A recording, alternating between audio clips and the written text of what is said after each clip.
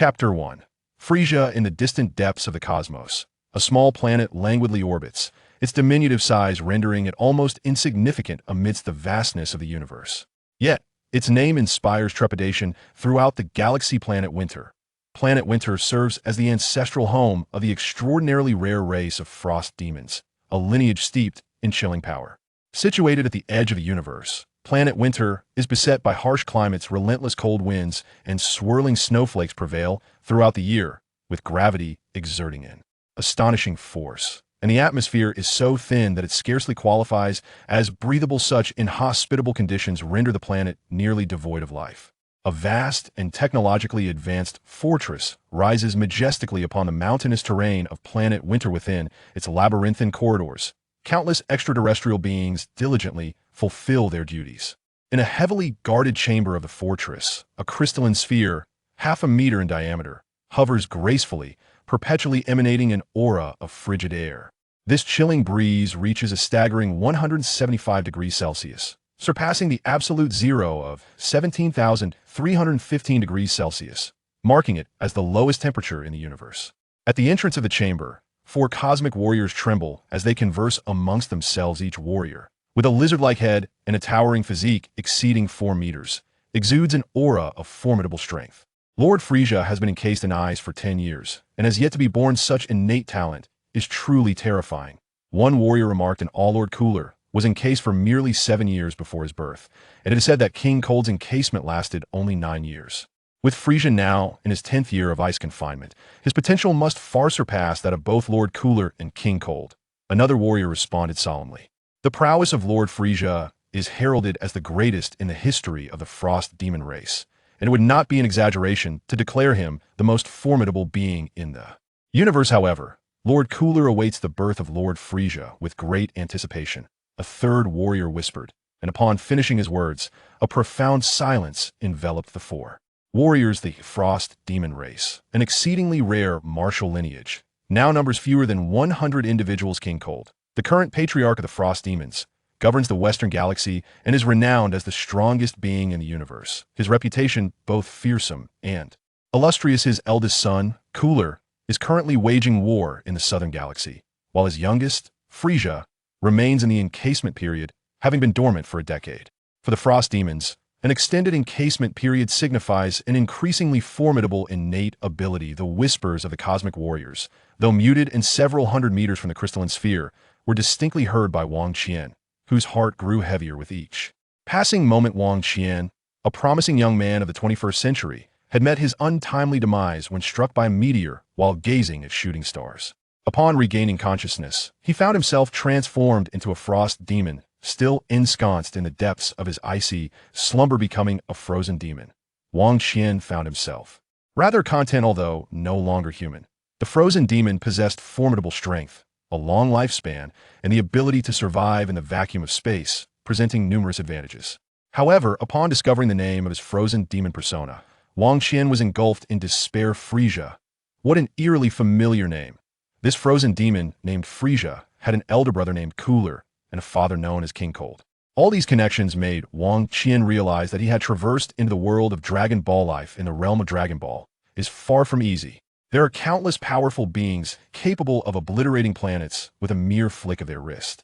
Although Frieza was a major antagonist in the early arcs of the original Dragon Ball series, boasting a combat power of 12 million in his first form, he ultimately becomes insignificant in later developments. The future remains a distant concern, as there is still over 2 centuries before the Dragon Ball saga commences, allowing for a temporary respite.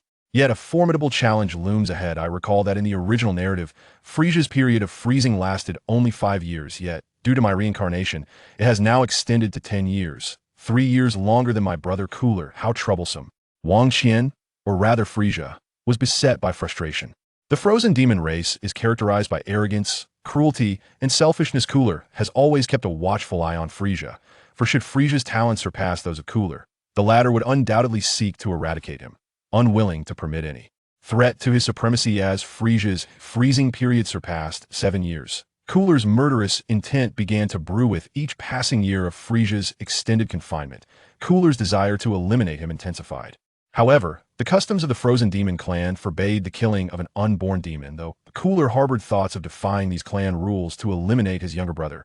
He was restrained by King Cold's authority and could only bide his time until Frieza's birth. The frozen demon race boasts a lifespan of up to 1,500 years, and King Cold, at over 800 years old, was in his prime. Cooler, merely in his 100th year, despite his arduous training, lacked the talent and age to rival his father, resulting in combat capabilities significantly inferior to King Cold's. Thus, he dared not oppose his father's will since King Cold forbade the assassination of the unborn Frieza. Cooler, no matter how reluctant, had no choice but to comply. Reincarnating as the primary antagonist in the Dragon Ball saga was already a source of distress for Wang Qian, but facing the prospect of being killed by Cooler the moment of his birth plunged him deeper into despair. I am undoubtedly the most unfortunate of all transmigrators, Frieza thought bitterly. By the time he regained consciousness, he had already endured 8 years of freezing, and the possibility of being born before Cooler had vanished. Due to Wang Qian's transmigration, Frieza's freezing period had been extended to twice that of the original narrative, yet the moment of his birth drew near. As the days passed, filled with trepidation intermingled with a hint of anticipation, the day of Frieza's birth slowly approached. Crack, crack, crack. On this fateful day, the icy sphere imprisoning Frieza began to fissure, revealing a multitude of cracks. The 4 cosmic warriors assigned as guards were struck with astonishment upon witnessing the emergence of these fractures. Has Lord Frieza been reborn? After 10 years of entrapment, is Lord Frieza finally to be unleashed? Alas, the most gifted of the frozen fiends is destined to perish at birth. Boom! The icy sphere shattered into fragments, and a figure, barely a foot in height, levitated within the chamber, gazing coldly at the 4 cosmic warriors. Under the chilling gaze of Frieza, the 4 warriors dared not even breathe, overwhelmed by a tempest of fear. Beep, beep. One of the warriors activated a detection device, which accurately displayed the combat power of the newly born Frieza. 1,000, 2,000, 3,000, 10086. Beep, beep. Lord Frieza's combat power is an astonishing 10,086, exclaimed the warrior, swallowing hard, in disbelief as his words echoed in the chamber. The other 3 warriors stood agape, their expressions frozen in shock as they beheld Frieza. To be born with a combat power exceeding 10,000 was an unparalleled rarity, even among the extraordinary frozen demons of the universe, making Frieza the first of his kind in history. Throughout the cosmos, only the legendary Super Saiyans, born once every millennium, were said to possess such immense power at birth. Lord Frieza. The 4 cosmic warriors, their faces contorted in sycophancy and beads of sweat pouring down their brows, found themselves paralyzed under Frieza's icy glare.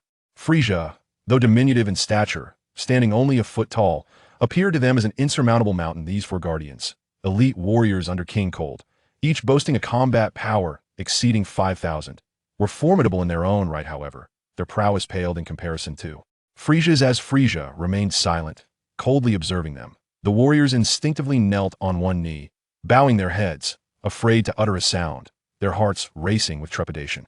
A flicker of chilling malice flashed in Frieza's eyes as he slowly raised a finger, pointing at the warrior who had just measured his power. Whoosh. In an instant, a flash of purple light pierced through, leaving a bloody hole in the warrior's forehead. Splutter. Ah! Lord Frieza, spare me. Witnessing a companion fall victim to Frieza's wrath, the remaining 3 warriors from the universe turned pale, nearly losing control of their bowels in terror. How dare you pry into my battle prowess and secretly relay news of my birth to Cooler? You are truly courting death. Frieza snorted disdainfully, a sneer curling upon his lips. Although Frieza's power was formidable, it was not yet fully under his mastery, nor had he grasped the manipulation of ki, making it easy for a scouter to discern his battle. Strength of Frost demon lineage, while powerful, harbors a significant flaw. Their inadequate control over their own strength. To remedy this deficiency, Frost demons cultivate a form of transformation that weakens their power, which comprises 3 stages. This transformation not only aids in enhancing their control over their innate abilities, but also accelerates their growth in strength, serving a dual purpose. However, this weakened state comes with a grave disadvantage should they encounter a formidable foe without the opportunity to revert to their original form. They find themselves in a most precarious situation. The Frost demons reproduce asexually, rendering King Cold both Frieza's father and, in a sense, his mother. Frieza has inherited a wealth of knowledge from King Cold, encompassing combat skills, the universal language of the cosmos, the Frost demon's native tongue, and various cosmic Phenomena. Both Frieza and his brother Cooler have only inherited a fraction of King Cold's combat techniques. Not the entirety. Frieza possesses extensive knowledge of Cooler's combat skills, having traversed the realms of life and death. Thanks to his remarkable talent and familiarity with Cooler's techniques, this incarnation of Frieza has mastered a significantly broader array of combat abilities than his previous life. Sky dance technique disperses ki throughout the body, allowing the center of gravity to rise and enabling levitation. Rapid movement, an enhanced version of the sky dance technique, merging it with swift evasion for superior agility.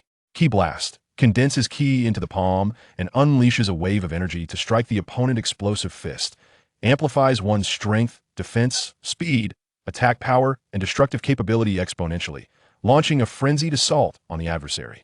Continuous energy beam rapidly fires purple beams from the fingertips to assault the opponent. Cataclysmic strike strikes the opponent with ki, resulting in a massive explosion upon impact. Hell rocket cannon gathers dark energy to form a dark sphere that tracks the opponent and detonates upon contact. Flame burst bomb accumulates special ki and unleashes multiple fiery projectiles from the hands to attack the foe. Whirlwind slash, a technique akin to the ki sphere slash, which is thrown to pursue and assault the opponent, capable of slicing their body into several pieces upon striking. Destruction sphere gathers energy from the index finger to form a sphere nearly the size of a planet, which can be hurled at an adversary, capable of obliterating planet's Earth. Shattering slash, channeling energy from his hands, he transforms it into a colossal blade that strikes the ground, causing it to fracture. Shortly thereafter, the core of the planet will explode, leading to its obliteration. Celestial cataclysm gathering all his energy into a massive sphere, he hurls it forth to annihilate a planet or strike an adversary, wielding immense power. Short-range teleportation within a radius of 500 meters. Frosted self-healing, a regenerative ability possessed by the Frost Demon clan. Among the 4 cosmic warriors guarding the secret chamber, there are spies for Gula. It is a truth that even a fool like Frieza cannot overlook. However, the exact number of spies remains unknown to him. Frieza is acutely aware that the news of his birth cannot be concealed from Gula, and thus he is mentally prepared. The immediate priority is to swiftly escape from the Winter Star. Otherwise, should Gula, engaged in conflict in the Southern Galaxy, receive word in return, Frieza's demise would be inevitable. As for the 3 cosmic warriors pleading for mercy before him, Frieza would show no leniency. Realizing their pleas were futile, the 3 cosmic warriors immediately took flight in an attempt to escape. Flee! A flicker of mockery gleamed in his eyes as Frieza vanished from sight. Instantaneously catching up to one of the cosmic warriors with a single punch, he unleashed an explosion of energy, leaving the warrior as nothing but remnants. At that moment, the other 2 warriors had also managed to distance themselves. With 2 punches cast from afar, 2 waves of energy pursued the fleeing warriors in an instant. Both warriors emitted a desperate scream before being reduced to ashes. The disparity in combat power, a staggering 5,000, rendered the 4 cosmic warriors completely obliterated by Frieza within a mere 3 minutes. With a chilling smirk, Frieza approached the corpse of the first cosmic warrior he had slain, retrieving its scouter. After fiddling with it briefly, he crushed it effortlessly. In the cosmos, there are 5 major galaxies: the Eastern Galaxy, Southern Galaxy, Western Galaxy, Northern Galaxy, and Central Galaxy. King Cold reigns over the Western Galaxy, while the other 4 galaxies remain without rulers, rife with diverse factions and tumultuous conflicts. In the Southern Galaxy, Gula is renowned, rapidly expanding his influence and poised for unification, while in the Northern Galaxy, the Scion race is notably active. Within the Southern Galaxy lies a colossal planet, its expanse exceeding that of the Winter Star by over 100,000 times, boasting a remarkably beautiful environment.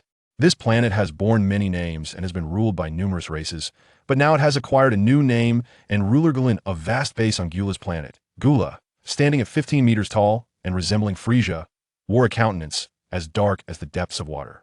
His 3 loyal subordinates stood by his side, uneasy, fearful of inciting Gula's wrathmaster. Has something occurred? Inquired Saviza, Gula's foremost subordinate. Cautiously and in a hushed tone, Saviza is the captain of a newly established Gula mecha squad, characterized by his light golden hair and modest stature. Yet his combat prowess is formidable, exceeding 100,000. His intellect is equally impressive, as he is capable of conversing in 7,000 cosmic languages. The Gula Mecha squad consists of only 3 members, Captain Shaviza, and 2 team members, Li Shur and Doni. Chapter 3. Diminished transformation. Upon hearing the inquiry from his most trusted subordinate, Gula, with a somber expression, replied coolly, Frieza has been born with an initial combat power of 10,086. Gula's voice was not loud, yet it reverberated like a thunderclap, leaving Shaviza, Li Shi, and Dongni in stunned silence. An initial combat power of 10,086. The term initial combat power refers to the strength one possesses at birth. Shaviza and his companions were acutely aware of the initial combat power of Gula and his father, King Kurd. King Kurd's initial combat power stood at 7,500. Gula possessed an initial combat power of 5,000 points. At this moment, Shaviza and his companions comprehended the source of Gula's discontent. It was indeed the overwhelming talent displayed by Frieza that had left them in awe. Frieza's raw combat prowess was extraordinarily formidable, exceeding Gula's by more than double. If he were to continue to develop, what terrors might he unleash? Such thoughts coursed through the minds of Shaviza and his associates. The Frost Demon lineage is inherently gifted. Even without training, their combat power continuously escalates with age. For instance, King Cold, who has surpassed 800 years, has never trained yet boasts a combat power nearing 100 million. In contrast, Gula, having trained for over a century, has attained approximately 40 million in combat power. Frieza must be eliminated. His potential is too great to allow him to flourish. Even without training, he would undoubtedly surpass a combat power of 100 million by the age of 500. A chilling glint flashed in Gula's eyes as these thoughts took root. Shall we return to Planet Winter immediately, my lord? After a moment's hesitation, Li Shi inquired. Gula coldly chuckled and shook his head, replying nonchalantly, there is no need. Frieza has already departed from Planet Winter, fleeing towards the eastern galaxy. The trio of Shaviza stood momentarily stunned, realizing how swiftly Frieza had escaped. Lord Shaviza, you shall lead 1,000 elite warriors to the northern galaxy. Li Shi and Donnie will each command 1,000 elite warriors to the central and western galaxies, respectively. Although reports indicate Frieza fled to the eastern galaxy, it is prudent to remain cautious in case of misinformation, Gula sneered. On Planet Winter, Frieza had, upon his birth, slain 4 cosmic warriors and commandeered a spaceship, heading towards the eastern galaxy before abruptly changing course towards the northern galaxy. As a frost demon, Frieza could naturally survive and navigate the vacuum of space. Yet as a newborn, his speed was significantly inferior to that of a spaceship. Within the control room of the spaceship, Frieza stood with his arms crossed, expressionless, save for the occasionally glinting glimmer of cunning mockery in his eyes.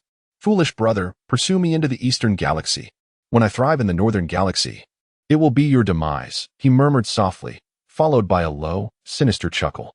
In the original Dragon Ball narrative, Frieza, the arrogant villain who proclaimed himself the Emperor of the Universe, held dominion over the northern galaxy. The threat posed by Gula weighed heavily upon Frieza. Power. Unyielding power. In the world of Dragon Ball, supremacy of strength reigns. To live freely, immense power is a prerequisite.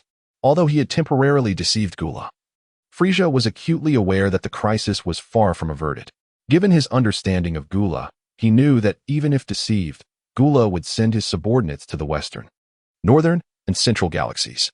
Thus, Frieza resolved to elevate his strength with utmost urgency. Frieza let out a sigh, only to immediately replace it with a confident smile. In the realm of Dragon Ball, the hierarchy of talent is classified from highest to lowest as follows: SSS, SS, S, A, B, C, D, E, and F. Both Cooler and King Cold possess a talent level of S, whereas Frieza's talent in this lifetime is an extraordinary SSS.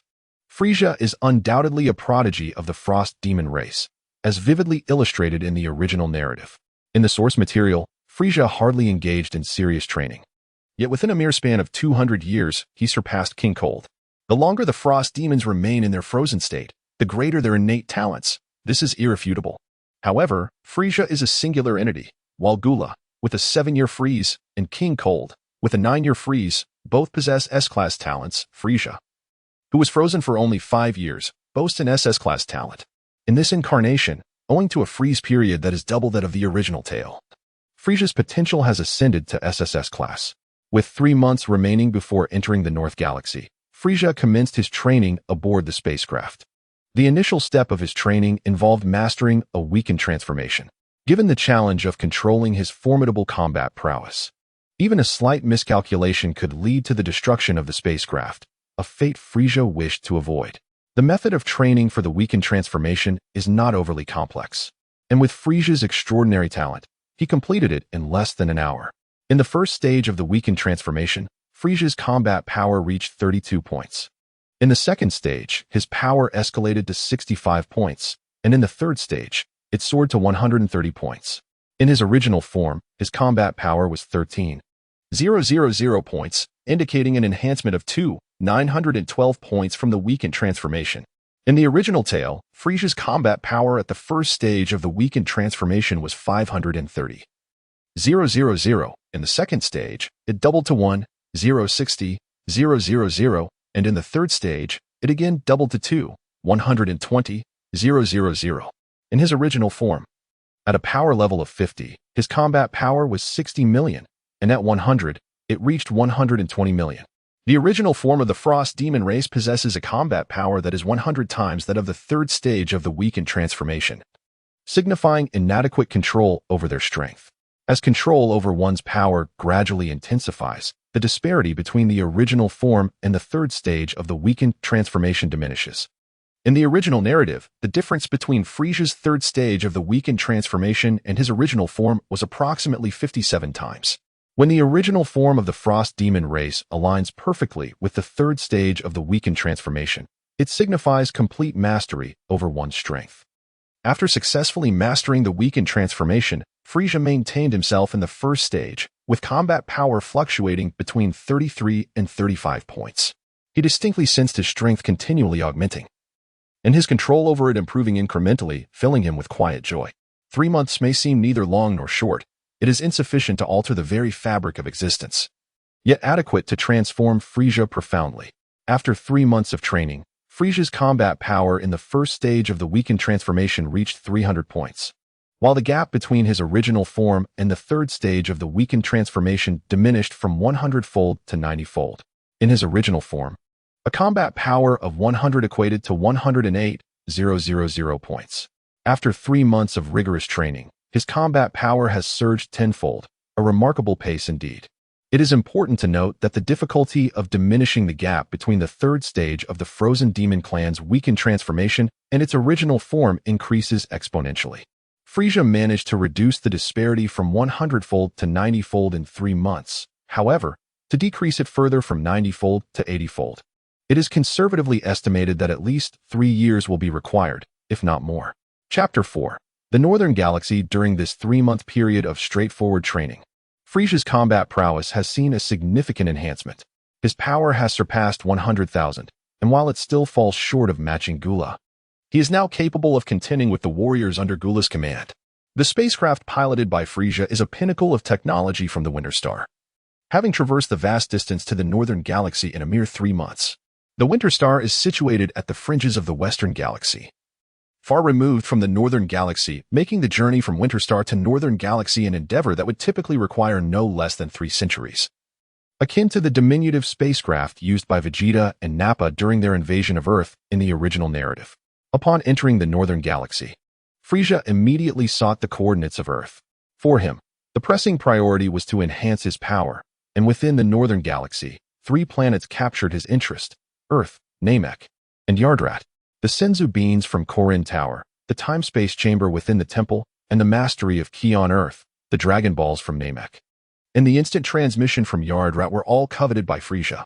Although he had acquired the ability of instant transmission, it was limited to a radius of merely 500 meters, a fact that left him quite dissatisfied. Thus, acquiring the powers of Yardrat became imperative. The prowess of the Namekians should not be underestimated. Despite his current battle power of 100,000, he was uncertain if he could easily dominate Namek, especially considering the formidable assimilation techniques showcased by Piccolo and Nail in the original series. As for Yardrat's capabilities, they remained largely unknown, but according to Goku's accounts, the Yardratians were peaceful and generally amicable, though caution was advisable. Therefore, he resolved to head to Earth first, for its relatively low combat power posed no significant threat to his current self. Having made this decision, Frieza designated Earth as his initial destination. Although planet Vegeta also lay within the Northern Galaxy, Frieza had no desire to provoke it at this time. The Northern Galaxy is vast and immense. After activating the radar of his spacecraft and conducting a thorough search for over half a month, Frieza found himself frustrated, having discovered neither Earth nor the other 2 planets. Suddenly, an alarm blared. Warning. Danger approaching. Threat level SSS. The intelligent system of the spacecraft sprang to life, and upon closer inspection, Frieza's expression shifted as he realized that 3 massive warships had surrounded him in a formation. It was the warships of Cooler. A cold glint flashed in his eyes as Frieza maneuvered his spacecraft to land on a nearby planet.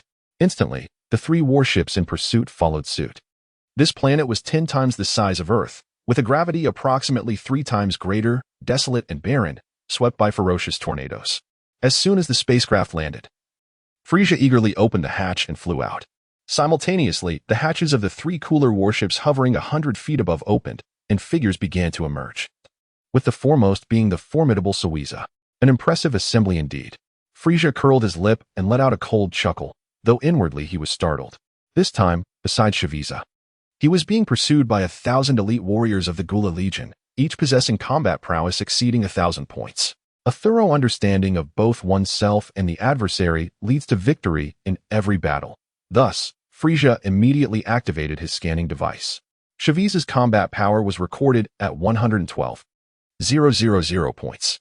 Among the 1,000 elite warriors, approximately 100 boasted combat abilities surpassing 3,000 points, around 300 exceeded 2,000 points, while the remainder all surpassed 1,000 points.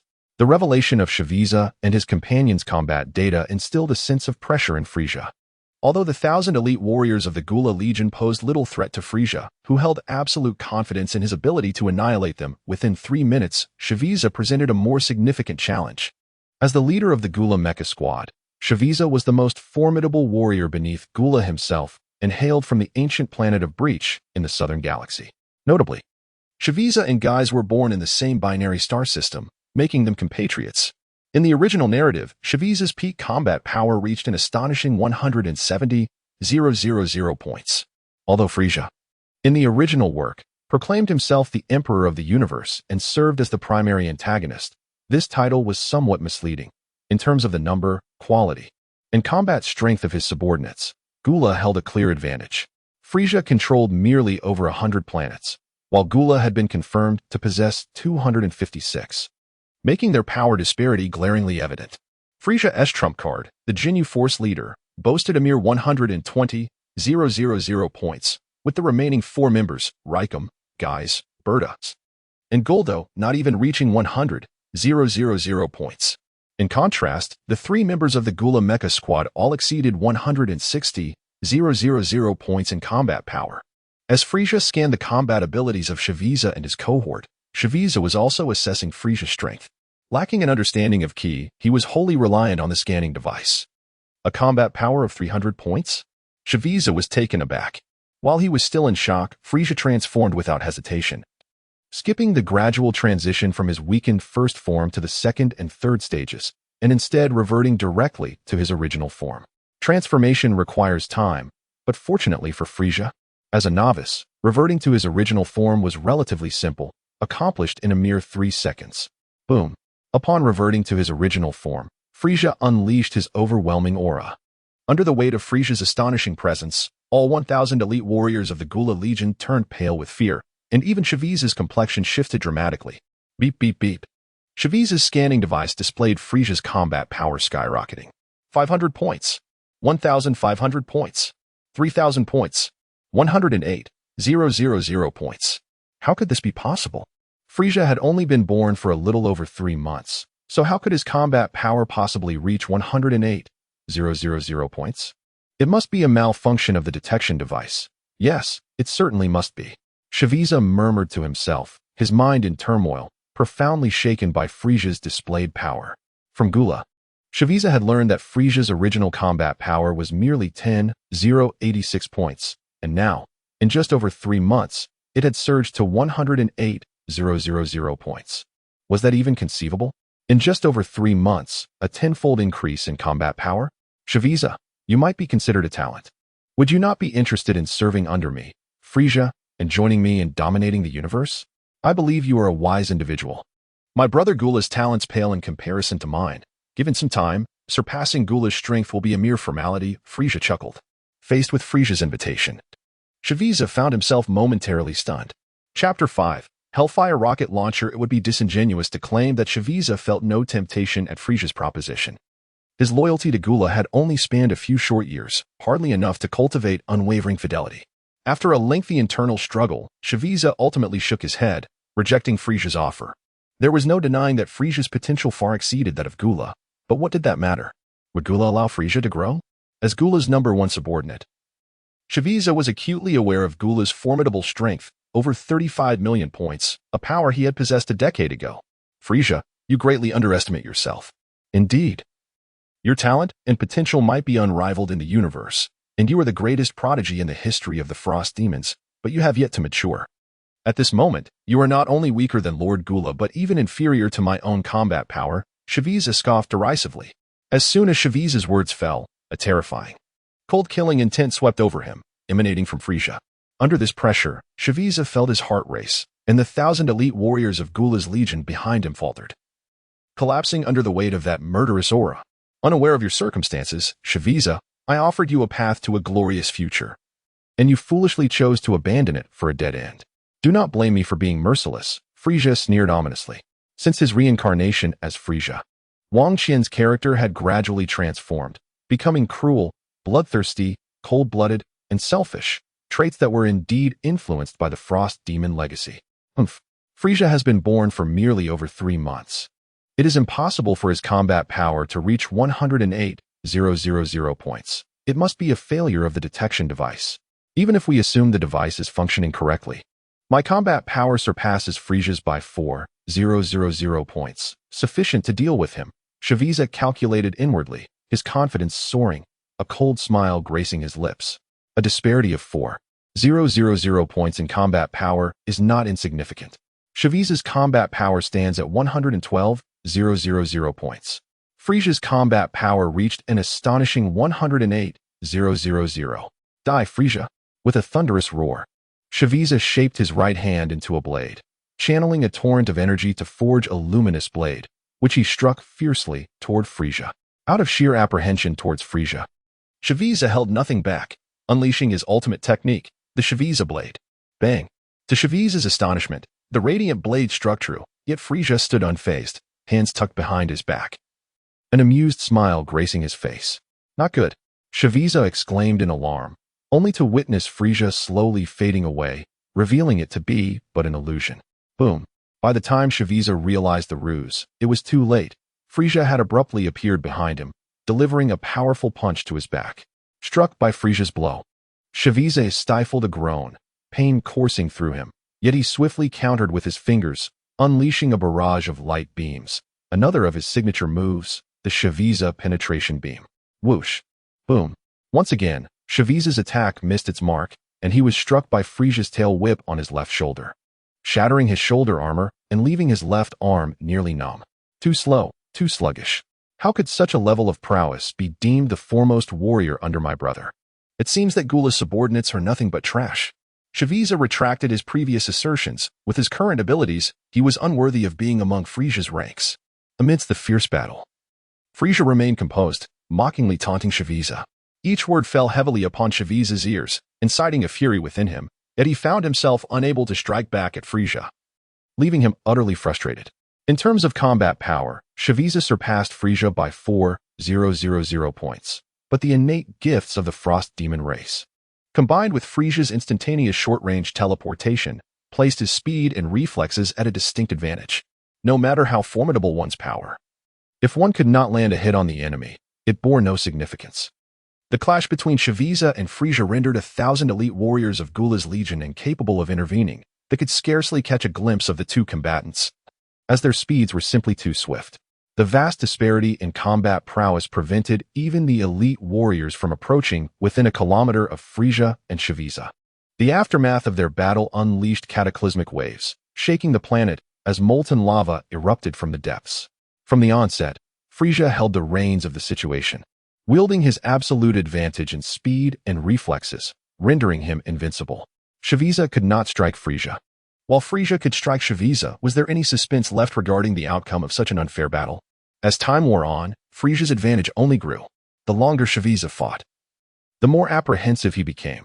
Frieza had already seized the upper hand, without even unleashing his ultimate technique.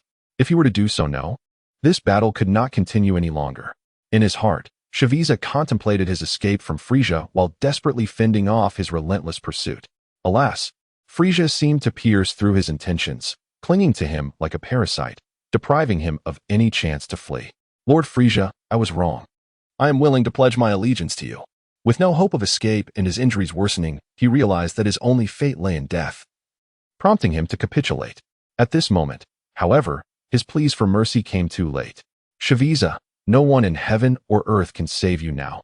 Awaken to your fate. With those words, Frieza unfurled his right hand, and a basketball-sized sphere of black energy began to coalesce slowly. Hellfire rocket cannon. With a thunderous boom, the black energy sphere surged towards Frieza with astonishing velocity, rivaling the speed of light. Upon witnessing Frieza's unleashed black energy sphere, Frieza was nearly paralyzed with terror. As the foremost subordinate of Cooler, he was well acquainted with one of the Frost Demon's signature moves, the Hellfire rocket cannon, and fully aware of its devastating power. After enduring a fierce battle, Frieza found himself gravely injured, his combat prowess significantly diminished. To be struck by Frieza's full-force Hellfire rocket cannon in such a state would mean certain doom. Fleeing in sheer fright, Frieza ran for his life, however. No matter where he sought refuge, the black energy sphere under Frieza's control relentlessly pursued him. With a cold smirk, Frieza manipulated the black energy sphere in pursuit of Frieza while simultaneously gathering another one. One must acknowledge the might of the Frost Demons. As long as their energy expenditure during battle remains below 50, they can maintain a balance with recovery. After casting a Hellfire rocket cannon, Frieza needed only about 3 minutes to regain his energy and unleash another. 1 black energy sphere, 2 black energy spheres, 3 black energy spheres. As time passed, Frieza had unleashed the Hellfire rocket cannon 9 times, surrounding Frieza with 9 black energy spheres, leaving him with no avenue of escape. Managing 9 black energy spheres was already the extent of Frieza's capabilities. He currently lacked the strength to control a 10th sphere, thus ceasing any further attempts to gather more energy. Chapter 6. The Dark Spirit Stone. Although Frieza was severely injured, evading a single black energy sphere posed little challenge. However, dodging 2 proved to be quite troublesome, and avoiding 9 black energy spheres, that was a jest of cosmic proportions. Frieza, with a distant gaze, skillfully manipulated 9 spheres of dark energy to pursue and corner Frieza. Though he had every opportunity to strike, he remained unhurried, reveling in the thrill of the cat-and-mouse game. In truth, Frieza's reluctance to deliver the final blow stemmed not only from his desire for amusement, but also from a need to hone his skills. Using Frieza as a living target to master the Hellfire rocket launcher. After tormenting his foe for a quarter of an hour, boredom began to set in. With his exceptional talent, he had already become proficient with the weapon in such a brief time. When the practice lost its effectiveness and he tired of the playful chase, Frieza prepared to eradicate Frieza. However, at that moment, he suddenly jolted, his eyes widening in astonishment. A flicker of dark light shimmered at Frieza's brow, and in an instant, it blazed forth, rivaling the sun. A jet-black gemstone, the size of a pigeon's egg, emerged from his forehead. The Dark Spirit Stone? Absorbing the sudden influx of information, Frieza stared blankly at the floating gemstone before him. The Dark Spirit Stone, imbued with boundless, pure dark spiritual energy, represented the essence of the universe. With the aid of the Dark Spirit Stone, one could shape an entire universe. The universe is not singular. Within the vast chaos exist countless universes. In a previous life, Frieza inhabited one such universe, and now, having traversed time and space, he found himself reborn into another. The creation of a universe necessitates divine power, the Dark Spirit Stone. In the principles of chaos, each element is indispensable. The thoughts of sentient beings can be refined into faith, and further refinement transforms faith into divine power. Both faith and divine power exist in hierarchies, with level 1 being the lowest and level 9 the highest. Level 1 faith can only be distilled into level 1 divine power, while level 2 faith can yield level 2 divine power, and so forth. The realization dawned upon him. The obsession of many in his previous life with Dragon Balls generated immense thought energy, which fortuitously was absorbed and refined by a Dark Spirit Stone, thus birthing a Dragon Ball universe. Struck by a meteorite, his soul merged with another Dark Spirit Stone contained within it, and due to the resonance with the Dragon Ball universe, he was reborn as Frieza. With this newfound understanding, the questions that had long plagued him were finally resolved. Reaching out, He grasped the dark spirit stone before him, feeling the energy coursing within. A manic laughter erupted from Frieza.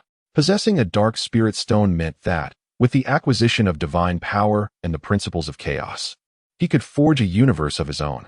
Yet, he contemplated further, while the allure of creating his universe was immense.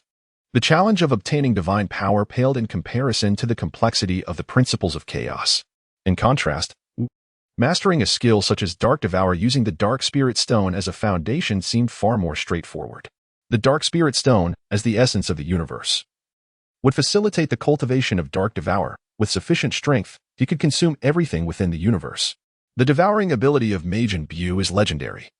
But if he could cultivate Dark Devour based on the Dark Spirit Stone, it would surpass Buu's power a billionfold. At that time, no matter the Super Saiyan, Cell, Namekian, Majin Buu, or the evil dragons, he would consume them all. Frieza was consumed by overwhelming excitement.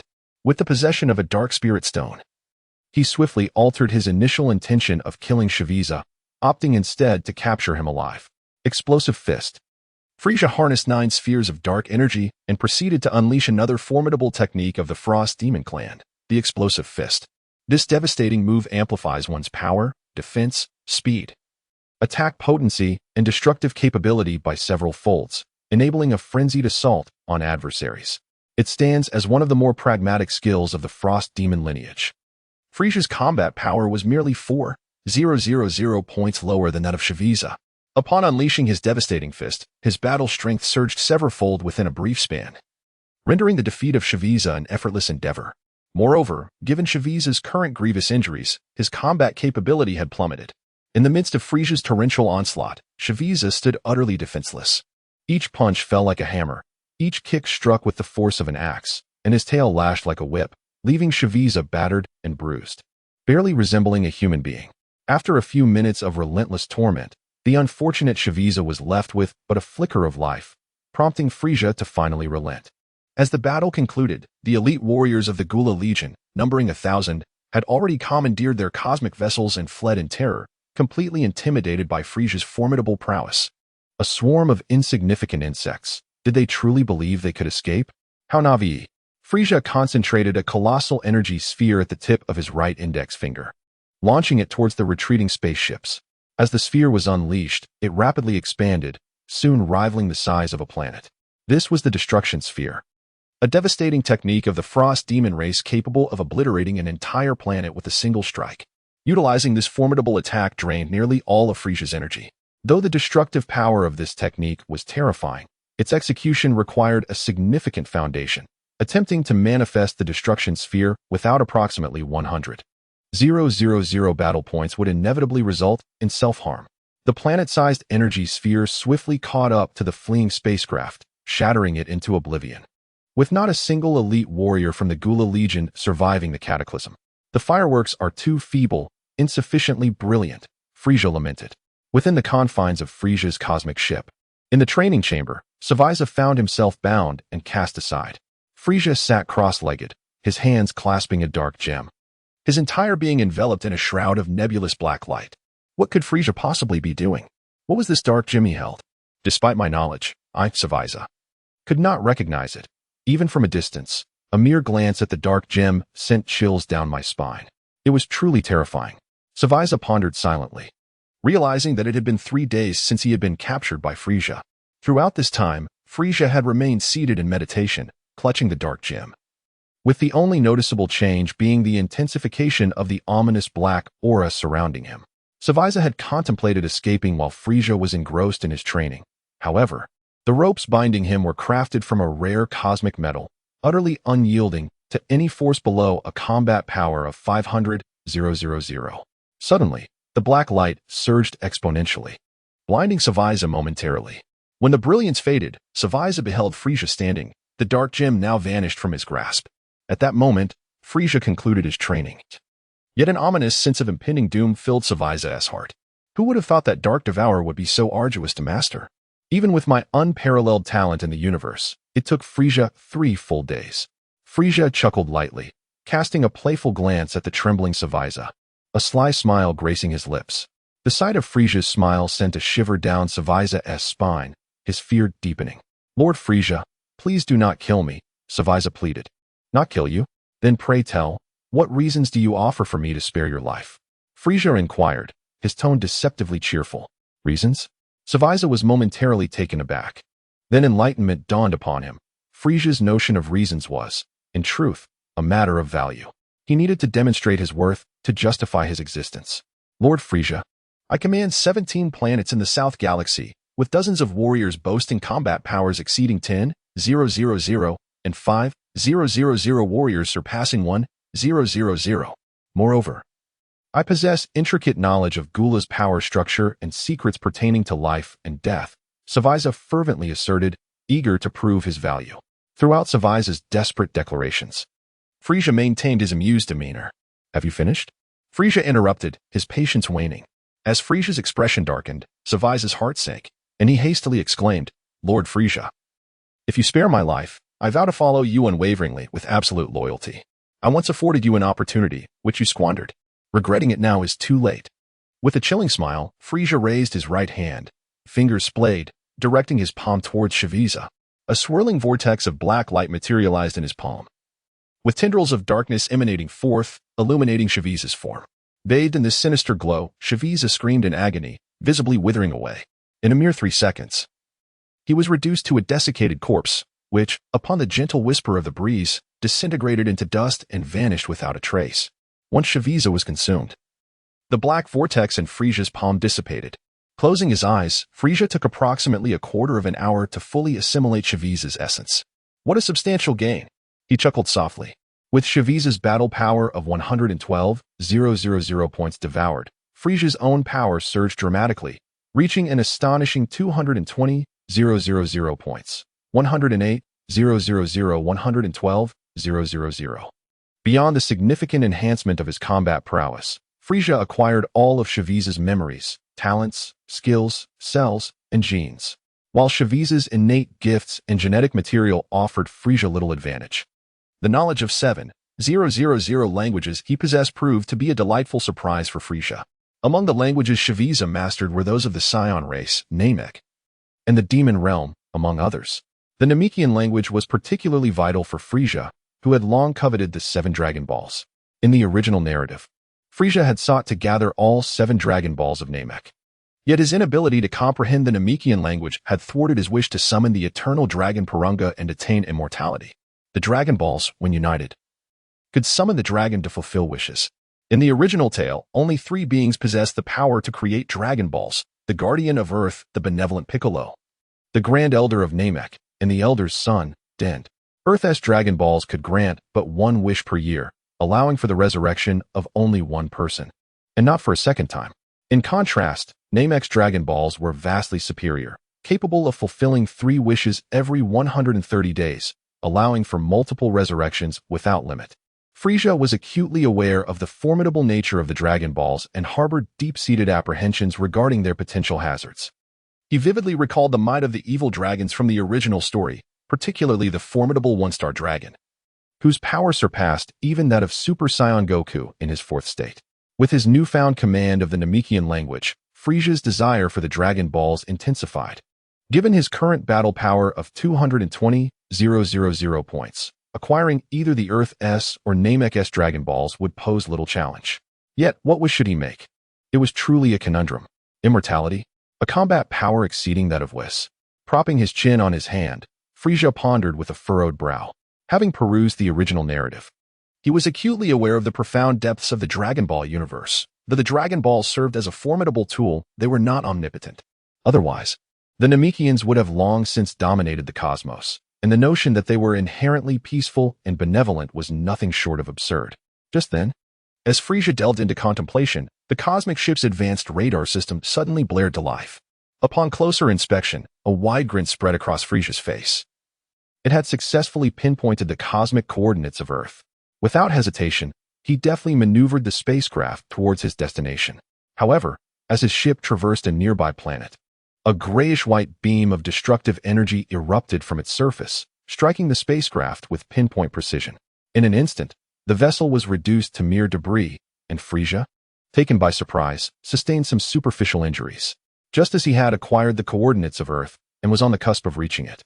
His ship was obliterated at this critical juncture, igniting both astonishment and fury within him. In the vacuum of space, Frieza's eyes blazed with uncontainable wrath as he glared at the offending planet. Rage, an unprecedented fury surged through his being. The destruction of his ship posed a formidable challenge to reaching Earth, despite his newfound knowledge of its cosmic coordinates. Fortunately, as a frost demon capable of surviving in the emptiness of space, he would not perish with the loss of his vessel. Such resilient races were exceedingly rare, almost countable on one hand, and the frost demons were among this select few. Consumed by rage, Frieza wasted no time in propelling himself towards the planet that had unleashed the lethal beam upon his spacecraft. Such beams could only emanate from exceptionally rare dead planets. In the cosmos, celestial bodies could be classified into two categories: dead planets and life-bearing planets. This particular planet was a colossal dead world, 15 times the size of Earth. Its surface composed entirely of barren, grayish rocks, devoid of any signs of life. With a cold snort, Frieza brandished his hand downward, conjuring a massive energy blade that materialized from thin air, descending with tremendous force. The Earth Splitter. This technique was one of the signature moves of the Frost Demon clan, involving the gathering of energy into a colossal blade to strike the ground, causing it to fracture, ultimately resulting in a cataclysmic explosion of the planet's core.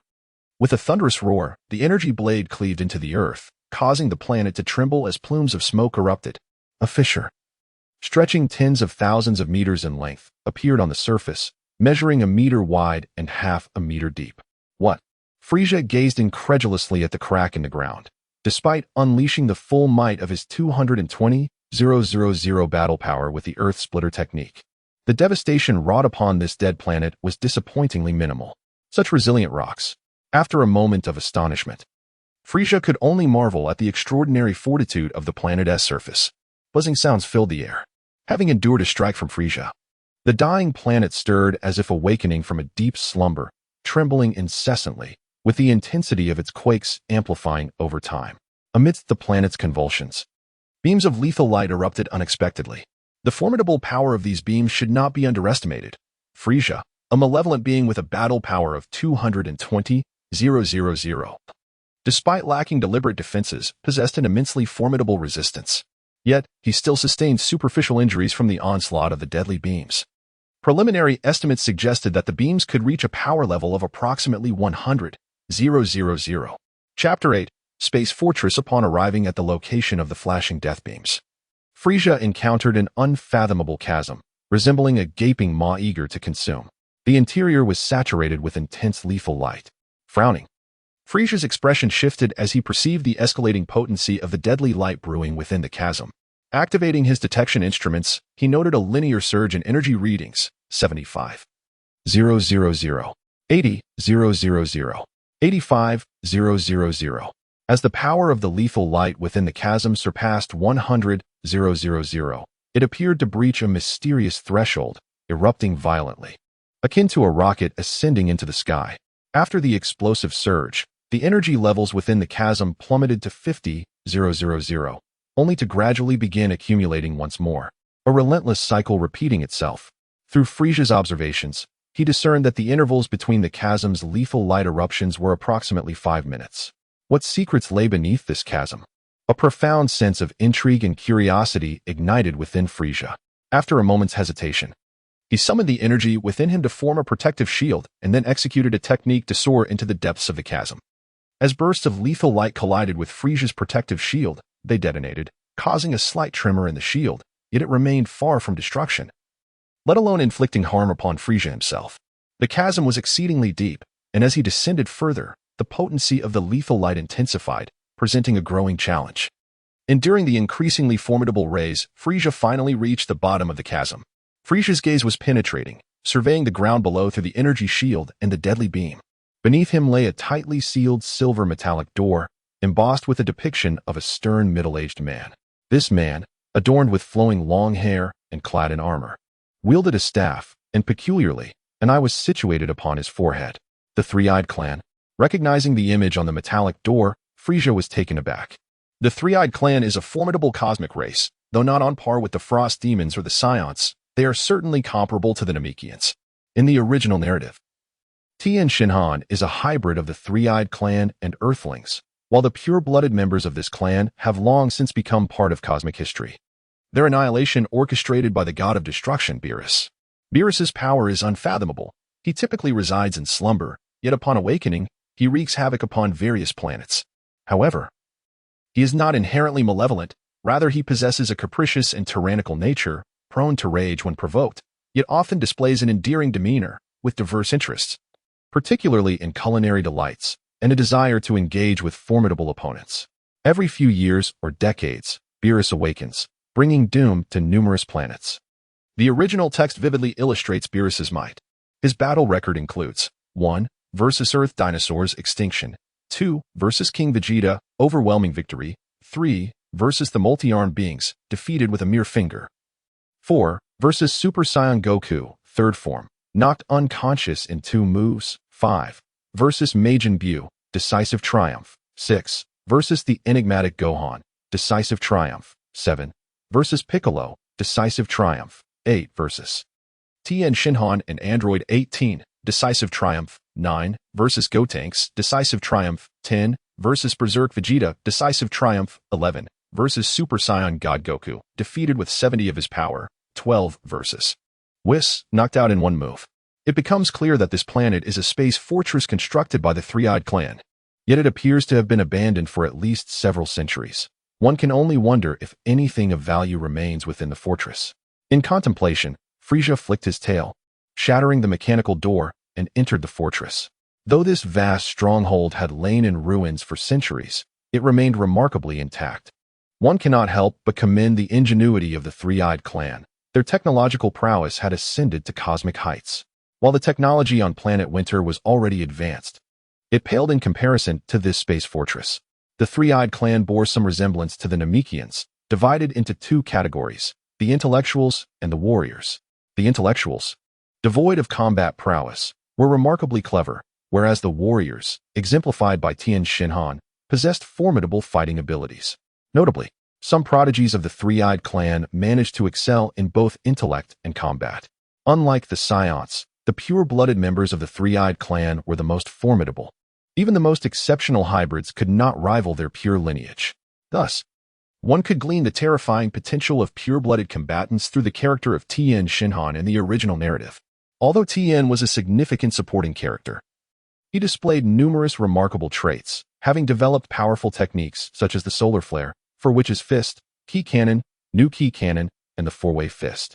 What left the deepest impression on Frieza was Tien's use of the New Key Cannon to momentarily suppress the second stage of Cell. Frieza was acutely aware of Cell's strength.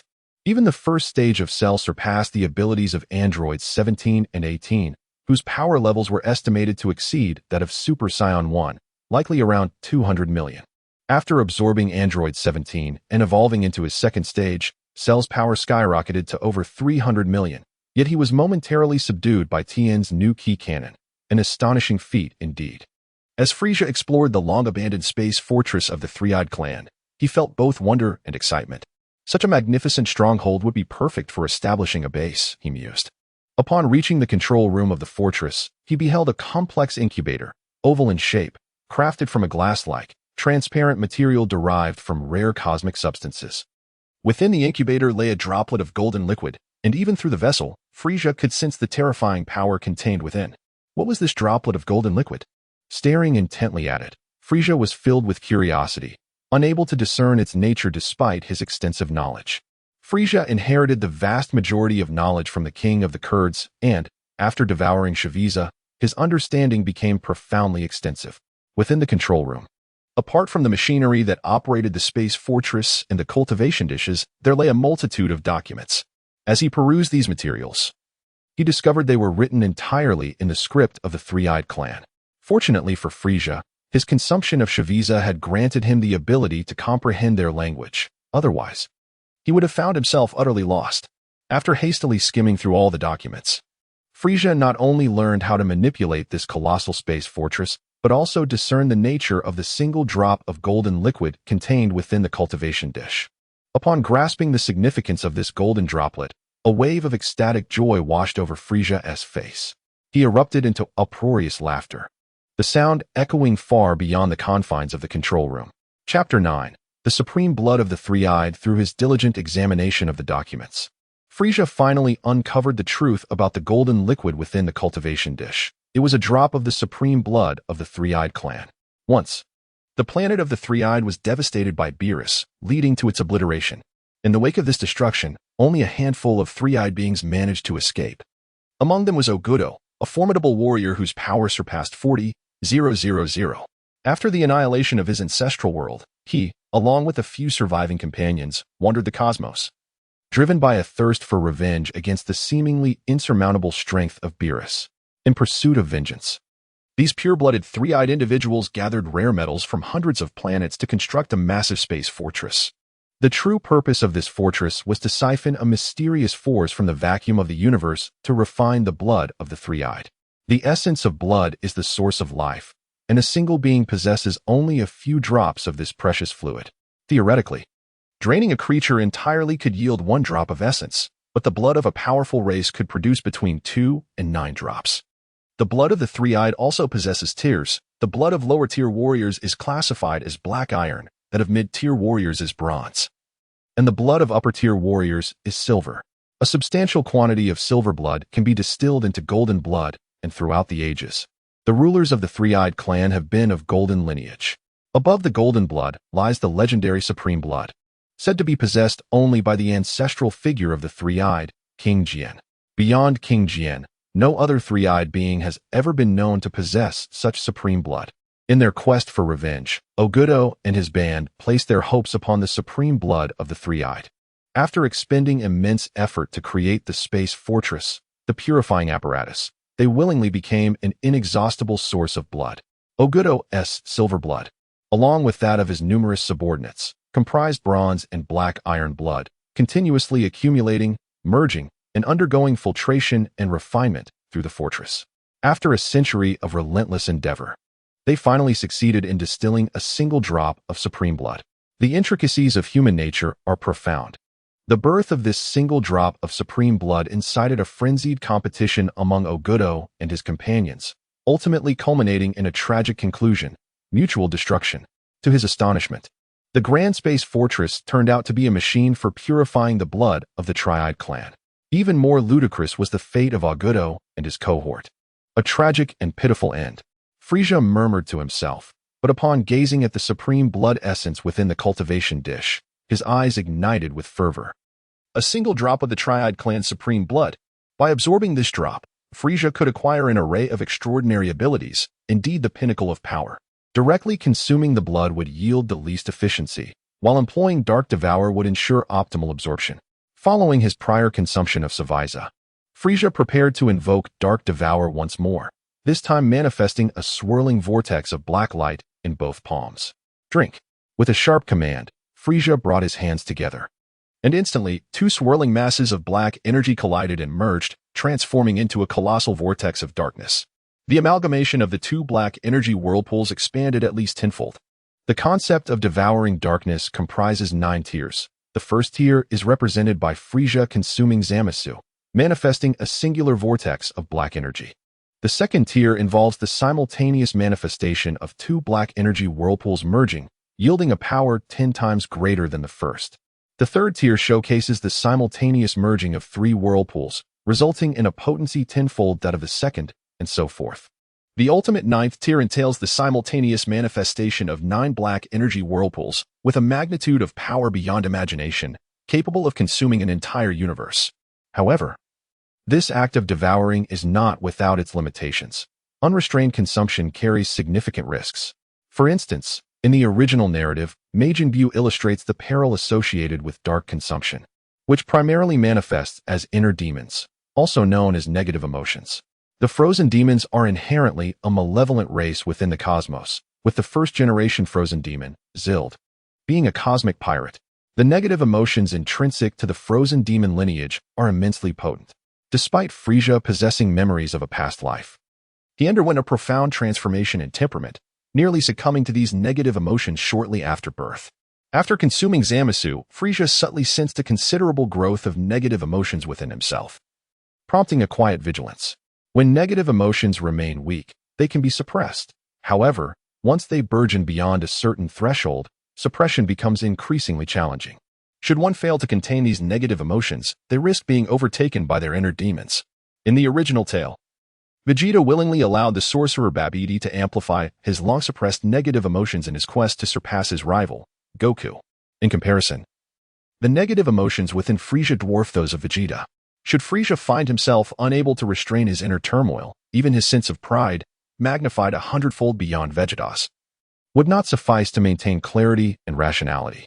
Frieza is acutely aware of his vulnerabilities. He even contemplated utilizing the Dragon Balls to eliminate this peril, yet recognized the futility of such an endeavor. For the frozen demons, negative emotions are innate and cannot be eradicated. Even if one were to learn techniques to separate negative emotions from the self, they would inevitably resurface, perhaps even in a more formidable form. The second tier of devouring darkness manifests as a black vortex 10 times larger and 10-fold more powerful than the first. A dazzling black light illuminated the control room of the space fortress, and upon contact with the supreme blood essence contained within a vessel, the glass shattered, transforming into a stream of golden light that merged into Frieza's forehead. Upon this infusion, Frieza trembled violently, contorted in agony, his visage morphing into a grotesque expression of torment, gritting his teeth as if enduring boundless suffering. With astounding willpower, he endured for a brief moment, but ultimately succumbed to a scream of anguish, collapsing to the ground and rolling while clutching his head. The pain, an excruciating torment. At this very moment, Frieza felt every single cell within his being torn apart, restructured, and metamorphosed under the influence of a formidable and mysterious power. Amidst the torment, he remained oblivious to the gradual transformation of his entire body into a resplendent gold, a hue deepening from light to dark, shimmering with a metallic luster. Furthermore, a fissure appeared on his forehead, from which emerged a crimson eye, exuding an eerie and malevolent aura of supremacy. The relentless agony intensified, pushing Frieza's will to the brink of collapse. Suddenly, a tremendous surge of energy erupted from Frieza, wreaking havoc in the control room of the space fortress. The central computer, under siege from this overwhelming force, automatically activated its defensive measures. A stark, emotionless mechanical voice echoed within the control room, and as it ceased, a ghostly blue barrier materialized, ensnaring Frieza. No matter how fiercely the energy within him surged, it could not breach the protective barrier. Chapter 10. The golden body and the celestial eye gasping for breath on the ground. Frieza was still shaken. The torment of consuming a drop of the three-eyed Supreme's blood was terrifying, almost shattering his resolve. At that moment, the pain dissipated entirely, and he felt a profound sense of comfort enveloping him. As he steadied his emotions, he finally recognized his transformation. Prior to absorbing the supreme blood, Frieza had maintained a weakened first stage of transformation, yet he now found himself unknowingly reverting to his original form, resplendent in a lustrous gold, radiating a chilling metallic essence. How have I transformed into a golden body? He pondered, blinking his 3 eyes in bewilderment.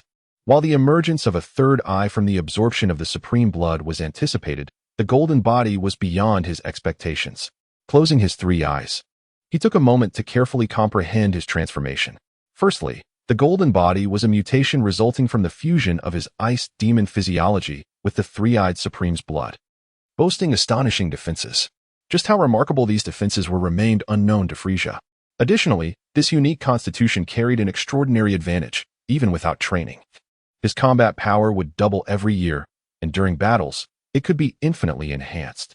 In the original narrative, the legendary Super Saiyan Broly's power increases by 1 times every year, and although he too could augment his combat prowess in battle, the increments were relatively minor. In comparison, Frieza's current physique surpassed Broly's by a factor of 2. Secondly, regarding combat prowess, this time the fusion of a drop of the supreme blood of the three-eyed clan has significantly enhanced Frieza's strength, elevating it from 220,000 to 250,000 points. Although this increase of merely 30,000 points may seem modest, Frieza's innate talents have also experienced a slight augmentation, serving as an exquisite embellishment to his abilities. Furthermore, the golden red eye located on his forehead is extraordinary. This eye possesses the power of insight, enabling him to perceive the energies, meridians, and bloodlines within others. It can induce hypnosis, allowing him to plunge others into a slumber with a customizable duration. Additionally, it grants him the ability to replicate skills. By observing an opponent's technique closely, he can master it, The eye also facilitates the creation of a mental illusion, forcibly drawing another's spirit or soul into a realm conjured by the caster's imagination, along with distant vision, theoretically allowing him to survey the entirety of the universe, and the ability to emit a golden-red beam of light capable of annihilating all matter and souls. With the divine body and the celestial eye, Frieza's power has surged. Although his current combat strength stands at 250,000 points, he possesses absolute confidence in his ability to obliterate any opponent with a combat power below 300,000.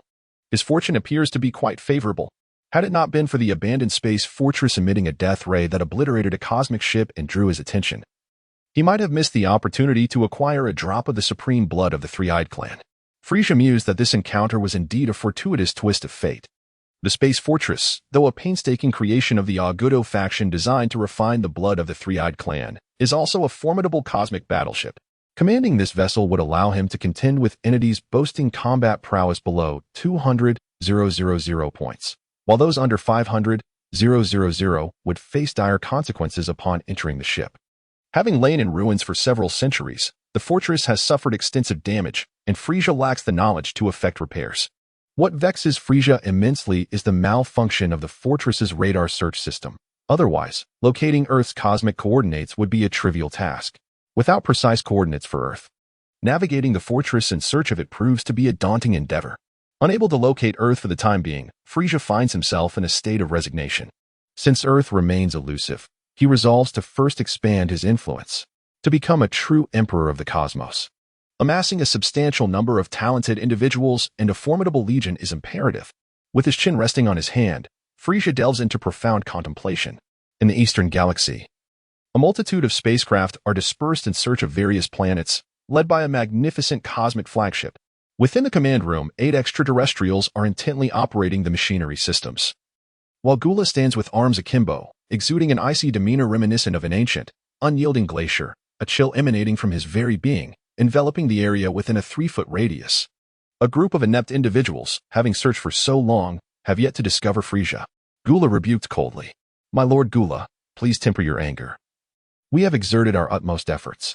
The flight trajectory of the Cosmic King's ship and the radar searches have been meticulously calculated for maximum efficiency, explained a trembling alien, wiping the cold sweat from his brow. Yet, before he could finish his words, a surge of energy reduced him to ashes. That's the 14th one. I sincerely hope I'm not next, thought the remaining 7 aliens, terror-stricken, as they witnessed yet another companion annihilated by Gula's finger. Frustrated by the prolonged absence of Frieza, Gula's fury escalated. He understood all too well that Frieza's continued existence posed an increasing threat, necessitating his swift capture to obliterate the menace at its inception.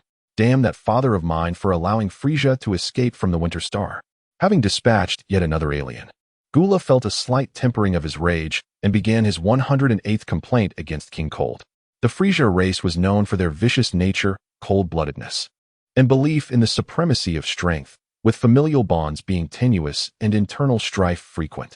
Their low reproductive rate had led to a dwindling population, leaving only a few dozen Frieza, with the king and his 2 sons being the most notable. The others possessed very little talent, with the highest barely achieving a D-class ranking and a combat power of several 100,000. King Cold had never favored Gula, his eldest son, showing greater affection for the younger Frieza. However, after Frieza's prolonged period of dormancy exceeding 9 years, King Cold's feelings became increasingly complex, and he hesitated over whether to end Frieza's life himself. After much deliberation, he ultimately chose to remain passive and let Gula pursue Frieza. Otherwise, how could Frieza, with a mere 10,086 combat power, have escaped the heavily guarded Winter Star? Gula was not oblivious to King Cold's leniency towards Frieza. It was precisely this realization that ignited a profound resentment within him towards his father, amplifying his latent ambitions. Despite his grievances against King Cold, Gula could only swallow his anger and frustration, as both his combat power and influence paled in comparison to that of the king. As Gula continued to lament about King Cold, the communication system aboard the Cosmic King's ship began to beep. Instantly, Gula's expression shifted. Lord Gula, it is a remote signal transmitted from Lord Frieza in the Northern Galaxy, proclaimed an alien with a gleeful smile. Frieza?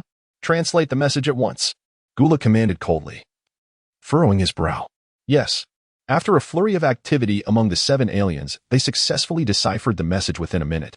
Frieza is in the northern galaxy and has been located. Chapter 11. Gula's fear. Frieza is in the northern galaxy?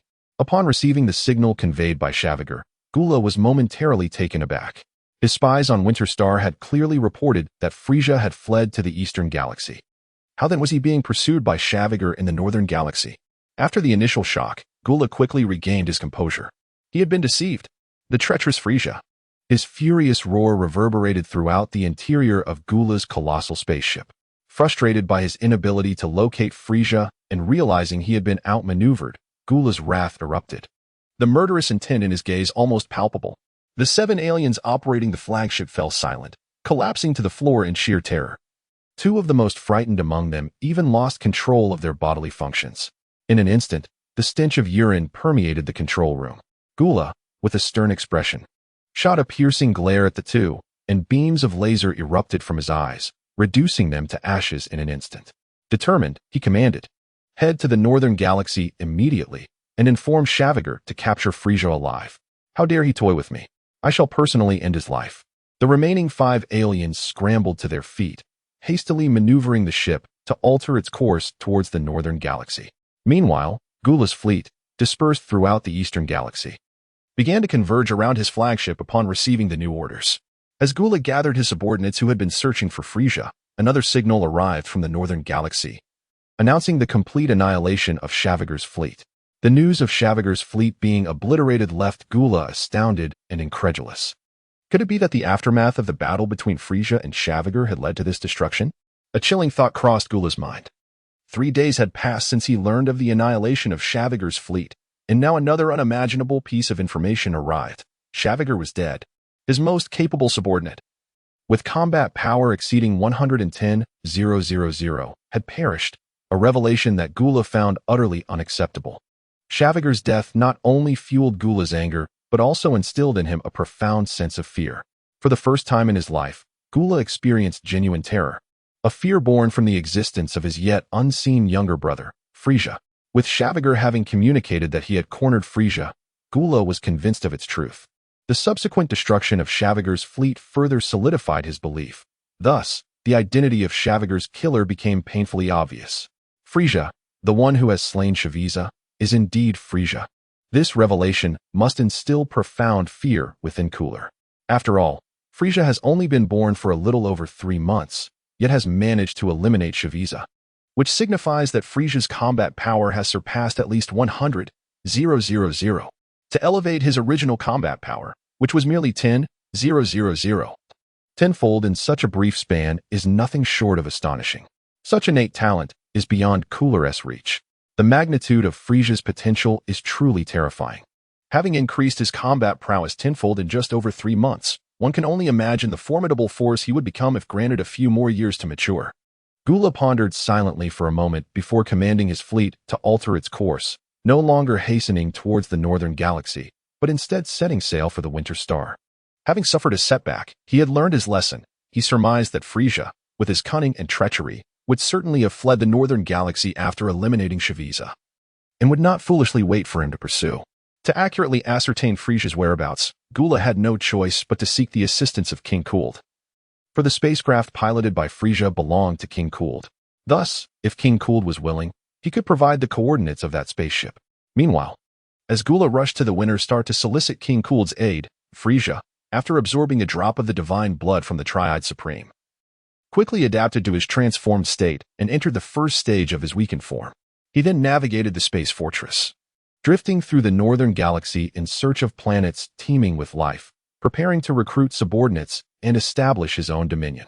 With regard to the formation of his empire, Frieza devised a plan to categorize his strength into 4 distinct factions. The first was the Imperial Combat Team, akin to the Ginyu Force from the original tale. The second was the Dark Legion, a highly structured military organization divided into 10 ranks. The lowest rank consisted of common soldiers, while the ranks progressed to include average soldiers, elite soldiers, squad leaders, captains, major commanders, deputy legion commanders, and ultimately the Dark Overlord. The third faction was the affiliated forces, which allowed for dissent as long as rebellion was not openly declared. Frieza would turn a blind eye to their ambitions. Lastly, the Shadow Team was a clandestine organization that answered solely to Frieza, tasked with executing covert operations. The Imperial Combat Team was the crown jewel of Frieza's strategy, with stringent entry requirements demanding a combat power of over 100,000 points. However, exceptions could be made for individuals with special abilities, like the four-eyed Gerudo from the Jinyu Force. The four-eyed beings, though diminutive in stature, possessed two pairs of eyes and unique skills such as time suspension, time dilation, time acceleration, long-range telekinesis, and immobilization through mental command. In the vast universe, many races possessed special abilities, some of which were rather insignificant, while others proved exceedingly practical. The Dark Legion served as the backbone of Frieza's ambitions. With a relatively low entry threshold, individuals with combat power exceeding 100 points could become low-ranking soldiers, while those with 200 points could ascend to average soldiers. The ranks continued to climb, requiring progressively higher combat power. Elite soldiers demanded 1,000 points. Squad leaders needed 3,000 points. Captains required 5,000 points. Major commanders needed 10,000 points. Deputy Legion commanders required 50,000 points. Legion commanders needed 100,000 points. And the Dark Overlord, besides immense strength, had to exhibit unwavering loyalty, necessitating careful selection. Frieza was indifferent toward the affiliated forces. The Shadow Team was entrusted with assassination, intelligence gathering, and surveillance of Frieza's subordinate factions. Their combat power was not paramount, but their cunning and absolute loyalty were essential. In this world where power reigned supreme, influence was merely auxiliary. One's own strength was paramount. If Frieza's might was not formidable, even a burgeoning empire surpassing that of Gula and King Cooled would be easily crushed. The Red Ribbon Army from the original tale serves as a testament to this, as their vast ambitions to conquer the world and formidable resources, including the creation of androids and Cell by Dr. Gero, were ultimately obliterated by the young son Goku, who possessed a mere 100 points of combat power at the time. For Frieza, who aspired to become the emperor of the universe, developing a powerful faction was essential, yet he understood the importance of discerning priorities. Chapter 12. Cultivating the Star People. While piloting the Space Fortress, Frieza scoured the northern galaxy for planets abundant with life, simultaneously toying with a sophisticated detection device. This device served dual purposes of reconnaissance and communication, representing a pinnacle of technological advancement. Detection devices also varied in caliber, with lower-tier devices capable of detecting combat powers below 30,000 points and communication ranges extending a third of a galaxy. Intermediate devices could detect powers below 300,000 points and communicate within an entire galaxy, while advanced devices could detect powers below 3 million points, enabling communication across different galaxies. The detection devices employed by Vegeta and Nappa during their incursion of Earth belonged to a category even lower than the basic tier. When Frieza escaped from the Winter Star, he inadvertently seized a mid-level scanning device, which he has since destroyed. At this juncture, Frieza has yet to grasp the utilization of Ki and remains heavily reliant on the scanning device.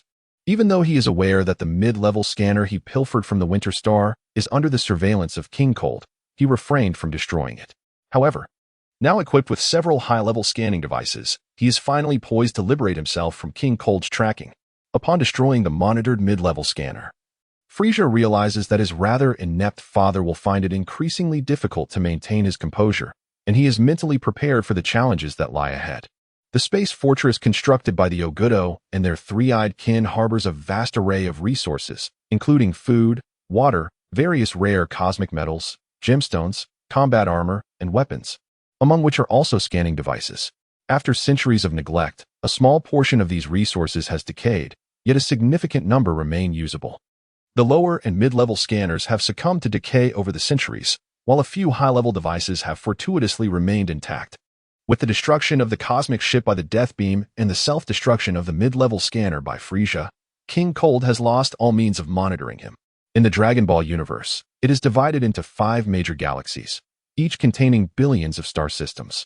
These systems vary in size, with the larger ones encompassing tens of millions of planets, while the smaller ones hold only a few hundred.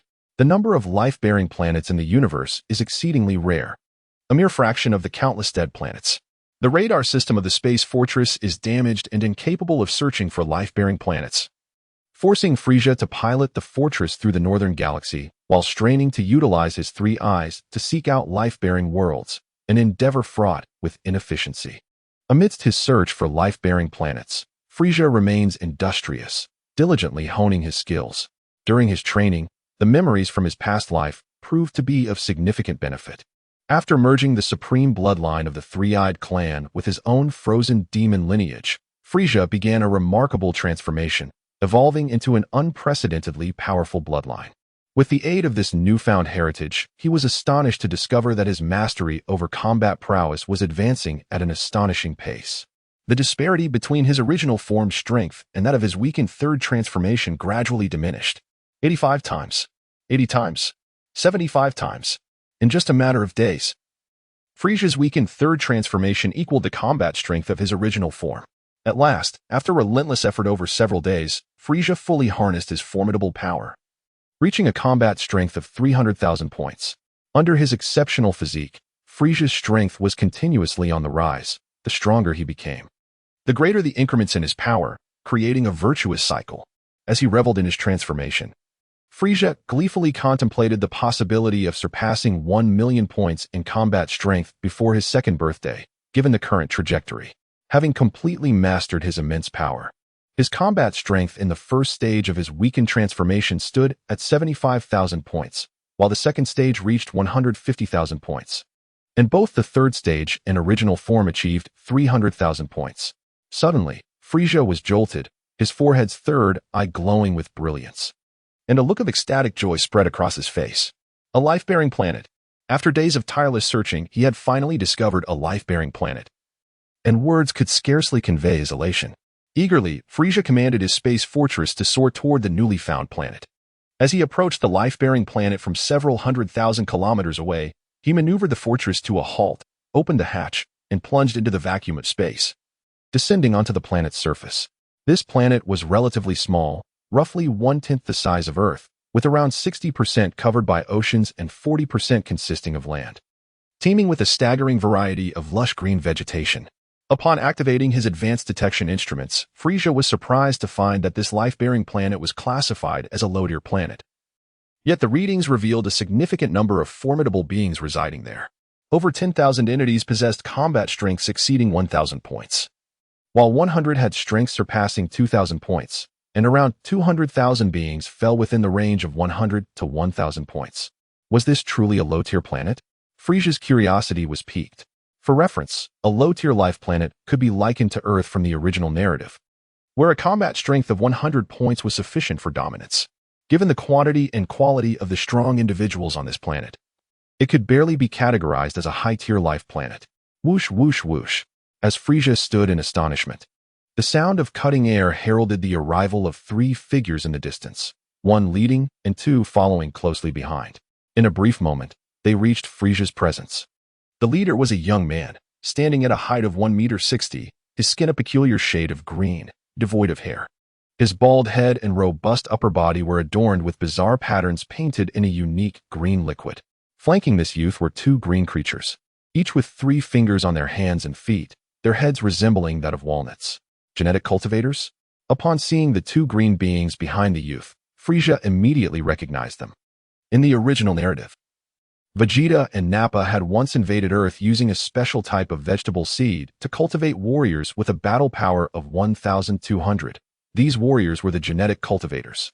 The strength of the genetic cultivators was not insignificant. They were at least comparable to Raditz, Goku's brother.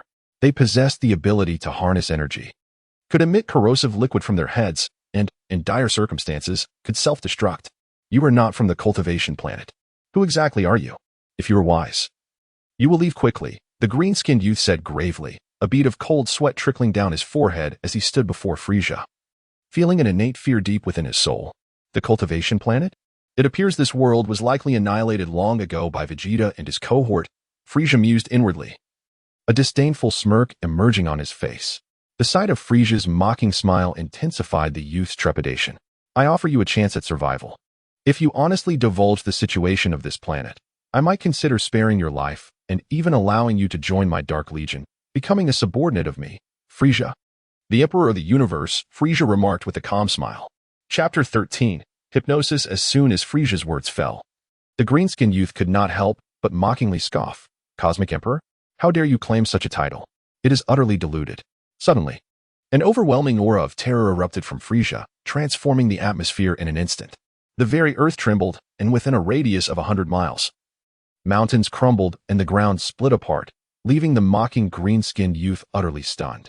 A sinister, cold smile slowly crept across Frieza's lips as his mocking gaze fell upon the green-skinned youth. The green-skinned youth possessed a combat power of 344, while the two genetically engineered warriors behind him had combat powers of 1087 and 1102 respectively. Such strength was but a mere trifle to Frieza. Even in his weakened first transformation state, Frieza's combat power stood at an impressive 75,000. Humph, perish, he declared, unleashing a powerful energy blast. With a disdainful snort, the green-skinned youth gathered a sphere of energy in his hands, and simultaneously, the two genetically engineered warriors raised their hands to conjure their own spheres of energy. Soon, the three energy balls merged and hurtled towards Frieza with tremendous force. Combat power, 1644. The fusion technique was somewhat intriguing, yet regrettably feeble. Observing the combined assault of the green-skinned youth and the two genetically engineered warriors, Frieza's eyes sparkled with interest, though he ultimately shook his head with a sigh. With his vast experience, he recognized the significant potential of the energy blast. However, the effectiveness of any skill depended on the wielder. No matter how formidable the technique, it could not possibly pose a threat to a Titan when executed by an ant. In the original narrative, the Kamehameha was a formidable skill that shone brilliantly in the hands of Goku. Yet how effective would it be in the hands of its creator, Master Roshi? Ultimately, it all boiled down to the disparity in combat power. Bang! Boom! Contrary to the green-skinned youth's expectations, Frieza stood his ground, unflinching and with hands clasped behind his back, smiling as he absorbed the full force of the blast. The impact of the energy blast, with a power of 1644, resulted in a colossal mushroom cloud that rose into the sky, reminiscent of an atomic explosion. In an instant, hundreds of miles were reduced to rubble, and at the epicenter, a semicircular crater with a diameter of 1 kilometer was formed. Huh, the arrogant fool, now you're finished. How audacious to stand still and take a direct hit from the combined assault of my 100 energy blasts with the two genetically engineered warriors. Surely you will be obliterated. And it serves you right. The green-skinned youth laughed maniacally, his face alight with triumph. As the smoke billowed and the winds howled, gradually dissipating, a small, lean figure remained suspended in midair. It was Frieza. Nanny? How is this possible? This cannot be. How could he emerge unscathed from such a powerful energy blast? The green-skinned youth stared in disbelief at the figure hovering not far away, his two genetically engineered companions equally dumbfounded. Such an attack could only raise a cloud of dust. Frieza chuckled lightly.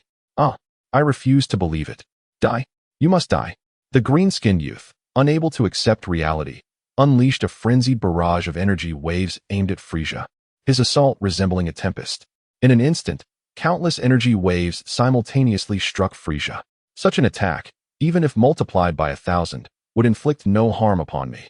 It is far too feeble, and killing you would be quite tedious, he remarked nonchalantly as he advanced towards the onslaught of energy waves. Bioengineers, attack. Self-destruct, cried the terrified green-skinned youth. As his command echoed, two bioengineers surged forward, their bodies radiating a fierce resolve. A futile struggle, indeed. Frieza scoffed, vanishing in an instant, only to reappear before the green-skinned youth, grasping his throat and lifting him effortlessly. The two bioengineers missed their target, their screams erupting into explosions, leaving two deep craters in their wake. This tiresome game must come to an end. I have grown weary of it, Frieza declared with a smile, as the third eye upon his forehead slowly opened, emanating a dim, golden-red glow. The suffocated green-skinned youth, in his futile attempts to escape, caught a glimpse of Frieza's third eye and was rendered speechless. Bang! As Frieza released his grip, the green-skinned youth collapsed onto the ground, his expression vacant. Tell me everything you know about this planet, Frieza commanded calmly, and the bewildered youth immediately began to respond. Frieza's celestial eye possesses formidable hypnotic powers. Given his current strength, hypnotizing a mere green-skinned youth with a combat power of 344 points is a trivial task. Even subduing a formidable warrior with a combat power of 100,000 poses no challenge. This planet boasts a history spanning 8 billion years and has borne hundreds of names. It was officially designated as Planting Star after the rise of the Planting clan several millennia ago. The clan's unique abilities allow them to refine plant essences and condense life seeds, which they can then cultivate using life essence fluid to swiftly produce planting warriors. These warriors are categorized into 3 tiers. The first tier consists of failed specimens with low combat prowess. The second tier comprises ordinary warriors with significant strength, while the third tier represents the elite among elites, boasting combat power that is double that of the ordinary type. It is said that the clan leader possesses an ancient tome passed down from ancestors, detailing a secret method to create the ultimate planting warrior, whose combat strength far exceeds that of the third tier. Currently, Planting Star is divided into 3 major factions and over a dozen smaller factions affiliated with them. Additionally, atop the sacred mountain stands a palace where deceased clan leaders have been interred. The recent clan leader met his demise due to internal strife over power, and a new leader has yet to be chosen, while the ancient tome has mysteriously vanished. Listening attentively to the systematic narration of the green-skinned youth, Frieza stroked his chin. Lost in contemplation. An ancient tome? The ultimate planting warrior? Frieza's interest in the tome mentioned by the youth began to intensify. Ordinary planting warriors possess combat power exceeding 1,000 points, while elite warriors surpass 2,000 points. The so-called ultimate planting warriors are significantly stronger than their elite counterparts, making them worthy of Frieza's attention and anticipation. Planting warriors undoubtedly serve as practical instruments of war. The original narrative involving Vegeta and Nappa was a gross underutilization, if produced in large quantities. Forming a legion of planting warriors would greatly aid Frieza's ambitions. To establish a formidable planting warrior legion, Frieza must acquire the ancient tome spoken of by the green-skinned youth. Furthermore, it is essential to subjugate some of the inhabitants of Planting Star. With the hypnotic power of his celestial eye, Frieza could easily hypnotize and control numerous Planting Star inhabitants to serve him. However, while this method is straightforward, it carries significant risks. A single misstep could lead to backlash. Therefore, to successfully subjugate some of the Planting Star inhabitants, Frieza would need to employ certain tactics.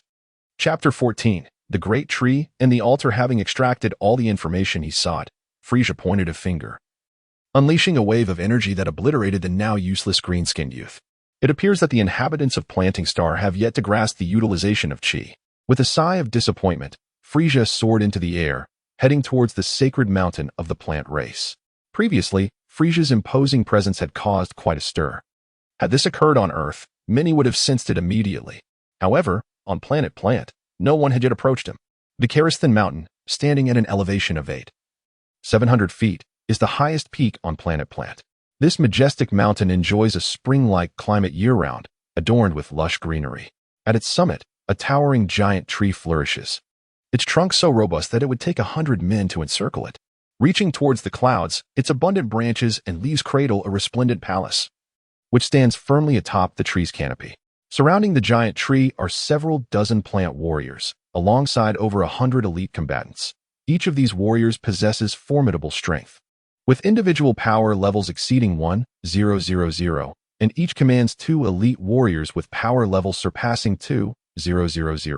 Frieza, having hypnotized the green-skinned youth, gleaned information regarding the majestic Karistan Mountain and the palace atop it, instantly igniting a spark of curiosity within him. The palace at the summit of Karistan Mountain serves as the final resting place for the patriarchs of the esteemed Peiji clan, thus it must harbor some profound secrets. What a magnificent tree! From a distance, Frieza beheld the towering giant that pierced the heavens, a tree of unparalleled grandeur and height. Undoubtedly the most magnificent he had encountered in both of his lifetimes. Moreover, even with his extensive knowledge, he could not discern the species of this colossal tree. Frieza did not deliberately suppress his formidable presence. Thus, as he approached Karistan Mountain, the dozens of plant star guardians surrounding the colossal tree, along with over 100 elite plant warriors, were instantly alerted. The atmosphere grew tense, as if they were facing an imminent threat. Without delay, 3 of the guardians, each leading 2 elite warriors, soared into the air to intercept Frieza before he could reach the mountain. Stop right there. This is the sacred ground of our plant race. Uninvited guests are forbidden to approach. I urge you to depart swiftly, otherwise, prepare to face lethal consequences. The elder among them, leaning on a staff, bellowed. You possess quite the audacity to obstruct me, Frieza. While I remain in a good mood, I suggest you flee." Frieza scoffed, a derisive laugh escaping his lips. As soon as his words fell, the three blocking his path were consumed by rage, with the elder's expression darkening ominously. "Since you refuse to heed reason, you shall meet your demise." Second elder, third elder, commenced the attack. The elder commanded coldly. It was revealed that these three were indeed the current grand elders of the plant race. In hierarchy, the authority of the clan leader surpassed all, followed by the three grand elders, and then the leaders of various tribes. Upon the grand elder's command, the second and third elders launched their assault simultaneously, joined by their four elite warriors. In a fierce confrontation, two combatants with a power level of 1000 and four with a power level of 2000 surrounded Frieza, attacking with unrelenting ferocity. Yet, despite their desperate efforts, they could not even graze the hem of Frieza's garment. With each passing moment, the second and third elders grew increasingly alarmed, while the grand elder and the onlookers surrounding the colossal tree were equally astounded. Whirlwind slash. With a sinister grin, Frieza conjured thin, circular blades of energy in each hand, reminiscent of the energy sphere slash from the original tale. This formidable technique, a signature move of the Ice Demon race, was virtually insurmountable unless one possessed 10 times the combat power. Although Frieza was currently in his weakened transformation's initial phase, his combat power approached a staggering 76,000. The whirlwind slash he unleashed would demand the utmost caution, even from those with a power level of 800,000. In an instant, the two blades of the whirlwind slash severed the second and third elders in half, swiftly following with the grand elder and the 6 elite warriors meeting the same gruesome fate. Within mere seconds, the 3 grand elders and 6 elite warriors of the plant race lay slain, leaving the guardians surrounding the colossal tree in utter shock. "Will you choose to submit to me, Frieza, the Emperor of the Universe, or face death?" With a casual wave, he retracted the 2 blades of the whirlwind slash, clapped his hands, and coldly regarded the assembled plant warriors, his gaze unwavering upon their fallen leaders. Frieza's inquiry, though softly spoken, resonated clearly in the ears of the numerous plantlings guarding the colossal tree, despite the distance. "The Cosmic Emperor Frieza? Surrender?"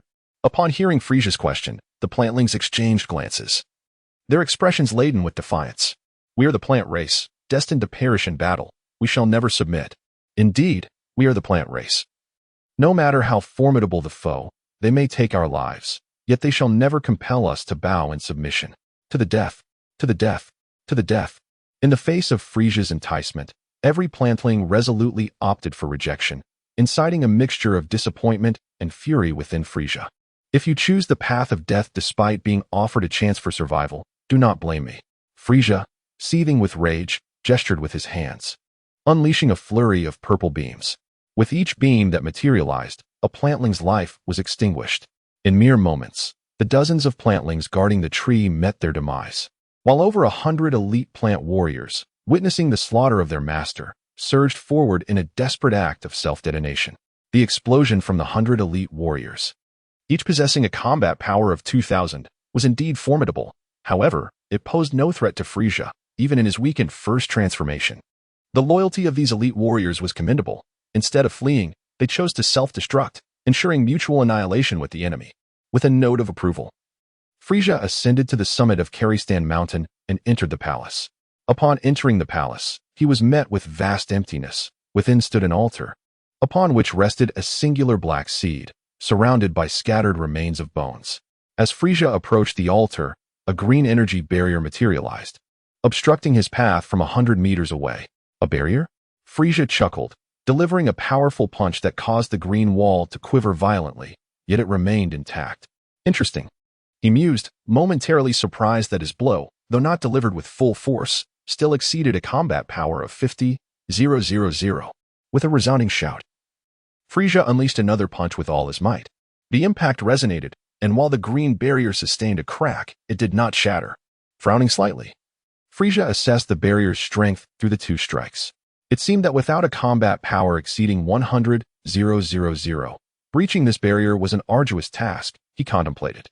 Chapter 15. The Seed of the Divine Tree. After absorbing a drop of the supreme blood of the Three-Eyed Clan, Frieza's combat power surged beyond 300,000. Having experienced significant growth over time, his current strength was approximately 310,000. Little did he expect that a mere low-tier planet would compel him to transform into his second form. Frieza chuckled at himself. referring to his weakened transformation's first stage as the first form, the second stage as the second form, and the third stage as the third form. As for his original form, he designated it as the fourth form. Above the fourth form exists a fifth form, which, although currently non-existent, is merely a matter of time.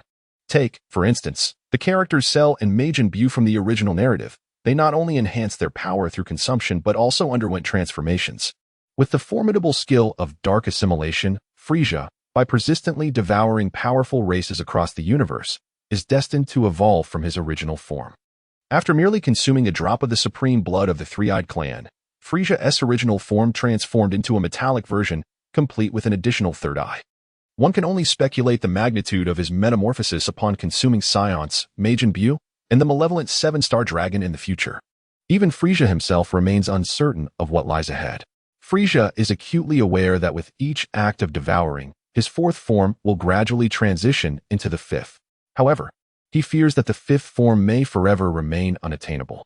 Thus, even if Frieza were to consume the entirety of the Dragon Ball universe, there would still be an infinite number of alternate universes. For Frieza, the fifth form represents a distant ultimate aspiration, while the immediate ambition is to dominate the 5 galaxies and establish himself as the sovereign of the Dragon Ball universe. With a fierce roar, veins bulging on his forehead, Frieza's body swelled by a third, enveloped in a faint golden light. Within this golden glow, Frieza underwent a remarkable transformation, completing the metamorphosis in less than a minute. The second form. At first glance, Frieza's second form bears an astonishing resemblance to King Cold.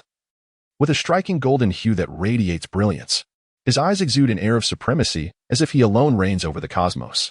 A golden-red third eye, seemingly half-closed, rests upon his forehead. The battle power in the second form is an astounding 100 points. With a thunderous roar, Frieza unleashed a powerful punch in his transformed state, shattering the barrier that once held him at bay. Soaring onto the altar, he reached for the seed that was offered, only to discover a hollow compartment beside it.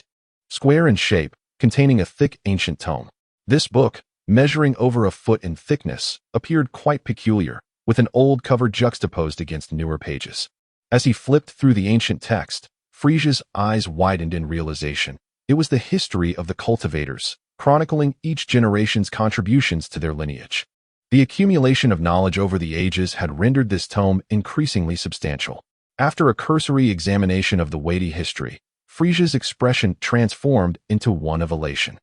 The seed he had encountered was none other than that of the divine essence tree. "Excellent! Splendid!" he exclaimed, laughter escaping him. He discovered that the so-called ultimate cultivator was born from the essence of the divine essence fruit, and the cultivators possessed extraordinary secret techniques. They could apply a uniquely complex green liquid to their bodies, enhancing their battle power by an impressive 30 to 90%. Frieza's thoughts raced as he absorbed the information from the cultivator's history. While the divine essence tree might be unfamiliar to many, Frieza was well acquainted with its significance.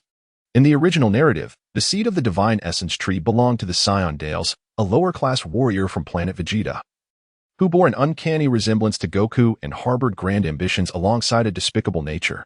The original tale did not disclose how Dales acquired the seed, yet it elaborated extensively on the divine essence tree itself, a formidable and wondrous entity that, once rooted on a planet, would absorb all its resources to bear fruit, enhancing battle power tenfold. Frieza distinctly remembered Dales, the scion who resembled Goku, and with a sly grin, he entertained a darkly humorous thought. Could Dales be the illegitimate child of Bardock? Regarding the divine fruit, Frieza harbors some doubts. In the original text, Dales mentioned that he consumed numerous divine fruits before invading Earth, yet his battle power was only around 30,000. After consuming a single divine fruit nurtured by Earth, his power surged past 300,000, which appears illogical. However, the answer has now been gleaned from the chronicles of the Cultivation Clan. According to these records, throughout the history of the universe, only 9 seeds of the divine tree were ever born, of which 8 were destroyed, leaving just 1. While divine fruits can indeed amplify battle power tenfold, not every fruit possesses this capability. Only the divine fruit king holds such potential. Ordinary divine fruits can merely enhance battle power by 100 points, and their effects are not limitless. A battle power of 1,000,000 points is the upper limit of the divine fruits. Once this threshold is surpassed, consuming the divine fruit king yields no further benefits. For Frieza, divine fruits hold little significance. At his current level, even without training, he could attain a battle power close to 1 million within a year. If he devoted himself to rigorous training, he could surpass this threshold in less than a month. Indeed, divine fruits are akin to a tasteless delicacy for Frieza, worthless to him personally, yet potentially useful for cultivating his subordinates. With the seed of the divine tree, he could extract the essence from numerous planets, yielding countless divine fruits and divine fruit kings to nurture a loyal cadre of warriors, each boasting a battle power of 1 million. Frieza's disappointment arose from the revelation regarding the ultimate cultivated warriors. Contrary to expectations, their battle power barely exceeds 100,000, a figure that, while not insignificant, pales in comparison to the might of his top warrior, Jinyu, who possessed a battle power of 120,000. Despite their relatively low battle power, the ultimate cultivated warriors can be produced en masse, allowing for the formation of an entire legion. Frieza's spirits lifted upon learning of the existence of Caged Island. This unique location on the cultivation planet is hidden within the ocean, and without the proper means, it is exceedingly difficult to locate. As its name implies, it serves as a prison island for criminals. Within Caged Island resides a group of peculiar members of the cultivation clan. Historically, the cultivation clan was divided into two factions, the plant-based cultivators and the animal-based cultivators, who were at odds with one another. After a series of wars, the plant-based faction emerged victorious, leading to the exile of the surviving animal-based cultivators to Caged Island. The discovery of animal cultivators thrilled Frieza. According to the chronicles of the cultivation clan, the warriors cultivated by the animal faction are notably powerful, typically outperforming their plant-based counterparts by a factor of 2. The creation of a cultivated warrior begins with the purification of life seeds, which are then planted in soil and nurtured with life essence. The life essence contained in plants is vastly inferior in both quality and quantity compared to that of animals. Consequently, some nefarious members of the cultivation clan began to study the purification of animal life essence to create life seeds and essence. Through numerous failures and refinements, their techniques matured, leading to the realization that warriors cultivated from animal essence were formidable fighters. This trend instilled great concern among the plant-based cultivators, who, fearing displacement, ultimately eradicated most of the animal cultivators at a heavy cost, with the remaining few exiled to Caged Island. To Frieza, the plant-based cultivators represent an outdated societal structure, while the animal cultivators aspire to establish a new societal framework. This ambition inevitably poses a threat to the old regime, making them a target for the elite of the previous order. It is undeniable that the animal cultivators possess formidable power. However, they are not without flaws. Their primary shortcoming is their lack of loyalty. For instance, while the loyalty of plant-based warriors is rated at 100, that of their animal counterparts ranges from 1 to 99. A loyalty score below 50 significantly increases the likelihood of rebellion, as evidenced by the tragic examples of the androids and Majin Buu in the original narrative. The relentless pursuit of power in creating potent warriors, without regard for loyalty, is akin to digging one's own grave.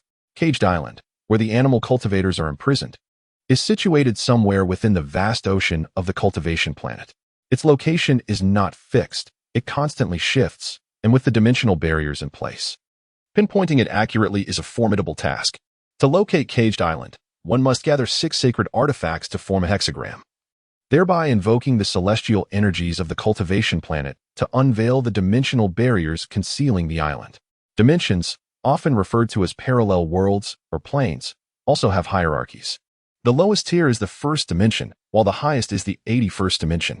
To breach the first dimension requires a battle power exceeding 10 million. Surpassing 100 million breaks through the second dimension, and so forth. The universe itself is stratified, with the first level being the lowest and the 9th level being the highest. Within any universe level, an infinite number of dimensions exist, yet the universe S tier also restricts the dimensions it can host. For example, a first-level universe can only encompass dimensions ranging from the 1st to the 9th level, while a second-level universe can accommodate dimensions from the 1st to the 18th level. The Dragon Ball universe is classified as a first-level universe, with the highest dimensional level present being the 9th. Caged Island boasts a rich history, tracing back to the inception of the cultivation planet, over 5 billion years ago. All barriers are inherently man-made, and dimensional barriers are no exception. This suggests that Caged Island is far from ordinary. Establishing a dimensional barrier is no simple feat.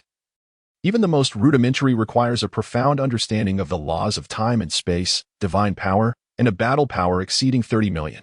Divine power is exclusive to deities, albeit with varying ranks. In the Dragon Ball universe, the gods of Earth, with their battle powers in the hundreds, are deities, just as the Kaishins are. However, the disparity in their capabilities is vast.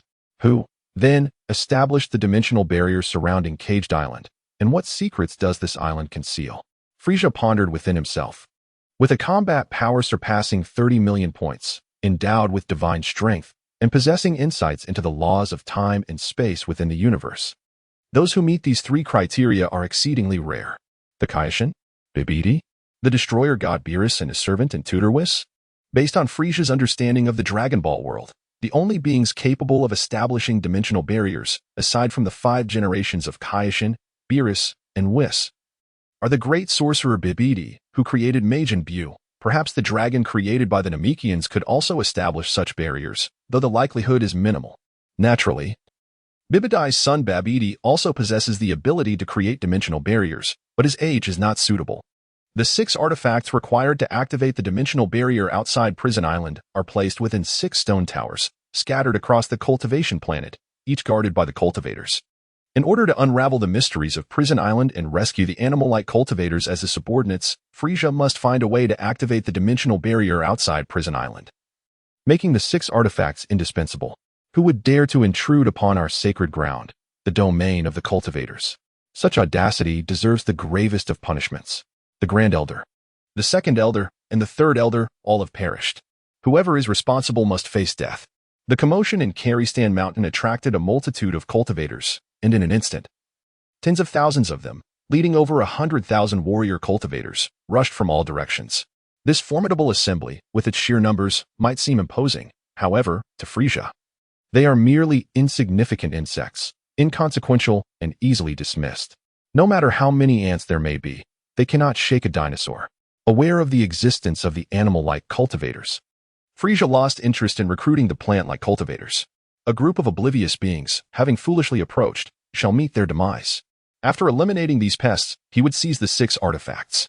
Cracking his knuckles, Frieza reverted to his original form, unleashing a formidable aura that instantly obliterated the palace and towering trees.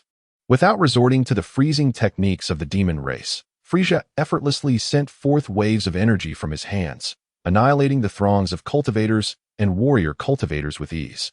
The combat power of the cultivators was exceedingly low, generally hovering around a few hundred points, with those exceeding 1,000 being a rarity. Given the vast disparity in combat power, their numbers could not compensate. In less than a minute, the tens of thousands of cultivators and over 100,000 warrior cultivators that rushed in suffered 70% casualties. Regrettably, they were too dispersed. If these thousands of cultivators and hundreds of thousands of warrior cultivators had gathered in one place, a single wave of energy would have undoubtedly annihilated them.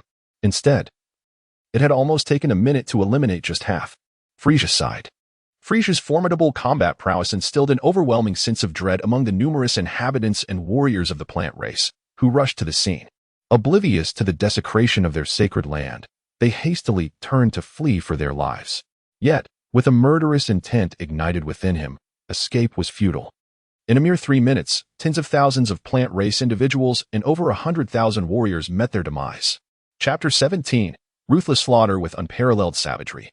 Frieza obliterated the towering trees and palaces atop the Karistan Mountain, annihilating yet another wave of plant beings and warriors. Remarkably, he felt no discomfort. Rather, an exhilarating sense of satisfaction coursed through him. He developed an unsettling fondness for the act of killing. As an ice demon, he belonged to a lineage steeped in malevolence and bloodlust, with a genetic predisposition for violence. Having long suppressed his true nature, its release now brought him immense pleasure. Once the floodgates of his murderous instincts were opened, Frieza found it increasingly difficult to restrain himself. Whoosh! Frieza soared away from Karistan Mountain, hastening towards a nearby stone tower that housed sacred artifacts. Along the way, he encountered countless beings, be they the cultivated clansmen, warriors, or the avian and terrestrial creatures, all of whom lay lifeless. Amidst the rampant slaughter, Frieza was pleasantly surprised to discover that his combat prowess was escalating at an astonishing rate. Who would have thought that acting on impulse could enhance one's battle strength? Exulting in the remarkable leap of his power, Frieza roared with laughter, 320,000 battle points. 330,000 battle points. 340,000 battle points. Having perused the history of the cultivated clan, Frieza was acutely aware of the precise locations of the 6 stone towers that contained the artifacts. The gravity on Cultivation Star was relatively low, approximately 1/3 that of Earth, rendering it significantly weaker when compared to Winter Star, his birthplace, which boasted over 150 times Earth's gravity. Due to this diminished gravitational force, Frieza's movements on Cultivation Star were unhindered, allowing him to perform at extraordinary levels. Under the unrestrained massacre orchestrated by Frieza, the land was strewn with corpses. Rivers ran red with blood, and millions of lives were extinguished. Throughout the carnage, Frieza encountered countless forms of resistance, yet all were effortlessly crushed beneath his overwhelming might. After an hour of relentless slaughter, he finally reached the nearest stone tower to carry Stand Mountain. From a distance, the tower loomed majestically, a 9-tiered structure that pierced the heavens. Outside the tower, hundreds of aggrieved clansmen, leading over 1,000 cultivated warriors, stood resolutely prepared for battle. Each of these clansmen boasted combat powers exceeding 500 points, while the warriors surpassed 1,000 points. Upon sighting Frieza, the foremost clansman among the angry throng bellowed, "The demon who slaughters our kin has arrived. Together, let us vanquish him and avenge our fallen. Avenge! Avenge!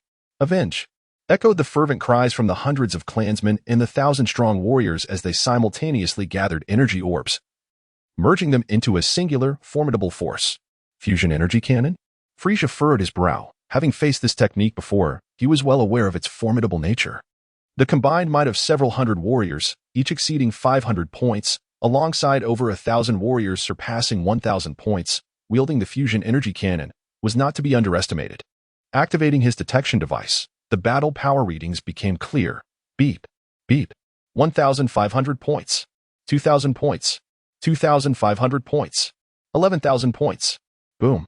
The fusion cannon, formed by the confluence of energy from hundreds of cultivators and over 1,000 warrior cultivators, achieved a formidable combat power of 11,000. This massive cannon, embodying the sorrow, anger, and vengeful flames of countless cultivators, loomed ominously, exceeding 50 meters in diameter. Its terrifying presence summoned dark clouds that engulfed the sky, accompanied by thunderous claps and fierce winds, causing the earth to tremble and crack within a 1,000-mile radius. "Damnable demon, perish!" roared the hundreds of cultivators as the fusion cannon unleashed its devastating force towards Frieza. How laughable it was, akin to a mere grain of rice daring to compete with the brilliance of the full moon. With a disdainful smirk, Frieza effortlessly unleashed an energy wave 10 times more potent than the fusion cannon, shattering the hopes of the cultivators in an instant. Following a brutal massacre, Frieza's suppressed demonic essence was unleashed, significantly enhancing his combat power to nearly 500,000. The paltry 11,000 combat power of the fusion cannon posed no threat to him whatsoever.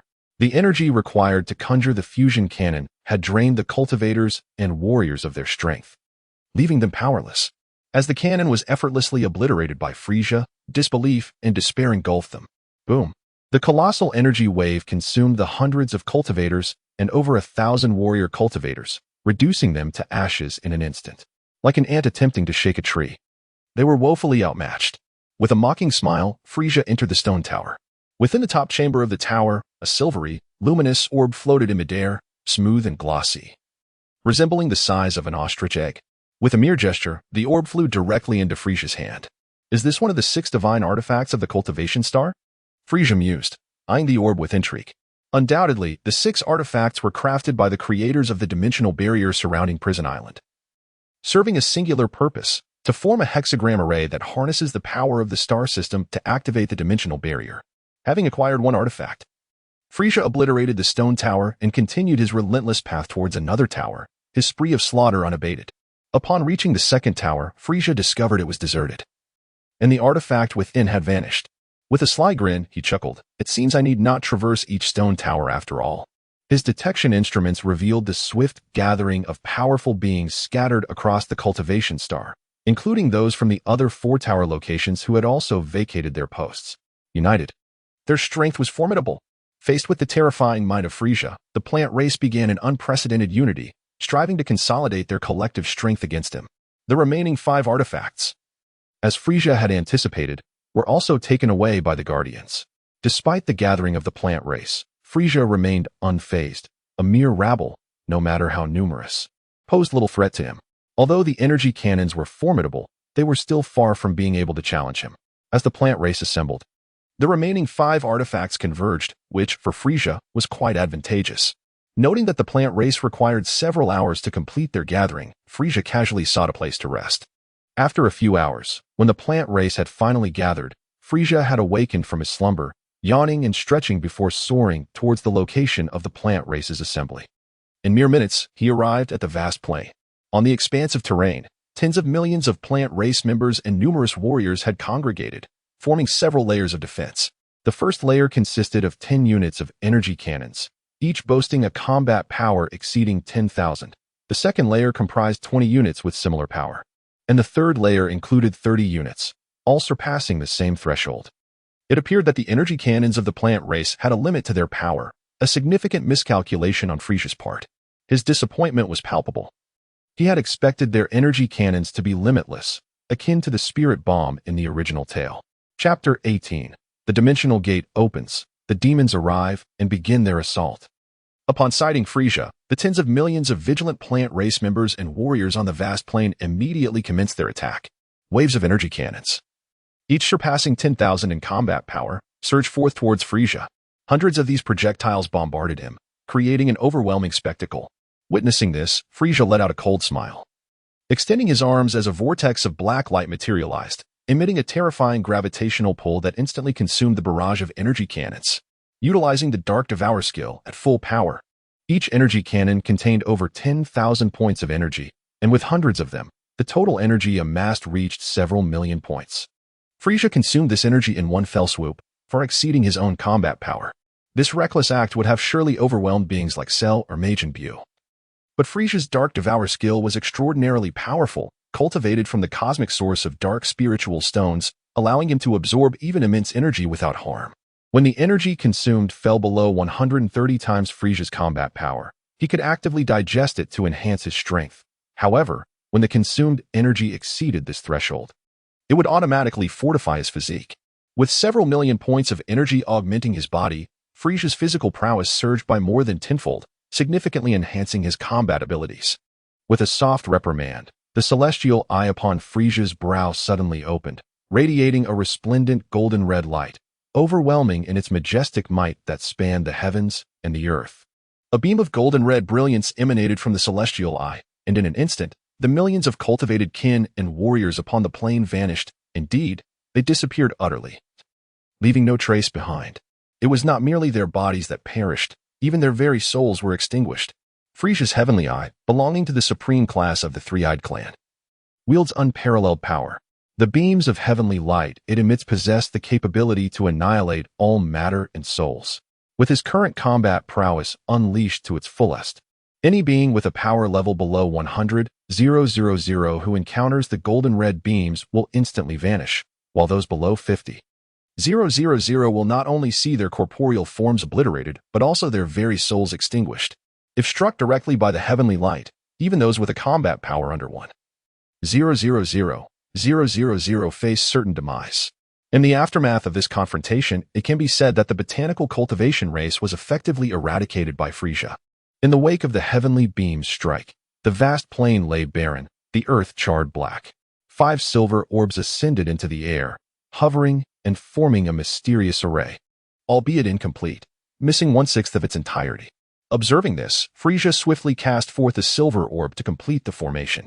As the array composed of 6 silver orbs began to operate, intricate layers of hexagram patterns emerged within it. In an instant, the stars of the star system where the cultivation planet resided shone brilliantly, and the myriad threads of stellar energy wove into a net enveloping the entire cultivation planet. As this celestial web encased the cultivation world, a massive whirlpool formed in the ocean, from which erupted a robust beam of light. Within this beam gradually materialized an open oval gate, standing over 3 meters tall, which served as the dimensional portal to Prison Island. Seeing that he had successfully opened a breach in the dimensional barrier surrounding Prison Island with the 6 sacred artifacts, Frieza was overjoyed and wasted no time in hastening towards it, managing to enter just before the dimensional gate vanished. The portal's existence lasted a mere 3 minutes, once elapsed. The 6 sacred artifacts that comprised the hexagram array disintegrated into streams of light, vanishing in the blink of an eye, reminiscent of the Dragon Balls created by the Namekians. Upon entering the dimensional gate, Frieza found himself engulfed in darkness, unable to see even his own hand, and experiencing a profound sense of weightlessness and absolute vacuum. Were it not for Frieza's nature as the ice demon, he might have struggled with the unfamiliar environment. However, this state of being did not persist for long, as only a few fleeting seconds passed before he found solid ground in an unfamiliar locale. The air was fresh, the sky a brilliant blue, and fluffy white clouds drifted lazily above. As he surveyed his surroundings, he beheld towering peaks, a myriad of mountains, and flowing rivers and waterfalls. Indeed, a veritable paradise beyond the mortal realm. Yet, this idyllic haven, though breathtaking, bore no hint of life. Is this Prison Island? Frieza was filled with astonishment. The idyllic realm before him was in stark contrast to the gruesome descriptions recorded in the history of the Planting clan. According to their chronicles, Caged Island was an inhospitable place teeming with venomous serpents and ferocious beasts, mired in swamps of miasma, truly a hellish landscape. A deep sense of perplexity enveloped Frieza's mind. He closed his eyes to absorb the atmosphere. Here, in this celestial paradise, his combat prowess faced no restrictions, which provided him with great reassurance. As long as his strength remained intact, he would not be defenseless in the face of peril. The records of the Planting clan could not be erroneous. The dimensional gateway activated by the 6 artifacts arranged in a hexagram must indeed lead to Caged Island. This place was undoubtedly Caged Island. Yet what had transpired to render it so different from the historical accounts? Frieza pondered, with questions swirling in his mind, unanswered by anyone but himself. The urgent task at hand was to locate a living organism. Perhaps this would serve as a breakthrough. With this thought, the anxious Frieza promptly activated his detection device. As it powered on, a series of beeping sounds resonated, music to Frieza's ears. The detection device possessed an extensive sensory range. Even a basic model could cover planets several times the size of Earth, while advanced models could extend their reach 100-fold. To the southeast, 500 kilometers away, lay a formidable being with a combat power of 20,000 points. To the southwest, 120 kilometers distant, were 2 entities boasting combat power exceeding 15,000 points. To the north, 695 kilometers away, was a singular being with combat power surpassing 19,000 points. Gazing at the results from the detection device, Frieza was greatly astonished. Caged Island was vast, more than twice the size of Planting Star, with life forms concentrated in the peripheral regions, each exhibiting considerable strength. Caged Island could be divided into 3 zones: the outer region, the middle region, and the core region, with Frieza currently situated in the middle region. Close to the outer region, the sensor revealed no life forms within the middle and core regions of Caged Island, while the outer region boasted a significant number of living entities.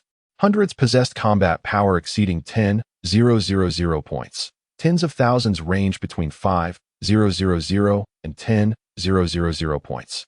And billions fell beneath 5,000 points, with the weakest beings having combat power exceeding 100 points. The most formidable among them surpassed 50,000 points, rendering the combat prowess of Planting Star utterly feeble by comparison. Upon completing his scans, Frieza hastened towards the life form with combat power exceeding 50,000 points. Upon reaching the boundary between the middle and outer regions of Caged Island, he found a faint barrier of black light separating the 2 zones. A dark divine power barrier? Upon encountering the dark energy barrier, Frieza gasped in astonishment. Chapter 19. The Avenging Warrior Baruchel. Divine power is the strength of deities, characterized by 2 distinct attributes: the radiant divine power and the dark divine power. These 2 forces are fundamentally opposed, existing in a perpetual cycle of creation and destruction. The Dragon Ball universe harbors few individuals endowed with divine power, and even rarer are those who wield dark divine power, especially among those whose combat strength exceeds 30 million points and who comprehend the laws of time and space in the cosmos. As such, one name emerged in Frieza's mind: Beerus, the god of destruction. Beerus, although Demon King Dubra, also possesses dark divine power exceeding 30 million points. He is yet to grasp the cosmic laws of time and space. Could it be that the dimensional barrier surrounding the prison island was established by Beerus himself? The thought struck Frieza with a sense of disbelief. The dark energy barrier between the outer and inner regions of the prison island appeared to be a mere thin layer. Yet it was indestructible. Frieza attempted to breach it.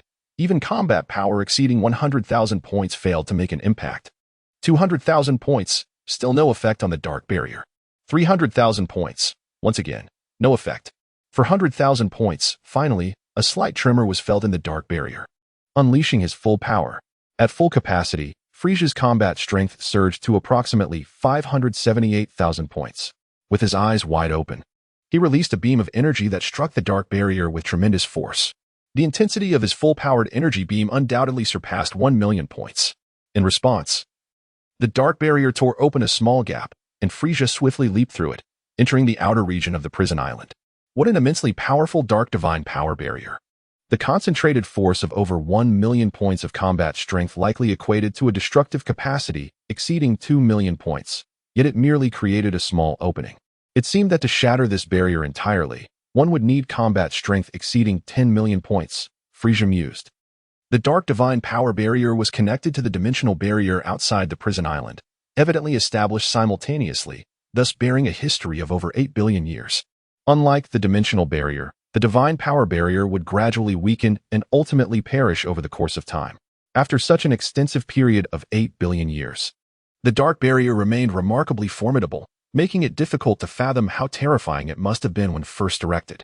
The god of destruction, this was undoubtedly the handiwork of that fellow Beerus. Due to the dark barrier, Frieza was convinced that the barriers and seals surrounding the prison island were the creations of Beerus. Even if Beerus were to find himself bored, he would not engage in the trivial act of establishing dimensional barriers and divine power shields without reason. This indicated that the prison island harbored significant secrets. Any matter related to Beerus warranted utmost caution. According to the perceptions of the detection instrument, Frieza soared towards a formidable life form whose battle power had surpassed 50,000. Despite the vast distance, even with all his might, it took him over 10 minutes to reach his destination. Before him lay an endless expanse of desolate desert, barren and lifeless, with scorching yellow sands stretching as far as the eye could see. The terrifying heat shimmered through the air, with temperatures soaring to an astonishing 275 degrees Celsius, making Frieza feel somewhat uncomfortable as he entered this inhospitable terrain. Boom. As he approached the formidable life form indicated by the detection device from several tens of thousands of meters away, it sensed Frieza's presence and immediately came to meet him. From this considerable distance, Frieza's keen eyesight discerned the powerful being whose battle power had exceeded 50,000. The creature bore a resemblance to a cultivated warrior, but with twin horns sprouting from its forehead, bat-like wings on its back, and a devilish tail. Towering over a meter in height, it possessed a robust and imposing physique, with sinewy muscles and greenish-black scales covering its entire body. This extraordinary life form was not only peculiar in appearance but also emitted a chaotic aura, as if it were a blend of thousands of different essences intertwined. Who are you? There are no beings of your caliber on Cage Island. You must have utilized the 6 artifacts of the cultivation star to gain entry. The powerful entity inquired gravely as it approached Frieza. Are you one of the animal-like cultivators? Frieza replied enigmatically. Cultivator? Huh. Indeed. I, Baruchel, was once a cultivator, the grand elder of the 19th generation, but that is no longer the case. Now, I live solely for vengeance, Baruchel remarked with a bitter smile. Vengeance? Against those plant-like cultivators outside. A hint of derision appeared at the corner of Frieza's mouth. Indeed, if I were to escape, I would make those stubborn and obstinate traditionalists pay dearly for the suffering, torment, and humiliation I endured, Baruchel declared, his eyes flashing with intense hatred. Ha! Upon hearing Baruchel's words, Frieza threw his head back and laughed heartily. What are you laughing at? Although Baruchel felt immense trepidation towards Frieza, he was now filled with indignation. My apologies, but there's no need for your vengeance. I have already slaughtered millions of cultivators on the cultivation star. Perhaps a few may have escaped, but it is of little consequence, Frieza said nonchalantly, as if the deaths of millions were a trivial matter. What? Baruchel was left utterly stunned by Frieza's proclamation, taking a long while to regain his composure, his heart tumultuous with disbelief. You have killed all those millions of cultivators? His expression was one of incredulity. Absolutely true. What? Knowing that I have slain so many of your kin, do you wish to avenge them? I stand before you. If you seek retribution, feel free to strike. Frieza taunted playfully. Avenge? How could it be? Those detestable, Pitiable and lamentable wretches are no longer of my lineage, Barucher. You have slain them. And I could not be more pleased. How could I possibly seek vengeance for them? Nevertheless, I am compelled to take your life. For you have deprived me of the opportunity to exact my own retribution. With a chilling smile, Barucher snarled, Take my life? Frieza chuckled disdainfully. Indeed. Baruchel's combat power was commendable, yet it barely surpassed 50,000, a meager fraction of his own strength. The notion of eliminating him was simply ludicrous. Ignorant fool, he declared. Even if I were to stand still, refusing to evade or defend myself, your feeble strength would be insufficient to harm me. Frieza's words were not mere arrogance. His golden form possessed a terrifying defensive capability, further augmented by the fusion of several million units of energy. An attack of merely 50,000 would scarcely breach his defenses. To stand still and take your blows? Such hubris. You underestimate the formidable prowess of Baruchel, the Avenger. Upon hearing Frieza's boastful proclamations, Baruchel erupted in anger, a sardonic smile gracing his lips. What? You doubt me? Let us wager. I shall allow you to strike me thrice without evasion or defense. Should I remain unscathed? You will yield to me and serve as my subordinate. What say you? Do you dare to gamble? Frieza responded, his need for subordinates pressing. Baruchel, despite his lower combat power, possessed the seed of a divine tree, capable of temporarily elevating his strength to a staggering 1 million. Chapter 20. The Sealed Sword. How audacious. It will take no more than a single punch for me to obliterate you, Baruchel proclaimed, his confidence in his own strength absolute. As his words echoed, he crossed his arms and unleashed a powerful strike. Instantly, two colossal blades of flame materialized, seemingly cleaving through the very fabric of reality as they surged toward Frieza. Bang! Bang! To Baruchel's astonishment, Frieza stood unwavering, hands clasped behind his back, a serene smile adorning his face.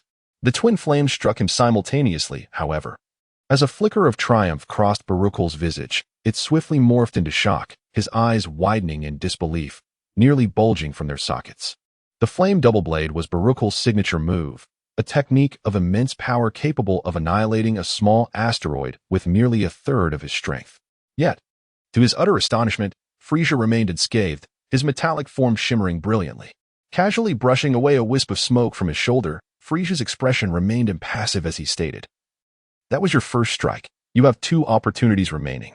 Should you fail to pledge your loyalty to me after these, your only fate shall be death. Frieza's voice was soft, yet each word struck deep into Baruchel's heart. A cold sweat trickled down his forehead as he forced a smile, suppressing the unease within him. I concede that you are powerful, far beyond my expectations. However, you underestimate me. That previous strike was far from my full strength. One might say that even if you were 10 times stronger, I could obliterate you in an instant when I unleash my true power. Oh, is that so?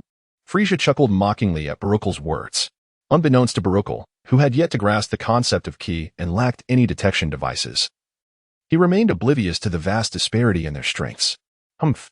With a heavy grunt, Baruchel clenched his fists, rapidly accumulating power. 11, 000, 15, 000, 26, 000, 50, 751. Boom. Tremble. Fear. Baruchel laughed triumphantly, his battle power soaring beyond 50, 000. Yet, in his normal state, it barely exceeded 10, 000. And he could maintain this full power state for only a few minutes before his strength would wane. In the original tale, Frieza, at full capacity, 120 million battle power, was able to contend with the first form of Super Saiyan Goku. The prolonged nature of their battle caused a continuous decline in Frieza's strength. Huh? With his battle power fully unleashed, Baruchel looked down arrogantly at Frieza, expecting a display of panic, but was astonished to find Frieza's demeanor unchanged. Putting on a show. Prepare to die. With a roar that suppressed his inner trepidation, Baruchel brought his hands together, gathering energy for a desperate final attack. Annihilation piercing cannon. As his energy coalesced, a wave of greenish-black energy surged towards Frieza. The detection device indicated a significant increase in Baruchel's battle power. 51, 000, 52, 000, 53, 000, 55, 555. The power of the annihilation piercing cannon equated to a battle power of 55, 555. The reason why such techniques are deemed ultimate is due to their capacity to exceed a battle power of 100, increasing his power by merely 5,000 points. Could this truly be called an ultimate move? Frieza scoffed inwardly. Though the turtle hermit's prowess was lacking, the Kamehameha he had created was indeed extraordinary, rivaling the formidable techniques of the frost demons. In the face of the annihilation-piercing cannon, Frieza uttered a chilling command, and instantly, the energy blast that was nearing him was utterly extinguished by his mere utterance. What?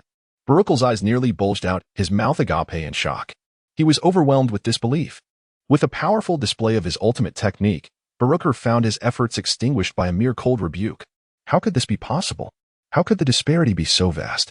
Barucher stood in stunned silence, his eyes vacant. Indeed, this strike was significantly more potent than the previous two fiery blades, yet it still fell woefully short.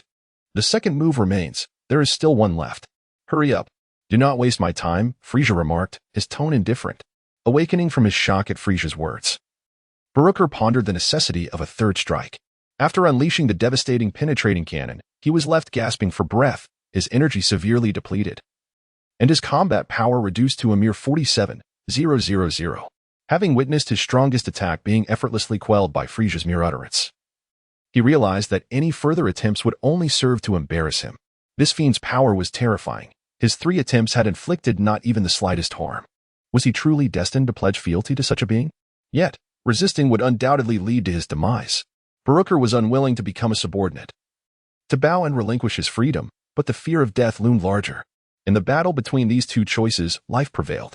As he struggled internally, a sudden spark ignited within him, illuminating a new idea. A sly smile crept across his face as he turned to Frieza, exclaiming, "There is no need for a third move. I propose an alternative wager. If you win, I shall swear eternal loyalty to you, pledging my life and soul, never to betray. However, if you lose, you cannot compel me to serve you, nor can you take my life. What do you say?" "Oh, and what wager do you propose? Pray, enlighten me," Frieza replied with a smile, neither agreeing nor declining. "There exists a divine stone within the core region of this prison island, upon which rests a sacred sword. If you possess the skill to enter the core and extract that sword, you shall be deemed the victor. If you cannot, then it is you who loses. Are you bold enough to wager?" Barucher articulated his challenge, inquiring, "A sacred sword embedded in a divine stone?" Frieza was taken aback, feeling an uncanny familiarity. Of course. In the original narrative, Son Gohan drew the sealed god sword in the realm of the King Kai, which was later shattered by the universe's most indestructible metal, thereby releasing the ancient supreme Kai sealed within it by the god of destruction, Beerus, 15 generations ago. The dimensional barrier outside Prison Island and the dark divine power shield within were both masterpieces of the god of destruction, Beerus. Combining this with the original tale of the god sword, Frieza began to form a conjecture. Could it be that the core area of Prison Island also harbored a sealed divine sword, and within it, an antique existed? This notion sent waves of ecstasy through Frieza. If his hypothesis were correct, then this would be a monumental discovery. An entity capable of being sealed by Beerus must possess considerable origins and formidable power. Once absorbed and digested, his strength would undoubtedly surge, making him impervious to threats from both Gula and King Cold, and easily allowing him to dominate the northern galaxy. "What? Are you afraid to gamble?" Noticing Frieza's silence and hesitation, Baruchel taunted him. Chapter 21. The Supreme Kai of the West from 15 generations ago, a divine sword? Is there truly a sealed divine sword in the core area of this prison island? Are you certain? Frieza could no longer maintain his composure, urgency etched on his face. This revelation from Baruchel was of utmost significance to him. Although he found Baruchel's reaction peculiar, Baruchel confidently asserted, "I, Baruchel, can personally vouch for the existence of a sealed divine sword in the core area of Prison Island." "Oh, how do you know this?" Frieza inquired, bewildered. The 3 major areas of Prison Island were obstructed by dark divine power shields. Even he could only barely penetrate the barrier between the outer and middle regions with the might of his divine eye. The barriers in the middle and core regions were 3-fold more robust. Given Baruchel's combat prowess, even if he were 10 times stronger, entering the core area should be impossible. So, how could he be aware of the sealed divine sword in the core region? In order to gain Frieza's trust, Baruchel did not conceal the truth, revealing the following account. Over a millennium ago, 2 scions descended upon the cultivation planet, wielding immense power. They unleashed a reign of terror, seeking to subjugate the cultivators. Defiant against enslavement, the cultivators united their strength and ultimately vanquished the 2 scions, albeit at a great cost. This conflict awakened a realization among some cultivators regarding the significance of strength, prompting a fervent pursuit of power. They abandoned the cultivation of plant-based warriors in favor of animal-based warriors. After centuries of relentless effort, the technology for animal-based cultivation had matured significantly. Through experimentation, they achieved promising results. However, internal strife erupted, leading to dire consequences. It was during this tumultuous time that I was exiled to this prison island. In my quest for vengeance, I dedicated myself to the study of animal-based warrior technology. An epiphany struck me, to merge my essence with that of the cultivated warriors. Upon achieving this union, I sought to breach the barriers and enter the core region of the prison island. Regrettably, I failed. Yet, just as despair began to consume me, I was suddenly drawn into a vortex of golden light, leading me to the core area where I beheld the divine stone and the sacred sword embedded within it. As I grasped the hilt, a surge of black light erupted, and I found myself transported back to the periphery of the prison island. Upon hearing Baruchel's narrative, Frieza was left in a state of contemplation. Science, merging with cultivated warriors? Golden vortex? Black light. If Baruchel's account held any truth, then the golden vortex that had drawn him into the core area was undoubtedly related to the sealed divine sword, while the black light that returned him to the outskirts must be linked to dark divine power. Reflecting on this, Frieza's intrigue deepened. Do you accept or decline this wager? Be succinct, Baruchel inquired loudly. With a faint smile, Frieza nodded. I accept your wager. Even without stakes, Frieza was determined to explore the core area, where a divine sword lay sealed. Upon hearing Frieza's agreement, Baruchel exhaled in relief, a triumphant smile gracing his features, for he believed the odds were in his favor. With the terms of Baruchel's wager established, Frieza retraced his steps, and Baruchel followed suit, recognizing the cue. Beyond the first layer of the dark divine power barrier, Frieza opened his celestial eye, unleashing beams of light that tore a gash in the barrier, much to Baruchel's astonishment. As they entered the central region of the prison island, Frieza did not pause, continuing his flight toward the core area, with Baruchel closely trailing behind. The fact that they had breached the dark light barrier astonished Baruchel to no end, leaving him in a state of shock that was difficult to quell. After over an hour of flight, Frieza and Baruchel finally reached the border between the central region and the core area of the prison island, primarily due to Baruchel's slower pace. Had he not waited, Frieza could have arrived in a mere quarter of an hour. Boom. Once again, a beam of celestial light surged forth, shattering the second layer of the barrier. However, the fissure was merely two-thirds the size of that which had ruptured the first layer. Nonetheless, it was sufficient for Frieza to pass through. As for Baruchel, despite his imposing stature, he possessed the ability to shrink his body to a tenth of its size. A remarkable innate talent. If the outer regions of the prison island could be likened to hell, then the central area represented paradise, while the core region unfolded as a vast expanse of bare, gray-white rock. Suspended in midair was a small hill, atop which rested a 3-meter-high purple stone. Embedded within this purple stone was a golden sword hilt, the blade entirely ensconced within the stone itself. With a swift motion, a flash of golden light heralded Frieza's arrival beside the purple divine stone. With a heart full of trepidation, he slowly extended his hand to grasp the sword hilt. Instantly, an eruption of black light surged forth from the purple stone, revealing a pure essence of dark divine power that enveloped Frieza. In that moment, he felt an invisible force tugging at him, while the space around him began to distort. It appeared that Baruchel had not deceived him. As long as he held the divine sword, the dark divine power within the purple stone would transport anyone attempting to withdraw the sword back to the outer regions of the prison island. With a slight, cold smirk, Frieza contemplated this revelation. The distortion of space intensified, and the pulling force grew ever stronger, gradually becoming overwhelming for Frieza. Observing from a distance, Baruchel was filled with unrestrained joy. Dark, devouring, oblivion. Frieza grasped the hilt of his sword with his right hand, while a swirling mass of black light materialized in the palm of his left hand. As this vortex of dark energy emerged, the enveloping dark divine power that shrouded him was swiftly absorbed, and the distorted space around him began to stabilize. It is undeniable that the dark divine power emanating from the purple divine stone was exceptionally pure and formidable. Under normal circumstances, a combat power of less than 10 million points would find it impossible to resist teleportation. However, Frieza's dark devouring technique was an unparalleled, transcendent skill, cultivated using the cosmic source of dark spirit stones, making the consumption of dark divine power a trivial matter. As one wave of dark divine power was consumed, The purple divine stone continued to release another wave. Yet before it could envelop Frieza, it was devoured by the vortex of black light in his palm. Wave after wave of dark divine power surged forth from the purple divine stone, yet each was unerringly consumed by Frieza. Each strand of dark divine power harbored terrifying might, far beyond his capacity to assimilate. Thus, all of it was utilized to augment his physical form. After incessantly consuming hundreds upon thousands of dark divine powers, the purple divine stone ceased its production of dark divine energy. A gentle breeze swept through, reducing the divine stone to powder that scattered throughout the air, while the divine sword remained firmly in Frieza's grasp. Holding the divine sword, Frieza's eyes widened with enlightenment as his consciousness entered the sword. Moments later, he withdrew his thoughts, and a genuine expression of joy spread across his face. "Oh, Beerus, the god of destruction from 15 generations ago, I cannot thank you enough," Frieza murmured to himself. And upon finishing his words, he threw his head back and laughed heartily. Chapter 22. Kaz in the Dragon Ball universe, there exists a ninth-dimensional realm, within which lies an ancient planet known as the Core Star. The Core Star is a colossal planet akin to King Kai's planet, nurturing a magnificent divine tree known as the World Tree. This World Tree bears fruit that transforms into beings called cores.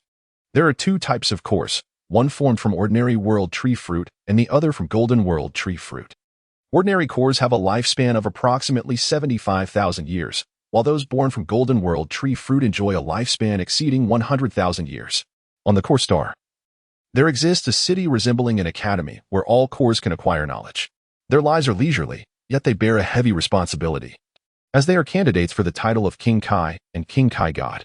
When any of the 5 great kings or King Kai gods from the east, west, south, north, or central realms pass away, the cores of the Core Star will undergo a selection process to determine the next King Kai or King Kai God. Typically, the position of King Kai is held by ordinary cores, though occasionally, it may be occupied by those born from Golden World Tree fruit. The title of King Kai God must, however, be held by a being born from Golden World Tree fruit. The universe is characterized by a delicate balance. Where there exists justice, there inevitably resides evil. This principle is applicable even to the beings known as core people. Those who harbor malevolent intentions among them may seek refuge within the dark realm of the Demon King, just as there exists a Demon King. There are also 5 deities known as the Supreme Kai, the East Supreme Kai, the West Supreme Kai, the South Supreme Kai, the North Supreme Kai, and the Grand Supreme Kai. Since the inception of the first generation of Supreme Kais, several hundred generations have passed. While the Supreme Kais themselves have endured through approximately 20 generations, the lineage of the Supreme Kais predating the 15th generation is notably esteemed. When the sealed divine sword within the core of Prison Island was drawn forth by Frieza, the dual layers of dark energy barriers surrounding Prison Island dissipated automatically. Upon mental exploration, Frieza discerned the identity of the entity sealed within the divine sword, the West Supreme Kai from 15 generations ago. At this very moment, Frieza felt a profound sense of gratitude towards the god of destruction, Beerus.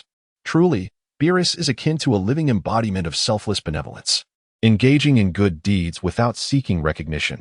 Though unlike Lei Feng, who left behind a photograph, Beerus has merely left behind dark divine energy, Frieza mused joyfully.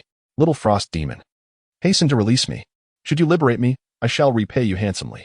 The voice, aged and weathered, resonated within Frieza's mind. It was none other than the West Supreme Kai sealed within the divine sword, awakened by Frieza's probing thoughts. Oh, and how do you intend to repay me? Frieza's thoughts reached into the divine sword. I can assist you in unlocking your potential, exponentially enhancing your power. I can also extend your lifespan, allowing you to live for thousands of years. Furthermore, I possess a wealth of skills. I am the most knowledgeable being from the Kaioshin realm, well-versed in all Supreme Kai and Kai knowledge and techniques. If you release me, I can impart skills such as the Spirit Bomb, the Kaioken, and the Key Slice. What? You can wield the Spirit Bomb and Kaioken? Frieza exclaimed, a mixture of astonishment and delight flooding his being. The Spirit Bomb and Kaioken are indeed formidable skills within the Dragon Ball universe. Compared to this, the myriad of formidable techniques possessed by the Frozen Demon clan pale significantly. The King Kai Fist is a skill that can exponentially enhance one's physical strength, speed, attack power, and defense. Theoretically, as long as one's body can withstand it, the enhancement can continue indefinitely. However, despite its impressive nature, The conditions for mastering this technique are exceedingly stringent. In the original narrative, it appears that only the protagonist, Son Goku, has successfully cultivated it, while others such as Piccolo, Tien, Yamcha, and Krillin have not, leaving one to wonder whether this is due to King Kai's favoritism or their inability to meet the training requirements. The one-fold King Kai fist corresponds to a battle power of 150, the two-fold to 200, the three-fold to 300, and so forth, without a ceiling. Nonetheless, the higher the multiplier of the King Kai fist, the greater the strain on the body. If one's physique is insufficiently robust, collapse is a distinct possibility. The spirit bomb is categorized into two types, the energy ball type and the absorption type. The energy ball type requires a considerable amount of time to gather life energy, known as ki. The maximum amount of ki that can be accumulated is contingent upon one's physical condition. In addition to gathering one's own ki, it is essential to absorb energy from certain living beings. Generally, accumulating even a small amount of ki from everyone can yield considerable power. The gathered ki is in a high-pressure form, with a density so great that an unassuming sphere can obliterate a planet in an instant. The spirit bomb can control the release of its power, ensuring that innocent bystanders remain unharmed during an attack. Moreover, the spirit bomb can be repelled by the forces of righteousness, capable of annihilating an enemy to the last cell, providing the advantage that no matter how strong the opponent may be, they cannot regenerate. The absorption type also necessitates a lengthy period to gather life energy, but ultimately, it absorbs the spirit bomb, which only temporarily enhances battle power. To achieve a permanent increase in strength, one must gradually integrate the vast amount of absorbed ki into their own energy, a process that requires considerable time and is fraught with agony. Without immense willpower, one cannot persevere.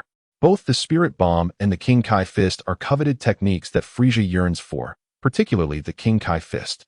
Given Frieza's innate talent, he could undoubtedly elevate his battle power to over 5 million points within a year. If he were to adapt to the tenfold King Kai fist, he might unleash a battle power exceeding 50 million points. While a battle power of over 50 million may not surpass King Cold, it would certainly allow him to dominate the current version of Cooler. Although Cooler's battle power in the original narrative reaches 470 million, not including Metal Cooler, that is a matter of over 2 centuries in the future. Presently, Cooler's battle power is only around 40 million. He must learn the King Kai fist. A thought flickered in Frieza's mind. What do you think? Would you like to enhance your battle power 1,000-fold? Would you wish to extend your lifespan by millennia? Are you eager to learn formidable techniques? If you release me, I can fulfill all these desires, chuckled the West Kaioshin, sealed within the divine sword, with mockery glimmering in his eyes. A sneer appeared at the corner of Frieza's mouth as he conveyed his thoughts. Elder Kaioshin, I too wish to release you. But this divine sword is beyond my current capabilities to break. My name is Kaz. You may address me as Lord Kaz. It is not difficult to shatter the sword that seals me. I shall now impart to you the method of refining the most resilient metal in the universe. And you shall follow this method to forge a piece of the universe's strongest metal to break this sword. The method of refining the universe's most formidable metal? Surely, it would be far simpler to directly bestow your divine power upon me, Frieza sneered. You, how audacious of you to covet my divine power. Do you not fear that I might end your life?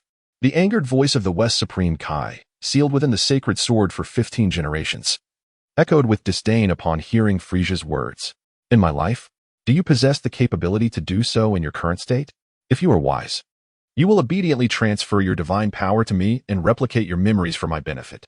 In return, I might consider sparing your life. Otherwise, Frieza threatened viciously, a sinister grin upon his face. Chapter 23. The body of the demon god Kaz's strength may far surpass that of Frieza at present. Yet he remains sealed within the divine sword by Beerus, a mere fish on the chopping block, while the blade is firmly in Frieza's grasp. Kaz seethed with rage at Frieza's threats. His already volatile temperament, twisted and irritable from eons of confinement, flared. As a former Supreme Kai, he once held a lofty position in the universe, and he regarded Frieza, a mere ice demon, with utter disdain. To him, ice demons with power below 1 million were nothing more than inconsequential ants. How long has it been since an ant dared to threaten him? Young wretch, you shall pay dearly. When I am free, I will ensure your body is shattered into pieces. Kaz's furious roar resonated within Frieza's mind.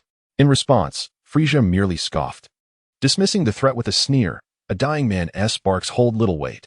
Old man, if you have any final words, you would do well to speak them now. Amidst a chilling smile, Frieza unleashed the dark devouring technique, enveloping the divine sword in its ominous grasp. The material of the divine sword remained a mystery, possessing an extraordinary ability to isolate energy, yet it proved powerless against Frieza's insatiable hunger for Kaz, the once mighty Kaioshin of the West who had instilled terror across the cosmos. Forged from the primordial dark spirit stones of the universe, the unparalleled skill of dark devouring boasted immeasurable might. Attaining the second tier enabled one to transcend lower dimensions and consume targets, and upon reaching perfect mastery, it could even span the cosmos in pursuit of its prey. As the black vortex enveloped the divine sword, tendrils of pure divine light began to seep through, which Frieza, unfazed, absorbed and digested, enhancing his combat prowess. By sheer quality, Kaz's divine light was not inferior to Beerus's dark energy, refined to its utmost peak. The purple divine stone sealing the sword had been entirely drained of its dark energy by Frieza.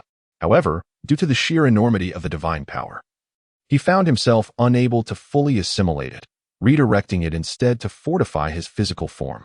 Gradually, as he began to consume Kaz's divine light, the energy within Frieza underwent a profound transformation, leading to a remarkable surge in his combat strength. As the energy within him fused with a modicum of divine light and commenced its metamorphosis, every cell in Frieza's body trembled violently. With this tremor, wisps of dark energy surged forth from his cells, intermingling with the divine light, creating an intense dichotomy akin to fire and water. In that moment, Frieza's body transformed into a battleground, where the purest dark energy clashed fiercely with the purest divine light, each striving for the annihilation of the other. Yet, due to their equal quality, a decisive victor remained elusive for the time being. The struggle between dark and divine energies proved to be a source of torment for Frieza. The principles of the universe, born from the boundless, dictate the interplay of motion and stillness, with yin and yang as the primordial forces. Action divides, stillness unites, in haste. One must respond swiftly, in leisure, one must follow suit. Though change manifests in myriad forms, the underlying truth remains singular. Yin does not abandon yang, nor does yang forsake yin, as they harmonize, akin to the balance of water and fire. Just as Frieza found himself in this torment, a multitude of profound phrases from his past life suddenly emerged in his mind. Having once immersed himself in a plethora of literature, he had gleaned fragments of wisdom from the classics of Taoism, Buddhism, and Confucianism. In this moment of serendipity, amidst the relentless trial of dark and divine energies, he experienced a moment of enlightenment. This enlightenment, a state of mind that is often elusive, allowed Frieza's frozen demonic power to awaken autonomously, following the most intricate trajectories of the universe. Under this influence, dark energy and divine light coalesced into a clear and distinct representation of Tai Chi Boom. Within Frieza's body, three distinct energies coalesced into the form of Tai Chi, abruptly awakening him from his state of enlightenment. As he sensed the changes within, a mix of astonishment and elation washed over him. Although the powers of the frozen demon, dark divine, and light divine had not completely merged into one, the Tai Chi he had manifested signified a preliminary fusion of these three energies. With a mere thought, Frieza's diminutive golden form shimmered with a blend of three colors: icy blue, pitch black, and brilliant gold. In the Dragon Ball universe, the dark divine and light divine powers were already considered to be of superior quality, yet the tricolored energy Frieza had achieved surpassed both in essence. How is this possible? How can you obstruct my divine power with a blade forged from Shigu gold? Kaz, feeling the draining of his divine energy, exclaimed in disbelief. Frieza, brimming with pride, retorted, "What does the barrier of Shigu gold matter? Even if it spans dimensions, I can devour every last remnant of you." He smirked, internally marveling at how formidable the art of darkness was, even at his nascent second level of cultivation. "Damn you, stop at once, or I shall risk my life to ensure we perish together," Kaz threatened vehemently, his frustration palpable. Frieza, unfazed by Kaz's threats, found his earlier admonitions absurd. After all, a being sealed away yet still complaining was merely foolish, especially when he had previously demanded to be addressed as Lord Kaz, as Kaz's threats bore no fruit. Frieza's devouring efficiency only grew stronger, inciting further urgency and anger within Kaz. "You are forcing my hand," Kaz bellowed. Suddenly, a surge of potent light divine power erupted from the divine sword, flowing into the vortex of darkness, causing Frieza's expression to shift dramatically. "A mere fledgling frozen demon dares to consume my divine energy? Very well, I shall bestow my power upon you, and see if you can digest it." "Huh. It will be the end of you. Kaz sneered. Having been sealed for eons, his combat prowess had diminished. Yet he still possessed a formidable strength of approximately 70 million points, a testament to his once unrivaled dominance in the universe. Thus, he schemed to relinquish a large portion of his power for Frieza to consume, a truly cunning ploy. Frieza's combat power fell short of 1 million. Yet a staggering energy surge of approximately 50 million points flooded into his being. Kaz harbored absolute confidence that he could obliterate Frieza. It must be acknowledged that Kaz's calculations were astute. However, he ultimately miscalculated a critical step. Indeed, the substantial divine light power he willingly bestowed upon Frieza was far beyond what the current Frieza could assimilate.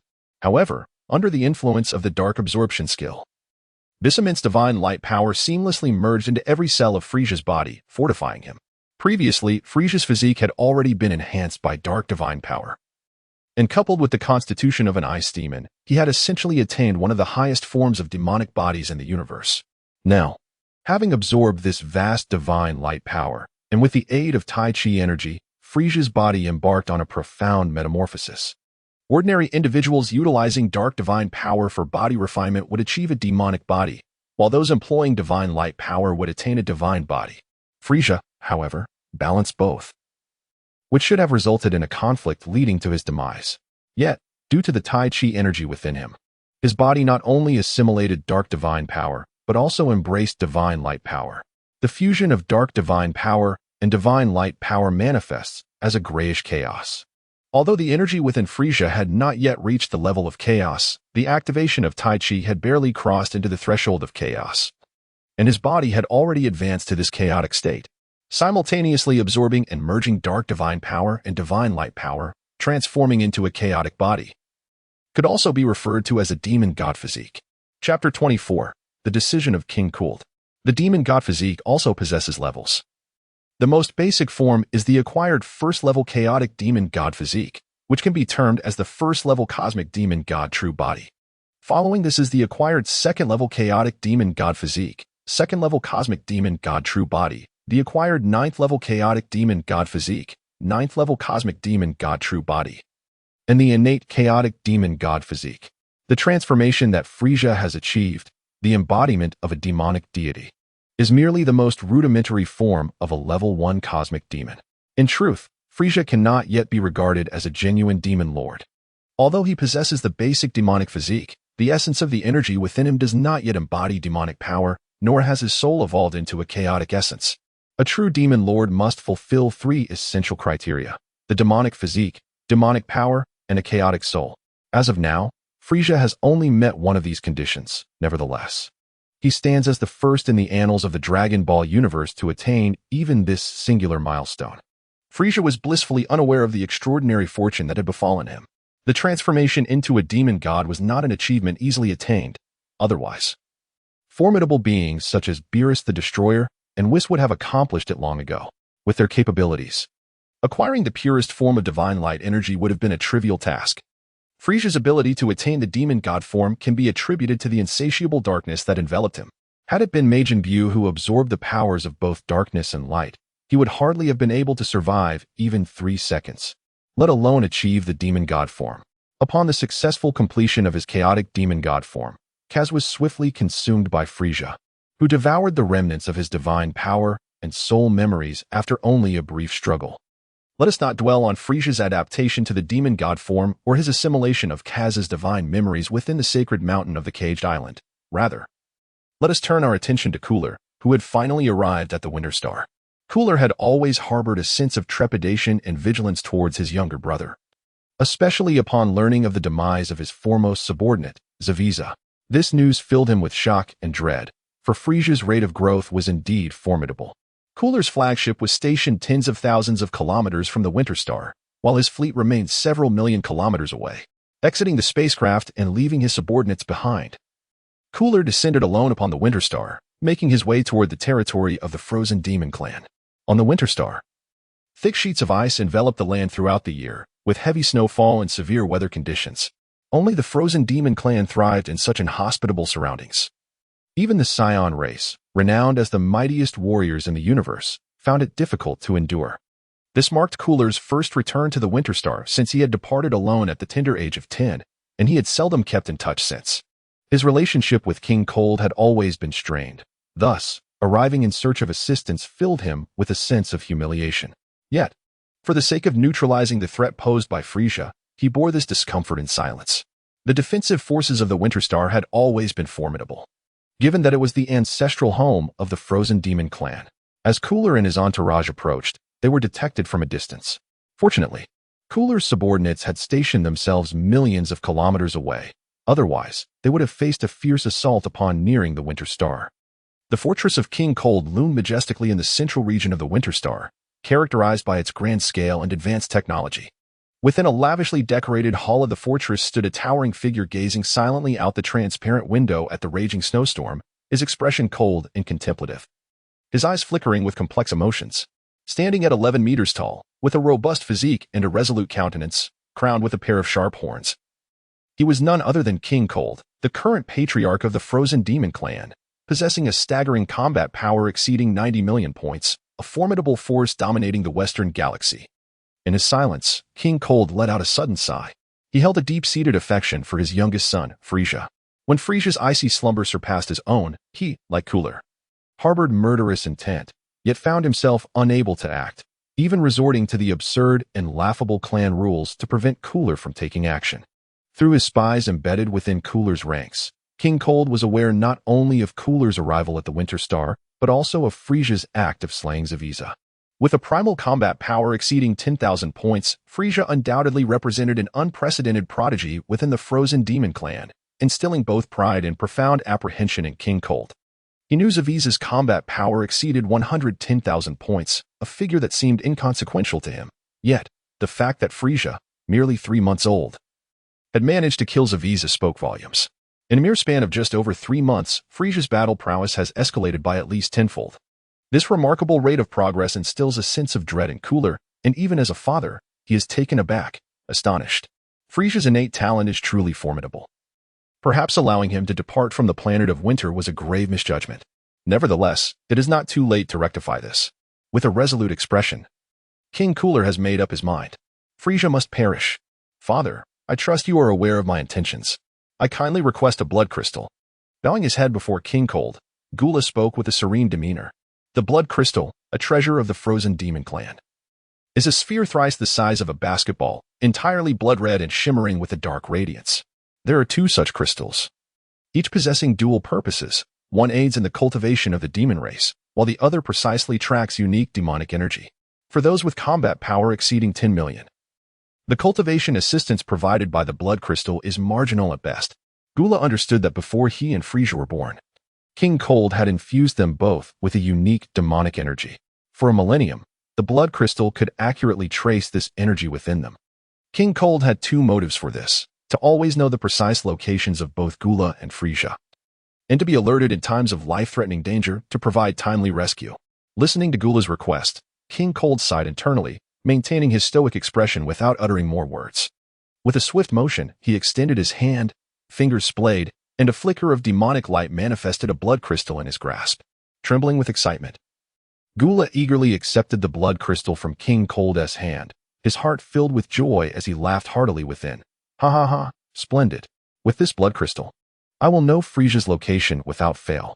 No matter how cunning you are, Frieza, you cannot escape my grasp. Thank you, Father, for your generosity. I have pressing matters to attend to, so I shall take my leave. Having obtained the blood crystal as he wished, Gula felt no desire to linger, and with a proud farewell, he departed from the Winter Star. Watching Gula's retreating figure, King Cold sighed deeply, murmuring to himself, Frieza, do not fault your father for his harshness.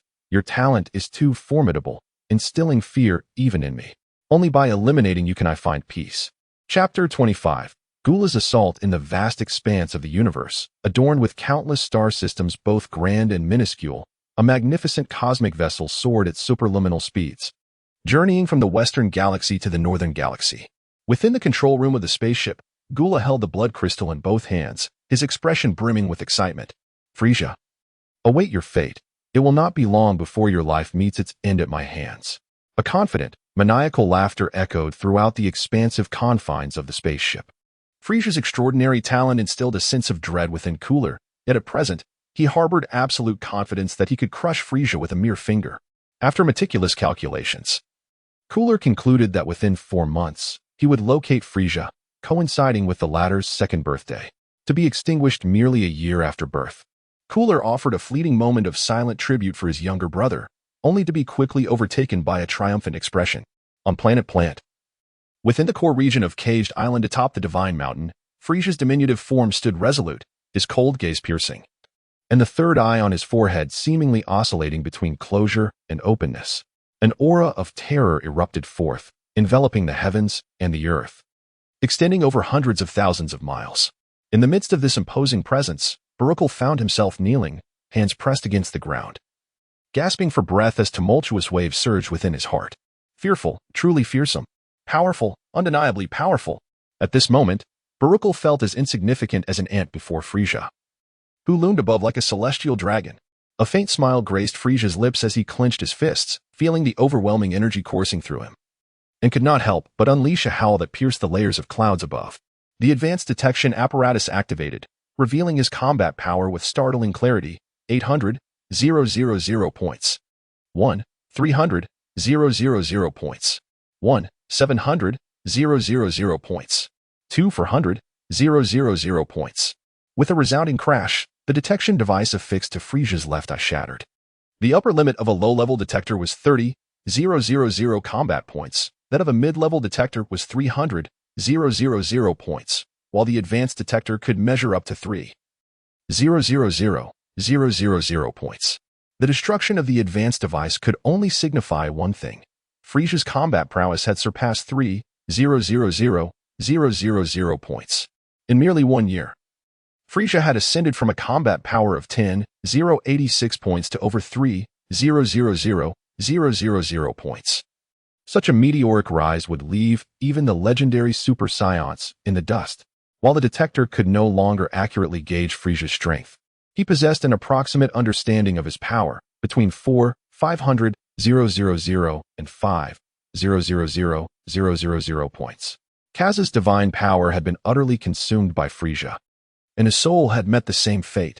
In devouring Kaz's essence, Frieza had also assimilated all of Kaz's memories. Regrettably, the old fool, in his last moments, unwittingly offered the majority of his remaining divine energy for Frieza to absorb, attempting to explode him in a futile effort.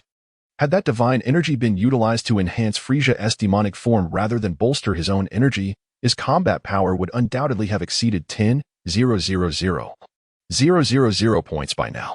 In his heart, Frieza sighed, yet he felt no profound regret. With his current combat prowess, even without training, he would inevitably surpass 10 million points within a year. Suddenly, a subtle sense of foreboding surged within him, causing Frieza to startle. Having absorbed Kaz's memories, he had acquired the skills of the King of Worlds and the King of Gods, including a telepathic ability that allowed him to sense impending mortal danger. A formidable presence threatening his life was approaching. Who could it be? Gula? Or perhaps King Cooled? Furrowing his brow, Frieza pondered. At this juncture, his combat power still paled in comparison to either Gula or King Cooled, yet he felt no fear, for he had confidence. If Gula foolishly sought him out, this encounter would mark Gula's demise. He mused with a chilling smile, a glint of menacing coldness flickering in his eyes. Drawing forth the divine sword, partially embedded in the ground nearby, Frieza leaped from the sacred mountain, landing before Baruchel. The sword that sealed Kaz was forged from Shigu precious metal. Incredibly sharp and significantly enhancing Frieza's combat strength at present, he would certainly not abandon it. Shigu precious metal is an alloy formed from hundreds of rare metals gathered from the universe, refined through countless forges. While its durability may not rival the strongest metals in the cosmos, it could certainly be deemed the second strongest, making it a premier material for crafting divine artifacts in the Dragon Ball universe. King Frieza. Baruchel bowed deeply, greeting him with utmost respect. Have you completed the tasks I assigned? Frieza inquired calmly. However, Baruchel could not help but feel a tremor in his heart. With Frieza's immense surge in combat power, the oppressive aura he emanated multiplied exponentially. All of the King's orders have been fulfilled. I have gathered over 140,000 subordinates dispersed across Prison Island. More than 50,000 have surpassed a combat power of 10,000, while nearly 90,000 have exceeded 3,000, Baruchel reported. Over 140,000? That number is insufficient. Relay to all of Prison Island that anyone with combat power above 2,000 must serve me. Otherwise, they will face execution. As for those with combat power below 2,000, their existence is no longer warranted. With a mere wave of his hand, Frieza coldly stated, and upon hearing his words, Baruchel shuddered and hastily complied. The number of living beings on Prison Cage Island exceeded 2 billion, yet only about 500 million possessed a combat strength surpassing 2,000. It can be asserted that Frieza's words had effectively condemned approximately 1.5 billion life forms to death. Among the remaining beings, many obstinate individuals would rather perish than surrender. Thus, it can be roughly estimated that over 1,600,000,000 lives would fall victim to the merciless slaughter orchestrated by Frieza and his minions. Among Baruchel's contingent of over 140,000, 30% were cultivated kin, while 70% were bred warriors. There was scarcely a need for Frieza to dirty his hands. Baruchel and his followers zealously executed his orders, ruthlessly cleansing Prison Cage Island. Any entity with a combat power below 2,000 was mercilessly exterminated, while those above this threshold who refused to pledge allegiance to Frieza were immediately met with annihilation. Frieza's brutal actions have provoked a multitude of formidable warriors on Cage Island. However, even a coalition of thousands of powerful beings cannot withstand the mere flick of Frieza's finger. The staggering disparity in strength breeds despair. Shortly after Gula's arrival in the northern galaxy, the carnage on Cage Island came to an abrupt halt. Over 30,000 cultivated tribesmen, more than 50,000 cultivated warriors, and an astonishing 25 million strong beings of various races comprise Frieza's initial cadre. Naturally, aside from the cultivated tribe, the loyalty of the others is rather tenuous, yet Frieza remains indifferent. As long as the foundation is laid, nurturing and promoting loyal elites will be a simple task. Chapter 26. Gula's contempt in the expanse of space near Cultivation Star in the northern galaxy. Gula's colossal flagship hovers, its massive form casting a shadow over a vast swath of stellar brilliance, plunging much of Cultivation Star into darkness. Gula is not alone on this venture. He commands a considerable legion. Hundreds of warships, each manned by 10,000 well-equipped warriors, have now encircled Cultivation Star, leaving no avenue for escape. Guided by the blood crystal, Gula is confident that Frieza resides on Cultivation Star. However, a report reaches him. My Lord Gula, after comprehensive system scans, the highest combat power detected on this planet is merely 74 points, not registering the unique energy fluctuations associated with the frozen demon. A trembling alien, responsible for piloting Gula's flagship, kneels and wipes the cold sweat from his brow as he relays the findings. Fool, the blood crystal's tracking cannot be wrong. That damned wretch Frieza is on this planet. If the scans yield nothing, then attack. Annihilate this planet. I refuse to believe we cannot locate Frieza. Gula commands with a dark scowl. Why yes, my lord. The trembling alien replies, relieved to receive such an order, and scurries off to relay the message to his superiors. Donnie and Leisure. Heeding Gula's command, Donnie and Leisure hastily order their fleets into a state of full offensive readiness, preparing to obliterate Cultivation Star. Boom, boom, boom. In unison, the main cannons of hundreds of warships fire upon Cultivation Star, unleashing a barrage of robust energy beams from all directions. These energy blasts, each boasting a combat power of approximately 50,000, illuminate much of the star system. As the blinding white light dissipates, Cultivation Star vanishes completely, reduced to cosmic dust. Yet, Frieza's shadow remains elusive. Is Frieza not on this planet? But the guidance of the blood crystal cannot be mistaken. There is only one explanation left, another dimension. Gula had indeed entertained doubts regarding whether the magic blood crystal bestowed upon him by the Kurdish king was genuine. However, through experiments utilizing the unique magical energy contained within his own being, he ascertained its authenticity, thereby dispelling any uncertainty. The concept of dimensions was not unfamiliar to Gula. Throughout his conquests in the southern galaxy, he had encountered dimensions on multiple occasions. Countless insignificant beings, unwilling to submit to his rule, had sought refuge within these dimensions, vainly attempting to escape his wrath, yet all had met with failure. Any lower dimension, once its approximate location was known, could easily be shattered by Gula's formidable might. In the Dragon Ball universe, dimensions are classified into 3 tiers: lower dimensions, levels 1 to 3, intermediate dimensions, levels 4 to 6, and higher dimensions, levels 7 to 9. Did they believe that hiding within a foreign dimension would render them beyond his reach? Oh, Frieza, How navi you are. With a cold smile, Gula emerged from the Great King's spaceship, a silver axe materializing abruptly in his grasp. This axe, adorned with a myriad of centipede-like blood patterns, bore a history of no less than 100 billion years. It was an artifact of ancient origin. With the axe firmly in hand, Gula swung it with great force, causing a vast expanse of cosmic vacuum before him to collapse and disintegrate into a chaotic energy storm. This tempest harbored the primal energies of earth, fire, water, and wind, its ferocity unmatched, wielding terrifying destructive power. Any being with a combat power below 500,000 would be reduced to mere dust should they dare to enter this tumultuous storm, their souls scarcely spared. One axe strike after another, the area of the energy storm expanded gradually. Suddenly, a sound akin to the cracking of an eggshell resonated through the void. Upon hearing this sound, Gula smiled, a triumphant grin gracing his features, for it was the unmistakable sound of a dimension fracturing, a sound he knew all too well. However, Gula's smile abruptly faltered. The energy storm ceased instantaneously, quelled by the presence of a singular individual, a diminutive golden-skinned being. This being merely raised a finger, and the tempest was silenced.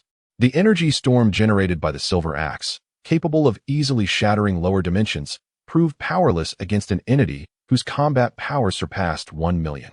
Frieza.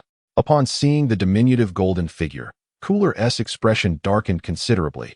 He had endeavored to overestimate Frieza's prowess, yet in this very moment, he realized he had gravely underestimated him.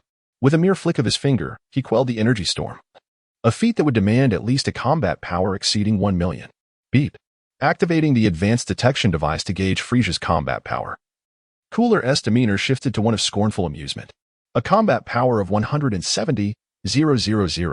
Is this the extent of Frieza's strength now? In just a year, he has augmented his power by 17-fold. My dear brother, your talent astonishes me, yet it is precisely this gift that compels me to personally consign you to your demise. Cooler laughed heartily. My combat power has merely enhanced by 17 times? Foolish ignoramus, how could you possibly grasp the subtlety of ki? Frieza mused inwardly, a flicker of derision flashing in his eyes. Having absorbed Kaz's memories, Frieza finally attained his long-sought comprehension of ki. With this understanding, Frieza could manipulate his combat power at will. Cooler, daring to offend me, Frieza, is the gravest error of your life. If you wish to avoid death, kneel and beg for my forgiveness. I may consider sparing your pitiful existence. Frieza remarked coldly. Baruchel, adhering to Frieza's previous instructions, led his subordinates away from the battlefield to prevent collateral damage. Cooler, ever observant, had long noticed Baruchel and his companions, yet regarded them with disdain. No multitude of ants could shake him. Even if Frieza's minions were tenfold in number, he could crush them with a mere finger. Upon hearing Frieza's words, Cooler seemed to have stumbled upon the most ludicrous jest in existence, unable to restrain his laughter, while his two trusted aides, Donnie and Leisure, joined in the mirth. Donnie. Leisure, go teach my brother a lesson. Be gentle, do not kill him. After a hearty laugh, Cooler jested, his eyes brimming with contempt for Frieza. It is no wonder Cooler looked down upon Frieza. Although currently in his weakened first transformation, his combat power stood at 190,000. Should he transform to the second stage, his power would soar to 380,000, and in the third stage, it would reach an astonishing 760,000. As for his original form, his power neared an astounding 40 million. A mere 170,000 combat power Frieza is unworthy of even compelling him to transform to the second stage. Why should he command any respect? Yes, understood, my lord. Upon hearing Cooler's command, Donnie and Leisure eagerly cracked their knuckles, grinning maliciously as they set their sights on Frieza. Despite their combat power being inferior to that of the devoured Saviza, merely at 100,000,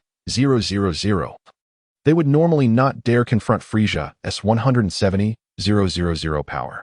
However, with Cooler in the fray, their confidence surged. Chapter 27. The warm-up should come to an end. Facing the approaching, grinning Donnie and Leisure, Frieza wore a mocking expression. Boom. Bang.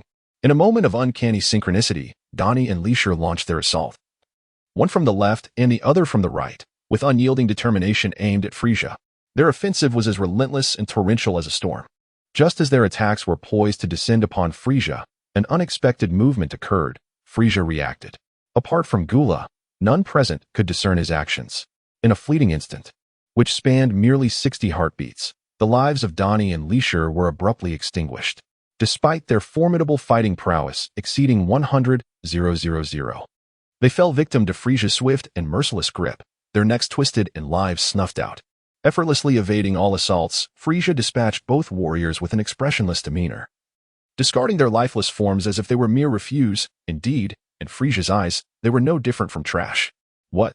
Gula exclaimed, his eyes widening in disbelief. He had anticipated that Frieza, even in a 2-on-1 scenario, would encounter considerable difficulty.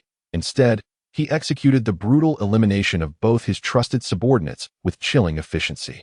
Frieza, Donnie, Leisure, the three stalwart aides of Gula, now lay slain by Frieza's hand. Rage, fury. How remarkable Frieza was, Gula mused, realizing he had underestimated him.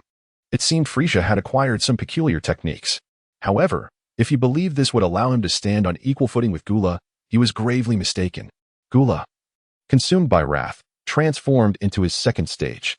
Fully confident in his assessment of Frieza's power level, which he believed to be merely 170,000. Gula had unwavering trust in his scouter. Yet, witnessing Frieza's ability to quell the energy storm with a mere finger and the swift execution of Donnie and Leisure compelled him to reconsider. Gula surmised that Frieza must have learned some unique techniques, enabling him to quell such a storm and eliminate two formidable foes with only 170,000 power. Gula's weakened form in his first transformation had a power level of 190,000, although slightly superior to Frieza. The emergence of Frieza's newfound skills prompted Gula to transform into his second stage. With this transformation, Gula's power doubled, instilling him with a sense of assured victory. Now, his power level surpassed Frieza's by a staggering 210,000. Even if Frieza had mastered some special techniques, victory was assured in Gula's mind. With a mocking gaze, Frieza sneered. "Gula, you should revert to your original form. Your weakened state is pitifully inadequate. I fear I might inadvertently kill you, and that would be dreadfully dull." Frieza. Your arrogance is astonishing. I hope your strength matches your bravado," Gula retorted angrily, raising his hand to unleash a devastating earth splitter from afar. Simultaneously, Frieza executed a similar earth splitter, yet its potency eclipsed Gula's tenfold. Boom. In the vastness of the cosmic vacuum, Gula unleashed his earth splitter, only to have it clash violently with Frieza's own earth splitter. In the face of overwhelming strength, Gula's attack was swiftly consumed by Frieza's formidable version. After devouring Gula's earth splitter, Frieza's attack surged forth with a cataclysmic force aimed directly at Gula, who was rendered speechless by the unfolding events. How could this be? Gula found it hard to believe. He had harnessed a battle power of 150,000 to execute this devastating technique, an ultimate move of the Frozen Demon Clan. Yet Frieza's manifestation of the same technique was tenfold more powerful. What did this signify? Had Frieza's battle power truly reached 1,500,000? Could it be that this scoundrel had concealed his true strength, employing some arcane method to mask his power and mislead the detection instruments? A thought flickered in Gula's mind. But there was no time to ponder further, for Frieza's earth splitter was already upon him. In a moment of desperation, Gula hastily retrieved the blood crystal that tracked Frieza and shattered it with a fierce blow. The blood crystal was not particularly sturdy. It could be broken with a battle power exceeding 100,000. Upon shattering the crystal, a surge of demonic energy erupted, forming a protective shield around Gula. Boom. Crash. The astonishing force of Frieza's earth splitter struck the protective barrier, which shattered almost instantaneously, sending Gula flying and causing him to spit blood. Though the majority of the attack was absorbed by the shield, the residual force left Gula severely injured. You are far too weak, Gula. I won't repeat myself a third time. Return to your original form, or this will become exceedingly tedious. After inflicting grievous harm upon Gula, Frieza chose not to deliver a fatal blow but instead paused. Wiping the blood from the corner of his mouth, Gula grinned maliciously. Very well, Frieza. It appears I have underestimated you. I didn't anticipate your strength to reach such heights. Your battle power must be around 1,500,000. However, you are also quite arrogant to let me transform back into my original form instead of taking advantage of my momentary weakness. You are blissfully unaware of my true capabilities. But alas, it is too late for regrets. Haha. As he spoke, Gula reverted to his original form, transformed back into his primal state.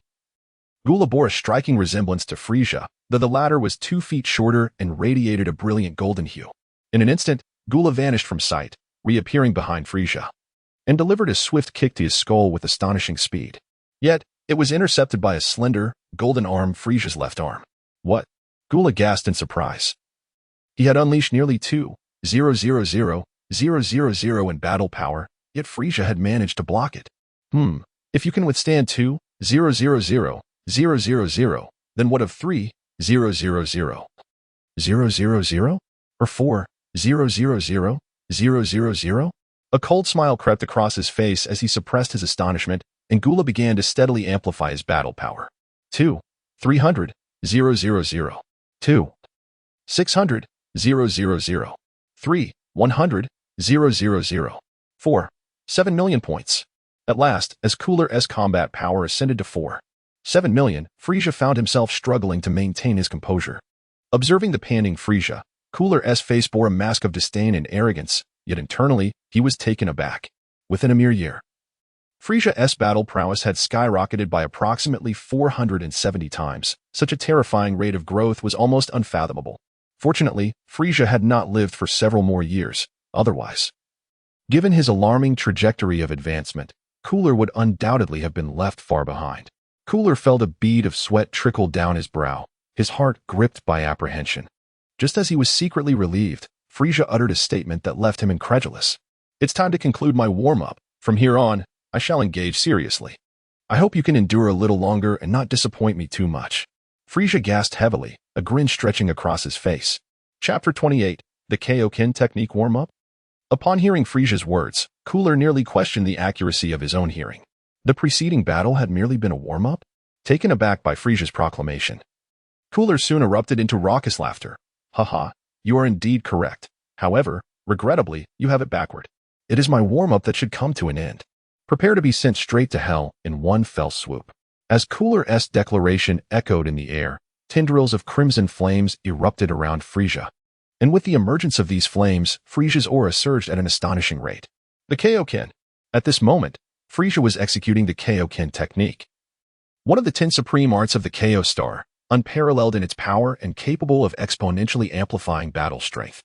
Frieza's audacity in confronting Cooler is rooted in his formidable demon god physique and the Kaioken technique. The demon god form boasts an impenetrable defense, rendering any attack with a combat power below 100 million utterly ineffective, barely leaving a scratch. Even Frieza is uncertain about the extent of attacks he can withstand. With Cooler's combat power hovering around 40 million, even a mere tickle would be a challenge for Frieza. Thus, even without evasion or defense, Cooler cannot hope to slay Frieza, who possesses the demon god form. This very assurance allows Frieza to permit Cooler to revert to his original state. Such formidable defense secures Frieza's invincibility, while the Kaioken propels him to victory. It can be stated that the outcome of this battle against Cooler was predetermined from the outset, entirely within Frieza's control, rendering it laughable that Cooler remains oblivious to his impending doom. One-fold Kaioken, 150 combat power. Two-fold Kaioken, 200 combat power. Three-fold Kaioken, 300 combat power. 10-fold Kaioken, 1000 combat power. Frieza has only recently begun to practice the Kaioken technique, currently managing to achieve a mere 30-fold enhancement. However, dealing with the insignificant Cooler requires no such exertion. A 10-fold Kaioken suffices. Presently, Frieza's combat power hovers around 6 million, which escalates to an astounding 46 million upon unleashing the 10-fold Kaioken. It was only after truly engaging with the Kaioken that Frieza comprehended the rigorous conditions demanded for mastering this skill. With his unparalleled cosmic talent, combined with his formidable demonic physique and approximately 6 million in combat prowess, it took him 4 days and nights of relentless effort to barely attain the mastery of the 30-fold Kaioken. The Kaioken is fraught with limitations. The initial phase is a formidable hurdle. Once surmounted, ascending from the 1-fold to the 10-fold Kaioken becomes seamless, provided one's physical condition and inherent combat strength are adequate. Yet, a significant threshold exists between the 10-fold and 11-fold Kaioken, and only by breaching this barrier can one continue to advance. Similarly, between the 20-fold and 21-fold Kaioken lies a second threshold, with a difficulty 10 times greater than the first. The challenge between the 30-fold and 31-fold Kaioken constitutes the third threshold, equally daunting. mirroring the complexity of the second. This pattern continues indefinitely. Currently, Frieza has only surpassed 2 such thresholds, remaining ensnared at the 30-fold Kaioken, unable to penetrate the third. A 30-fold Kaioken remains barely sufficient for Frieza to command the cosmos. At present, should Frieza unleash his full strength with the 30-fold Kaioken, his combat power could surge to approximately 140 million. A torrent of crimson flames envelopes Frieza, reminiscent of countless red serpents flicking their tongues, radiating an overwhelming aura that fills the air. Caught within this imposing presence, Cooler experiences an unprecedented sense of dread. A profound feeling of peril washes over him, a sensation unlike any he has encountered in his lifetime, causing his very soul to tremble. With a thunderous roar, Cooler summons all his might, and instantly, a faint aura of approximately 40 million envelopes him. In a flash, a golden red figure appears, and in the next moment, an uncountable barrage of attacks descends upon Cooler. The onslaught is fierce, relentless, and lasts for 3 minutes before finally ceasing. At this point, Cooler is left in a pitiful state, bloodied and bruised, with his left side particularly grievously injured, a portion of his ribcage visibly protruding from his body. A slight movement elicits a sharp gasp of pain, yet Frieza, though merciless, has shown restraint. The injuries, while severe, do not threaten Cooler's life. How could this be possible? Gula's astonishment knew no bounds. Despite his formidable combat prowess of approximately 40 million, he found himself utterly powerless. This irrefutably demonstrated that Frieza's strength far surpassed his own. However, how could Frieza, merely a year old, possibly possess combat capabilities that eclipsed his? Such a notion seemed absurd. Undeniably, Frieza's innate talent was astonishing. Heralded as the foremost genius in the history of the Frost Demon race, with a raw power exceeding 10,000, a rarity throughout the annals of the cosmos. Yet, no matter how extraordinary a prodigy, it was inconceivable for anyone to amplify their combat strength by over 40,000 times within a single year. To suggest that one could even increase their power by 400 times in such a short span would suffice to astound the universe. As Gula pondered this conundrum, Frieza's mocking voice pierced the air. Gula, considering we are somewhat akin to brothers, I shall grant you 2 concessions.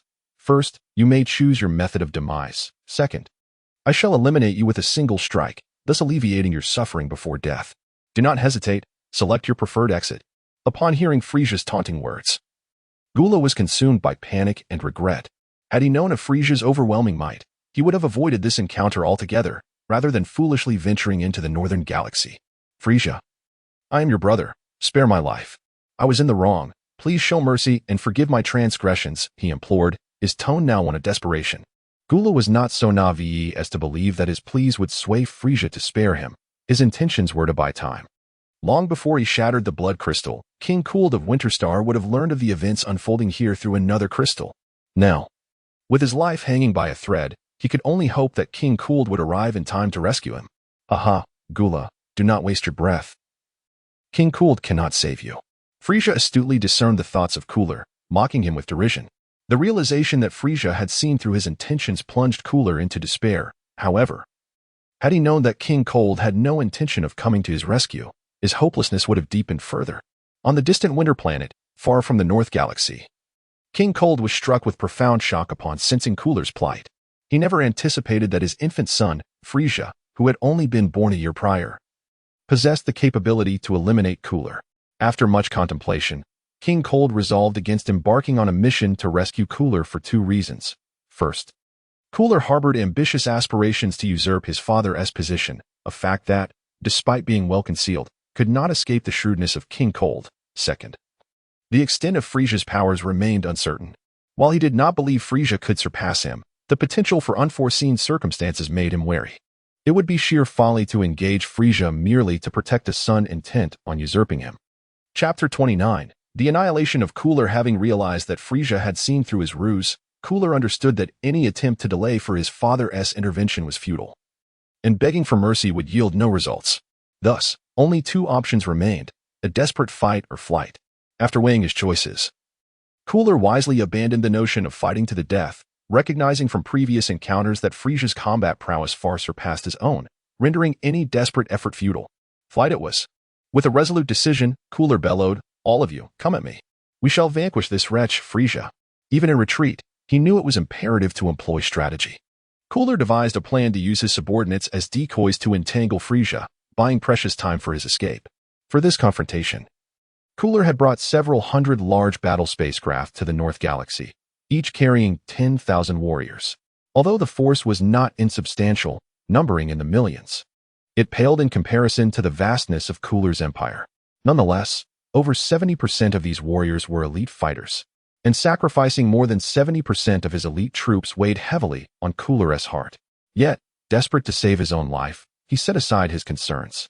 Cooler held significant prestige among his warriors, and despite enduring severe torment at Frieza's hands, at his command, the several hundred spacecraft launched an unhesitating assault on Frieza. Almost simultaneously with the onslaught of the fleet, Cooler gritted his teeth, suppressing the agony of his grievous wounds, and made his way toward his own flagship, which lay not far away. While the ice demons could survive in the vacuum of space, their speed was vastly inferior to that of a spacecraft. Even a powerful ice demon like Cooler, with a combat power of around 40 million, was no exception. Frieza lacked a king-class spacecraft. If Cooler could return to his ship, he would be free from pursuit. As the hatch of the spacecraft loomed ever closer, a smile involuntarily graced Cooler's face, his eyes sparkling with the elation of having survived a harrowing ordeal. The spacecrafts can be categorized into 3 distinct tiers. The most basic level is the standard class, light speed, exemplified by the vessels used by Vegeta and Nappa during their invasion of Earth in the original tale. The next tier is the battleship class, tenfold light speed, which includes the ship that Son Goku utilized to travel to Namek. Finally, there exists the royal class, whose ships can not only traverse the vastness of space at speeds reaching 100 times the speed of light, but are also capable of short-range spatial jumps and wormhole traversal. Gula had once attempted to fly in the vacuum of space, and with a combat power of approximately 40 million, he could barely achieve light speed, albeit briefly. He could not fathom that Frieza could match the velocity of a royal-class spacecraft in the void of space. Thus, to him, his royal-class vessel represented a slender thread of hope. His survival hinged upon his ability to seize this fragile opportunity. "Ha ha ha, splendid," Gula exclaimed, as the hatch became within his grasp, reveling in the triumph of securing that thread of hope. However, in a twist of fate, as joy enveloped him, Frieza's sinister laughter echoed ominously in his ears. "For the sake of our brotherhood, I had intended to leave you with a complete corpse, but alas, your ingratitude has sealed your fate. Do not blame me for what is to come." The voice of Frieza echoed in Gula's ears like the ominous dirge of the Grim Reaper, instilling a profound terror that nearly caused him to lose his senses. In a frantic turn, he glanced back only to be horrified by the sight of Frieza leisurely trailing just half a foot behind him, while the minions attacking him were merely illusions. Gula's face drained of color as Frieza, with a sinister grin, leaned closer to whisper in his ear, "Farewell, brother. In your next life, remember whom you can provoke and whom you cannot. I, Frieza, am someone you shall never dare to challenge. However, it appears you may not have a next life, haha." As soon as the words fell, Frieza unleashed a devastating punch, a dazzling golden red aura erupting like a meteor hurtling towards Gula. "No." Gula's shrill cry of despair filled the air as Frieza's fist collided with his body. This punch was delivered without the slightest restraint, an all-out strike empowered by the tenfold Kaioken technique. The golden red energy swiftly engulfed Gula, and when it dissipated, he had utterly vanished. Not merely in body, but in soul as well. Gula was dead. Frieza, brimming with confidence, believed that Guldo stood no chance against the full force of his tenfold Kaioken. He was resolute in his decision to eliminate Guldo directly, eschewing the option to absorb him, feeling no sense of loss. Although Guldo's combat prowess was formidable, without the Kaioken, he was far inferior. Thus, consuming Guldo would merely strengthen Frieza's demonic form insignificantly, given that the energy Guldo possessed would offer minimal enhancement. Consequently, the choice to absorb or not was of little consequence to Frieza. Once the demonic form was perfected, effective enhancement required the absorption of 3 specific types of energy: the dark divine power, the light divine power, and the chaotic energy. Energy of any other quality yielded exceedingly low effects. Guldo's essence was of the ice attribute, a form of demon energy that fell just short of the dark divine power. Absorbing such energy would provide negligible benefit to the enhancement of Frieza's demonic form. With Guldo's demise, the pent-up frustrations that had tormented Frieza for nearly a year were finally released. Since his birth, he had been haunted by Guldo's relentless pursuit, which had left him feeling suppressed, anxious, sorrowful, frustrated, and consumed by anger and resentment. Now that Guldo lay defeated by his hand, A significant weight lifted from his heart. With this menace eradicated, his sights turned to King Cold, the Elder. Out of respect for his father's legacy in this lifetime, Frieza considered sparing his life, provided he behaved wisely. However, should King Cold foolishly seek revenge for Guldo, he would serve as a cautionary tale for what awaited him. Frieza smirked inwardly, truth be told. Having perfected the 30-fold Kaioken, his combat power was surging at an astonishing rate. The likes of King Cold no longer registered as a concern, as familial ties held little sway over him. Having dared to slay his brother, it was not beyond the realm of possibility for him to usurp his father in the future. For the time being, Frieza's ambitions lay in dominating the northern galaxy and establishing himself as a sovereign power, before subsequently conquering the eastern, western, southern, and central galaxies. As long as King Cold did not seek him out, Frieza was content to allow his father to enjoy a few more days of untroubled existence in the western galaxy. In truth, by eliminating Guldo, Frieza could have easily taken control of the vast forces left in the southern galaxy. However, he opted for the northern galaxy, as future events would primarily unfold there. Venturing to the southern galaxy, despite the prospect of claiming dominion, would risk losing the initiative and unwise trade of sesame for watermelon. A folly Frieza was not inclined to commit. Moreover, the vastness of the universe and the galaxy was daunting, with countless formidable beings emerging. Guldo himself had labored for over a century to carve out a position in the southern galaxy. To dominate any galaxy was no trivial endeavor. Chapter 30. King Frieza, you are left with but two choices. Either accompany Guldo in death or pledge your loyalty to me, Frieza, from this day forth. Confronted by hundreds of cosmic warships, Frieza spoke in a calm tone. His voice, though soft, resonated clearly within the ears of the elite warriors of the Gula Legion aboard those vessels. As Frieza spoke, Pinnacle had commanded the Dark Legion to tightly encircle the fleet of warships.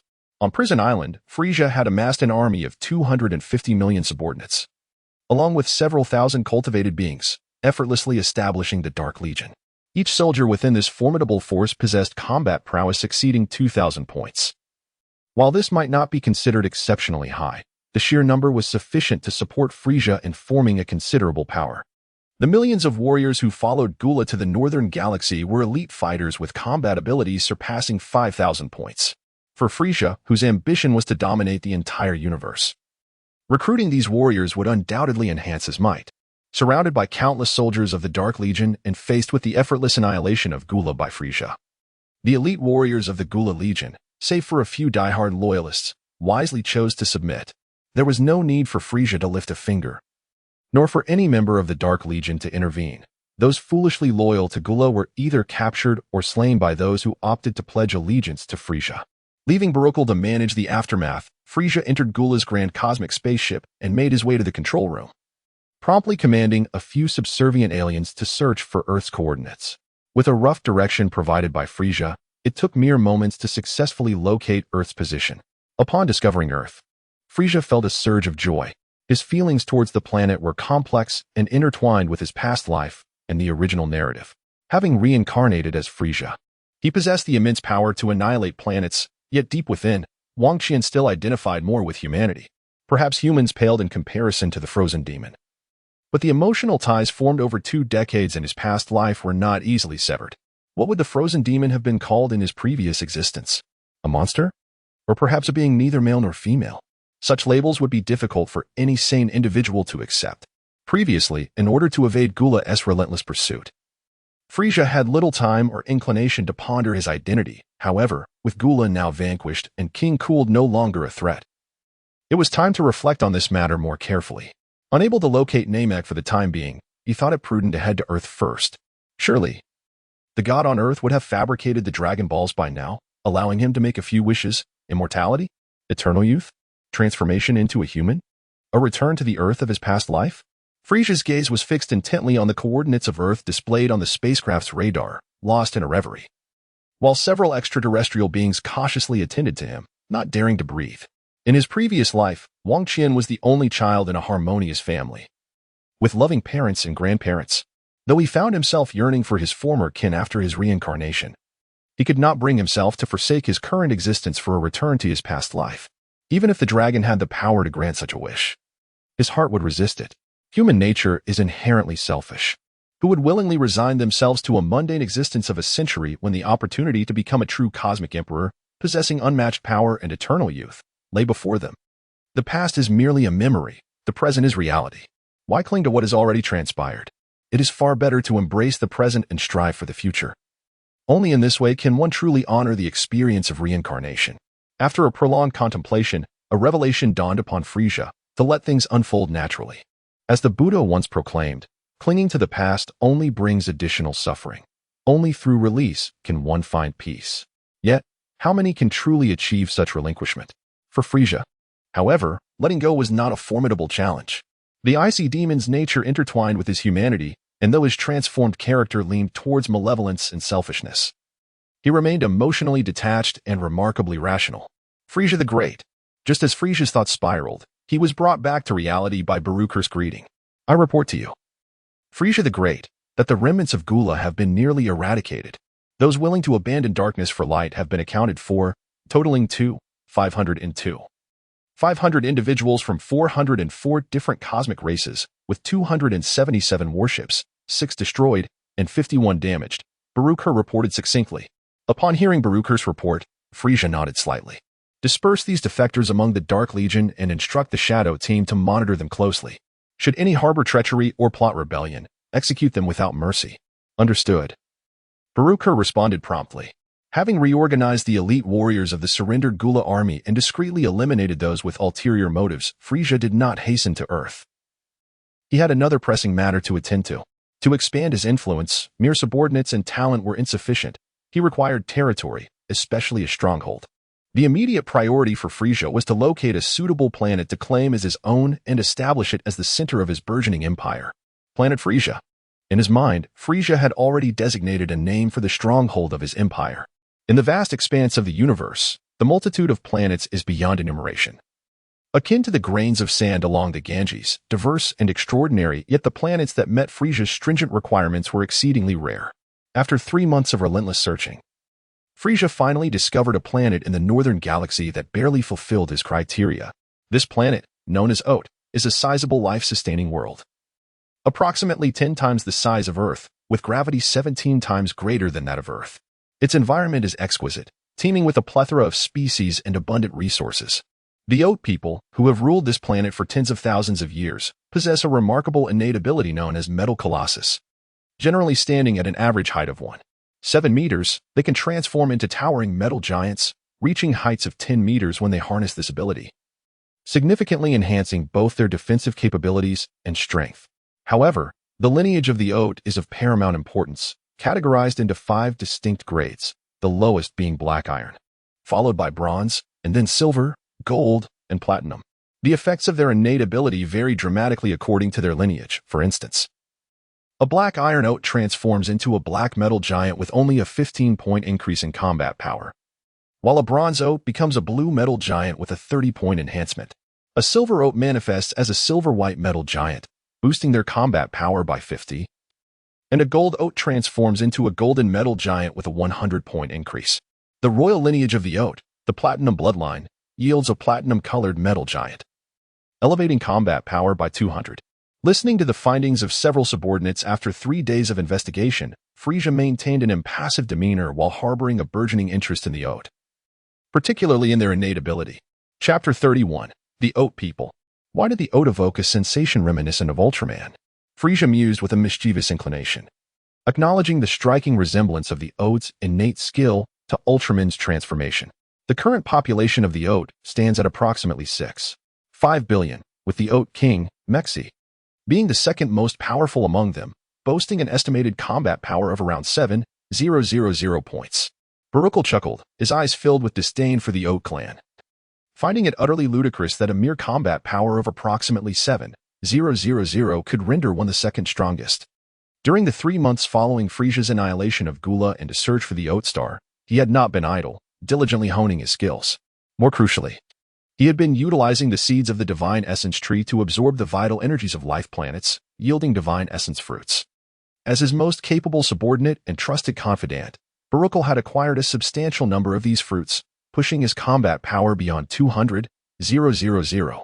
In addition to Baruchel, Frieza had unearthed 2 other formidable subordinates, Kate of the Feathered Serpent clan and Tez of the Two-Headed Wolf clan. While their combat powers paled in comparison to Baruchel's, They had each surpassed 100,000, having also benefited from Frieza's generosity of divine essence fruits. Cade, a cosmic being of the feathered serpent clan, stood 8 feet tall. With a serpent's head atop a human body, adorned with dual wings and cloaked in pure white. His innate skill, toxic domain, enveloped an area in toxic gas. Tez, a cosmic entity of the two-headed wolf clan, towered 14 feet, possessing 2 wolf heads on a human body, draped in black fur with blood-red eyes. His innate ability, cloning technique, allowed him to split into 2 werewolves, maintaining or even enhancing his combat power. A combat power of around 7,000 may seem feeble, yet it is not entirely insignificant. In the original narrative, King Vegeta had a combat power of merely 10,000, and as the leader of the Saiyan race, the mightiest of warriors, he too only reached that threshold. Thus, it is evident that the combat prowess of the Oat King is commendable, at least on par with the upper echelon of Saiyan warriors. Who is the foremost warrior of the Oat clan? What is his combat power? Frieza inquired nonchalantly. The question seemingly trivial, yet he felt compelled to ask. In response, Barukal promptly replied, the current strongest of the Oat clan is Sevan, the eldest son of Mexes. At just 13 years of age, he possesses a combat power of 8,500 and is revered as the Star of Oat. He also ranks first among the top 10 prodigies of the clan. Sevan? An intriguing name. The top 10 prodigies? Frieza mused, stroking his chin thoughtfully. The lifespan of the Oat clan is notably brief, averaging only 80 years. Those who surpass a combat power of 5,000 before the age of 15 are deemed geniuses. Each of the top 10 prodigies bears a title. The first genius, the Star of Oat, Sevan; the second, the Star of Peace, Ace; the third, the Star of Courage, Taro; the fourth, the Star of Hope, Leo; the fifth, the Star of Wisdom, Eddie; the sixth, the Star of Justice, Digga; the seventh, the Star of Combat, Dana; the eighth, the Star of Dawn, Gauss; the ninth and 10th, the twin stars, Atelstra and Mebius. These 10 Oat prodigies can transform into metallic giants exceeding 40 meters in height, marking them as extraordinary beings. Barukar spoke eloquently. Hearing one familiar name after another from Barukar's lips, Frieza was left speechless. However, he was quite astonished to learn that the top 10 prodigies of the Oat clan could transform into metal giants exceeding 40 meters in height. The black iron-blooded Oat could only transform to 10 meters, the bronze-blooded Oat to 11 meters, the silver-blooded Oat to 12 meters, the gold-blooded Oat to 13 meters. And even the platinum-blooded Oat royalty could only reach 15 meters. The ability to transform into a being over 40 meters tall was indeed remarkable. How intriguing. These top 10 prodigies of the Oat clan, Frieza mused with a light chuckle, already formulating a plan in his mind. With these familiar names and extraordinary talents, he resolved to recruit the 10 stars of Oat as his personal guards. These guards would hold a status akin to that of Zarbon and Dodoria in the original tale. In this incarnation, Frieza only had interest in 2 individuals among his subordinates, Jinyu and Goldo. As for the others, he deemed them unworthy. Jinyu's body-swapping ability was notably formidable. If utilized skillfully, it could prove immensely powerful.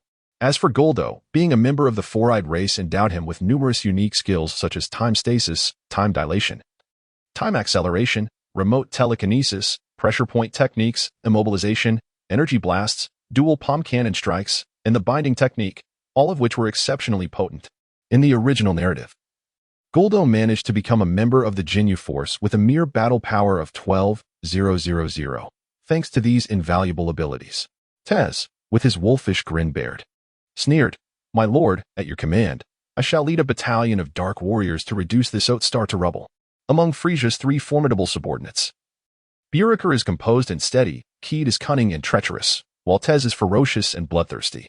Casting a glance at the eager Tez, Frieza expressionlessly shook his head in disapproval, then turned his attention to Cade, saying with a hint of indifference, "Cade, you shall personally journey to Oat Star to seek out Mexi and present yourself before me alone." With a flick of his serpent-like tongue, Cade nodded in acquiescence. "Yes, my lord." Observing Cade's departing figure, Frieza snapped his fingers, and a small spacecraft swiftly approached from the distance. He leapt aboard, closing his eyes to meditate. In response, Barukar and Tez bowed and took their leave. Given Frieza's current prowess and his subordinates, annihilating the Oat tribe would be a trivial task. Even the obliteration of Oat Star itself would pose no challenge. However, such an action was not immediately warranted. Destroying the Oat tribe was straightforward, yet what benefit would it yield Frieza? It would merely enhance his fearsome reputation, instilling dread. Whereas subjugating the Oat tribe would yield far greater advantages. To ascend as the emperor of the Dragon Ball universe, where power reigns supreme, personal strength is significant. But so too is influence, and a formidable reputation cannot be overlooked. However, establishing a fearsome reputation is easily achievable, eliminating a few obstinate races or slaying notable figures such as the KO, Kaioshin, or Demon King would suffice to instill fear among the lesser beings. Although Frieza desired to subdue the Oat tribe, should this race prove ungrateful, he would have no choice but to entertain Tez's proposal. After Keith's departure for Oatstar, Frieza succumbed to slumber, perhaps influenced by his past character. Having dispatched Gula and rendered King Cold inconsequential, Frieza found himself devoid of life-threatening concerns and thus lacked the earnestness in his training, becoming increasingly lethargic. 3 months had elapsed since the defeat of Gula, and Frieza's combat power had barely risen to 15 million, with his Kaioken technique only reaching 40 times its base. With a combat power of 15 million, employing the 40-fold Kaioken could yield a staggering 600 million in combat strength, a magnitude that diminished Frieza's enthusiasm for rigorous training. In the original narrative, the full form of Cell possessed a combat power around 600 million.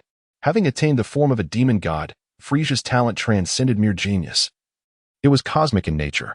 Indulging in pleasures, he could elevate his combat power tenfold within a year. In legend, a Super Saiyan is said to be born once every millennium, increasing their strength by only a factor of 2 within a year. Whereas Frieza's potential allows for a tenfold increase. What a terrifying prospect. Currently at a combat power of 15 million. The trajectory suggests that in 1 year it would reach 150 million, in 2 years 1.5 billion, in 3 years 15 billion, in 4 years 150 billion, and in 5 years a staggering 1.5 trillion. At this rate of growth, it would not be long before deities of destruction such as Beerus and Whis are rendered inconsequential. Counting units: individual, 10, 100, 1,000, 10,000, 100 million, trillion, quadrillion, quintillion, sextillion, septillion, octillion, nonillion, decillion, undecillion, duodecillion, tridecillion, quadriordecillion, quindecillion, sexdecillion, septendecillion, octodecillion, novemdecillion, vigintillion.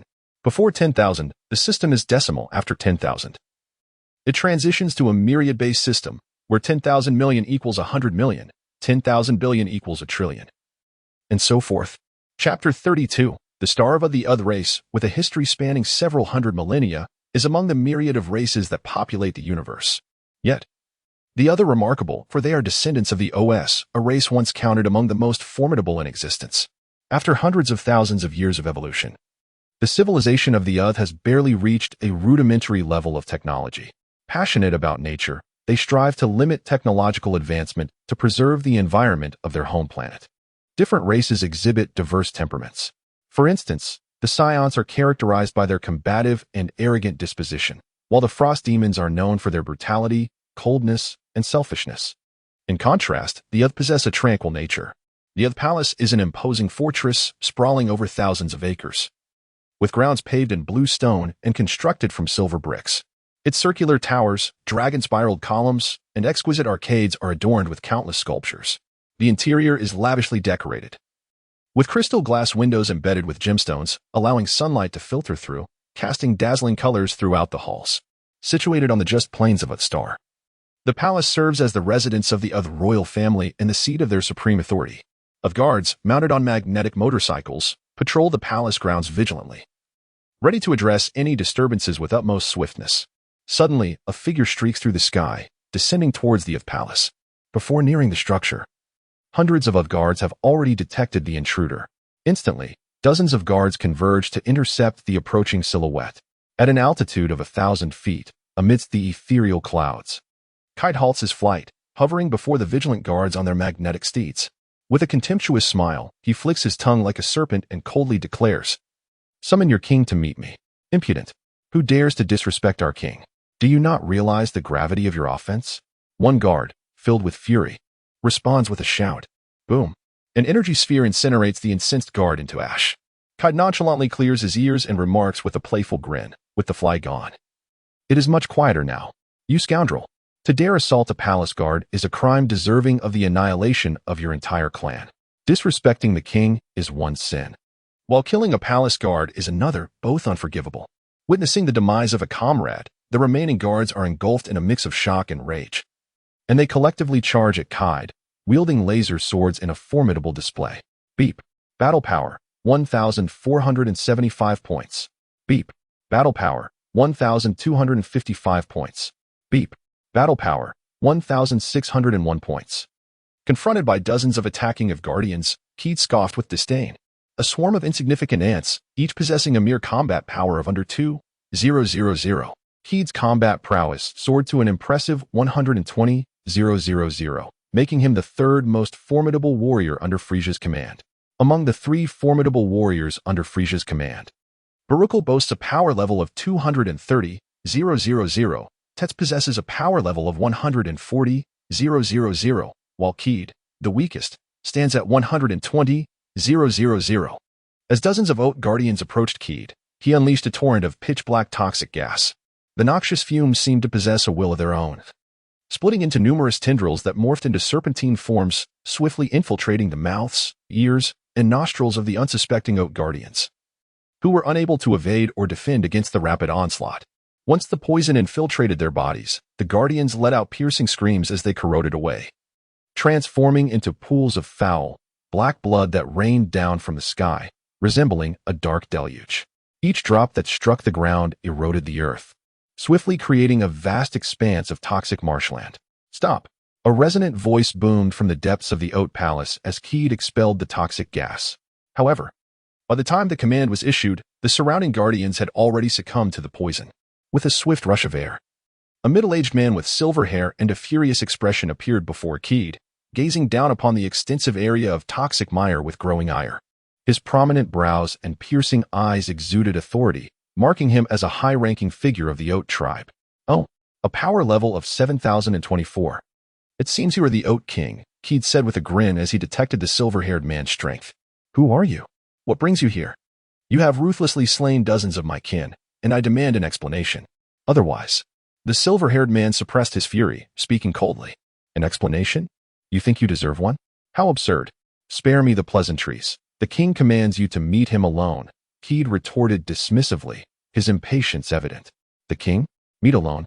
The silver-haired man was taken aback by Kaid's words. At that moment, 10 striking silver-haired youths, leading thousands of Oat warriors, encircled Kaid from all directions. The 10 talents of the Oat? Despite being surrounded, Kaid felt no trepidation. The disparity in power was too great. Even if the Oat tribe were tenfold in number, they posed no threat to him. Who are you? Who is this king you speak of? What is your purpose on our Oat star? Speak truthfully, or I shall have you killed on the spot. One silver-haired youth threatened coldly, having heard many refer to him as the Crown Prince and noting his power level of 8,537, which revealed his esteemed identity, Sebin of Oat Star. I am Kaid, a subordinate of King Frieza, sent to deliver a message for the Oat King to meet with the Great King. I advise you to comply, lest you provoke his wrath. For your tribe may very well become a thing of history, Kaid replied casually, his words ringing as a brazen threat in the ears of the Oat warriors. To have my father meet personally, what arrogance! I shall deal with you first, and then I will address your presumptuous master, the silver-haired youth declared with disdain. Seething with fury, Siwen let out a thunderous roar and unleashed a powerful punch aimed at Kaid's head, imbued with lethal intent. However, with a mere flick of his wrist, Kaid effortlessly caught Siwen's fist, rendering him powerless despite his frantic struggle. Kaid's fingers clamped down like a vice, unwavering in their grip. No amount of effort from Siwen could loosen them. Eliminate me? You, an insignificant insect, even if empowered tenfold, would still be no match for me. With a mocking sneer, Kaid slowly tightened his hold on Siwen's fist. A cry of agony escaped Siwen's lips as the pressure threatened to shatter his hand, a searing pain engulfing him. Rage. Humiliation. Gritting his teeth, Siwen's entire being erupted in a dazzling platinum radiance. In the midst of this brilliance, Kaid felt as though the fist he grasped had transformed into a searing fireball, swelling in intensity until it finally broke free from his grasp. A transformation? Kaid's expression shifted slightly. Amidst the pain, fury, and humiliation, Siwen activated his innate skill. Chapter 33. Siwen's gift, a blinding brilliance akin to the midday sun, surged forth, accompanied by an escalating momentum. The piercing light made it nearly impossible for Kaid to keep his eyes open, and as he sensed the increasingly potent aura, his expression shifted dramatically. In haste, he activated his detection device, revealing Siwen's combat power index with alarming clarity. 10,000 points. 15,000 points. 20,000 points. Boom. As the light receded, Siwen had completed his transformation. Now wielding his innate skill, he stood as a 45-meter-tall metallic giant, radiating a lustrous platinum sheen. Combat power, 85. 370 points. How is this possible? Staring in disbelief at the readings on the detection device, Kaid was left utterly flabbergasted. Wasn't the maximum combat power increase from the Oat clan's transformation merely 200 points? How could Siwen's power have multiplied tenfold? This was utterly terrifying. Crash. Despite his enlarged form, Siwen's speed remained unimpeded. Seizing the moment while Kaid was momentarily stunned, he brought his foot crashing down. Looking down at Kaid, who was now beneath his heel, Siwen burst into laughter. Realizing your insignificance now, are you? Confident in his abilities, Seven possesses an unwavering self-assurance stemming from his extraordinary innate skills. Each generation of the Oat tribe has been graced with exceptional talents, individuals whose raw combat prowess is not only significant, but is also marked by unique gifted skills. The hierarchy of bloodlines within the Oat clan is rigidly defined, yet there exists a pathway to elevate one's bloodline status, albeit with considerable challenges. Two prerequisites must be met: an extraordinary innate skill and a substantial combat power index. For those of the Black Iron bloodline, their gifted skills can augment combat power by merely 15 points. However, if one could enhance this to 30, coupled with a combat power of 1,000 points, they could ascend to the Bronze bloodline. The transition from Bronze to Silver bloodline necessitates an increase of 60 in combat power and 2,000 points overall. Among the current 10 prodigies of the Oat tribe, 7 alone hails from royal lineage, inherently endowed with a platinum bloodline, while the remaining 9 are of gold bloodline. Yet, unlike the ordinary gold bloodline, which can only elevate combat power by 100 points, their exceptional skills allow for an increase of over 200 points. Thus, upon surpassing 4,000 points in combat power, they swiftly advance to the platinum bloodline. Advancing from Black Iron to Bronze requires 1,000 points of combat power, from Bronze to Silver, 2,000 points, from Silver to Gold, 3,000 points, and from Gold to Platinum, 4,000 points. As for the possibility of ascending beyond the Platinum bloodline, the answer is affirmative, as there exists a bloodline above it, known as the Goliath bloodline of the OS tribe. According to legend, the OS tribe's innate skills enable transformation into Goliath warriors, amplifying combat power by 30-fold. However, to undergo this transformation, one must possess the Goliath bloodline and exceed 1,000,000 points of combat power, making the number of those who have achieved this feat throughout OS history quite rare. For a platinum bloodline individual to ascend to the Goliath bloodline, their innate skills must enhance combat power by over 400 points, alongside a minimum of 10,000 points of combat power. 7, with his remarkable and unparalleled talents, is regarded as the foremost individual in the history of the Oat tribe. His gifted skills allow him to multiply his combat power tenfold, making the ascent to the Goliath bloodline imminent, contingent only upon reaching 10,000 points of combat power. This ambition of attaining the Goliath bloodline serves as both Seven's personal goal before the age of 20 and the collective hope of the Oat tribe.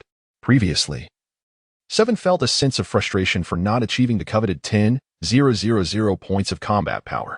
Yet, in the present moment, he finds himself fortunate, realizing that had he ascended to the Goliath bloodline prematurely, he would have been unable to transform until surpassing 1,000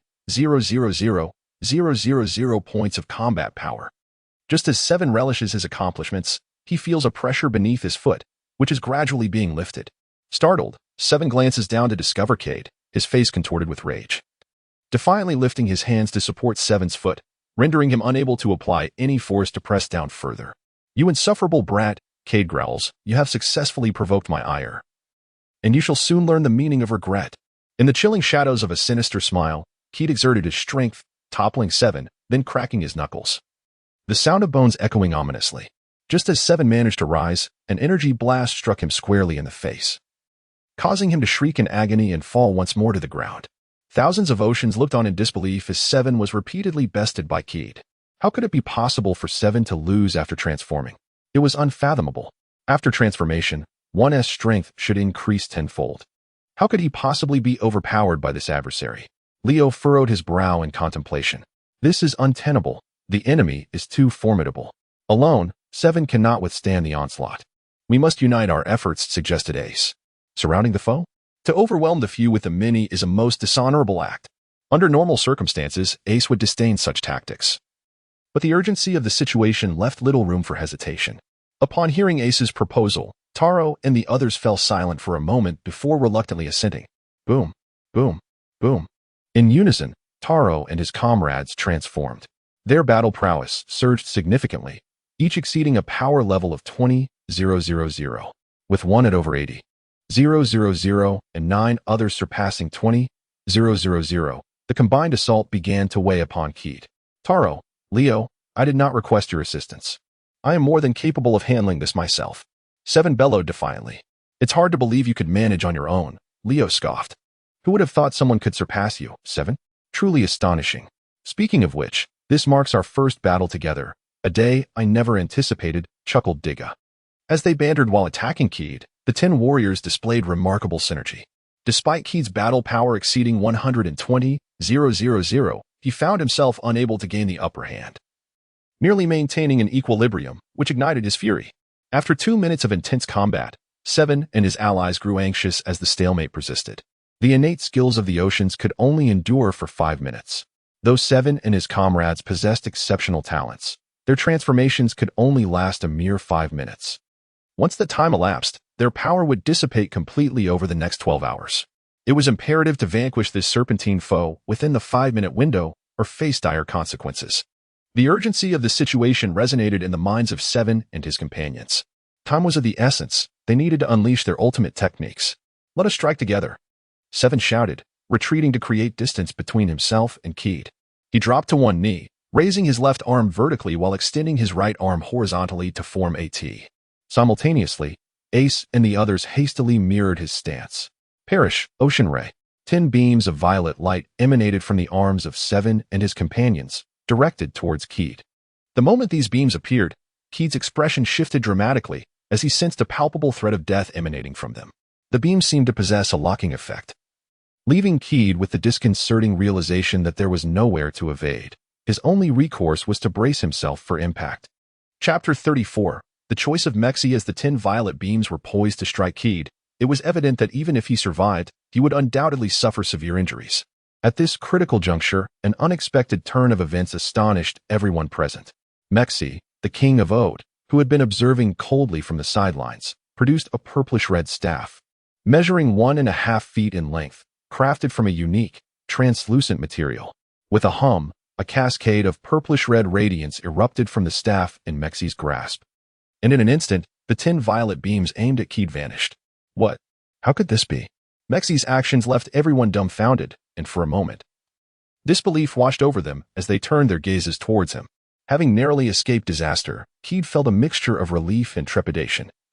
Coupled with a profound curiosity regarding Mexi's motives for saving him, such an act was utterly out of character and impossible to comprehend. In the face of the bewildered stares from those around him, Mexi retracted the staff, sighed, and declared, I am willing to go alone to meet King Frieza. Upon hearing Mexi's words, the assembly was struck with incredulity, questioning whether they had misheard. Keed, known for his cunning and treachery, paused in astonishment before a realization dawned upon him. Mexi's decision to compromise, despite the favorable circumstances, was a desperate maneuver. In that brief span of time, he had learned that the planet Oat was encircled by thousands of warships, along with millions of warriors, casting a shadow of despair over him. After a fierce internal struggle, he wisely relinquished any thoughts of resistance. If even a subordinate's strength was so formidable, capable of holding its ground against the combined might of the 10 greatest talents of Ode in their transformed states, what dread power must King Frieza possess? How many warriors of similar caliber to that serpent-headed man could he command? Such thoughts weighed heavily on Mexi's mind. Should 7 and his allies manage to either kill or gravely injure Keed, an all-out war would be imminent. Even if they emerged victorious, the Oat clan would suffer irreparable damage, a fate Mexi wished to avert at all costs. As a competent king and a responsible leader, Mexi would rather sacrifice himself than invite catastrophe upon his people. After a moment of reflection and struggle, he made his choice. Father, you mustn't. Frieza harbors ill intentions. It is far too perilous for you to meet him alone. Upon hearing Mexi's intention to confront Frieza alone, 7 having reverted to his human form, was taken aback. "You are absolutely right, Your Highness. My king, you must not venture alone to meet this Frieza. Having taken action, there is no turning back. Wong, why not lead us in vanquishing these miscreants? Who is this Frieza, a nameless wretch unworthy of your presence?" In the face of his son Siwen and the fervent pleas of the Ocean people, Mashi raised his hand to silence them, asserting the authority befitting the Ocean King, and declared, "There is no need for further persuasion. My decision is resolute." Seeing Mashi's unwavering determination, Siwen immediately exclaimed, "I wish to accompany my father to meet this Frieza." As soon as Siwen's words fell, the 9 companions echoed in unison, "We are willing to stand with the king in both advance and retreat." With one voice, thousands of oceans shouted in agreement. Witnessing the unity of the masses, Kaid felt a profound shock within. Yet he replied coldly, "The king has decreed that only the Ocean King may go to meet him." Upon hearing Kaid's uncompromising tone, Mashi could only smile wryly. Gesturing for his son and the citizens to quiet down, and spoke solemnly, "If you still recognize me as your king, then heed my words. In this journey to meet Frieza, no one is permitted to follow. After my departure, Siwen shall serve as the acting chieftain and king of our ocean tribe." With Mashi's words reaching this point, both Siwen and the entire ocean populace fell silent, tears in their eyes. Yet a shared resolve grew within them. Should Mashi encounter misfortune during this meeting with Frieza, they would seek vengeance at any cost. As they journeyed through space toward Frieza's colossal spacecraft, Mashi hesitated for a long moment before daring to inquire, "If I may be so bold, how does Frieza's strength compare to yours?" Grateful for Mashi's earlier act of saving him, Kaid felt a sense of appreciation. Hearing his question now, he responded with a bitter smile, "Frieza's power is immensely formidable, far beyond my imagination. It can be said that with but a single finger, Frieza could reduce your ocean planet to mere cosmic dust. What is my strength in comparison? How could I ever be deemed worthy to stand alongside the great Frieza? In fact, even the capabilities of Frieza's subordinates, Burikar and Tez, surpass my own. A single finger could obliterate the ocean planet? And there are 2 individuals whose powers exceed even that of this serpent-headed being?" Upon hearing Kaid's words, Mexi was left astonished, his heart swelling with relief over his choice. Had an all-out war erupted, the Oat race would undoubtedly face annihilation, and their very planet might be obliterated. Mexi had no doubt regarding the veracity of Kaid's claims. There was no reason for him to deceive, as such an act bore no benefit, aside from a handful of exceptional species capable of surviving in the vacuum of space. Only those with combat powers exceeding 10 million could endure even briefly in such an environment. Individuals like Kaid and Mexi would scarcely last a minute upon entering the vacuum of space. Amidst his trepidation and concern, Kaid guided him beyond the atmosphere of Oat. Entering the vastness of space, to Mexi's astonishment, a transparent protective shield enveloped them, rendering the harshness of the cosmic void entirely bearable. "What is this shield?" Mexi pondered in wonder. This was a skill imparted by King Frieza, known as the Space Shield. It was relatively easy to master, with its defensive capabilities and duration contingent upon the user's combat strength. For instance, with a combat power of 120,000, I could maintain the shield for 120 hours. However, if it were to endure an attack, the duration would correspondingly diminish. With your combat power, you could sustain this skill for 7 hours, provided it remained unassailed, Kaid patiently elaborated. The Space Shield, a skill enabling survival in the cosmos, was indeed remarkable. Yet, what was this combat power? Mexi mused, somewhat bewildered. Not even understanding the concept of combat power, it was evident that the Oat King was quite naïve. Kaid briefly explained the notion of combat power, piquing Mexi's curiosity. "I wonder what my combat power index is? And what of my son, 7? Mexi inquired. "Your combat power stands at 7,000, while your son 7's base power is approximately 8,500 and around 85,000 when transformed," Kaid replied nonchalantly. Upon hearing the combat indices for himself and 7, Mexi fell silent. Chapter 35, Mother? Is the disparity truly so vast? With a quiet sigh, Mexi ceased further conversation. Having arrived at the exterior of Frieza's grand spacecraft, following Kaid into the vessel, Mexi encountered hundreds of formidable cosmic warriors, each exuding a fierce aura. These warriors, with heads resembling various beasts, bears, tigers, leopards, and more, instilled a sense of dread within him, clearly surpassing him in strength. Perhaps, in my transformed state, I could measure up to these warriors, Mexi contemplated. As they reached the innermost chamber of the spaceship, an electronic door slid open, revealing a diminutive golden figure before Mexi's eyes. The mighty King Frieza? The golden figure had been in slumber, but as the electronic door swung open, his eyes snapped wide open, casting an overshadowing pall over the very stars. Under Frieza's penetrating gaze, Mexi felt a tremor resonate through his soul, compelling him to kneel on one knee involuntarily. "Are you the chieftain of the Oat tribe?"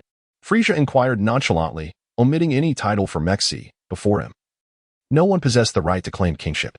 "I am indeed Mexi, the current chieftain of the Oat tribe, and I humbly greet you, King Frieza." Upon hearing Frieza's question, Mexi instinctively began to address himself as this king, yet he averted his gaze, altering his address in deference to Frieza's intimidating presence. "Mexi, I have no inclination to engage in circumlocution with you. I shall pose but a single question. Are you willing to lead your entire Oat tribe in allegiance to me?" Frieza's voice carried a light chuckle, yet it was laced with menace. Sweat began to bead on Mexi's forehead, trickling down his cheek, and he dared not wipe it away. He had not anticipated Frieza's forthrightness, and the choice laid before him was fraught with peril. His decision would not only seal his own fate but also that of the Oat tribe. To refuse Frieza? That would be tantamount to self-destruction, with Frieza's formidable power. Annihilating the Oat tribe would be a mere trifle, and such a refusal would herald catastrophic consequences for his people. To pledge loyalty to Frieza? While this might preserve his own life and that of his tribe, it would irrevocably bind them to Frieza's will, stripping them of their freedom. Is this question truly so challenging to answer? Frieza's lips curled in a mocking smile, his eyes glinting with cold light. Mexi, seized by panic at Frieza's words, stumbled over his speech. "Ah, my patience has never been particularly abundant. I urge you to make a swift decision. I shall count to 10. And if you have not provided an answer by then, I shall assume you have chosen to refuse."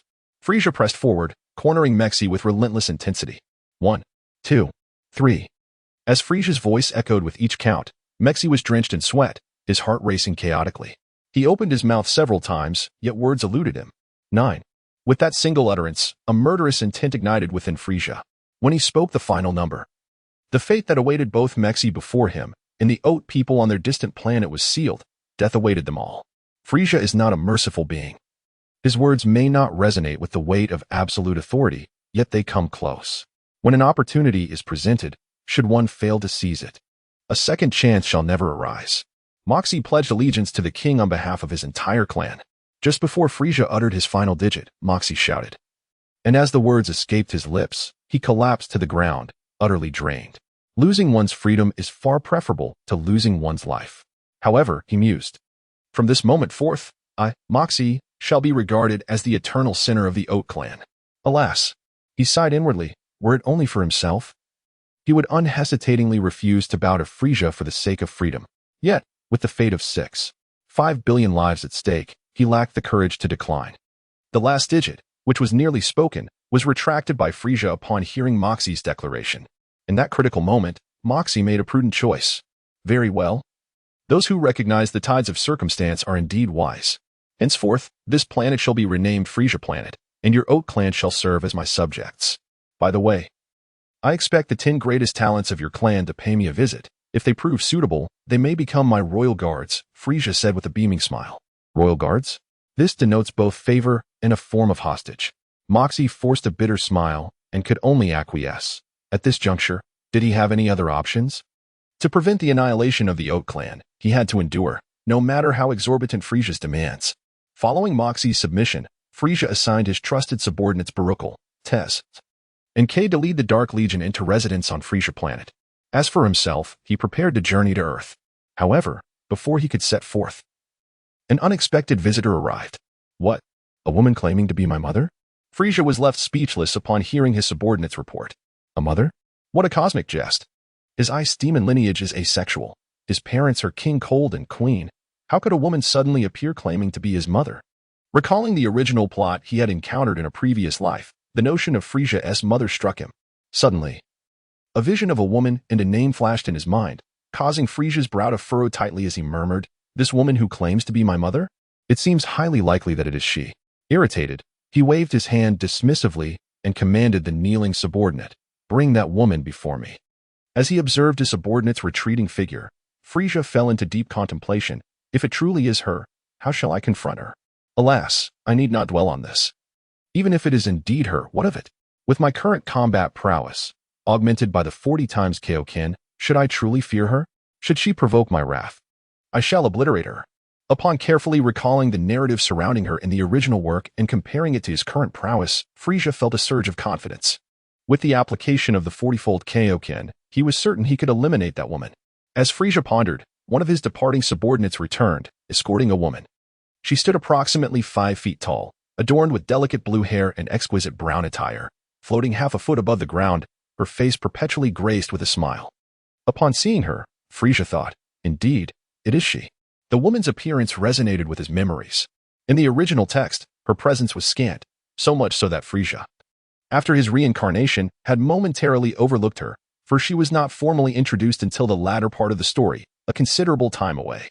Little did he expect her to arrive unannounced at this moment, which compelled Frieza to marvel at the profound impact of the butterfly effect. Many events had altered their original course due to his rebirth. My lord, she has been brought here. Very well, your presence is no longer required. Depart now, and under no circumstances should anyone disturb me without my command. Yes, I take my leave. Chapter 36, West Chaos God, Lyra. Gazing at the woman not far in front of him, Frieza silently contemplated her name, Layla. She is the West Supreme Kai among the 5 great Supreme Kais of the contemporary era, and notably the only female among them. Once characterized by her benevolent and kind nature, her demeanor underwent a drastic transformation due to the presence of Majin Buu, as she began to ardently pursue the ultimate power, aspiring to dominate the entire universe. To her, what significance does it hold to be a deity at the pinnacle of the cosmos without supreme power? However, her approach to attaining such unparalleled strength is rather unique. She aims to create a son endowed with supreme power, which epitomizes Layla's quest for ultimate strength. To mention Layla is to inevitably invoke the name of Majin Buu. Centuries before Frieza's birth, a terrifying entity emerged in the universe, Majin Buu. While the world believed that Majin Buu was a creation of his master Babidi, a notion even his son Babidi fervently accepted, Frieza was aware of the profound fallacy in that belief, for he knew that Majin Buu existed long before recorded history. Having survived through cycles of rampant chaos and prolonged slumber, absorbing countless wicked traits from various life forms, thus becoming increasingly savage, Babidi merely possessed the knowledge to awaken him from his long dormancy and the means to seal him. Babidi roused the slumbering Majin Buu, intending to exploit his formidable power to fulfill his ambition of universal domination, initially with great success. Together, they swept across the universe, leaving no adversary standing. Even the Super Saiyan's fell helplessly before them. This overwhelming victory instilled immense confidence in Babidi, prompting him to invade the realm of the Supreme Kais, formally challenging the 5 apex deities of the universe. Although the Supreme Kais wielded formidable strength, they proved to be no match for Majin Buu. The North Supreme Kai fell first, followed by the West Supreme Kai, gravely wounded and on the brink of death. The South Supreme Kai and the Grand Supreme Kai were absorbed, leading to an unforeseen turn of events for Babidi. Majin Buu, after assimilating the South and Grand Supreme Kais, became uncontrollable. In desperation, Babidi chose to seal him away. Yet as he accomplished this, the youngest East Supreme Kai seized the opportunity to eliminate him. Frieza was acutely aware of Majin Buu's terrifying nature. Not only was his combat aptitude extraordinary, but his learning capability was also prodigious. In addition, he wielded both black and white magic, alongside his remarkable regenerative abilities. His black magic allowed him to transform others into anything at will using the antennae atop his head, while his white magic enabled him to heal and alter objects through touch, an enhanced amalgamation of Dandy and Kaiatsu's powers. As for his regenerative abilities, they were nothing short of extraordinary. First, an infinite recovery capacity, allowing him to restore to full form as long as a single cell remained. Second, the ability to absorb any part of another being, which would then alter Majin Buu in various ways. Third, boundless stamina and energy. In the original tale, Layla was saved by an individual after being gravely injured by Majin Buu, who appeared to be King Cold, though this is not entirely certain. Nevertheless, it is an undeniable fact that Layla siphoned the bloodline of Son Goku to create a powerful, malevolent scion offspring named Deko. Deko exhibited a terrifying combat prowess in the original narrative, formidable even against Super Saiyan level 4, leaving one to ponder how Layla orchestrated such a creation. The genetic legacy of the Frost Demons is undoubtedly potent. How could Layla remain indifferent to such power? You must harbor a multitude of questions within your mind, such as my identity. What connection do we share? What purpose does my visit serve? Layla chuckled softly. Frieza remarked lightly, King Kai of the West, Layla, I have long admired your esteemed reputation. I can surmise the purpose of your visit, but I fear you shall be disappointed. As for our relationship, it holds no significance whatsoever. Upon hearing Frieza's words, Layla was momentarily taken aback. She had contemplated dozens of possible responses from him, yet never anticipated such a reply. It was entirely beyond her expectations, especially given Frieza's knowledge of her former identity and name, which was indeed quite astonishing. After recovering from her surprise, Layla smiled dismissively, not taking Frieza's words to heart. How unexpected. I didn't think you would know of me. Truly, you are my son. Son? Frieza scoffed with disdain. You are unlike Gula. He was spawned from the lineage of King Cold, whereas you were engineered from the genetic bloodline of King Cold by my design. It is precisely for this reason that your innate talents far surpass both King Cold and Gula, Layla stated earnestly. Frieza, who was already mentally prepared for such a conversation, remained expressionless, his thoughts inscrutable. What? You do not believe me? Layla inquired, her brow furrowing at Frieza's lack of reaction. With a casual gesture, Frieza replied with a smile. Does it matter whether I believe or not? Does it matter? Indeed, regardless of the truthfulness of Layla's claims, it bore little significance to Frieza. His primary concern lay in the intent behind her visit. If this ambitious woman sought to dominate him, he would certainly make her aware of the consequences.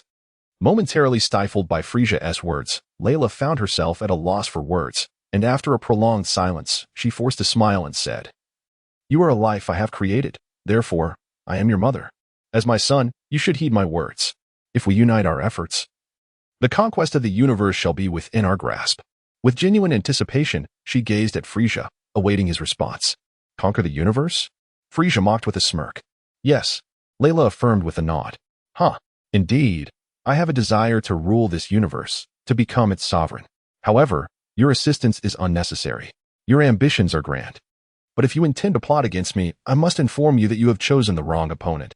Before I unleash my wrath, I suggest you depart, Frieza said, waving his hand dismissively at Layla. As Frieza's words fell, the smile on Layla's face instantly vanished, replaced by a chilling aura that manifested between her brows. And a sinister grin curled at the corners of her mouth. Frieza, you are sorely mistaken, she declared. Leave. Frieza retorted with a disdainful snort. A fleeting glint of cunning flickered in his eyes as Layla erupted into raucous laughter. Ha ha ha.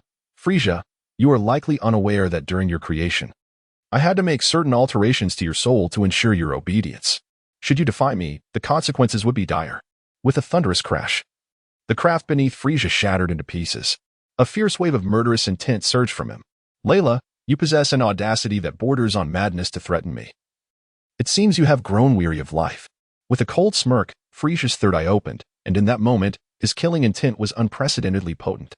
Anyone faced with a threat would naturally feel discontent, and Frieza was no exception. He would ensure that those who dared to threaten him would learn the true meaning of regret. Chapter 37. The foolish woman. Frieza's incessant taunts thoroughly infuriated Layla, prompting her to tear away the facade of hypocrisy. What of your threats?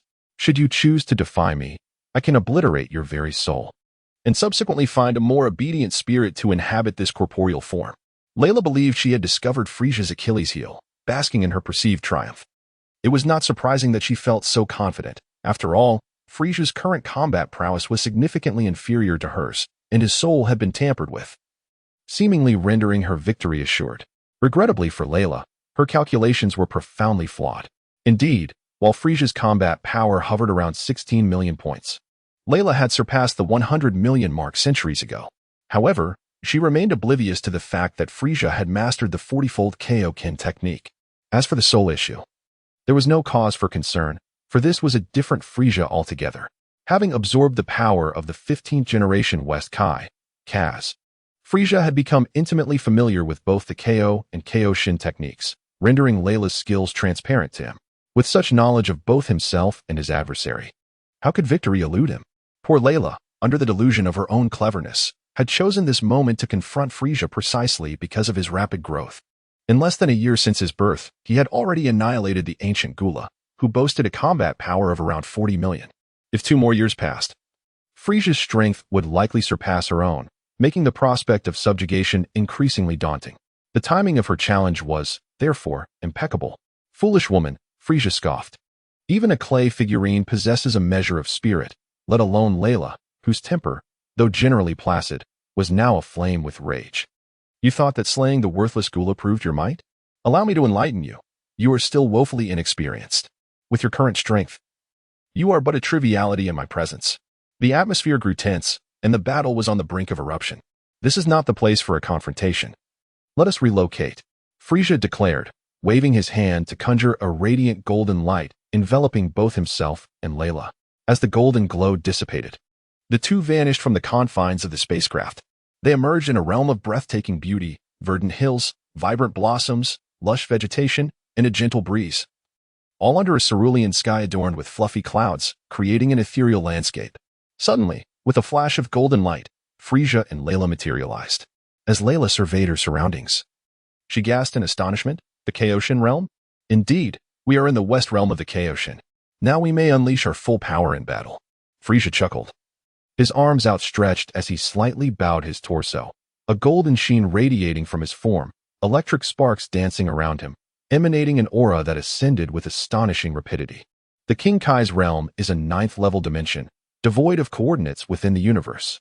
Access to this realm is granted through only two means: a specific teleportation technique or by forcefully traversing the dimensional fluctuations of the King Kai's realm, either through sheer instinct or temporal displacement.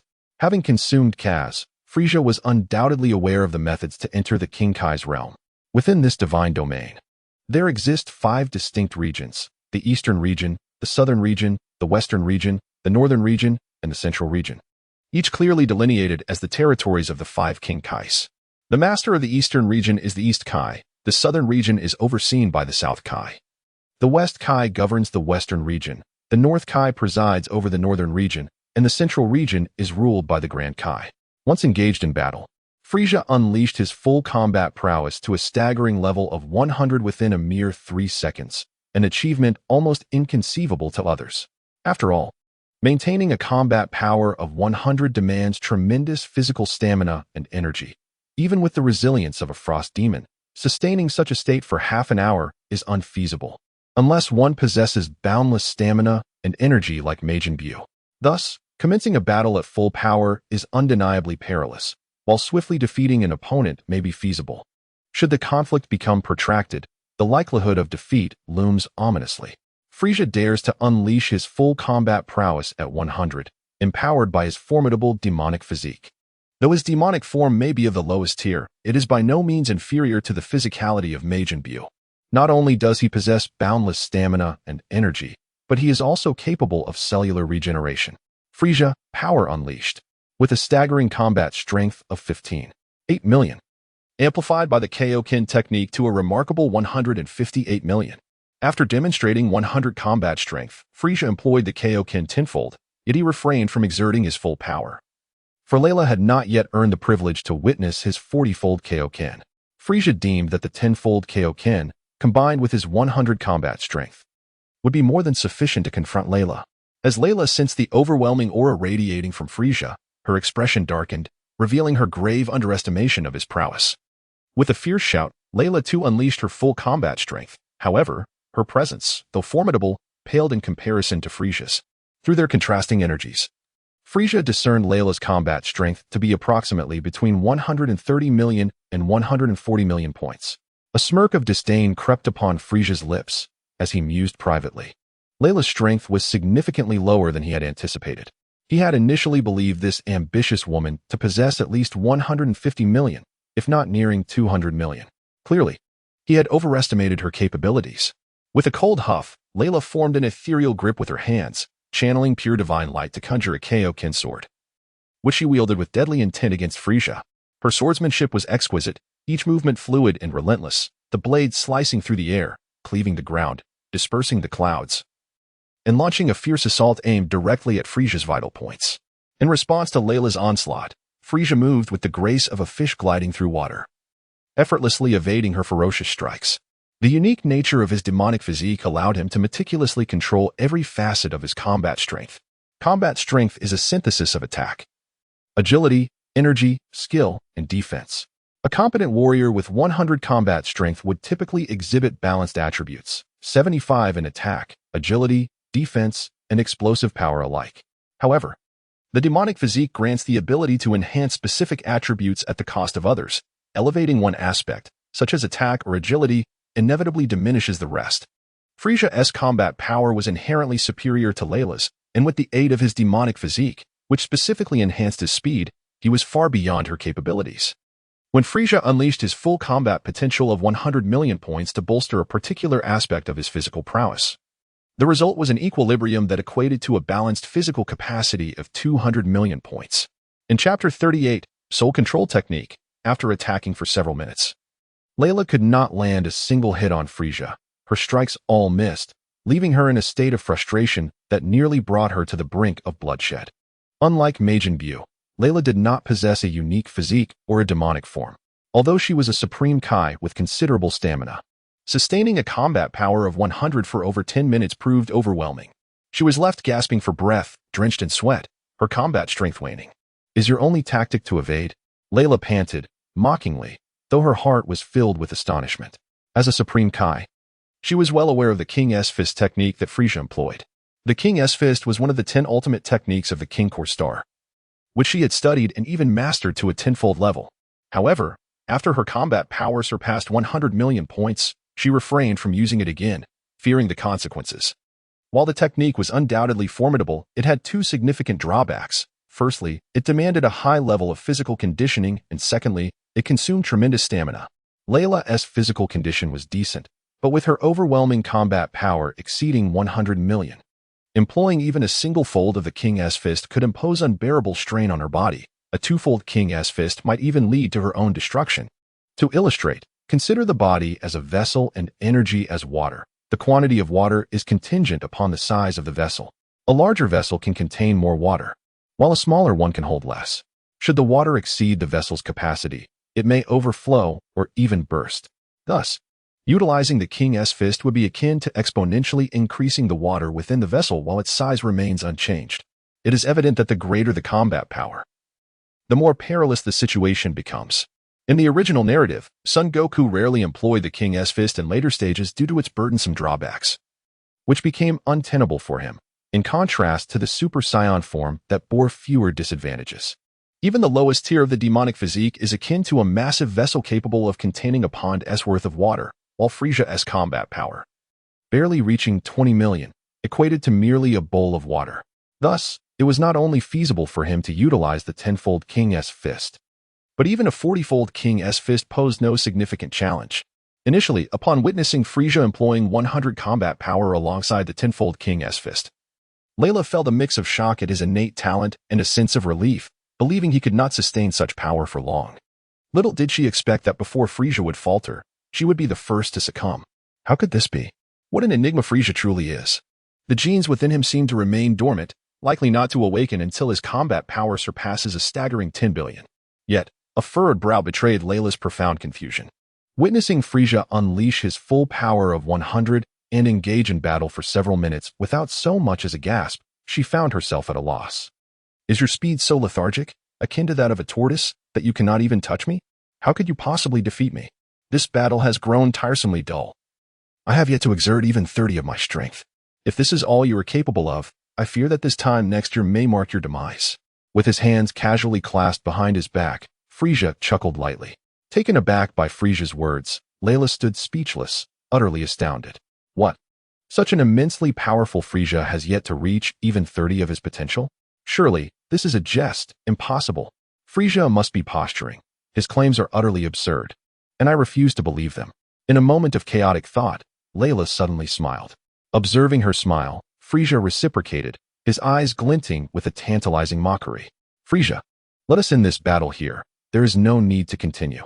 Since you are so oblivious to the situation, I am left with no choice but to employ my soul-controlling technique. This will strip you of yourself, rendering you a mere puppet to obey my commands. Only in this manner will your combat power diminish significantly, and you shall no longer be able to cultivate and enhance your abilities. What a pity it would be to waste your talent." Layla shook her head with a sigh. The art of soul control, a nefarious skill that even Frieza, who had consumed Kaz, was aware of, could manipulate the souls of its victims, rendering them obedient puppet warriors. However, according to Kaz's memories, employing soul control on beings with combat prowess exceeding one's own was perilous due to the significant backlash. When targeting those with lesser strength, the success rate soared above 75, with failure only resulting in mental fatigue. Yet, when attempting to control entities whose power surpassed one's own by 10, the success rate dwindled to a mere 40, leading to substantial mental depletion upon failure. For those whose might exceeded by 20, the success rate plummeted to 30, causing soul damage upon failure.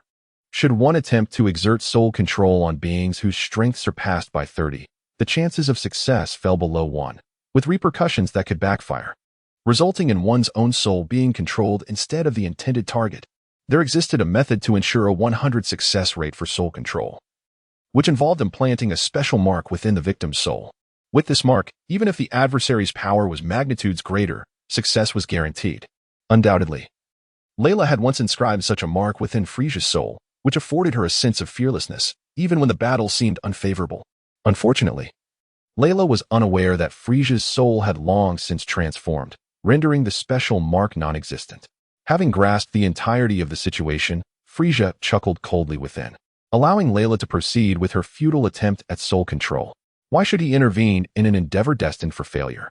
Moreover, should Layla falter, she would experience the backlash, leading to her soul falling under Frieza's dominion. The prospect of acquiring an additional Kaioshin puppet warrior delighted him, although Layla's combat prowess was far inferior to his own. She had nonetheless surpassed the threshold of 100 million. Seeing Frieza remain unmoved and filled with mockery after hearing her words, Layla felt an inexplicable sense of foreboding. Yet, recalling the special mark she had once inscribed within Frieza's soul, her confidence surged anew.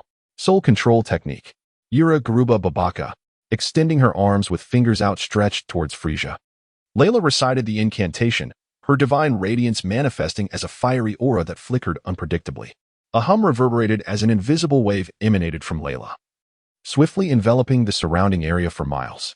To her astonishment, Frieza stood resolutely, unflinching, arms crossed, smiling as the wave cascaded over him. Ha ha ha, splendid. It has succeeded. Frieza, your soul shall now be under my control, obediently becoming my puppet warrior.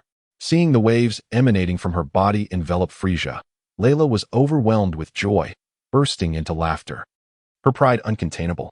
Chapter 39, To Earth. With both hands forming an intricate seal, a glimmer of soul light flickered from the center of Layla's brow, and simultaneously, the waves radiating from her began to pulsate rhythmically. What? How could this be? Impossible! Layla exclaimed incredulously, widening her eyes in disbelief as she noticed Frieza, despite being surrounded by the agitated waves, showing no signs of distress. The soul control technique, when applied to one marked with a special imprint, would typically leave the target rigid, immobile, with vacant eyes and blood oozing from their orifices. Yet, none of these manifestations appeared in Frieza. The only explanation was that the technique had failed. How could the infallible soul control technique fail? Layla found it hard to accept this outcome. She was acutely aware of the dire consequences that would ensue from a failed attempt. The ramifications were far too severe for her to bear. Panic, overwhelming and consuming, flooded Layla's heart. In that moment, she desperately sought to halt the execution of the soul control technique, but once initiated, it could not be retracted. Soul annihilation? Yes, that was another option. As Layla was engulfed in panic, a thought suddenly sparked within her, akin to a drowning person grasping at a lifeline. Though she could not comprehend why the soul control technique had failed, she firmly believed that the special imprint she had inscribed within Frieza's soul remained intact. She reasoned that this failure was merely an unexpected occurrence because, to her knowledge, the special imprint was irreparable, no matter how powerful an adversary might be. They could not unravel it, even if the god of destruction, Beerus, or Whis attempted to forcibly dismantle it. It would only lead to the obliteration of the soul that bore the imprint. The soul control technique had two effects. One was to dominate the soul, and the other was to annihilate it.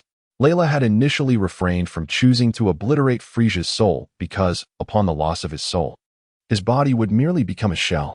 If a suitable soul was not found to occupy that shell within a brief time frame, it would become ineffectual. Thus, her intent was to first control Frieza's soul and then gradually seek a fitting soul.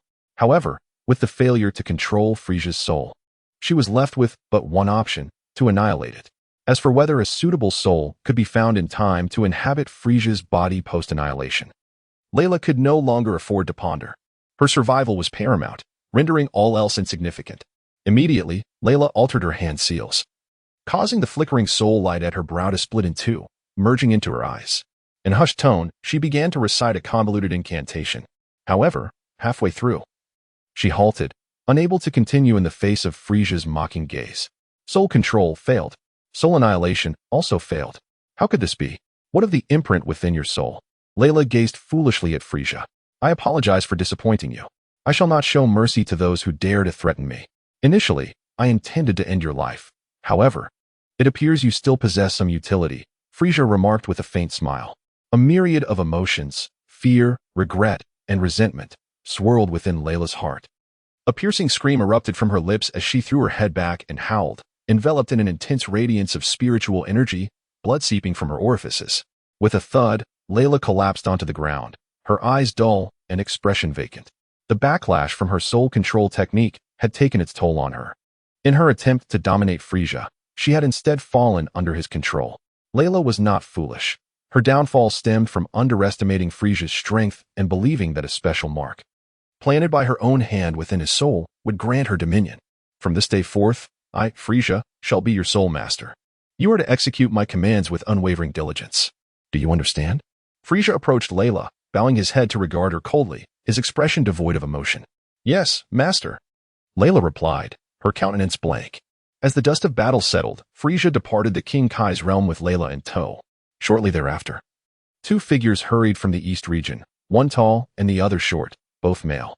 The shorter one bore a resemblance to Layla, while the taller one had long hair cascading down his back. Both exuded formidable presence. Jebbit, do you sense it? It is Layla's aura. She was recently here. The signs indicate she engaged in a battle. Could it be that Layla was not slain by the demon Boo? The shorter figure exclaimed, delight evident in his voice. But strange indeed, with whom did she contend? The opponent's strength appears formidable. Not to mention that this mysterious warrior left no trace of their presence, something even the demon Boo could not achieve. The shorter figure scrutinized the battlefield left by Frieza and Layla, astonishment etched across his face. Listening to his words, the taller figure spoke respectfully, indeed, Lord King Kai. It is unmistakably Layla's essence. This location recently witnessed a confrontation, yet her adversary left no remnants of their presence. Furthermore, a faint trace of unique spiritual fluctuations lingers in the air, likely the result of the soul control technique. Soul control technique? The shorter figure gasped in shock, hastily inquiring, Jebbit, can you track down Layla's whereabouts using the essence she left behind? Lord King Kai, I cannot guarantee success, but I shall make an effort, Jebbit replied thoughtfully. Whether or not it proves fruitful, you must try. The shorter figure sighed. Understood. In the pitch-black expanse of the universe, countless celestial bodies are adorned. While a colossal spacecraft navigates through the northern galaxy, its destination being an insignificant little planet, Earth. Within the control room of the spaceship, Frieza reclines in his dedicated flight apparatus. One hand propped against his head, as a woman with a vacant expression drifts silently behind him. This woman is Layla. After meticulous calculations, Frieza, the tyrant, notes that they are still 400 star miles from Earth, with an estimated arrival in 2 hours. Despite the report from his subordinates, Frieza's mind wanders. Who would have thought that centuries ago, Layla not only narrowly escaped death at the hands of Majin Buu, but also seized the opportunity to collect 2 of his cells. With these cells, she tirelessly researched the ultimate gene. Frieza's own form was a result of her combining the blood of King Cold with a half-finished ultimate gene. Alas, the other component of the ultimate gene remains incomplete. In the original narrative, she must have utilized a perfected version to create Jaco. Lost in thought, Frieza inches closer to Earth. 2 hours is but a fleeting moment. As the vibrant blue of Earth appears on the horizon, Frieza's chaotic musings are pulled back into focus. At last, I, Frieza, have arrived. Karen Tower, Senza Beans, the sacred world of the Kais, the Dragon Balls, the Wish Dragon, the Room of Spirit and Time, ha ha ha. Frieza exclaims with excitement. Chapter 40. Karen the Cat and Master Rashi Earth, a beautiful azure planet teeming with life, lies within the northern galaxy, classified as a lower-tier world. The planet's gravity is exceedingly light. Standing atop a mountain peak, Frieza softly reflects, while Layla silently trails behind him, her soul under Frieza's dominion, reduced to mere combat marionette. Having realized his ambition of arriving on Earth, Frieza's emotions surge. Boom. Roar. A massive beast, reminiscent of a dinosaur and spanning several meters, strides past Frieza nearby. Such creatures are abundant on Earth. Though they appear robust and fierce, their combat prowess barely exceeds a mere dozen. In less than a minute, Frieza fully acclimates to the planet's low gravity and immediately employs the instant transmission technique to fly eastward. His speed is not particularly swift, merely a touch faster than an aircraft on Earth, with Layla consistently shadowing him like a specter, soaring through the clouds, inhaling the crisp air. And feeling the gentle breeze caress his form, Frieza gazes down at the swiftly retreating mountains, rivers, farmlands, villages, and cities, his spirits lifted. After nearly 2 hours of flight, a towering ancient spire looms in the distance, rising above the clouds, nestled within a dense forest, surrounded by a small tribe of wild men. Karin Tower. This is a sacred place on Earth, the height of which remains a mystery. According to legend, those who ascend to the summit of Corinta may encounter the deity Karin, who bestows not only eternal life but also immense power. For the sake of this legend, countless individuals have sought to climb Corinta, yet none have ever reached its pinnacle. Some have tirelessly scaled the tower for 10 days and nights, only to abandon their quest, while others have attempted to cheat their way up by air. Yet all methods have proven futile. Over time, the number of climbers dwindled.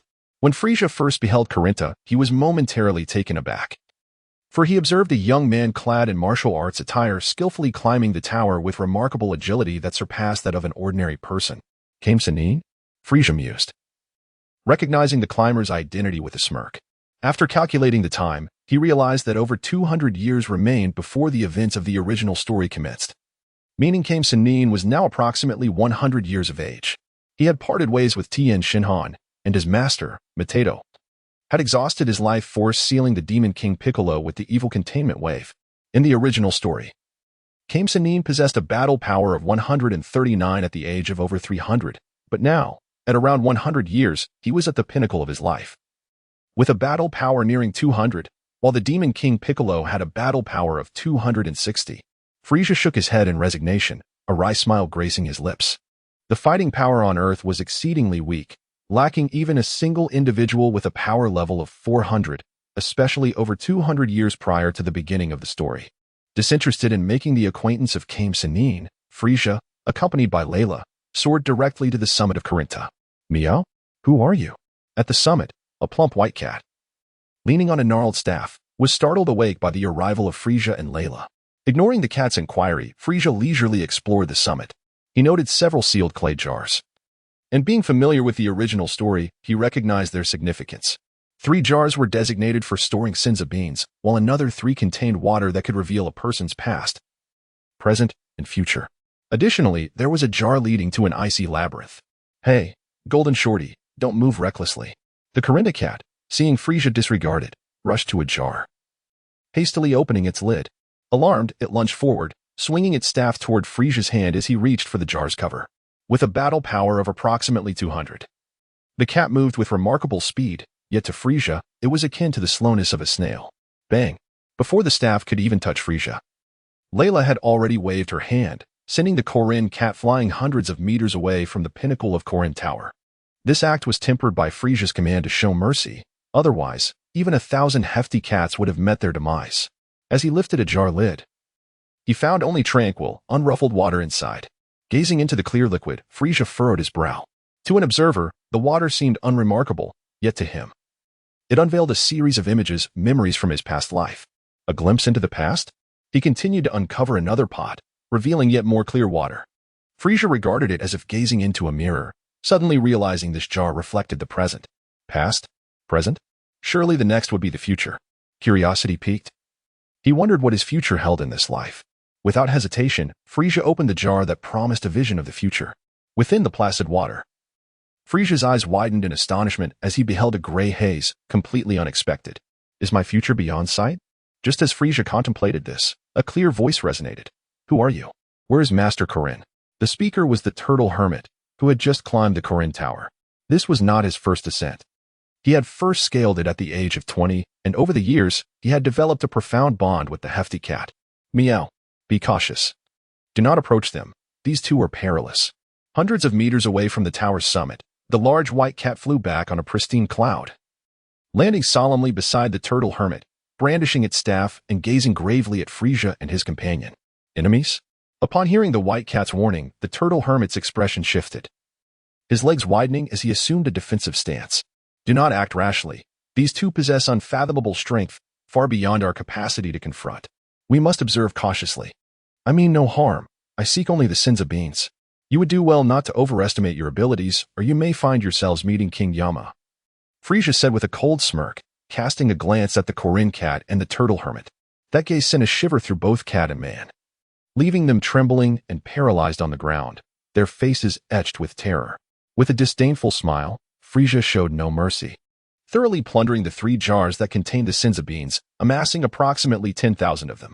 Sins of beans, one could sustain oneself for 10 days with just one, instantly restoring both stamina and injuries.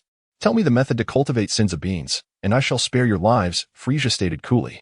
Though he had gathered around 10,000 beans, he would not be satisfied. No matter how many beans he possessed, they would eventually run out. Only by mastering the cultivation of sins of beans could he ensure a continuous supply. Chapter 41. The spiritual energy in the flying nimbus. Upon hearing Frieza's demand for the cultivation method, the Korin cat almost instinctively shook its head in refusal. No, absolutely not. Seeing the Korin cat's steadfast denial, Frieza's gaze hardened, and he let out a low huff. The low growl of Frieza reverberated in the ears of the cat sage Karen and Master Roshi like a thunderclap, causing them both to spew blood. I shall ask you one final time. Will you divulge the method of cultivating the spirit beans or not? You would do well to ponder your response. Amidst Frieza's sinister laughter, Lyra had gracefully approached the cat sage and Master Roshi. She gently raised her right hand, concentrating a sphere of energy within her palm. This radiant orb, though only the size of a basketball, contained immense power capable of effortlessly annihilating the earth. Faced with the energy sphere in Lyra's hand, and hearing Frieza's words, the cat sage and Master Roshi turned pale, swallowing hard as beads of sweat poured down their foreheads. Cat sage, I am the North Kai. You must reveal the method of cultivating the spirit beans to him. Suddenly, a voice echoed from the pinnacle of the Karen Tower. Not only did the cat sage hear it clearly, but Frieza and Master Roshi also caught its essence. As for Lyra, she was merely a puppet warrior. The North Kai? The ruler of the North Galaxy by title. Although the current North Kai possessed a combat power of only around 5,000, he had mastered 2 of the 10 techniques of the Kaioken and the Spirit Bomb, and had the ability to monitor and communicate throughout the entire North Galaxy.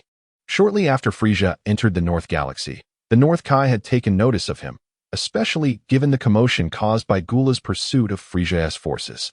The series of battles where Frieza devoured Zabiza, killed Donnie and Hercules, and obliterated Gula had displayed such terrifying strength that the North Kai was filled with dread.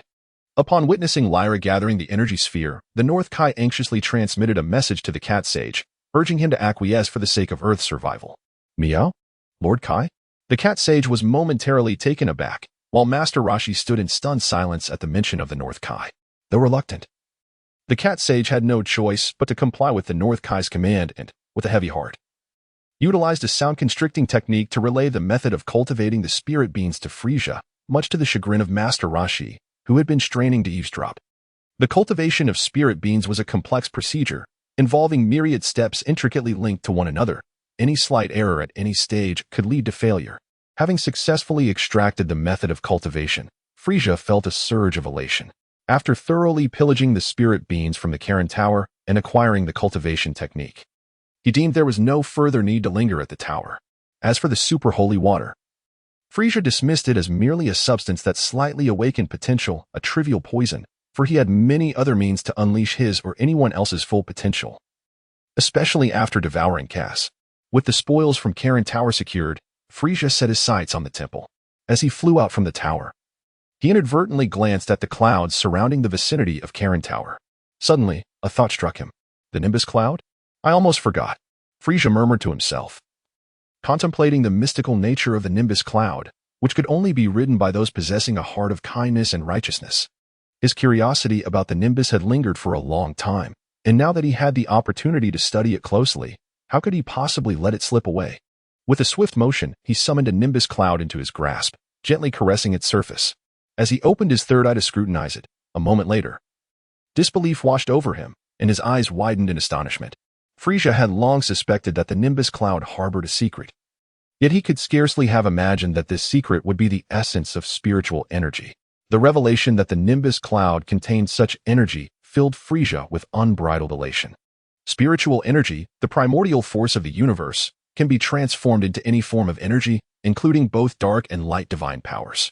The only form of energy that remains impervious to spiritual energy is chaotic energy. As he surveyed his surroundings, Frieza beheld the vast expanse of nimbus clouds, stretching over thousands of acres near the peak of Korin Tower, brimming with an unimaginable amount of spiritual energy. His heart swelled with delight at the prospect of such a windfall. Without a moment's hesitation, Frieza unleashed his dark devouring technique. Instantly, he began to extract and absorb the spiritual energy contained within the nimbus clouds, drawing it into the very cells of his body. Tendrils of spiritual energy permeated his being, and Frieza could distinctly feel his demonic form growing ever more formidable. The nimbus clouds, now depleted of their spiritual essence, dissipated into nothingness as the winds swept through. In a short while, the nimbus clouds surrounding Korin Tower vanished entirely, their spiritual energy consumed by Frieza. This act of consumption nearly doubled the strength of his demonic body. Although he still had a considerable distance to go before achieving the second level of chaotic demonic form, he had made significant progress. He mused that his current physique might rival that of a wicked one-star dragon.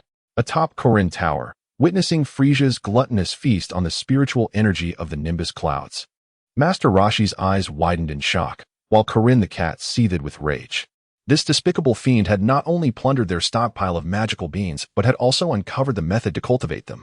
Now, he had ravaged all the nimbus clouds as well. Truly, he was insufferable. Gripping his staff, Korin the cat was ready to explode with fury. Fortunately, he had chosen to train in martial arts during his visit to Korin Tower instead of riding the nimbus cloud. Otherwise, he feared he would have met a similar fate. Now that all the nimbus clouds in Korin Tower had vanished, was his cloud to be the only one left? Master Roshi pondered in silence. Thankfully, Frieza remained oblivious to his thoughts. Otherwise, he surely would not have spared him. Frieza is aware that Master Roshi possesses a nimbus cloud. However, he did not witness him riding it this time, leading him to believe that Korin had yet to bestow it upon him. Having absorbed the spiritual energy from the nimbus clouds near Korin Tower, he now assumes that no such clouds exist on Earth.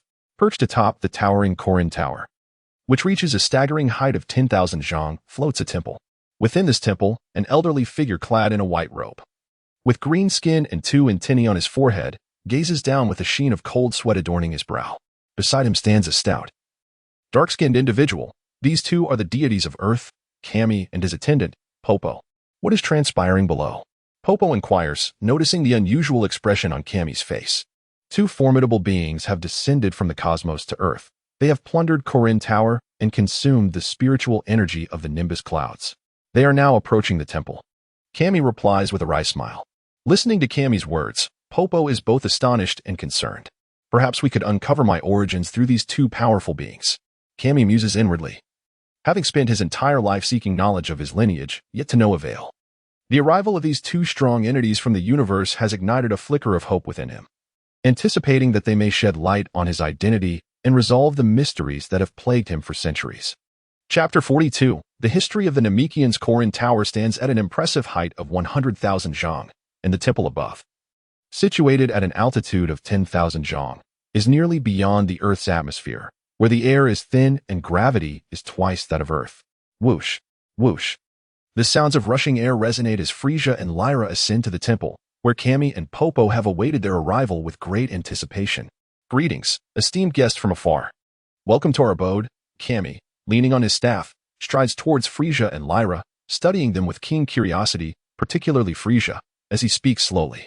Greetings, Kami of Earth. It is a pleasure to meet you. I have heard of your creation of the 7 Dragon Balls. When gathered, they can summon the eternal dragon, granting wishes as one desires, correct? Frieza inquires with a light chuckle. 7 Dragon Balls? Kami blinks in surprise, and Popo beside him also widens his eyes in astonishment. I am unsure where you acquired this information. Indeed, I am in the process of creating the 7 Dragon Balls, but I have yet to succeed. Kami replies with a rueful smile. Nanny? You mean to say the Dragon Balls have not yet been created? What a jest! Frieza exclaims in disbelief. What a disappointment! May I inquire what wishes you hold? I have accumulated some wish-granting energy. Perhaps I could assist you in realizing your desires. In an unprecedented display of friendliness, Kami seeks to glean knowledge of his origins from Frieza and Lyra. Wish-granting energy? Frieza, intrigued by this novel term, leans in closer. After a moment's hesitation, Kami elaborates. To be candid, I am not originally from Earth. I arrived here over 200 years ago aboard a spacecraft when I was merely an infant. innocent and unaware of my homeland or my race. However, I was inherently endowed with certain extraordinary abilities. Upon my ascension to divinity, I discovered that I had awakened a latent power, an instinct that seemed to have been concealed deep within my being. This power enables me to extract a mysterious energy from the cosmos. Through diligent research, I found that this enigmatic energy requires 9 purifications to transform into wish-granting divine power. To be candid, it is precisely the insufficient accumulation of this wish-granting divine power that has delayed the successful creation of the Dragon Balls. A mysterious energy from the universe? 9 purifications to metamorphose into wish-granting divine power? After listening to the divine being Piccolo's account, Frieza fell into deep contemplation.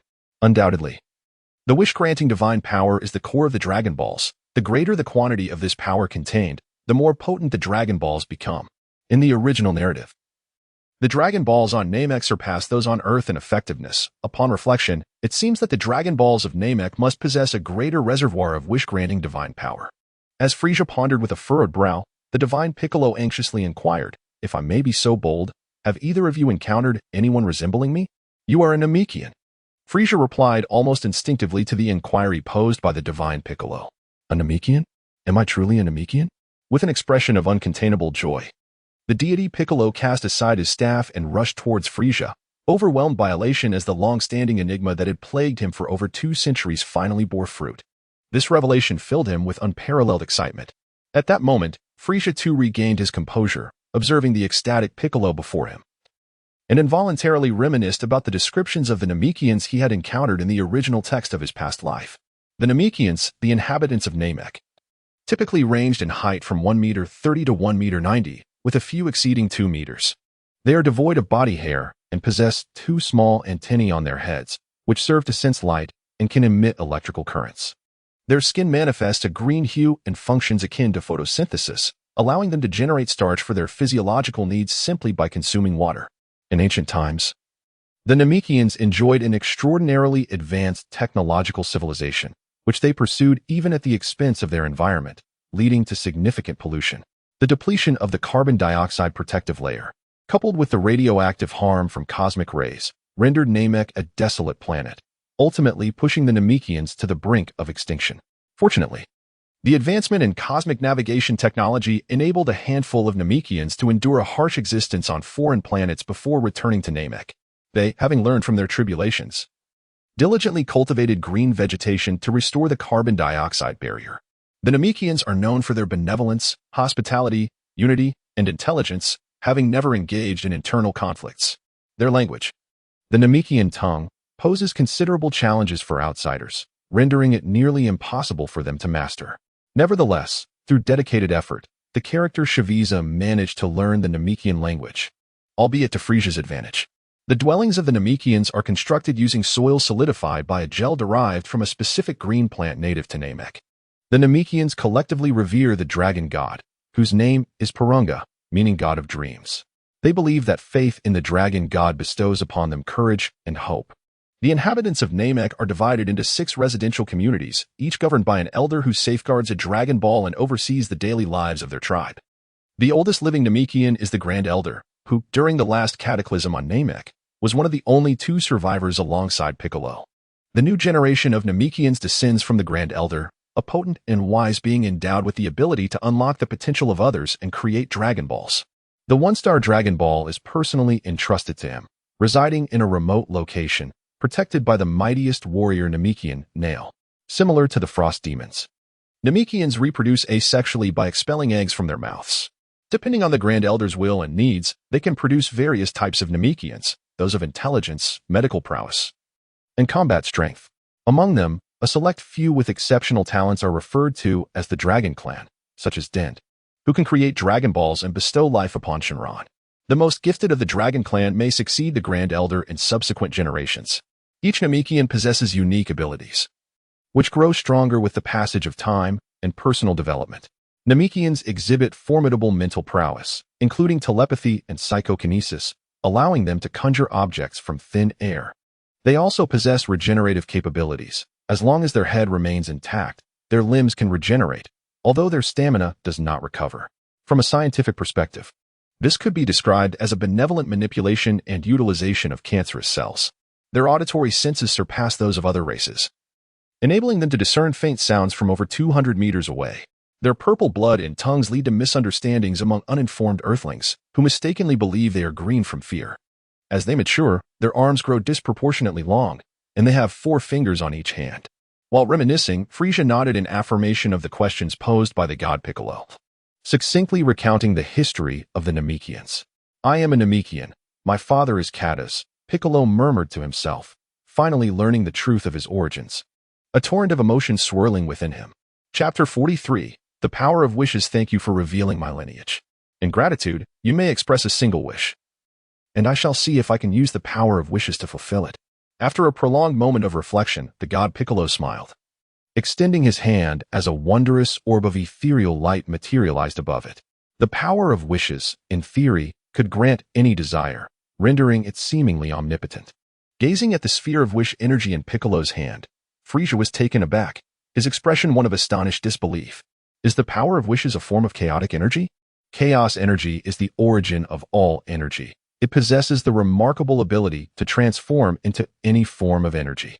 Some energies are of levels that are nearly equal to or on par with chaos energy, such as the primordial force, the beginning force, the original force, and the ancient force. Frieza was both astonished and elated to discover that the power of wishes had reached the chaos level. This revelation indicated that chaos-level energy could significantly enhance the body of the demon god.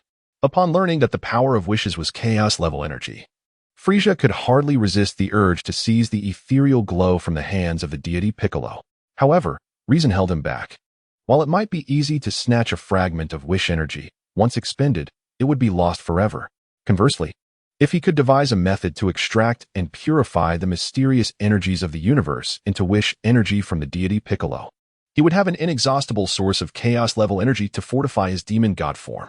For the sake of prudence, Frieza had to momentarily suppress his greedy impulses, as he did not wish to sacrifice something significant for a trivial gain. "Do you have a wish you wish to fulfill?" Piccolo inquired once more, noticing Frieza's dazed gaze fixed upon the wish energy in his hand.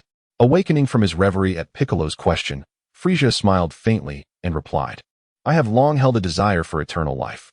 Frieza's demonic form possesses the remarkable ability of cellular regeneration, the power to resurrect upon shedding blood, infinite energy restoration, and boundless stamina.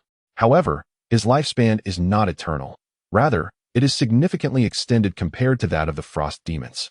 The average lifespan of a frost demon hovers around 1,500 years, while Frieza, having attained his demonic form, enjoys an impressive longevity of approximately 5,000 years.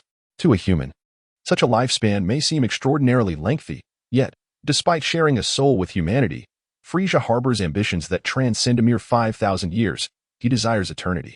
Upon hearing Frieza's aspirations, the divine being then furrowed his brow, paused in contemplation, and sighed, shaking his head as he replied, "Regrettably, with the limited divine power I possess, I cannot grant the gift of immortality.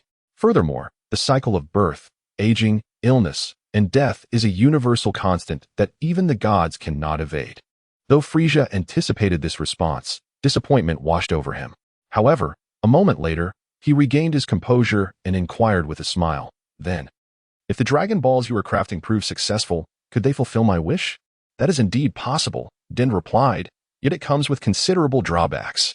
Should you wish for immortality through the Dragon Balls, you would incur a cosmic penalty every 1,500 years, devoid of fortune, meaning in one universe, possessing fortune invites the universe's favor, while lacking it results in relentless misfortune. Moreover, to sustain immortality, a vast amount of energy would be consumed annually. Should your internal energy prove insufficient, your body would collapse." Den did not deceive Frieza but conveyed the truth as he understood it. Whether Den's assertions were genuine or fabricated was easily discernible to Frieza. In the original narrative, many have utilized the Dragon Balls to attain immortality, setting a precedent. After his reincarnation, Frieza became irresistibly drawn to the prospect of eternal life. He had firmly resolved to either employ the Earth's Dragon Balls or those of planet Namek to wish for immortality. Yet, a flicker of doubt lingered within him, as reason cautioned that matters of such magnitude are seldom straightforward, particularly concerning immortality, if even the Kais, beings at the pinnacle of the cosmos, cannot achieve everlasting life. Could the Dragon Balls crafted by the Namekians truly grant such a wish so effortlessly? Frieza had long suspected that wishing for immortality through the Dragon Balls might bear severe consequences, yet he never anticipated the gravity of such drawbacks. Upon comprehending the inherent flaws associated with his desire for eternal life, Frieza found his enthusiasm waning. Although the prospect of achieving immortality via the 7 Dragon Balls appeared straightforward, the associated risks were far too considerable to warrant pursuit, he mused. Having successfully devised a method to extract the mysterious energies of the universe and refine them into wish-granting power, Frieza was filled with a sense of accomplishment. On Earth, within the temple, he sat cross-legged, suddenly opening his eyes, a terrifying glimmer flashing momentarily within them. It had been a month since his arrival at the temple, a period that nearly suffocated him with its monotony. The thin air and intensified gravity of the temple posed a challenge for ordinary beings, yet for Frieza, who could endure the vacuum of space, it was merely tedious. The desolation of the environment could either calm the mind or disturb it. Frieza undoubtedly belonged to the latter group. Had he not coveted the method employed by the deity Piccolo to harness cosmic energy into wish-granting power, he would have long since abandoned the temple's tedium. Throughout the 3 months of drudgery, the instances of Piccolo's extraction of mysterious cosmic energy could be counted on one hand. Each time, Frieza would secretly observe with his third eye. Yet he struggled to grasp the technique. Nonetheless, with each clandestine glance, his understanding deepened, igniting a flicker of hope within him. During bouts of restlessness, Frieza opted to enter the hyperbolic time chamber to vent his frustrations, while simultaneously dedicating himself to rigorous training. As the months passed, Frieza astonishingly discovered a significant enhancement in his training efficiency with each passing year. He recalled that in the original tale, Frieza had reached a level comparable to that of a Super Saiyan god after merely 4 months of training, an astonishing pace. While his current training speed was commendable, it still fell short. He speculated that 2 possibilities existed, the first being that his physical growth was augmenting his training efficiency, and the second that his age was continuously enhancing his training capabilities. Should the latter be true, it would be nothing short of extraordinary. Acknowledging the improvement in his training efficiency, Frieza pondered this notion. As 3 months elapsed, coupled with intermittent training, Frieza's combat power escalated to an astounding degree, 200 million. He had also mastered the Kaioken to a 50-fold increase, with a foundational combat power of 200 million. Unleashing a 50-fold Kaioken would surely grant him the upper hand against Super Saiyan Level 3 and Majin Buu. The enhancement of combat prowess did not elate Frieza greatly, however. The method he acquired from the celestial being Piccolo to extract and purify the mysterious energies of the universe into wish-granting power filled him with immeasurable excitement. This signified that his demonic form could be continually strengthened. Having mastered the art of extracting and purifying cosmic energy into wish-granting power, it was time for Frieza to depart from the temple, a dreary place he was unwilling to linger in any longer. Chapter 44.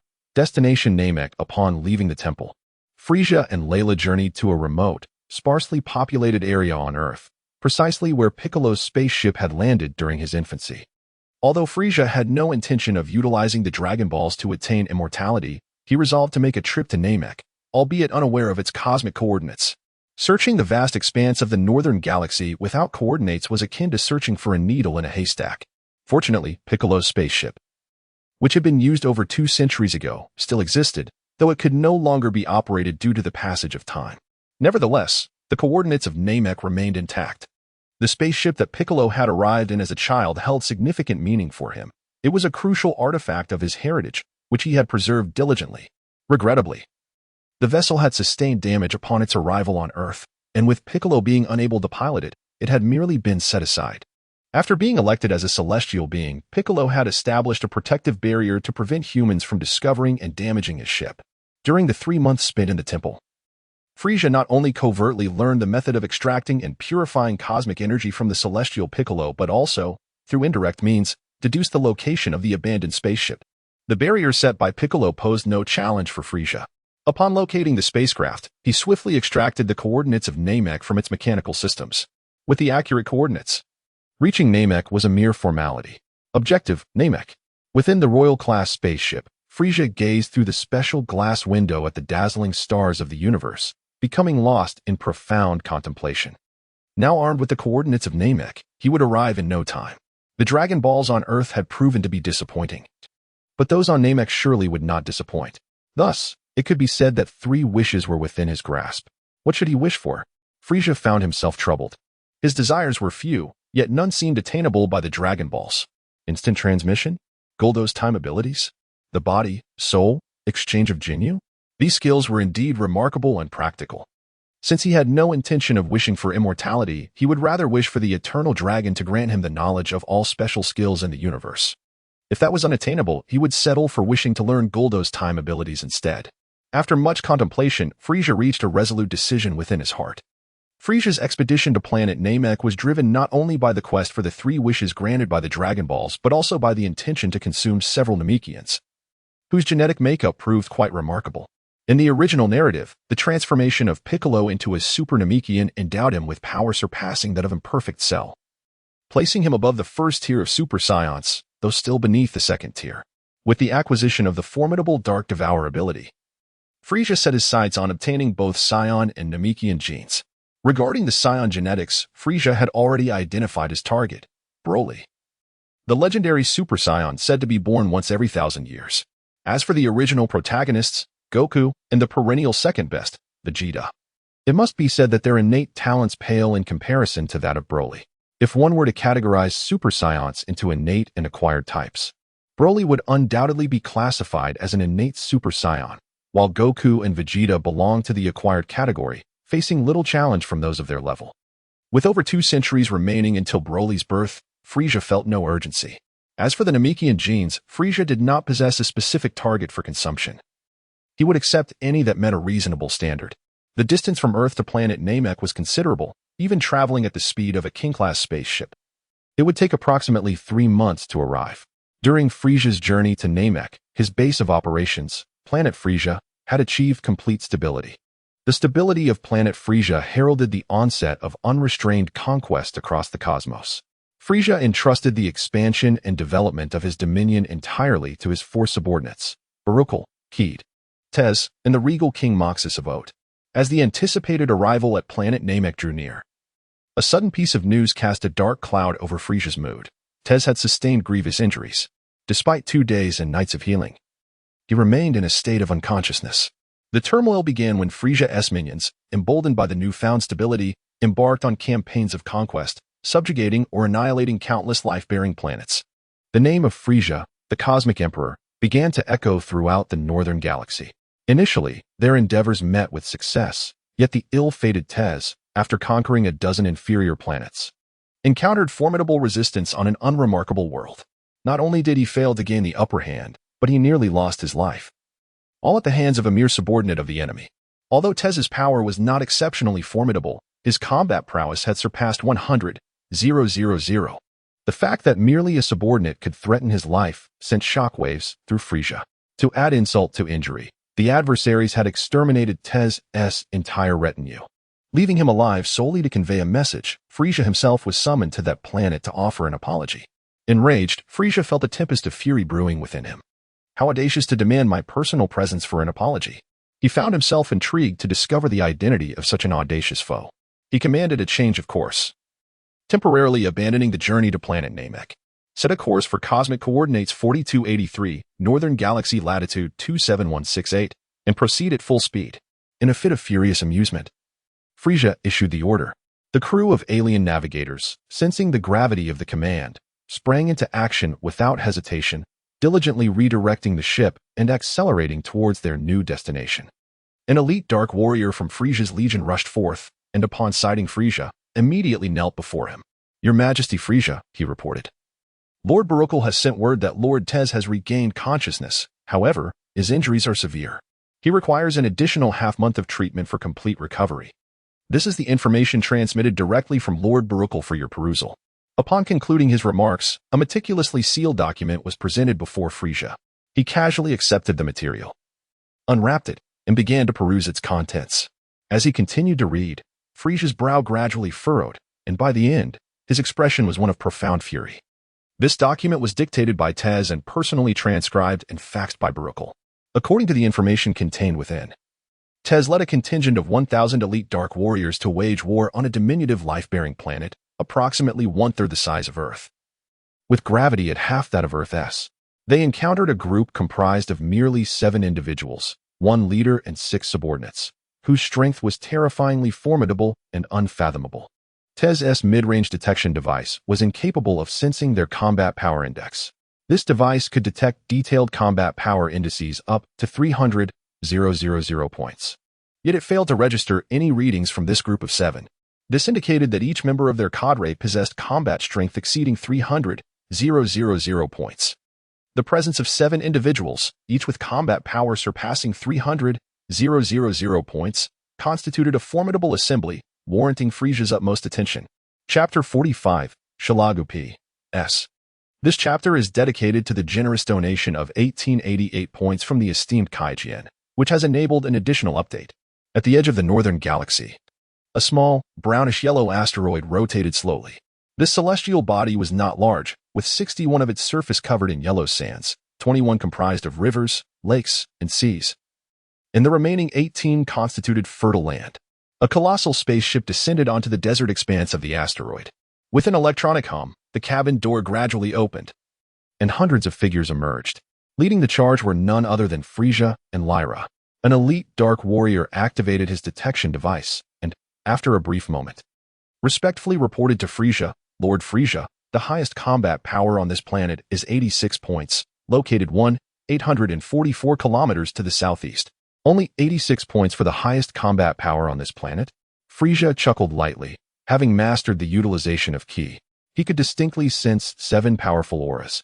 And from the intensity of these auras, he could roughly gauge their combat strength. One at around 8 million points and 6 others at approximately 500,000 points each.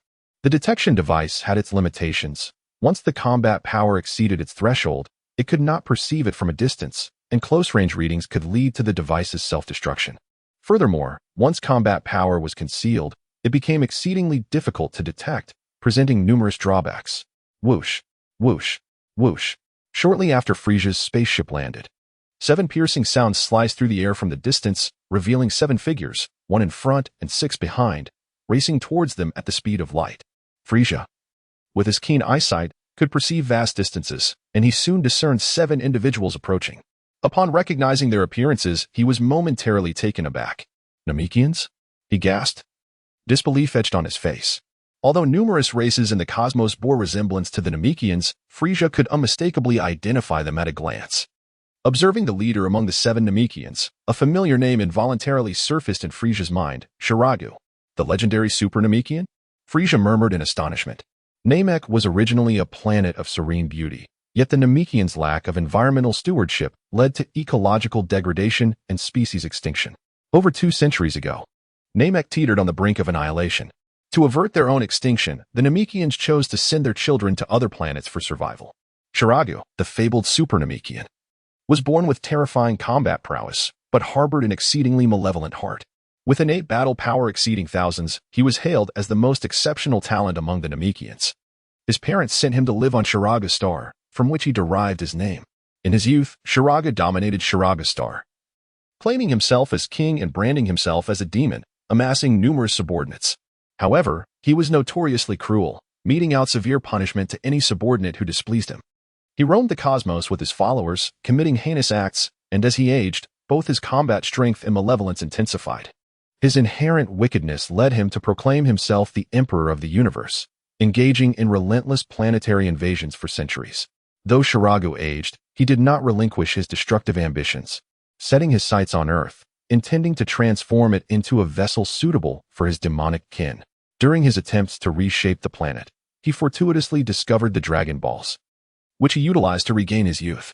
Yet, he ultimately fell to the Z warriors, leaving him utterly defeated. However, before his demise, he harbored a potent grudge, which was later exploited by Dr. Gero to create a ghostly warrior, only to be vanquished again by Piccolo, a tale of tragic folly. It is undeniable that the universe of Dragon Ball is rife with self-proclaimed emperors. In the original narrative, Frieza, who commanded over 100 life-bearing planets, deemed himself the emperor of the universe, while Cooler, who governed over 300, also laid claim to that title. Shiragu, too, proclaimed himself an emperor. Frieza contemplated which Namekian's genes he might devour to enhance himself, and surely Shiragu was the most fitting candidate. Upon encountering Shrek, Frieza felt a surge of both astonishment and delight. The fusion of various potent genes promised to advance the evolution of his demon form, with the genes of both the Scions and the Namekians being of paramount importance to him. However, he regarded the ordinary genes of the Scions and Namekians with disdain, as the fusion of identical genes proved effective only upon the initial attempt. This necessitated a cautious approach. His target for the Scion gene was none other than Broly, the legendary Super Scion said to emerge only once every millennium. As for the Namekian genes, Frieza had initially contemplated acquiring those of the Grand Elder. But the unexpected encounter with Shrag, the fabled Super Namekian, left him utterly astounded. "Who are you, little creature with golden skin? Are you that arrogant scum known as Frieza?" As Shrag and his entourage approached Frieza, one of the demon warriors, a subordinate of Shrag named Ankira, posed this question. "Little creature? Scum?" Upon hearing Ankira's taunts, Frieza's expression darkened instantaneously, his demeanor shifting to one of ominous intensity. With a sinister smile, he pointed a finger, and a flicker of purple light erupted. In the next moment, a blood hole appeared in the forehead of the insolent Ankira. Nanny? Shock. Dismay. Frieza's strike was executed with such swiftness that not only did Shrag and his companions fail to comprehend it, but even Layla was caught off guard. Words can be perilous. Sometimes, a careless utterance can exact a dire toll. "I have slain Angira," Frieza remarked, his smile warm yet, in the eyes of Shrag and his cohorts. It appeared as the grin of a demon. For the first time in his life, Shrag felt the grip of fear. In this moment of dread, he realized that only power could provide him solace. Without a moment's hesitation, he opted to transform. In a mere 3 seconds, Shrag completed his metamorphosis, evolving into a Super Namekian, his physique expanding tenfold, and his combat prowess amplifying correspondingly. At this juncture, Shrag's battle strength approached an astonishing 100 million points. "You have squandered your sole opportunity to defeat me, the Cosmic Emperor Shrag. Allowing me to transform was your gravest mistake. My power in this form far surpasses your capacity to contend with." Transformed into a Super Namekian, Shrag brimmed with confidence, the remnants of his fear evaporating into thin air. With a dismissive rub of his nose, Frieza scoffed mockingly, "Cosmic Emperor? How fortuitous, for I, Frieza, am also a Cosmic Emperor. A single universe cannot accommodate 2 sovereigns. And now that you have transformed into your most potent state, you should be ready to meet your demise. Die, Death Beam," Shrag bellowed, unleashing a torrent of dark red energy towards Frieza, its ferocity causing the very planet to tremble and crack, while magma surged from the core. With a mere flick of his hand, Frieza effortlessly deflected the energy wave and charged at Shrag, delivering a devastating punch aimed at his face. Realizing the impending danger, Shrag hastily attempted to block, but his efforts were in vain. Simultaneously, a tremendous force struck him from behind. Realizing the peril too late, he sought to evade the attack, only to find Frieza's foot crashing heavily into his back. Chapter 46, The Zafurian. P.S. Although the VIP collection has yet to reach 50, I shall nonetheless provide an additional chapter. The fierce battle unfolded with fervor, as Shalaga transformed into a Super Namekian, his combat power soaring to nearly 100 million. However, when compared to the current Frieza, Shalagu appeared considerably weaker. Yet, Frieza did not easily annihilate him with overwhelming strength. In truth, there was no need for Frieza to personally intervene to defeat Shalagu. Layla could have effortlessly resolved the matter. Nevertheless, Frieza chose to engage alone, driven by his own motivations. Although Frieza's combat power had reached impressive heights, his practical battle experience was alarmingly insufficient, even inferior to the pampered Frieza of the original narrative. Practical experience can only be honed through a series of battles. A balanced confrontation is most conducive to enhancing real combat experience. Thus, Frieza not only suppressed his power to 50%, but also refrained from utilizing the Kaioken technique. Presently, Frieza's combat power had surpassed 200 million, and even at half strength, it exceeded 100 million, putting him at a steady advantage over Shalagu. However, upon engaging in combat, he found himself at a disadvantage. It is undeniable that Shalagu, a battle-hardened warrior, possessed far superior practical experience, allowing him to hold his ground despite a slight deficit in combat power. Frieza, with his formidable demonic physique, is likely comparable to the malevolent one-star dragon from the original narrative. When Strago's ultimate attack struck him, it caused no harm whatsoever. In this situation, Frieza established himself in an invulnerable position. Relying on the terrifying defensive capabilities of his demonic body, Frieza adopted an aggressive strategy, while Strago adeptly balanced both offense and defense. Given Strago's slightly superior combat prowess, one would expect Frieza to possess a significant advantage and easily conquer Strago. However, the reality was that due to his lack of practical combat experience, The fierce battle raged on without a clear victor, and Strago showed no signs of defeat. What exhilaration! Since his reincarnation, Frieza was experiencing the thrill of combat for the first time. As the battle continued without resolution, Strago grew increasingly anxious. Frieza was the strongest opponent he had ever encountered. While Frieza's combat strength overwhelmingly surpassed his own, his defensive capabilities were equally terrifying. Strago's most powerful attack struck Frieza directly, yet inflicted no damage whatsoever. Fortunately, Strago's extensive practical experience allowed him to remain undefeated, albeit temporarily. As time passed, Frieza's combat experience steadily improved, and the dynamics of the battle began to shift from an even contest to a one-sided affair. How could this be? Who exactly is this golden little figure? Not only is his strength astonishing, but his talent is also beyond comprehension. In just a brief skirmish, his practical experience had surged tenfold, truly unfathomable. While struggling to withstand Frieza's onslaught, Strago pondered this in dismay. With the enhancement of his combat experience, Frieza gradually began to exert greater pressure on Strago's fighting capabilities. 49 combat power, 48 combat power, 47 combat power. The intensity of the battle exacted a tremendous toll on energy and stamina. Though Strago was a super Namekian, he did not possess infinite reserves of energy and vitality. As he fought at full capacity for an extended period, his energy and stamina began to wane, resulting in a continuous decline in his combat strength. Boom! Frieza and Shrag engaged in combat for less than 2 minutes, when the small asteroid beneath their feet could no longer withstand the intensity of their battle, beginning to crumble and disintegrate. At last, Frieza's fighting power was suppressed to 25, even lower than Shrag's, yet he maintained the upper hand. The effectiveness of his combat experience enhancement had diminished considerably. Continuing the fight with Shrag would hardly improve his practical experience any further. Thus, Frieza resolved to strike decisively. Having battled for such a duration, Shrag realized that Frieza was exploiting him to enhance his own combat prowess, which filled him with both anger and fear, leaving him feeling utterly helpless. At that moment, seeing that Frieza's combat experience had grown to nearly match his own, panic surged within him as he recognized the dire situation. Compounding his troubles, he could survive in the vacuum of space for only a quarter of an hour. Exceeding this limit would lead to his immediate demise. This situation was untenable. He would surely perish if it continued this way, leaving him no choice but to resort to desperate measures. Casually glancing at his 5 subordinates not far away, Shrag noted that, with the planet's destruction, they were on the verge of suffocation in the vacuum of space. Faces turning crimson. If death was inevitable, he might as well secure his own survival, he thought with a chilling smirk. Withdrawing from the fray, Shrag extended his arms and seized 2 of his subordinates. Green electric arcs crackled from his hands, and as they were engulfed by the energy, his subordinates let out piercing screams. Their bodies shriveled as their essence was absorbed by Shrag. In a similar fashion, the remaining 3 subordinates were not spared from his malevolent grasp. Having absorbed the life force of all 5 subordinates, Shrag unleashed a sinister laugh, declaring, "Die for me." A massive sphere of green energy erupted from his hands. Initially the size of a basketball, it rapidly expanded to the size of a planet in the blink of an eye, containing a tremendous amount of energy. Faced with this sphere, Frieza sensed a hint of danger, realizing that its destructive capability approached 200 million points. I did not anticipate Shrag possessed such a trump card, truly unexpected. But does he believe such an attack could threaten me? How naive, Frieza mused, gazing in astonishment at the colossal green sphere hurtling towards him.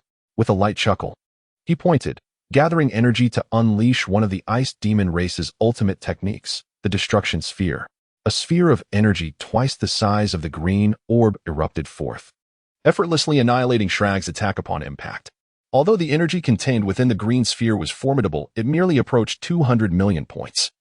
Whereas Frieza's fully unleashed Destruction Sphere exceeded 300 million points, rendering the disparity in power starkly evident.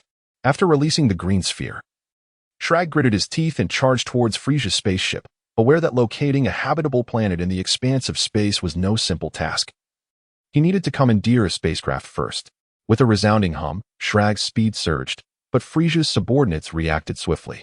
Upon realizing Shrag's intentions, they activated the wormhole traversal system without waiting for Frieza's command. The spaceship trembled, and a massive black hole materialized, engulfing the vessel in an instant. The next moment, the spaceship reappeared in the depths of space several thousand miles away. Cursed be this fate. Unable to seize the spaceship, Shrag was overwhelmed with anxiety and anger. Just as he was consumed by these emotions, a wormhole suddenly materialized beside him, from which emerged a dozen spacecraft, each only slightly smaller than Frieza's vessel. Esteemed Lord Shrag, it is a pleasure to make your acquaintance. It appears you are in urgent need of assistance. Allow me to introduce myself. My name is Bebi, the king of the Zivil race. The voice, imbued with a sense of authority and a hint of weariness, emanated from the lead spacecraft. As soon as the words were spoken, the hatch of the spacecraft opened, and without hesitation, Shrag rushed inside. The moment he entered, the hatch promptly sealed behind him. At that very instant, Frieza unleashed a destructive energy sphere, shattering the green orb emitted by Shrag. Chapter 47. Bebi and Dr. Mew. Frieza gazed solemnly at the distant closing wormhole, having shattered the green orb emitted by Shrag. In the vastness of the cosmic void, while sound could not directly propagate, it could still be transmitted indirectly through electromagnetic waves. Not only did Shrag hear Bebi's words distinctly, but Frieza did as well. The mention of the Zephyr race and Bebi unsettled Frieza. The Zephyr were a highly intelligent species, possessing a fragile physicality, yet boasting an advanced technological civilization. Few races in the universe could rival their scientific prowess. Zephyr Planet, the ancestral home of the Zephyr people, had been settled by a group of outsiders from the cosmos eons ago. The peace-loving Zephyr chose to remain oblivious to this intrusion, never anticipating it would herald the demise of their race, for these outsiders were the Scionts. Scionts, endowed with formidable strength and a warrior spirit, lacked civilization but possessed extraordinary combat abilities. Initially, when their numbers were few, they coexisted amicably with the Zephyr, but as the Scionts proliferated on Zephyr Planet, their population swelled. Ultimately, during a rare full moon that occurred every 8 years, the Scionts revealed their fangs and launched an invasion against the Zephyr. Despite the Zephyr's advanced technological weaponry, the Scionts found themselves at a disadvantage. As defeat loomed, they collectively transformed into mighty gorillas, amplifying their strength tenfold. Faced with this formidable transformation, the Zephyr's technological defenses faltered, leading to catastrophic losses. Thus, the Scionts not only assimilated the Zephyr's civilization but also endeavored to increase their own numbers, periodically transforming into gorillas. Over the centuries, Zephyr Planet was completely seized by the Scionts, rechristened as Planet Vegeta, while the unfortunate Zephyr were rendered extinct, with only their king, Bebi, surviving by a stroke of luck. Driven by a thirst for vengeance, Bebi devoted countless efforts to creating the robotic Dr. Mew, imparting all the technological knowledge of the Zephyr to him. This enabled Dr. Mew to utilize his own genetic material to forge the most powerful warrior in the universe, Bebi himself. Their goal was to annihilate the Scionts, avenge their fallen kin, restore the Zephyr, and establish their dominance over the cosmos. Shrag, having fled into a spacecraft, felt a lingering fear and a sense of fortunate escape, realizing that had he lingered longer in the cosmic void, he would have met his demise. Cursed Frieza, just you wait. I, Shrag, have survived this time and will exact my revenge, he vowed bitterly. Yet, contemplating Frieza's might filled him with profound helplessness. After gathering the essence of 5 subordinates and channeling over 80% of his own energy into a powerful strike, Shrag had anticipated that Frieza would be gravely wounded. But his hopes were dashed with a mere flick of Frieza's finger. Strength. Power. His own might was still inadequate. He vowed to acquire even greater strength, one that surpassed Frieza's. Dragon Balls. Indeed, only the Dragon Balls possessed the capability to significantly enhance my strength in the briefest span of time. However, it appears that apart from my own kind, the Namekians, none have survived, and the Dragon Balls can only be crafted by the Dragon Clan among us Namekians. Although I am a legendary Super Namekian, I lack the ability to create the Dragon Balls. It seems I must return to Namek, hoping to find surviving members of the Dragon Clan. Nonetheless, for now, I shall first meet this Zephyrian named Bebi.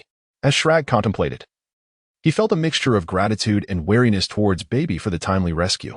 If this were not mere coincidence, then only one explanation could suffice. Bebi had been secretly observing him.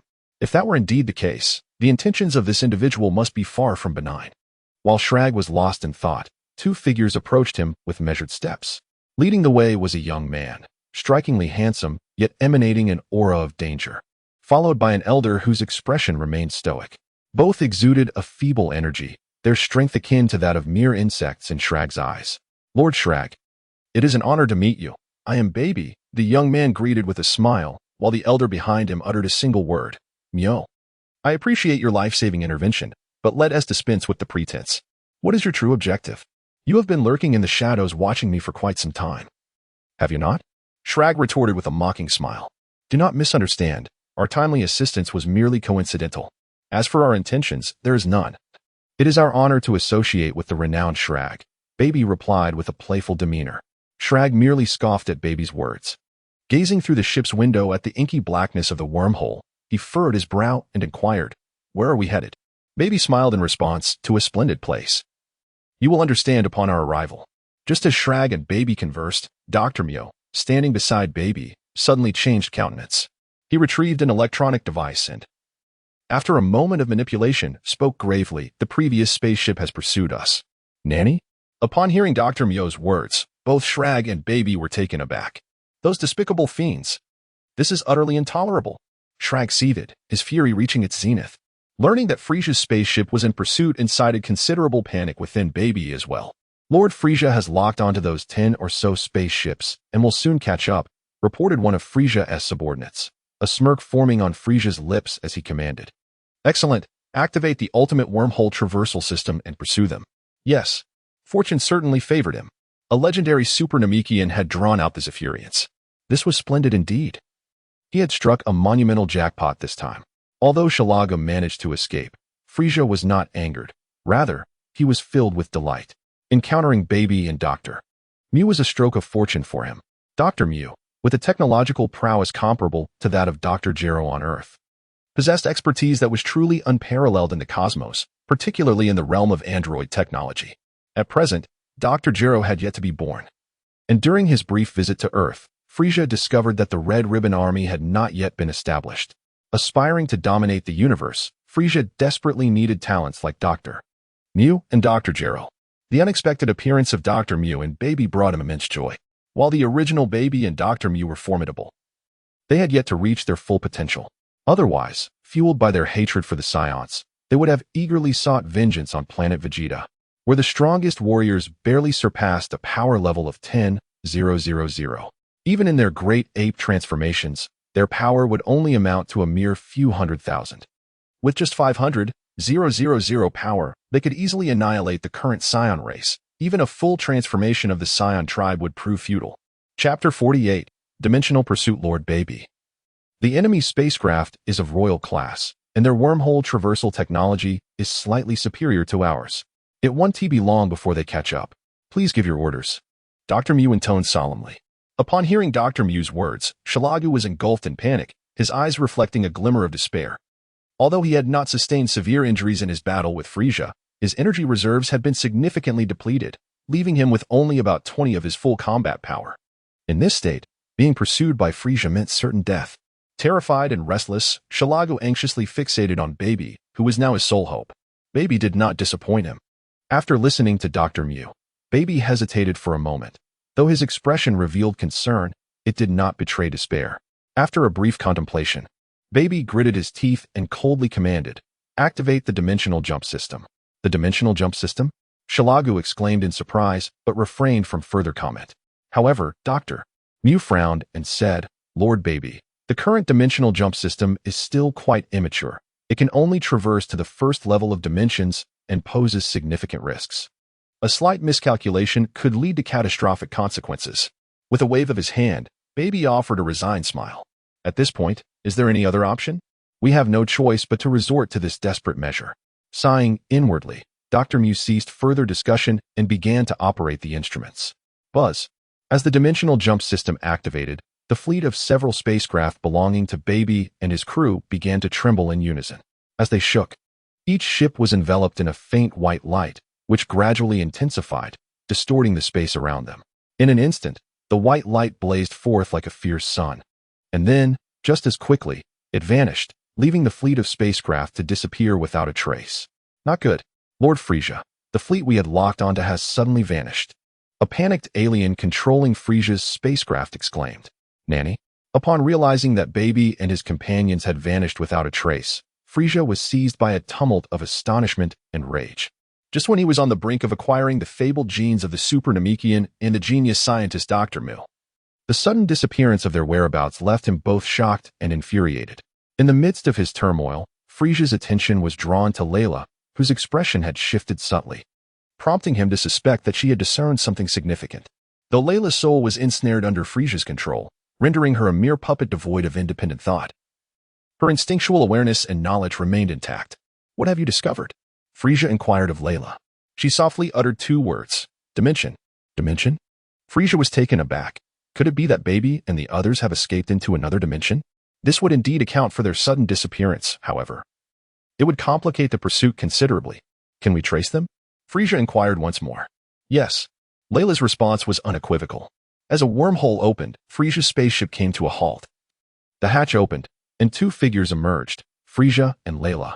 Frieza, possessing the form of a demigod and hailing from the frost demon race, finds it effortlessly easy to survive in the vacuum of space. In stark contrast, Layla must rely on a protective shield for her existence. With a swift motion, a brilliant flash of light reveals a divine sword in Frieza's hand, the very weapon that once sealed Kaz away, crafted from the rarest of celestial gold. This sword boasts unparalleled sharpness. As Layla receives the divine sword from Frieza, her expression remains serene, yet her gaze is vacant. "Let us commence." Frieza chuckled softly as he issued a command, prompting Layla to swing her sword, which immediately tore a rift in the cosmic vacuum. Seizing the moment, Frieza grasped Layla and flew into the opening. Upon traversing the void, they arrived in a diminutive dimensional realm, an unstable, lower-tier dimension. Gazing around, they noted only a few hundred celestial bodies, with a mere 2 being habitable planets. The instant they entered this dimension, Frieza sensed the presence of Shiragu and was filled with jubilation. On one of the life-sustaining planets, Shiragu, Baby, and Dr. Mew stood before the wreckage of several spacecraft. Enveloped in a heavy silence. The technology for dimensional jumping is still quite rudimentary. Nearly entering a primary dimension caused the spacecraft to self-destruct. However, the challenges posed by the wormhole likely contributed to this failure, as dimensional leaps within a wormhole are approximately 30% more difficult than those in the cosmic vacuum. Dr. Mew wiped the cold sweat from his brow. Baby, too, felt a lingering dread. This was their inaugural attempt at dimensional jumping. Although they had simulated the process countless times, the disparity between simulation and reality was substantial. Thankfully, Shiragu was present. Otherwise, both he and Dr. Mew would have faced dire consequences. Finally free from the clutches of Frieza and his relentless crew, Shiragu sighed in relief, murmuring to himself, "Just wait. I shall repay this grudge tenfold." However, as soon as his words fell silent, Frieza's mocking laughter echoed in the ears of Shiragu, Baby, and Dr. Mew. "Haha, do you really think that escaping into a dimension ensures your safety? How naive and laughable." Upon hearing Frieza's voice, the 3 felt as though they had heard the ominous refrain of death, their faces turning pale with terror. How is this possible? Baby and Dr. Mew stammered in disbelief. "Frieza? How could he follow us into this dimension?" Shiraga trembled with fear, sinking into utter despair. Before the incredulous gazes of Baby, Dr. Mew, and Shiragu, Frieza and Layla materialized before them. Upon seeing Frieza, Shiraga resembled a mouse fleeing from a cat, turning to escape without regard for the lives of his rescuers. Baby and Dr. Mew. "It's over." As Shiragu abandoned them to flee, Baby and Dr. Mew felt their hearts sink, their faces ashen. Amused by Shiragu's flight, Frieza scoffed. "Flee? Do you truly believe you can escape?" Leaving Layla to watch over Baby and Dr. Mew, Frieza pursued Shiragu. Due to the decrease in his combat power, Shiraga's speed diminished dramatically. In comparison to Frieza, he was utterly insignificant. Within mere seconds, Frieza closed the gap between them. Facing Frieza, who stood with arms crossed, Shiragu's forehead beaded with sweat. "Frieza, do not push me too far. If you provoke me, I will fight to the bitter end," Shiraga roared angrily. Frieza, however, dismissed Shiraga's threat entirely. "Fight to the bitter end? Huh. The fish will undoubtedly perish, but the net shall remain intact. Frieza, killing me would offer you no advantage. Even if I were to strike with all my might and fail to end your life, I could still inflict grave injury upon you. Thus, I propose you spare me. And in return, I shall serve you faithfully." Shiraga mused inwardly, contemplating. Given the current circumstances, it is prudent to bide my time and preserve my life. Opportunities for vengeance will surely arise in the future. Shiraga's thoughts were crystal clear to Frieza, who had spent 3 months on Earth diligently mastering the skills embedded in Kaz's memories, such as instantaneous movement, long-distance communication, and telepathy. With a power level inferior to Frieza's, Shiragu could easily employ telepathy to discern the thoughts of his adversaries. Chapter 49. devouring Shragu in truth. Even if Shragu were to genuinely pledge his allegiance to Frieza, the latter would never spare him, for his genetic makeup was precisely what Frieza coveted. Shragu, spare yourself the scheming. Your audacity in proclaiming yourself the Emperor of the universe is an unforgivable transgression. Apart from me, Frieza, anyone who dares to declare themselves the Emperor of the universe must perish. Frieza jeered viciously. Realizing that Frieza was resolute in seeking his life, Shragu's countenance turned pale, and he understood that death was inevitable. In a fit of madness, he glared at Frieza with malice, his face contorted with rage, veins bulging on his forehead. With gritted teeth, he declared, "Very well, you have forced my hand. If I am to die, then you shall not survive either. We shall descend into hell together." As his words echoed, Shragu concentrated all the energy within him to the tips of his fingers. Annihilation beam. Two brownish-red beams of energy surged forth from the tips of Shragu's fingers, hurtling towards Frieza at superluminal speed. Whoosh! Frieza made a slight movement, deftly evading two beams of light that came hurtling toward him. However, as the initial strike missed its mark, the two beams altered their trajectory and aimed for the back of his head. Shragu, in a desperate gamble, concentrated the energy within him into a singular point. The power of the two annihilation beams was not to be underestimated, with an attack strength exceeding 100 million points. Although it fell short of the immense green energy sphere he had unleashed earlier, the difference was negligible, given Frieza's formidable prowess. Even without the Kaioken and the form of the demon god, Shragu's annihilation beams posed no real threat to him. His decision to evade rather than retaliate was a calculated one. While eliminating Shragu would be a simple task, the act of devouring him presented a greater challenge. As he dodged the two annihilation beams, Frieza's palms revealed swirling orbs of black light, faint yet palpable. After a moment of controlling the two beams, Shragu found himself panting and fatigued. Seizing the opportunity he had been waiting for, Frieza suddenly bellowed, "Now is the time." Frieza remained motionless for a moment. But once he stirred, he became a harbinger of death.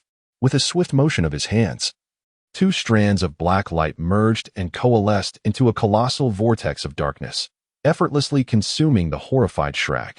Amidst the desperate and mournful cries, Shragu was utterly obliterated, leaving no trace behind. After devouring Shragu, the black vortex immediately diminished and vanished. Once the vortex had completely dissipated, Frieza felt a surge of power coursing through him, his combat prowess soaring and his physique enhancing. 210 million battle power, 220 million battle power, 230 million battle power. Having fully assimilated Shragu, Frieza's combat strength surged dramatically, nearing the threshold of 300 million. The formidable essence of the legendary Super Namekian genes had also significantly fortified his demonic form. His battle power had nearly reached 300 million. And without employing the 50-fold Kaioken, he could barely contend with the second stage of Cell. Yet, he still felt insufficiently powerful. Frieza mused to himself, unperturbed by the situation. Presently, his battle power could multiply tenfold within a year. At 300 million, he needed only to bide his time for a year to ascend to 3 billion. In 2 years, it would reach 30 billion, and in 3 years, 300 billion. 4 years later, he would attain 3 trillion battle power. By the time the Dragon Ball saga officially unfolded over 200 years later, his strength would have escalated to an unimaginable level. Even the god of destruction, Beerus, would be rendered insignificant, merely a breath away from annihilation. And should he unleash a Kaioken multiplied by dozens or even hundreds, he genuinely feared that he might frighten Beerus to death. In the act of devouring Shragu, not only did it significantly enhance Frieza's combat prowess and fortify his demonic form, but the most notable gain was the transformation into a Super Namekian. This transformation augments combat power tenfold and does not conflict with the Kaioken technique. However, in terms of sheer transformation efficacy, the Super Namekian pales in comparison to the Super Saiyan. The Super Namekian transformation can only amplify combat power by a factor of 10, whereas the initial stage of the Super Saiyan transformation can elevate it by 40 times. The standard Super Saiyan transformation increases combat power by 50 times, the second stage by 100 times, and the third stage by 400 times. While the Super Saiyan transformation is formidable, it does conflict with Kaioken. In the original narrative, Son Goku abandoned the use of Kaioken after transforming into a Super Saiyan, not without reason, as attempting to employ Kaioken on top of the Super Saiyan form is not only burdensome but yields unsatisfactory results. Both the Super Namekian and the first stage of the Super Saiyan transformation necessitate a foundational combat power exceeding 1 million. Saiyans with combat power below this threshold cannot transform into the first stage of Super Saiyan, regardless of their fury. With the acquisition of the Super Namekian transformation, Frieza's power surged dramatically, bringing his combat power close to 300 million. By utilizing a 50-fold Kaioken, he could unleash approximately 15 billion points of combat power. And upon transforming into a Super Namekian, this would elevate to around 1,500 billion points. With such formidable power, Frieza believed that, aside from the god of destruction Beerus and Whis, no one else in the Dragon Ball universe could rival him. Moreover, thanks to his demonic form, Frieza could withstand the combined strain of the 50-fold Kaioken and the Super Namekian transformation. He had wholly assimilated Shrag's memories, and having digested them, all of Shrag's skills and secrets were laid bare before him, enabling Frieza to fully harness the intricacies of the Super Namekian transformation in a remarkably short span. With Shrag now consumed, it would soon be the turn of Baby and Dr. Mew. With Dr. Mew's technology at his disposal, Frieza's ambition of conquering the universe seemed ever closer. In contemplation, Frieza retracted his energy and presence. As he absorbed Shrag, an electronic device on Dr. Mew emitted a series of beeps, startling him. "Lord Baby, Shrag is dead," Dr. Mew whispered in shock. Upon hearing this, Baby trembled. Disbelief etched across his face. What? This is impossible. Shrag's power was unfathomable. How could he be killed in such a brief span? As Shalaga had surmised, Baby and Dr. Mew had been covertly observing him for quite some time. Their understanding of Shalagu likely surpassed even Shalaga's own self-awareness.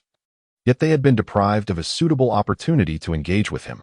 This time, their timely intervention was fortuitously facilitated by Frieza, who had orchestrated an occasion for them to connect with Shalagu. It was precisely due to their comprehension of Shalagu's formidable strength that Baby and Dr. Mew found themselves astounded by the brevity of his demise. "Lord Baby, we must prioritize our escape," Dr. Mew urged in hushed tones. Baby, his expression grave, nodded in agreement. Chapter 50. Capturing Baby and Dr. Mew upon learning of Shalaga's death. Both Baby and Dr. Mew were taken aback. In their minds, Shalaga's demise heralded their own imminent peril. After all, having saved Shalaga's life and subsequently fled into this dimension, they felt inextricably linked to him. Seizing the moment before Frieza's return, thoughts of escape began to brew in their minds. "What is that fellow's combat power index?" Baby inquired, fixating on Layla while discreetly questioning Dr. Mew. Hearing Baby's inquiry, Dr. Mew could only manage a wry smile and shake his head. "I am unaware. This fellow, along with that golden little imp in Shalagu, cannot be detected by my combat power sensor. Their strengths have surpassed the upper limits of my meticulously designed device." Though Dr. Mew's invention was not as advanced as superior detection instruments, it certainly outperformed mid-range devices, accurately gauging combat powers below 1 million. Baby's combat power stood at 3,000, while Dr. Mew, though not entirely ineffectual, could muster only a few hundred points. "Regardless of his strength, we must flee. Otherwise, when that golden little imp returns, our situation will worsen," Baby whispered, to which Dr. Mew nodded in solemn agreement. "Run!" With a fervent shout, Baby and Dr. Mew diverged, fleeing in opposite directions. Yet, before they could cover 100 meters, they seemed to collide with an invisible barrier in the void, which rebounded them violently to the ground, leaving them in a disheveled state. "A barrier?" Dr. Mew exclaimed in shock. Indeed, the obstruction that thwarted their escape was the barrier established by Frieza. Having absorbed the complete memories of the West Kaishin Kaz from 15 generations past, Frieza had also acquired certain techniques for erecting barriers. Although his barriers were far inferior to dimensional ones, given his current combat prowess, it was exceedingly difficult for beings beneath his strength to breach them. Thus, ensnaring Baby and Dr. Mew was a trivial task. "It's over. We are doomed. Had I known, I would never have saved Shalagu. Alas, how I regret my earlier decisions," Baby lamented, slumping onto the ground with a despondent expression. In that moment, a flash of golden light pierced the void, and Frieza materialized out of thin air. Instantaneous teleportation. Upon encountering Frieza, Baby and Dr. Mew appeared as if they had come face to face with the Grim Reaper, their expressions filled with dread. "Greetings, King Baby and Dr. Mew. It is a pleasure to finally meet you both. Allow me to introduce myself. I am Frieza, the Cosmic Emperor," Frieza declared, his smile radiant, reflecting his rather pleasant disposition. Having consumed the legendary Super Namekian, Shiragu, he was now poised to recruit the talents of Baby and Dr. Mew. What? The possibility of Baby and Dr. Mew choosing to refuse allegiance to Frieza is utterly inconceivable, for Frieza possesses unwavering confidence in his ability to enlist them as his subordinates. The Cosmic Emperor, Frieza? Upon hearing his introduction, Baby and Dr. Mew exchanged glances. King Baby, it is fair to say that your lives are now firmly in my grasp. With merely a gentle squeeze, I could extinguish your existence, a fact of which I trust you are well aware.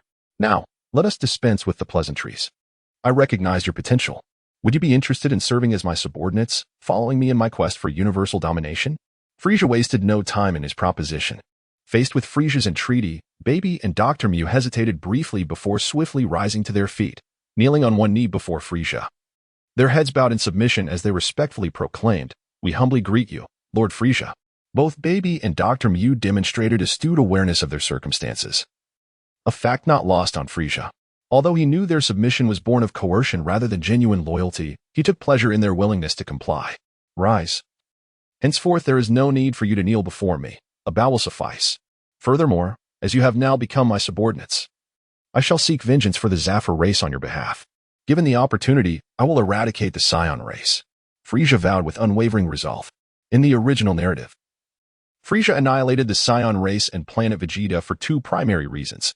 First, his trepidation towards the legendary Super Saiyan, and second, a thirst for vengeance. Indeed, it was vengeance that drove him. The ambitious King Vegeta, in a bid to overthrow Frieza's dominion over the Scions and to seize power for himself, led a cadre of elite Scions to assassinate Frieza. However, they grossly miscalculated the disparity in their strengths, resulting in a catastrophic failure that culminated in Frieza dispatching King Vegeta with a single blow. Had it not been for this miscalculation, the demise of the Scion race may have been postponed for a while longer. The potential of the Scions is nothing short of terrifying when fully harnessed. Even the god of destruction, Beerus, would not stand a chance against them. Hence, Frieza was resolute in emulating his portrayal in the original work. The obliteration of the Scion race was imperative, regardless of the fate of planet Vegeta. For their burgeoning numbers posed a significant challenge to his control, and this decision also honored the original storyline. The transformation into a Super Saiyan encompasses 9 distinct levels. The first level is the Fall Super Saiyan, enveloped in a pale golden aura, with red hair. The second level is the Super Saiyan first stage, surrounded by a golden flame, with hair standing on end in golden hues and green irises. The third level, the Super Saiyan second stage, bears a resemblance to the first stage, but is adorned with crackling blue electricity. The fourth level is the Super Saiyan third stage, characterized by waist-length hair and the absence of eyebrows. The fifth level is the Super Saiyan fourth stage, featuring black hair, a red upper body, and a red tail. The sixth level, the Super Saiyan fifth stage, showcases elongated hair, with both the upper body and tail shimmering in silver. The seventh level is the Super Saiyan God, a form that closely resembles the normal state. The eighth level, the Super Saiyan sixth stage, is distinguished by sky blue hair, while the final level is the ultimate Super Saiyan. The potential of the Scions is immense. Frieza's apprehensions in the original work were indeed justified. Dr. Gero and Baby harbored a profound animosity towards the Scion race, harboring dreams of reducing every Scion to ashes. Upon hearing Frieza's declaration, the two were momentarily taken aback, only to be filled with heartfelt gratitude, which fostered a newfound sincerity in their allegiance to Frieza. Should Frieza, the monarch, seek to avenge the Zephyr race, the two of them would willingly brave any peril in his service. Baby and Dr. Meow were filled with excitement. Having recruited them as his subordinates, Frieza promptly assigned the duo to work on his home planet. With the genius scientist Dr. Meow at his disposal, the technological advancements under Frieza's command began to soar, particularly in the realms of androids, mechanical warriors, and vengeful fighters. Notably, after some hesitation, Frieza imparted the formidable technique of King Kai's fist to his 3 most trusted aides. Though Barucher, Cade, and Tez displayed commendable talent, their abilities were not exceptional, given their physical prowess. It was likely that a tenfold King Kai's fist would represent the pinnacle of their capabilities in this lifetime. As various matters concluded, months passed. Chapter 51. Arrival at Namek. With Dr. Meow's contributions, the technological civilization of Frieza's planet ascended several tiers. Once trivial matters were resolved, Frieza set forth once more to Namek. After clandestinely learning from the deity Piccolo the method of extracting mystical cosmic energy to refine wish power, Frieza diligently persevered. Although the outcomes fell short of his expectations, it was not until he consumed Shrag, the legendary Super Namekian, that his results dramatically improved. Although Shrag possessed no innate dragon lineage and could not create the Dragon Balls, Frieza, having absorbed his genes, remained unaware of the process of Dragon Ball creation. The Dragon Balls serve as a potent medium to maximize the efficacy of wish power. Following the consumption of Shrag, Frieza gained a deeper understanding of the Dragon Balls. To illustrate, if a wish made with the Dragon Balls consumed 1 point of wish power, achieving the same wish with pure wish power alone would require a staggering 10,000 points, a difference of 10,000 times. Furthermore, after the Dragon Balls expended wish power, they would automatically replenish over time. For instance, in the original narrative, the Dragon Balls on Earth require 1 year to restore the wish power consumed, while those on Namek are significantly more powerful and have a shorter recovery period. Having delved into the wonders of the Dragon Balls, Frieza's ambitions were ignited. The wish power is a chaotic level energy that greatly enhances Frieza's demonic physique. However, extracting wish power from the cosmos proved to be cumbersome and inefficient. With the existence of the Dragon Balls, extracting wish power from them, without disturbing the essence of the Dragon Balls themselves, would allow for a restoration in due time.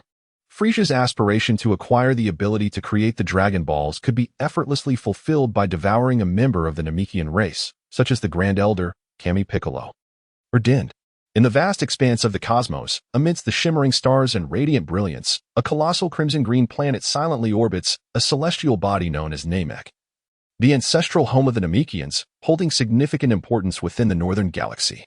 Namek is situated in the 27th stellar system of the Virgo constellation in the northern galaxy, boasting atmospheric conditions and gravitational forces akin to those of Earth. It is encircled by 3 suns, casting a verdant hue across the sky, devoid of night, with each year encompassing only 130 days. The distance from Earth to Namek is considerable. Even a royal spaceship requires approximately 3 months to traverse this expanse, while the journey to Frieza's home planet is even more protracted, demanding around 4 months of travel. 4 months may not seem excessively long, yet it is far from brief. Frieza, finding himself in a state of ennui, has little interest in training. His unique physiology continuously enhances his combat prowess. The legendary Super Saiyan is born with a combat power of 10,000, doubling each year until it reaches a cap of 1 trillion. In contrast, Frieza's demonic form not only augments his strength 10-fold annually, but also possesses a staggering limit of 1 gua in combat power. The demonic body encompasses 10 levels, and currently, Frieza resides within the first tier. The first level of the demonic body, an acquired first-level chaotic form. First-level cosmic essence allows for a tripling, up to 30-fold, increase in combat power each year, with an ultimate limit of 1 gua. The second level, an acquired second-level chaotic form. Second-level cosmic essence permits a 30-fold to 300-fold enhancement annually, capped at 1 gen. The third level, an acquired third-level chaotic form. Third-level cosmic essence facilitates a 300 to 3,000-fold increase, with a maximum of 1 zheng combat power.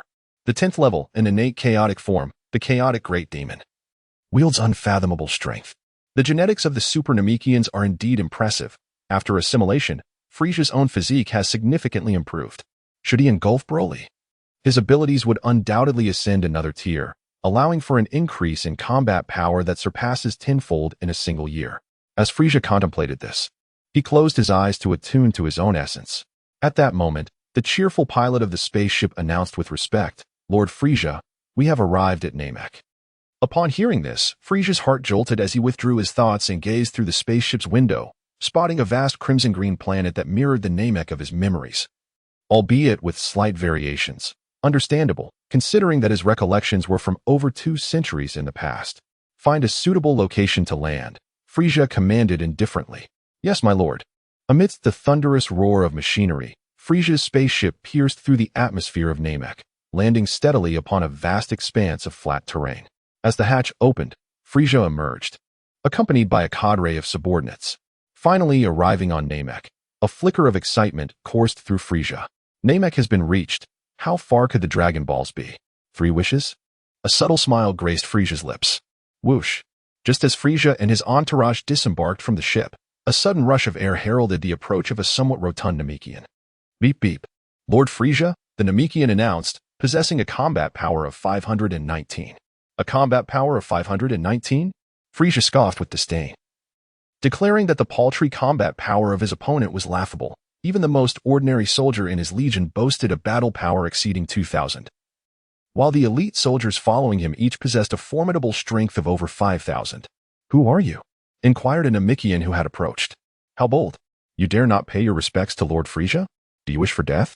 A soldier, bearing the head of a leopard and the body of a man, aimed an electronic laser gun at the questioning Namekian, bellowing in fury. "Humph! What nonsense about Lord Frieza deserving my respect?" "Bah!"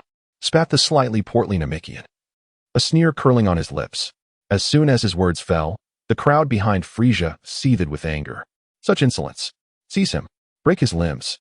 The regenerative abilities of the Namekians are impressive. I am quite eager to test how many times he can regenerate, Frieza remarked with a cruel smile as he wiped his nose. At Frieza's command, 3 soldiers emerged from his entourage, grinning maliciously. "A few insignificant lackeys, you shall perish," Plura declared, sweeping his arms as a wave of energy surged toward the 3 elite soldiers of the Dark Legion advancing toward him. Battle power of 544? One soldier activated a low-level detection device, mocking him. "Huh." Another soldier inhaled deeply and then exhaled with force, instantly dissipating the energy wave emitted by Plura. "What? How is this possible?" Plura was stunned. His most powerful technique had been extinguished by a mere breath from a subordinate, an occurrence too unbelievable for him to accept. So weak. Such an attack couldn't even stir up a cloud of dust. The soldier who had dispersed Plura's energy wave sneered. Upon witnessing his ultimate move being so easily thwarted, Plura was overwhelmed with shock, realizing he had provoked a formidable enemy. If even a minor lackey possessed such overwhelming strength, how terrifying must their leader be? The realization struck him that the enemy was far beyond his capacity to contend with. Without a moment's hesitation, Plura turned and fled. The 3 elite soldiers of Frieza's army observed with disdain and derision as Plura attempted to flee. Escape? A mere fantasy. One soldier, mocking him, swiftly closed the distance and delivered a powerful punch to Plura's abdomen. The impact was thunderous, sending Plura hurtling through the air like a cannonball, crashing to the ground and creating a sizable crater. The disparity in combat power was overwhelming. Although the attacking soldier had shown some restraint, the blow still left Plura on the brink of death. He lay in the pit, blood oozing from his mouth and nose, his breath faint and labored. With several ribs shattered, a pitiful sight indeed. So feeble, utterly feeble, a single light blow had stripped him of his combat capability. The soldier who had inflicted the grievous injury broke into a wide grin, and soon, the laughter of the other soldiers joined in unison. Under Frieza's command, 3 soldiers unsheathed their laser swords, mercilessly severing Plura's hands and feet. In an instant, blood gushed forth, and Plura let out a piercing scream. After a few agonized cries, his head lolled to the side as he succumbed to unconsciousness. Witnessing this, the 3 fearsome soldiers exchanged bewildered glances with Frieza, paying no heed to their gaze. Frieza's third eye opened, and a shimmering golden-red light enveloped the unconscious Plura. As the light surrounded him, Plura regained consciousness, albeit with a vacant stare, devoid of any spark. "Where are the Dragon Balls?" Frieza inquired dispassionately. Plura, in a daze, responded, "The 1-star Dragon Ball is in the possession of the Grand Elder, who resides on the Sacred Mountain, located 28,000 kilometers to the south. The 2-star Dragon Ball is held by Elder Nail, whose tribe is approximately 21,000 kilometers to the northwest." With ease, Frieza extracted the precise locations of the 7 Dragon Balls from Plura.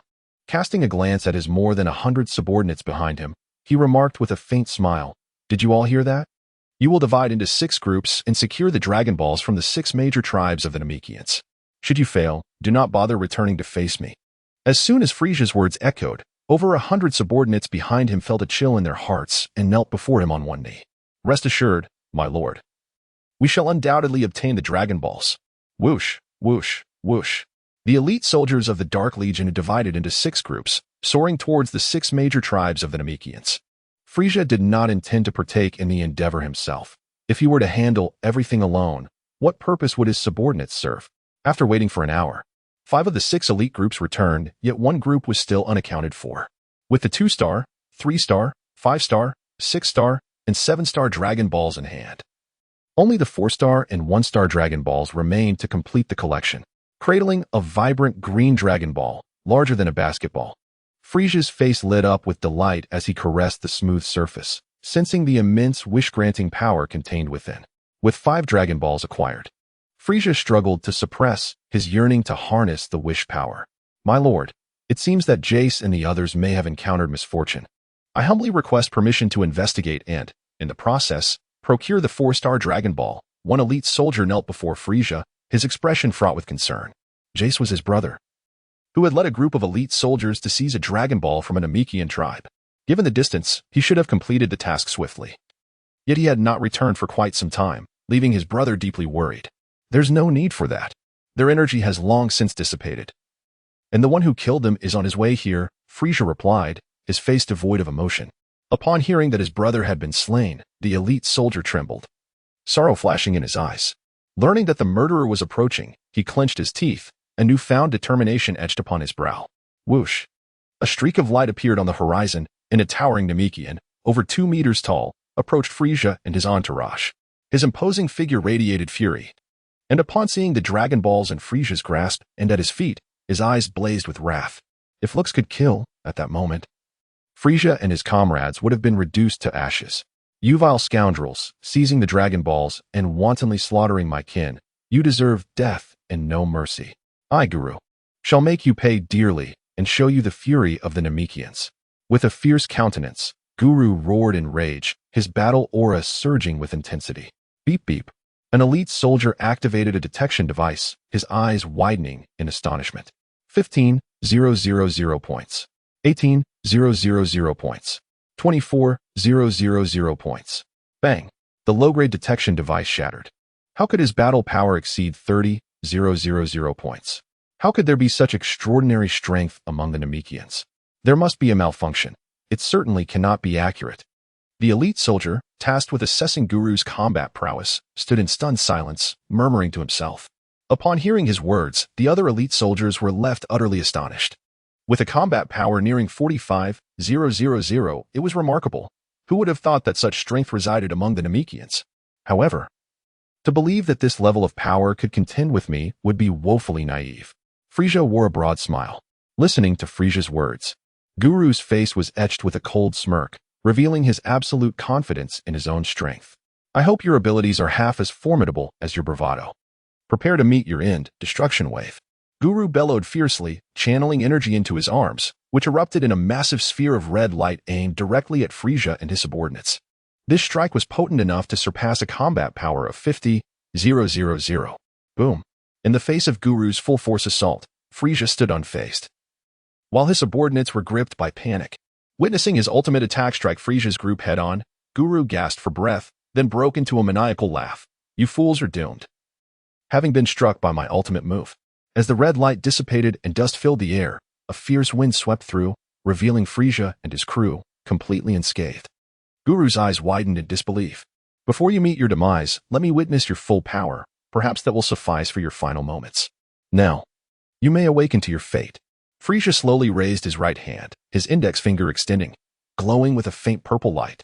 Just as Guru was on the brink of death, a young Namekian, drenched in sweat, rushed in from the distance. Lord Frieza, please show mercy. With a swift motion, the purple beam veered, piercing Guru's left shoulder before he could react. The hastily arriving young Namekian wiped the sweat from his brow and urgently exclaimed, Lord Frieza, the Elder invites you for an audience. Chapter 53. The Elder requests an audience with me. The Elder of Namek wishes to meet with me? Frieza was momentarily taken aback. And as his thoughts churned, he began to surmise the intentions of the other party. The Grand Elder of Namek in the original tale was no ordinary character. Despite his frailty and immobility due to age, he possessed the remarkable abilities to create the Dragon Balls, unlock human potential, and foresee the future. It could be said that the Z Warrior's triumph over Frieza in the narrative owed much to the Grand Elder's influence. In the original story, the Grand Elder was rendered immobile by age, yet this was over 2 centuries ago. Return to your Grand Elder and inform him that if he wishes to see me, he must come in person, Frieza declared with a casual wave of his hand, a faint smile gracing his lips. Upon hearing Frieza's words, the young Namekian messenger's eyes widened in shock, while Guru could no longer contain his rage, roaring in indignation. How dare you demand that the Grand Elder come to meet you? Silence. With a cold snort, Frieza nonchalantly waved his hand, unleashing a wave of energy that obliterated Guru into mere dust, leaving no trace behind. This brutal scene left the young Namekian messenger pale with terror. "Relay my message to your Grand Elder," Frieza commanded, and as his words echoed, the young Namekian, feeling as if a great weight had been lifted from his shoulders, hastily fled. The Grand Elder of Namek may have held a significant position, but to challenge Frieza was sheer folly. Observing the retreating figure of the young Namekian, a cold smirk crept across Frieza's face. Having distanced himself from Frieza, Dankra's heart raced. The memory of Uncle Guru's tragic demise igniting a mix of sorrow and anger within him, yet fear prevailed. That golden-skinned demon was extraordinarily ruthless. Uncle Guru was the foremost warrior of Namek. The fact that he had been so easily slain was infuriating. And the despicable fiend not only killed Guru but also demanded that the esteemed Grand Elder meet him in person, utterly detestable. Clenching his fists tightly, a vein bulged on Dankra's forehead as he gritted his teeth in determination. After flying for a considerable time, Dankra finally halted, his eyes widening in astonishment at the sight before him. Not far away stood a remarkably large and rotund Namekian, exceeding 3 meters in height, his visage slightly aged, yet emanating a kind and benevolent demeanor. This was the Grand Elder of Namek. Grand Elder. Upon encountering the Grand Elder, Dankra wasted no time and approached with utmost respect. Bowing deeply, "My child, I am already aware of the events that have transpired," the Grand Elder said gently, with tears glistening in his eyes. Dankra choked back sobs as he recounted, "Grand Elder, Uncle Guru." Sighing deeply, the Grand Elder's face reflected profound sorrow, and without uttering further words, he silently ascended towards Frieza's location. The Namekians residing on Namek were all considered the Grand Elder's children, possessing the ability to sense and foresee events. How could the Grand Elder remain oblivious to the actions of Frieza and his cohorts upon their arrival? The Elder was profoundly saddened by the tragic demise of numerous children, yet he felt an overwhelming sense of helplessness. As a non-combatant Namekian, his combat prowess was merely a few thousand points, far inferior to that of Galu. He was utterly incapable of avenging the slaughtered Namekians and was compelled to humiliate himself by compromising with Frieza to safeguard the remaining Namekians from further annihilation. Witnessing the Elder's flight towards Frieza's faction, Dankra was struck not only by shock but also by a torrent of humiliation and fury. All Namekians on their planet held the Elder in the highest esteem, and now that he faced disgrace, how could Dankra not feel an intense sense of shame and anger? Gritting his teeth, Dankra pursued the Elder's retreating figure, determined to stand by him through thick and thin. Should that golden-skinned fiend dare to disrespect the Elder, Dankra vowed to sacrifice his life in a mutual demise with the offender. The Elder, though reluctant to confront Frieza, recognized the inevitable consequences of his absence, the brutal extermination of all Namekians on the planet, including himself. Thus, for the sake of the children and his own survival, he had no choice but to meet Frieza. "Greetings, Frieza. I am the Elder of the Namekian tribe," he said, lowering himself with wisdom upon encountering Frieza. "I hear you wish to see me. What is it that you desire?" Frieza inquired with a sly smile. The Elder, with a bitter smile, implored, "I humbly request that you spare our Namekian clan." Frieza's smile widened at the Elder's plea. "It is not impossible for me to show mercy upon your Namekian tribe, however. I have 2 conditions. Please, do tell." The Elder's countenance shifted slightly. "The first condition is the surrender of the 1-star Dragon Ball and the 4-star Dragon Ball," Frieza declared succinctly. Frieza dispatched his subordinates to seize the Dragon Balls from the 6 major tribes. The Grand Elder was aware of this and had mentally prepared himself for Frieza's initial demand. Without hesitation, he extended his hand, and 2 Dragon Balls materialized before him, specifically the 1-star and 4-star Dragon Balls that Frieza sought. "My second condition is to teach me the method of creating the Dragon Balls," Frieza stated, receiving the 2 orbs from the Grand Elder's grasp with a smile. Upon hearing Frieza's second stipulation, the Grand Elder furrowed his brow and shook his head, sighing as he replied, "I regret to inform you that you may be disappointed. The creation of Dragon Balls requires not only knowledge but, more importantly, innate talent. Among our Namekian kin, those capable of crafting Dragon Balls are exceedingly rare. Only the Dragon Clan possesses this ability. In this generation, only my child Dend and I belong to the Dragon Clan. Though your power is formidable, King Frieza, you lack the inherent gift for creating Dragon Balls. However, should you persist, I can impart the method to you." The Grand Elder's words were anticipated by Frieza, who felt no dismay, for he had already devised a plan. It is said that the 7 Dragon Balls can summon the divine Dragon Purunga, who can grant 3 wishes.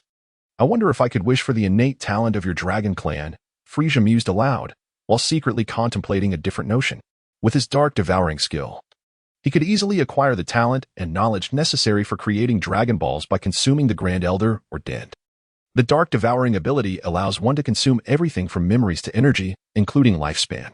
Indeed, dark devouring possesses the capacity to extend one's own life by absorbing that of others, yet this requires reaching the 6th tier of the ability.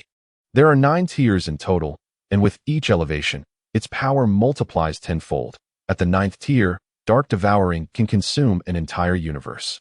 Frieza has only reached the 3rd level of dark devouring, which is still a considerable distance from the 6th level. The difficulty of mastering dark devouring is immense. The first 3 levels are deemed rudimentary and can be easily attained, while the middle 3 levels are of intermediate difficulty, exponentially harder than the lower ones. As for the final 3 levels, their challenges are daunting, particularly the 9th level of dark devouring, which exists solely in theory, rendering its actual attainment nearly impossible. Chapter 54. Arise, Palunga.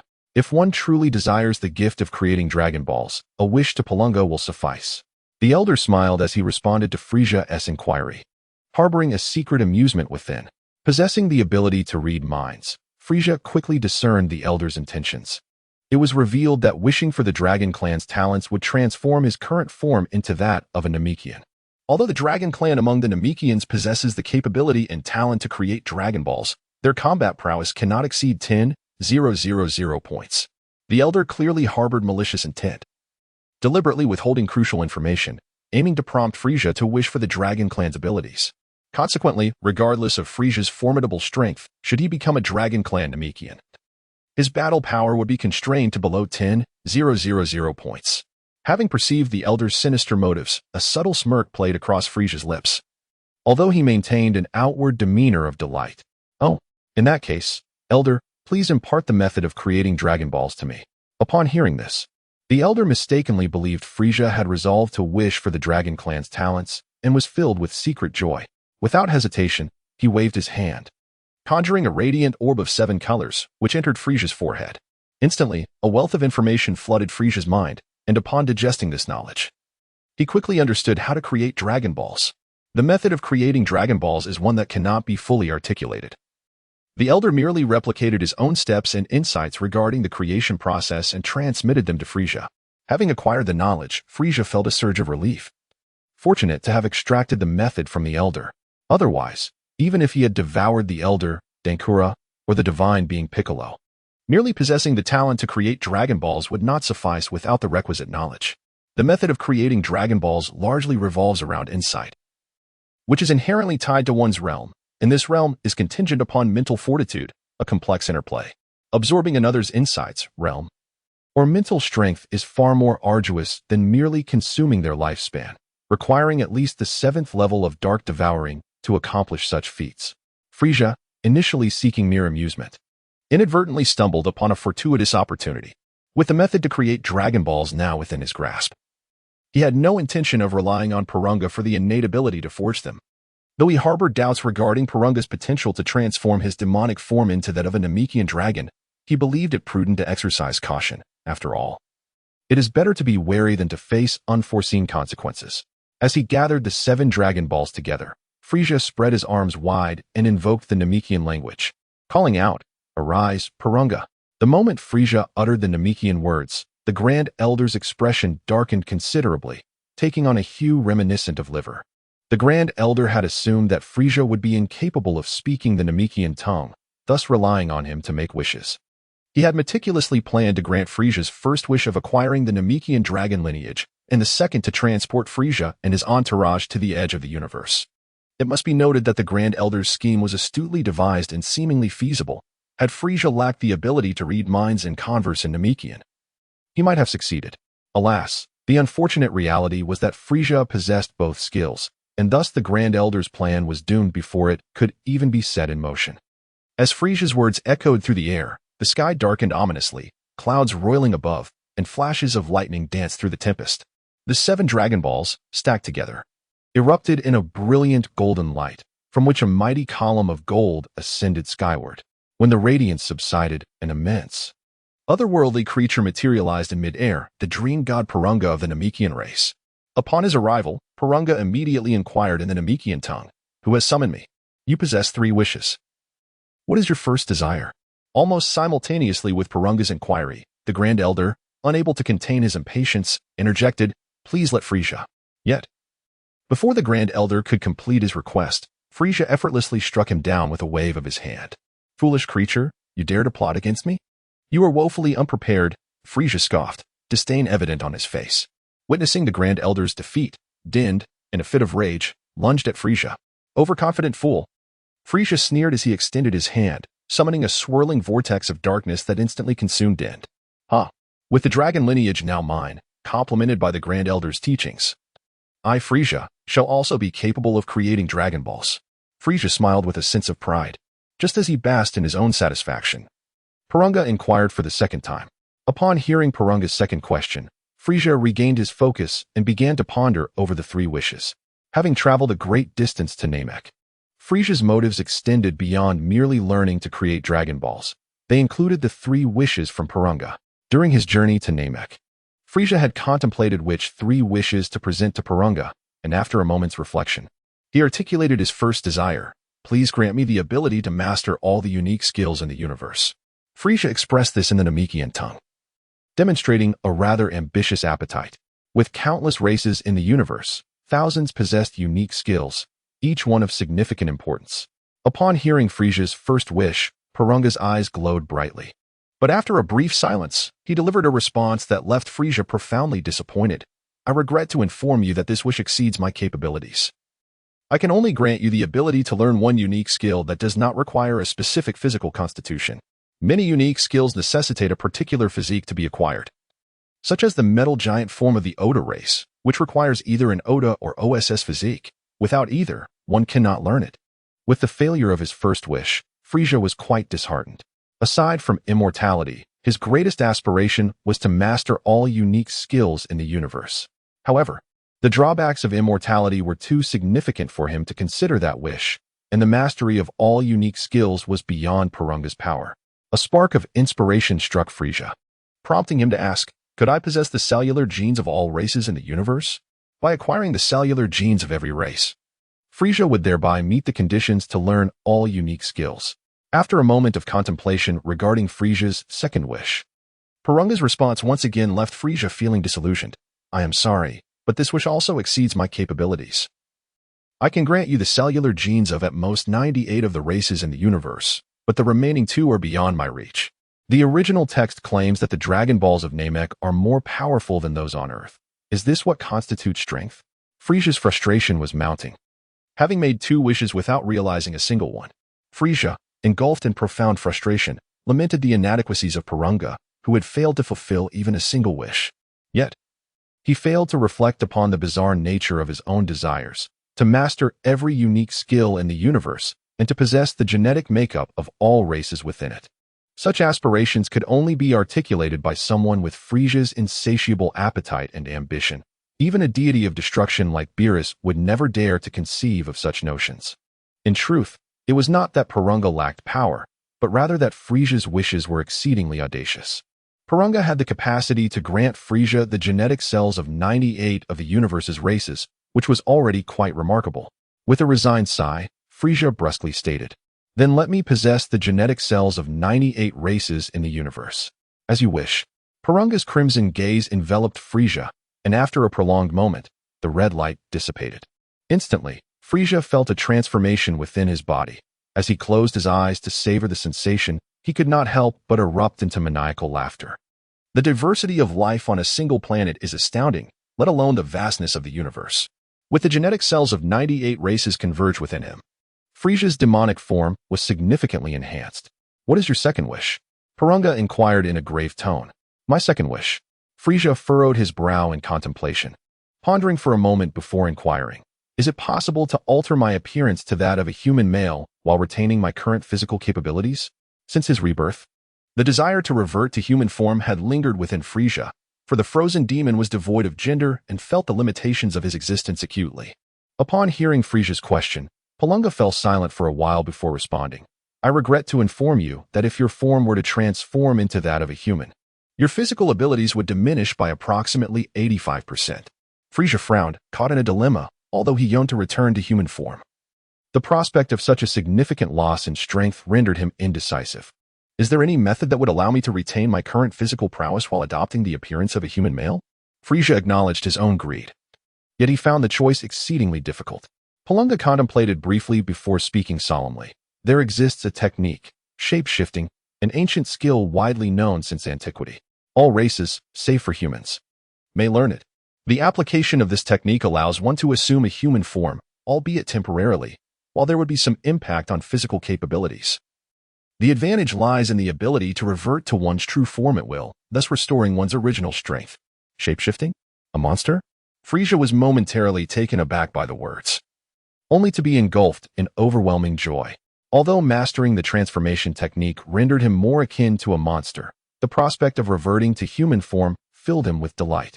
Allow me to learn this transformation technique, Frieza exclaimed with barely contained excitement. As you wish, responded Barunga, his eyes aglow with a crimson light that enveloped Frieza. In mere seconds, Frieza had mastered the art of transformation, and with a flash of golden light, he transformed into a young man with tousled hair, possessing a strikingly handsome visage and an air of cold severity. Upon becoming human, Frieza's exhilaration was palpable, yet it swiftly turned to dismay as he sensed the decline in his physique and energy. His human form had diminished his physical attributes by approximately 85, and his internal energy had similarly waned by around 85. This meant that his combat prowess had been reduced to a mere 15 of its former glory. Such a drastic decline in physical capability and combat strength posed a significant threat to Frieza. Encountering a formidable adversary in human form could easily lead to catastrophic consequences. Despite achieving his long-desired human form, Frieza found himself ill at ease and promptly reverted to his frozen demon state. Now you may express your final wish, Barunga inquired. The third wish? Frieza pondered for a moment, and suddenly a malevolent thought surged within him. With a sinister grin, he said, Barunga, please grant immortality to Whis and Lord Beerus. Whis and Lord Beerus had always been a source of great concern for Frieza, aware of the pitfalls associated with immortality. He found himself willing to wish for their eternal life, should the opportunity arise. Do not hold it against me, Whis and Beerus. How many have sought immortality and failed? Frieza mused, anxiously watching Barunga. After a brief period of contemplation, Barunga replied, I am afraid your wish exceeds my capabilities. Frieza felt a wave of disappointment wash over him as his wicked scheme crumbled. What is your final wish? Barunga inquired patiently. Could you allow me to return to my original world? Frieza hesitated before asking. Frieza continued, grant me the temporal abilities of the Four-Eyed Clan. As you wish. Barunga proclaimed, his eyes glowing with crimson light. His immense form vanished, and the 7 Dragon Balls lost their luster, transforming into stone and scattering in all directions. The temporal abilities of the Four-Eyed Clan are remarkably potent, as evidenced by Guldo of the Jinyu Force in the original tale, slowing time, halting time, and accelerating time. Having mastered the temporal abilities of the Four-Eyed Clan, one finds it exceedingly difficult to escape the influence of such time manipulation if their combat power falls beneath that of Frieza. The temporal skills of the Four-Eyed Clan can only target specific individuals. They cannot manipulate the time of the universe, nor can they control the time of an entire galaxy, star systems, or dimensions, let alone the time of planets. In the original narrative, Guldo struggled significantly to apply his time manipulation on both Krillin and Gohan simultaneously. Frieza, having learned the time skills through a wish, ascended to the pinnacle of temporal manipulation, enabling him to affect 9 individuals whose combat power is inferior to his own at once. The time skills are categorized into 9 tiers. The first tier affects a single target, the second tier encompasses 2 targets, and so forth, culminating in the 9th tier, which can simultaneously influence 9 targets. Frieza, through his wish, attained the 9th tier instantaneously without the need for arduous training. After the 3 wishes were fulfilled, the Dragon Balls transformed into stone and took flight, yet Frieza, with astonishing speed, pursued them relentlessly. Although the Dragon Balls had turned to stone, they still contained immense wish-granting power, which Frieza unceremoniously absorbed, draining the 7 stone Dragon Balls of their divine energy. Once the wish power was entirely siphoned away, the 7 stone Dragon Balls disintegrated into dust, scattering in the wind. As the last remnants of Barunga vanished, the skies brightened. Observing the unconscious Grand Elder not far away, Frieza hesitated momentarily before deciding to spare his life. Old man, you initially sought to deceive me. I ought to have torn you asunder. However, considering the numerous advantages I have gained from you, I shall reluctantly grant you a reprieve. Farewell, heh. Frieza, with a sinister smile, led his subordinates aboard a spaceship as they departed from Namek. For Frieza, this journey proved fruitful, yet it marked a catastrophic disaster for the Namekian people. With casualties exceeding half of their population, the destruction of the 7 Dragon Balls, and the loss of Guru and Din. Chapter 56. The arrogant Scion King. In the distant reaches of the northern galaxy, far from Earth, lies a planet once known as Zuffer, now renamed Planet Vegeta, the territory of the Scion race. The Scions have garnered a formidable reputation as a warrior race within the northern galaxy. Their growth has been astonishing. In just a few centuries, their strongest fighters have seen their battle power surge from 4,000 to over 10,000, having adopted elements of Zuffer civilization. Scion technology is considered advanced in the universe, although their fervor for combat has hindered substantial progress in this field. Scion City, the most expansive, grand, and exquisitely constructed of the several hundred cities on planet Vegeta, serves as the royal city of the Scion race. Only those with a battle power exceeding 3,000 are permitted to reside within its confines. At the heart of Scion City stands a formidable palace, heavily guarded both inside and out. Within the palace, dozens of Scions convened for a council, presided over by a young Scion, the Scion King, whose battle power measures at 12,000, making him one of the 3 foremost warriors of his race. The other 2, his sworn brothers Paragus and Broly, possess battle powers exceeding 11,000, though they fall short of the king's prowess. I have heard whispers of a certain self-proclaimed emperor of the universe, Frieza, who has been quite active lately. His subordinates wage war across various planets, and several of our elite warriors have fallen to them, the Scion King remarked, his expression somber. The Scion race is characterized by a rigid hierarchy: civilians, lower-class warriors, mid-level warriors, upper-class warriors, and the Scion royal family, with clear distinctions among these tiers. The establishment of these ranks is determined by one's original battle power. Those with a power level below 10 are deemed civilians, while those below 30 are classified as lower-class warriors. Mid-level warriors are defined as those with power between 30 and 100, while upper-class warriors possess power exceeding 100. The Scion royal family encompasses only those directly descended from the king and must have a battle power exceeding 1,000 to be recognized. For instance, the protagonist Goku, despite having a lower-class warrior as a father, was not acknowledged due to his meager original battle power of merely 2, leading to his exile to Earth. Upon hearing the Scion King's words, Paragus bellowed with laughter. Emperor of the universe? Huh, what a farce. Who besides my brother is worthy of such a title? That Frieza is nothing more than an arrogant fool. Broly echoed with a chuckle. The title of Emperor of the universe belongs solely to our warrior race, the Scions. The rest are merely pretenders seeking attention. Upon hearing the words of his 2 brethren, King Saya erupted into hearty laughter and remarked, though that may be the case, Frieza is undeniably excessively arrogant, and his subordinates are rather too boisterous. Parley sneered. Let that ignorant Frieza personally come to planet Vegeta to pay his respects to my elder brother. If he possesses even a modicum of wisdom, he shall reluctantly become a mere canine servant to us Scions. Should he fail to grasp the gravity of the situation, I, Parley, shall obliterate his planet and eradicate his kind. The dozens of Scions within the royal hall harbored no doubts concerning Parley's words. The Scions, characterized by their pride, arrogance, and combative nature, often teetered on the brink of hubris. They have always taken immense pride in their combat prowess. And as one of the 3 foremost warriors of the Scion race, Parley boasted that his strength ranked second in the universe, with King Saya reigning supreme as the first. The rest, at best, could claim the 3rd position. Despite several elite warriors having fallen to Frieza's subordinates, Parley continued to disdain Frieza. If Parley and Barrow looked down upon Frieza, King Saya regarded him with utter contempt. After a moment's reflection, King Saya waved his hand and declared loudly, "Very well. We shall act upon my brother Parley's suggestion. Let Frieza come to planet Vegeta to pay his respect to me." As soon as the words left King Saya's lips, Barrow, with a cold smile, suggested, "Elder brother, I believe it is essential to first demonstrate the formidable combat strength of our Scion race. Otherwise, Frieza may underestimate us." Upon hearing Barrow's proposal, King Saya and the assembled Scions shared a wicked grin of agreement. In that case, I shall personally lead a contingent of elite warriors to Frieza's planet to teach him a lesson before compelling him to come and pay his respects to my elder brother. Paulie said, excitement radiating from his clenched fists. 11 small spacecraft departed from planet Vegeta, heading towards Frieza's planet. Within the foremost ship, Paulie reclined with his eyes closed in a comfortable leather chair, recuperating, as the journey to Frieza's planet would take over 4 months aboard the small spacecraft. Leading 10 elite Scion warriors, Paulie was brimming with confidence as he charged towards Frieza's planet, plotting how to display their might upon arrival.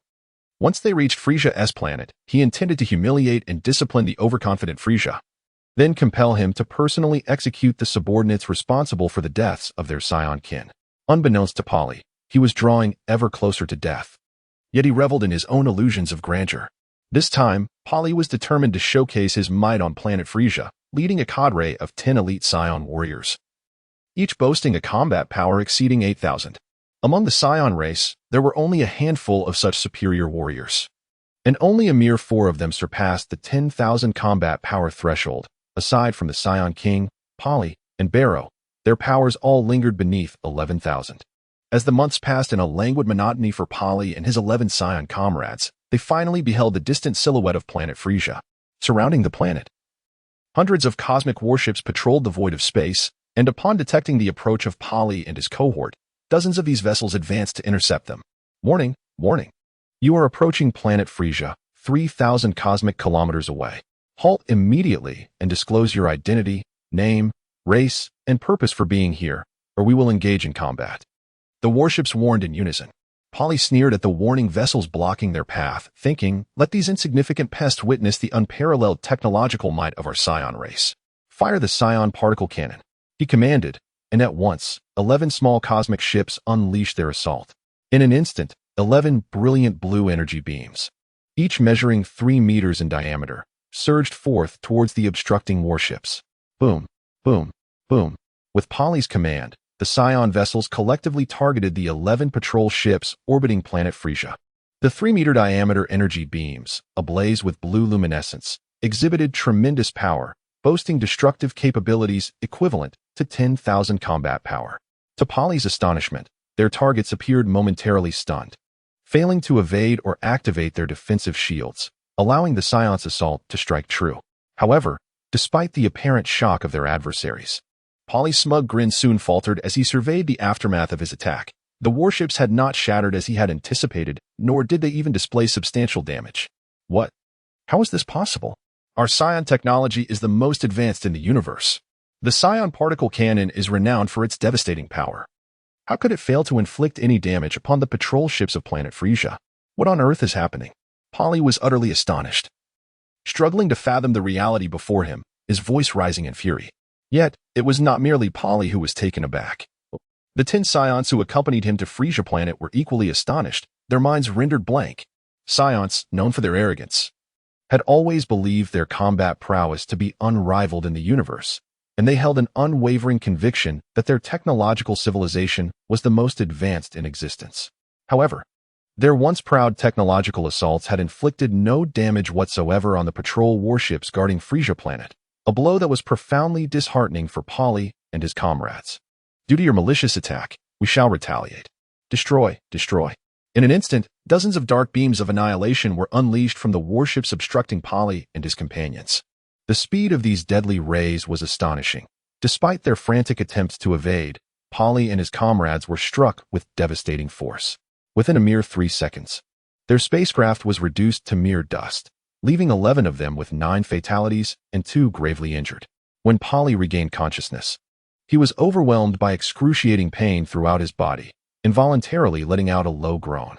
As he opened his eyes, he was greeted by a dark red ceiling. Turning his head, he realized he was lying within a grand palace, adorned with opulence that radiated an air of nobility. The golden floor was immaculate, and dozens of dragon pillars lined the hall, supporting the majestic ceiling. A group of individuals surrounded a golden-skinned figure, who regarded Paulie with cold disdain while seated on a small hovering craft. Frieza? The moment Paulie laid eyes on the figure in the small hovercraft, the name surged involuntarily into his mind. Overwhelmed with shock, Paulie gritted his teeth and struggled to rise. He had miraculously survived the lethal strike from the patrol warship, but he was left with naught but a flicker of life, utterly incapable of showcasing his combat power in the current state.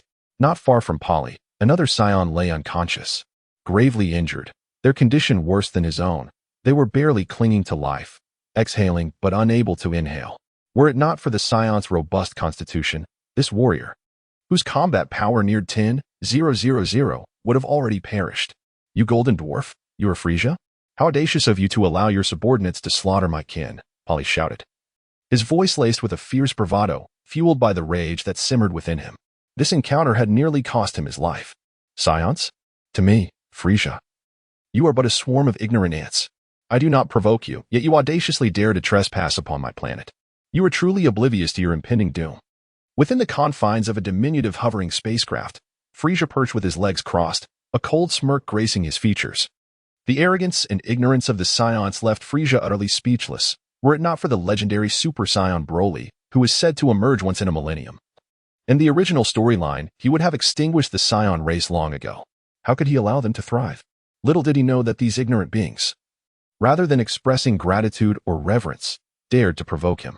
Upon hearing Frieza's words, Parley seethed with rage, retorting, Frieza, you are courting your own demise.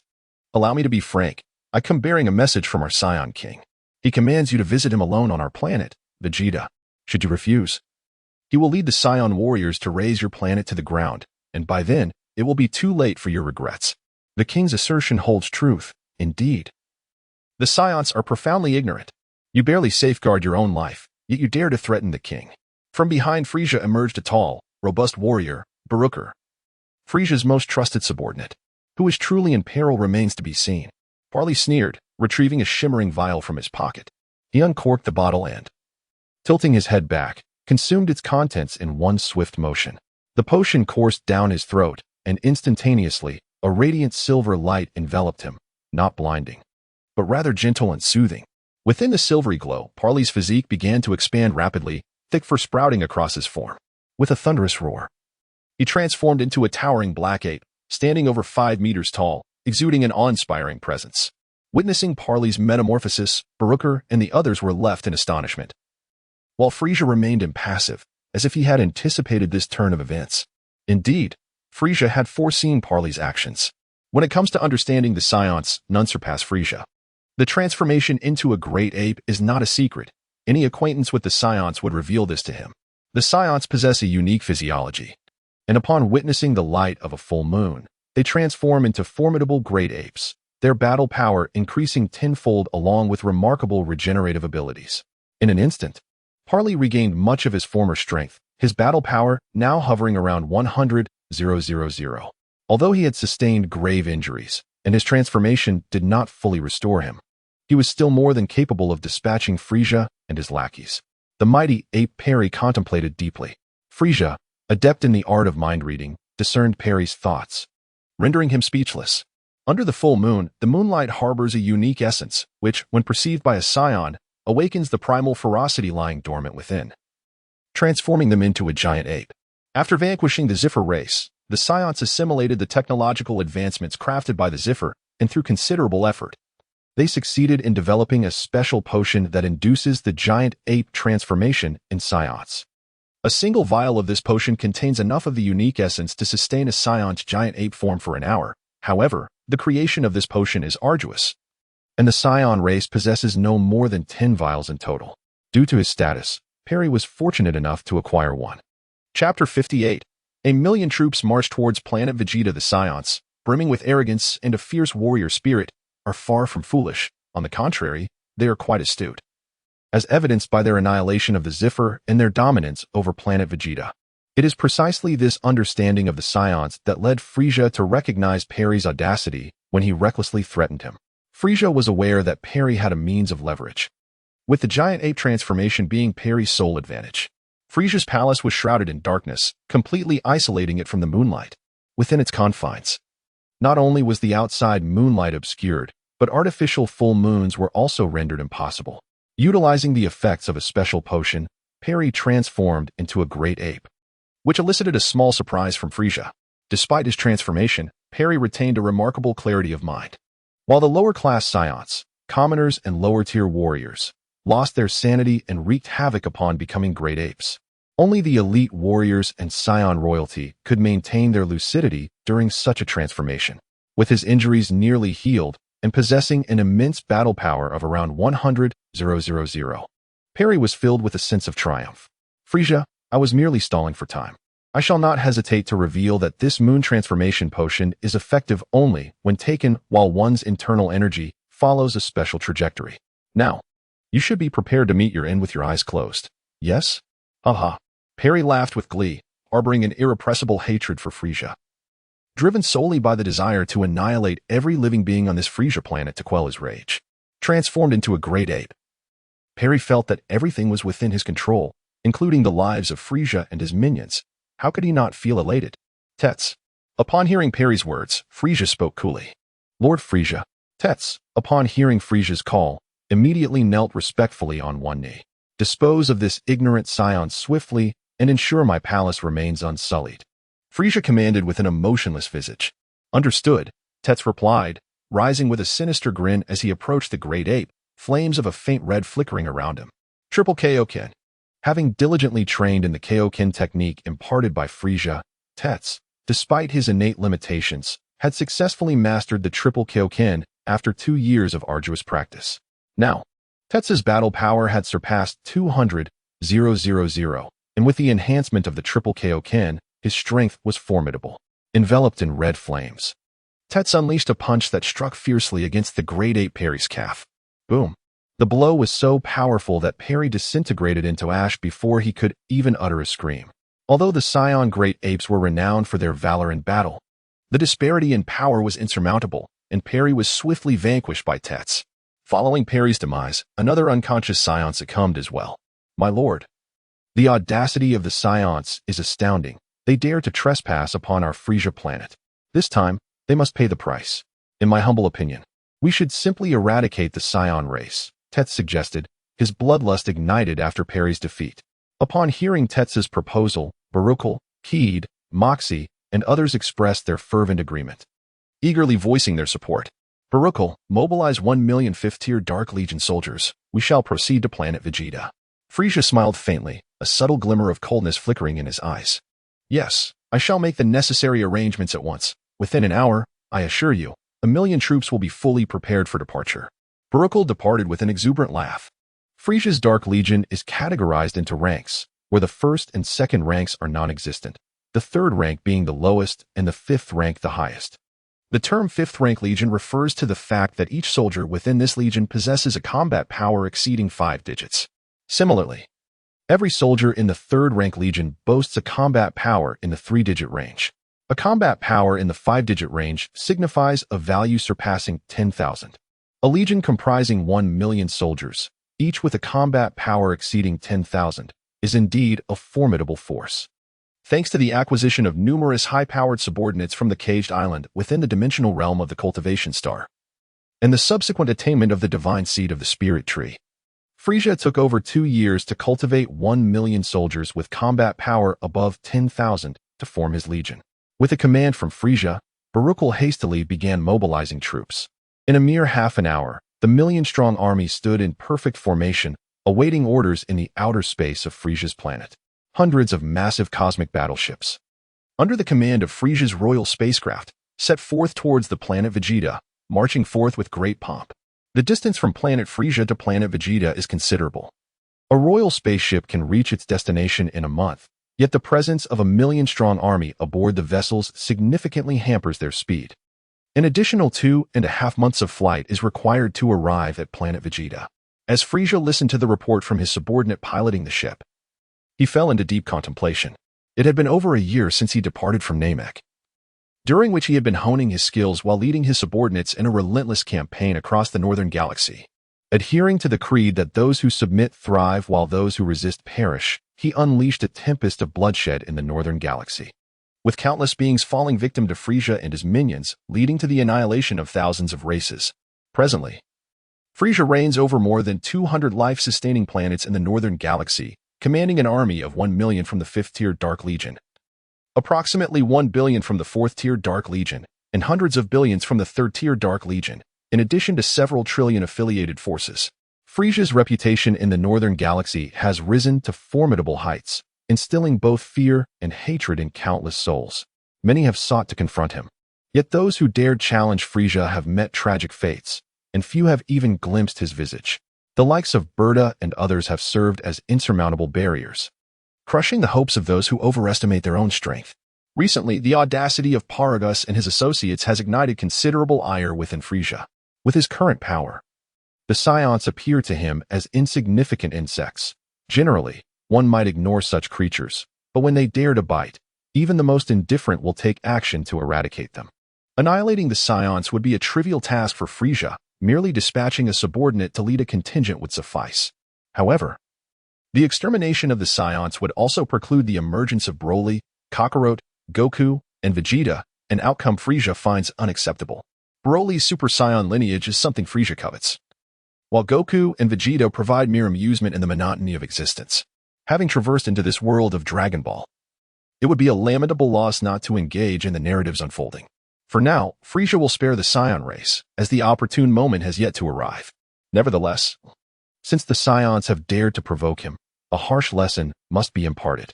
Chapter 59. Dodoria and Zabon on board a warship following Frieza's flagship.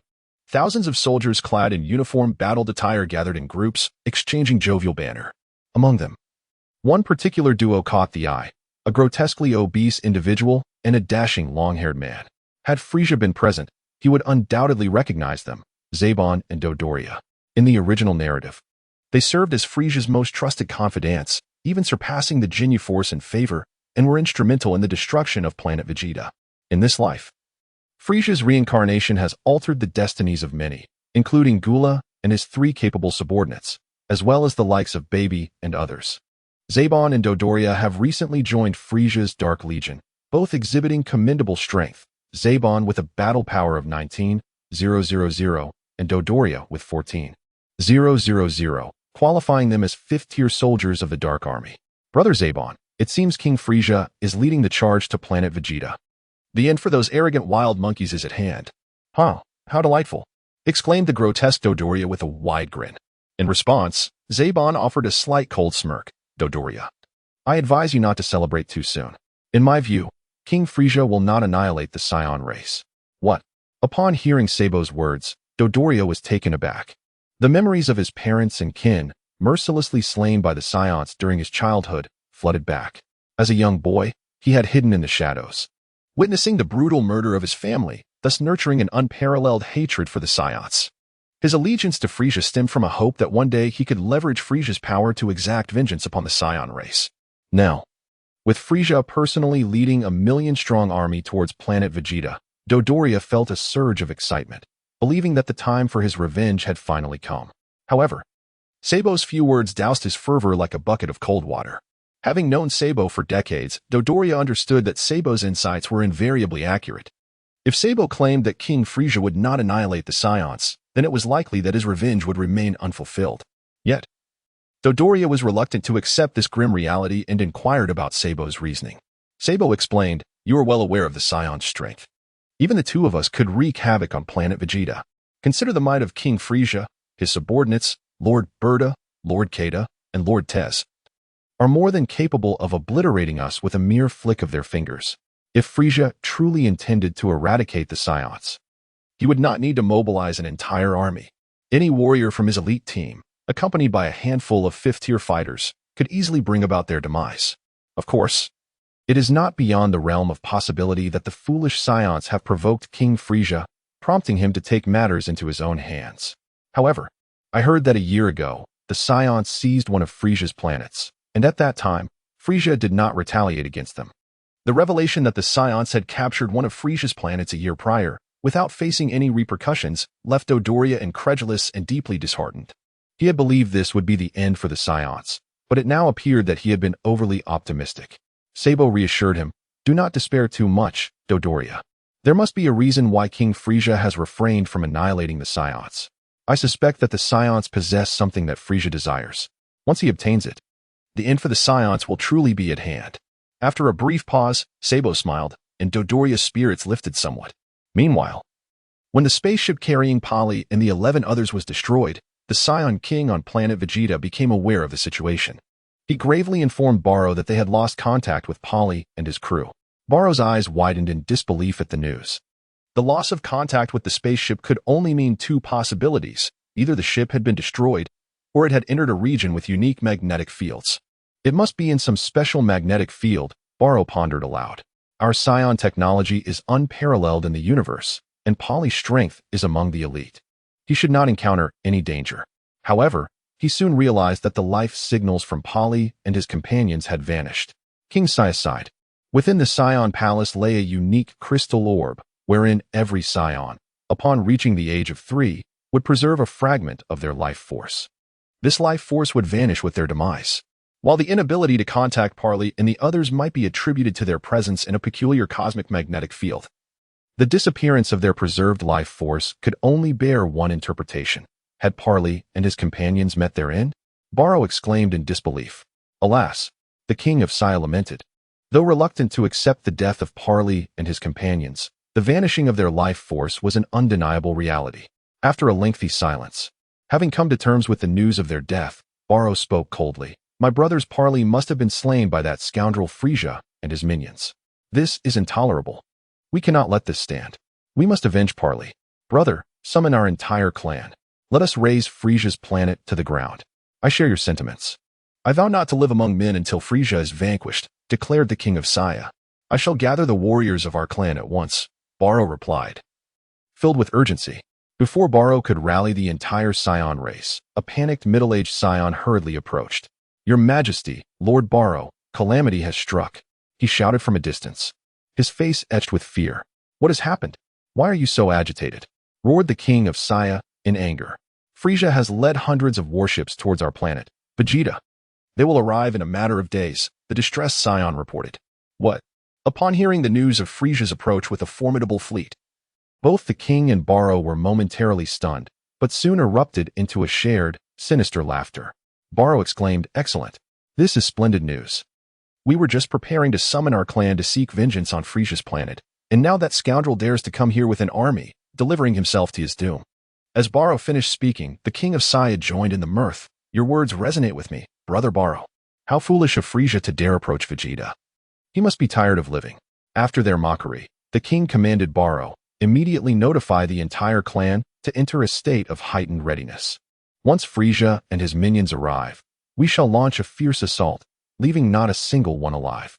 After we annihilate them, we will reduce Frieza's planet to ashes and seize his entire power. Yes, Barrow replied, his face alight with excitement. Chapter 60. Sabo seeks battle King Frieza. We have arrived at the planet Vegeta. Upon hearing the report from his subordinate, the drowsy Frieza abruptly opened his eyes, a glimmer of light flashing through them.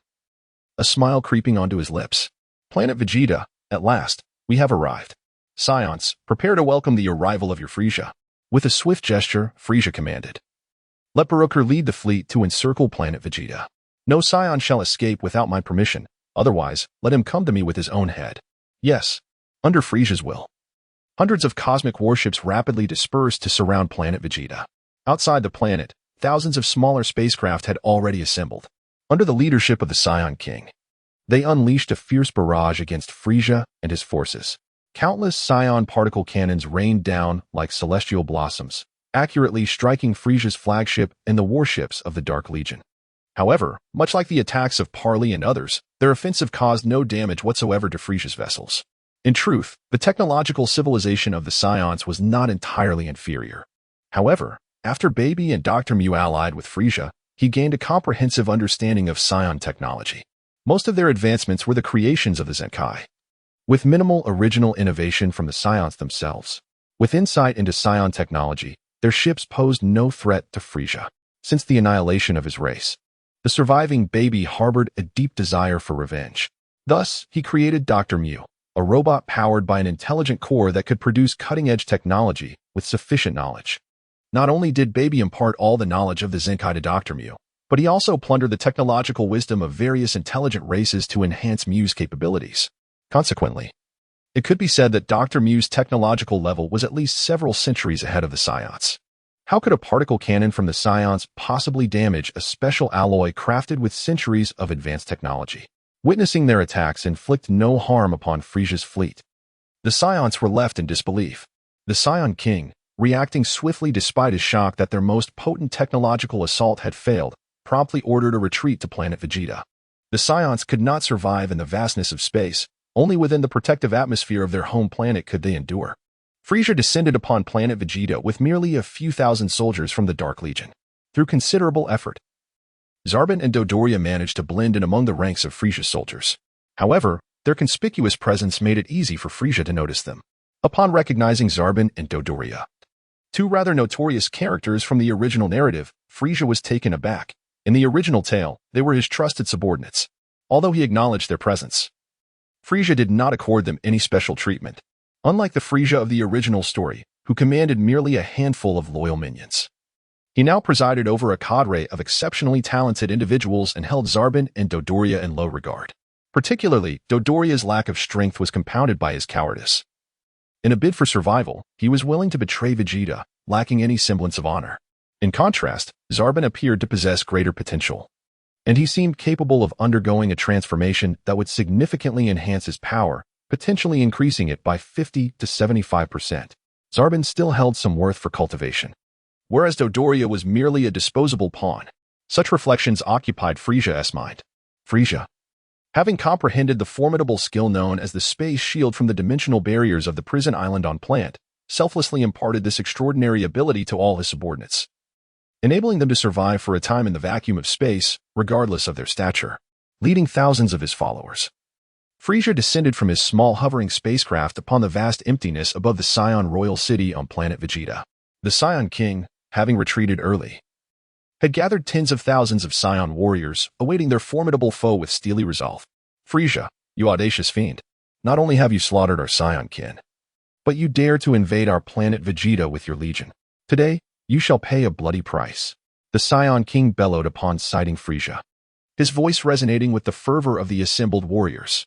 The Scion race numbered nearly 1 million, yet the majority were lowly civilians and lesser warriors. Only a few 100,000 were classified as intermediate or elite fighters. The tens of thousands summoned by the Scion King represented nearly the entirety of their martial might. If the Scion race's strength were quantified as 100, the force assembled today would be a staggering 99. How dare you, you wild monkey, speak so insolently to Lord Frieza? At the conclusion of the Scion King's outburst, a warrior named Zabo emerged, seething with fury, and promptly knelt before Frieza, offering himself for battle. You are Zabo? You wish to challenge the Scion King? Frieza inquired with a light chuckle. Ah, Lord Frieza knows my name? Zabo exclaimed, taken aback by the acknowledgement. I, Zabo, am eager to serve Lord Frieza by teaching the Scion King a lesson. Though Zabo's combat prowess was only middling among the thousands of soldiers under Frieza's command, he sought to make a name for himself, hoping to earn Frieza's favor and attention. Frieza, perceptive to Zabo's intentions, remained unperturbed. Do not kill the Scion King, he remarked with a faint smile, his concern stemming from Zabo's combat power of 19,000, which might unintentionally lead to the king's demise. Understood. Elated by Frieza's consent to engage the Scion King, Zabo felt an overwhelming sense of joy, believing this was his opportunity to shine before Frieza. I must perform exceptionally well to gain Lord Frieza's esteem.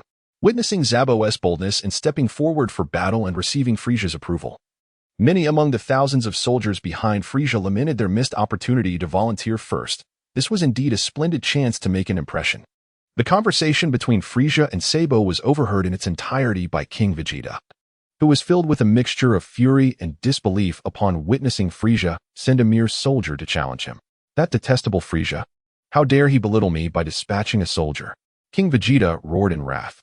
In response to the king's anger, a towering Scion, over 2 meters tall, stepped forward eagerly, declaring, Your Majesty, I, the mid-level warrior Abama, volunteer for battle. Though Abama was merely a mid-level warrior, his combat power exceeded 7,000, earning him considerable renown among the Scion race. The Scions had indeed developed rudimentary devices to measure combat power, yet these instruments were limited to detecting values below 5,000. Any target exceeding this threshold would simply register as 5,000, leaving them unaware of the true strength of Frieza and his ilk. With Abama's eagerness to engage, Sabo felt a surge of excitement. Observing that King Vegeta did not take to the battlefield himself, but instead sent a mid-level warrior, Sabo's heart simmered with indignation, a sardonic smile creeping across his face. Let me show you the might of Abuma, as this insignificant soldier dares to challenge our king. Abuma's muscles tensed, blue veins bulging as he unleashed a formidable aura, his combat power surging beyond 7,000, enveloped in a faint glow. However, Sabo too released his own aura. His combat power more than double that of Abuma's. In an instant, he shattered Abuma's momentum, leaving him momentarily stunned. With a single punch, Sabo obliterated Abuma's head, scattering the remnants like a smashed watermelon, leaving many Scions in shock at the brutal spectacle. How could Abuma be defeated in a single blow? At that moment, King Vegeta's composure faltered. It would typically take him 3 strikes to vanquish a warrior of Abuma's caliber. Yet Frieza's soldier had accomplished the task with a mere flick of his wrist. This is absurd. Surely Abuma must have let his guard down, Barrow suggested, scrambling for an explanation. Indeed, it must have been Abuma's oversight, for not even Frieza himself could defeat him in one blow. Upon hearing the rationale provided by Barrow, King Saya expressed his profound agreement. He believed that Abuma's carelessness had led to his demise at the hands of Sab, which momentarily eased the minds of the Scion warriors.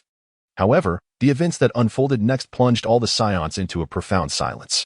If Abuma fell victim to a single blow due to negligence, the subsequent elimination of 3 elite warriors, each boasting combat powers exceeding 8,000, by a single strike from the opponent, indicated that the situation was far graver than mere oversight.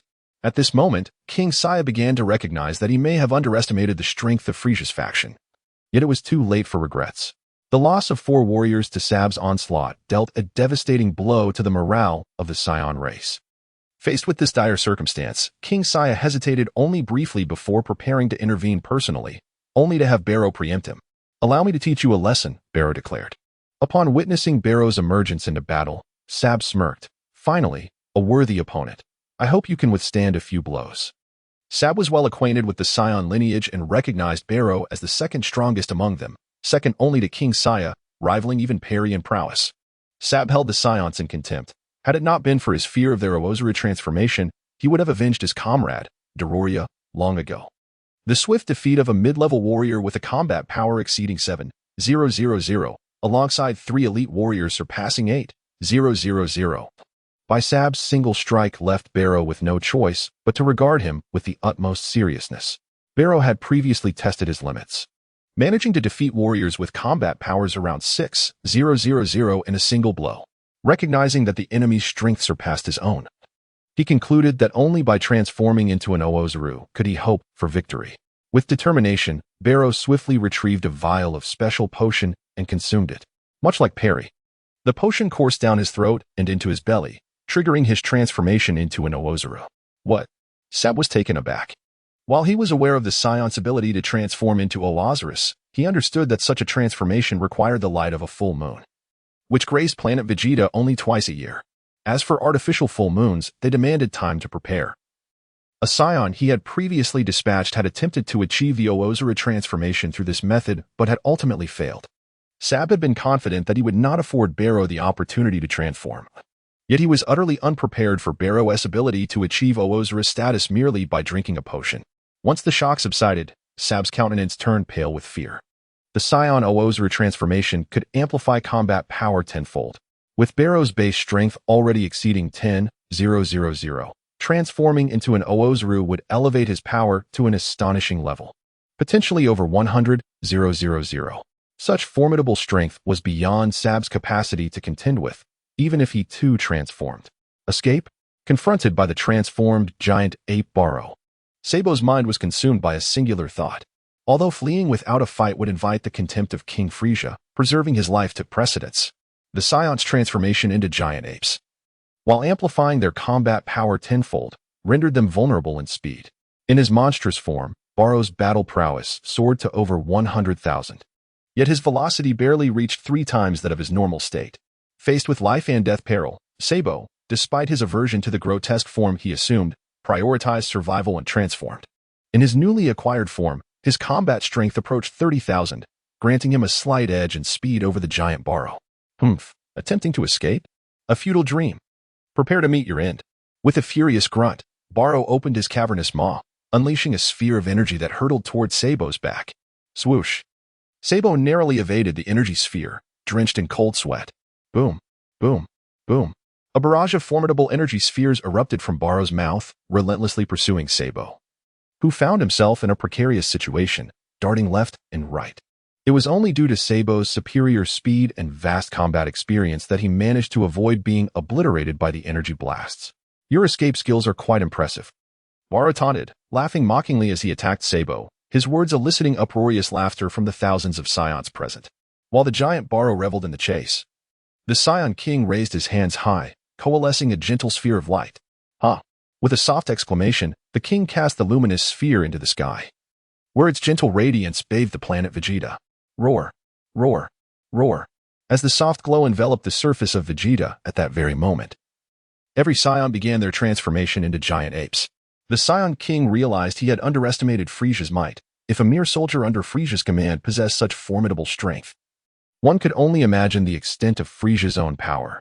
After careful consideration, he resolved to take a desperate gamble by creating a full moon energy sphere, triggering the transformation of the entire Scion race into great apes, with the aim of vanquishing Frieza and his minions. Nearly 1,000,000 scions on planet Vegeta simultaneously underwent the transformation, resulting in an overwhelming presence of towering 4 to 5 meter tall simians across the planet. The Scion King himself transformed into a great ape, standing over 6 meters tall, the most formidable among all the great apes. Faced with the entire Scion race now transformed, the thousands of soldiers behind Frieza were engulfed in terror. Despite their fighting prowess exceeding 10,000 points, they were outmatched by the Scion great apes, many of whom boasted battle powers in the tens of thousands, with a significant number surpassing 100,000. In such dire circumstances, a confrontation would inevitably lead to the ruthless dismemberment of the soldiers by the rampaging Scion great apes. Observing the transformation of his entire race, Frieza remained expressionless, but a cold glint in his eyes deepened. Chapter 62. A finger in the mimetic Super Scion. As the Scion King crafted the full moon energy sphere, Frieza had ample opportunity to intervene, yet he refrained, intent on allowing the Scions to transform before decisively defeating them. The transformation into great apes was the ultimate trump card of the Scions. Once they revealed this last resort, he could crush them, forcing these proud, arrogant, and warlike beings to acknowledge the overwhelming might and invincibility of King Frieza. In less than a minute, every Scion on planet Vegeta had transformed into a great ape. Most of these creatures rampaged mindlessly, with only a rare few retaining any semblance of rational thought. Roar! Kill that scoundrel Frieza! Roar! Kill that scoundrel Frieza! Roar! Kill that scoundrel Frieza! Leading the charge, the Scion King bellowed in fury as he advanced towards Frieza, a multitude of Scion great apes following closely behind, their massive presence altering the very essence of the atmosphere. 2,000 meters. 1,500 meters. 1,000 meters. As the Scion King approached within 1,000 meters of Frieza, the latter slowly raised his right hand, extending his index finger, which shimmered with a violet glow. Boom! An unfathomable surge of purple light erupted from Frieza's fingertip. He did not obliterate the artificial full moon above. Instead, he directly targeted all the Scion great apes within his line of sight. When the purple light dissipated, not a single Scion great ape remained within Frieza's field of vision, with numerous naked Scions sprawled lifelessly on the ground. Defeated, under the force of Frieza's fingertip, the entire transformed Scion race was vanquished. Defeated? Have we, the Scions, truly been bested? Is even our collective transformation insufficient to withstand a mere finger from Frieza? Why? Why is this so? Are we not the mightiest warrior race in the universe? Lying on the cold ground, feeling the chilling wind caress his body, the Scion King's heart felt like the depths of winter, tears glistening in his eyes. How could Frieza possess such overwhelming power? Our entire race's transformation could not withstand even a single finger of his. Barrow muttered vacantly, ha ha ha, truly the mightiest of the universe, King Frieza. The overconfident Scions, even if they transformed their entire race into great apes, would still be no match for the mere flick of the king's finger. A band of arrogant wild monkeys dares to challenge the majesty of King Frieza. It is nothing short of ludicrous. Even the Scion King in his great ape form would merely resemble a tiny ant before King Frieza. The king is the grand sovereign of the cosmos, and a group of naive wild monkeys has the audacity to confront him.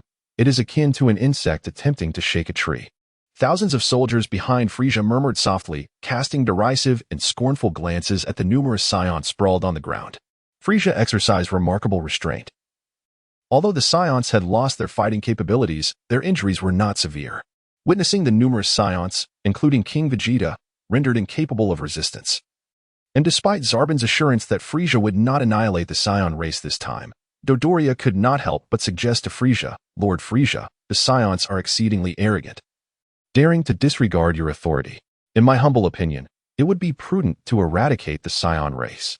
Upon hearing Dodoria's proposal, Frieza cast a cold glance at him, causing Dodoria's heart to race with dread, nearly rendering him breathless. How to deal with the Scions is my concern, and you need not worry about it. Depart.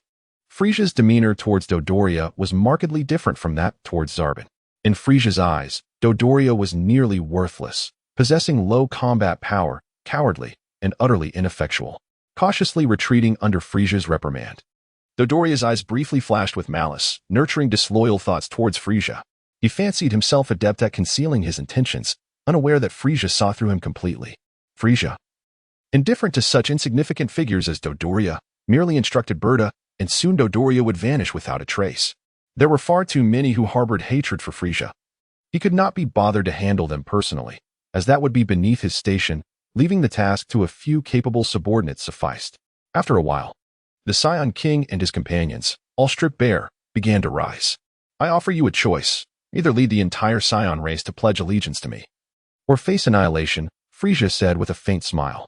Annihilation? The Scion King fell silent. He was naturally reluctant to allow his entire race to become subservient to Frieza. Yet refusal would lead to their extinction. No, the Scion race cannot be destroyed. Today, Frieza is overwhelmingly powerful. To resist is to die. It seems that for now, we must yield, and perhaps seek vengeance once we regain our strength, the Scion King contemplated. To expect us Scions to swear loyalty to you? That is the height of folly. We are a warrior race, preferring to die standing rather than live on our knees. Before the Scion King could make a choice, a hot-blooded young Scion shouted in anger, prompting many others to echo his sentiments. Frieza showed no leniency towards those obstinate Scions who refused to pledge loyalty, swiftly eliminating them with a mere gesture. Ah, Frieza, you scoundrel. I, Barrow, will fight you to the death.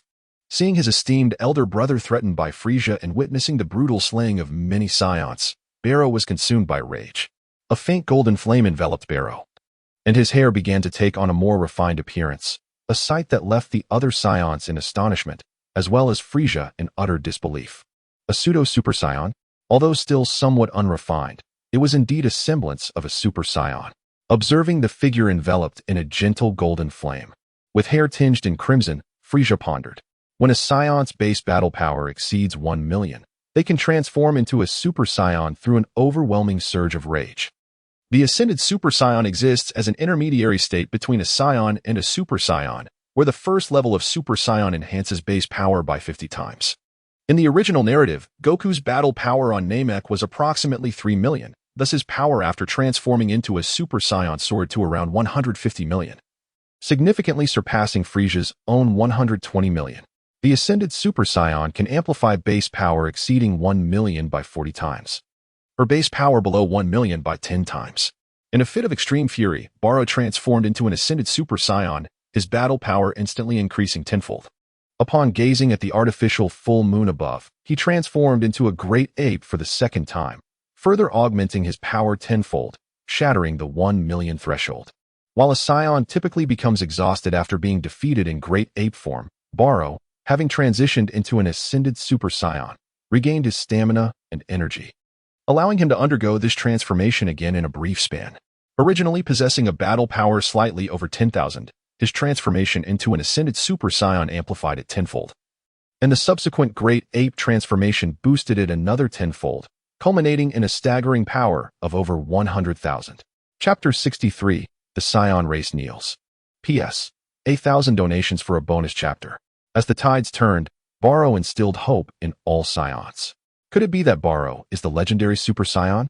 The Scion King gazed in astonishment at Barrow, cloaked in golden flames, muttering to himself. The Super Scion, a mythical warrior said to emerge once every 1,000 years, is recorded in the annals of Scion history as the most formidable fighter in the universe, unmatched by any rival. Not only the Scion King considered the possibility of Barrow being a Super Scion, many Scions witnessing Barrow's transformation came to the same conclusion. It cannot be mistaken. We Scions possess only two forms of transformation, the Great Ape form and the Super Scion form. Barrow has undoubtedly become a Super Scion. How splendid. What a turn of events. Frieza, your doom approaches. The Scion King laughed heartily.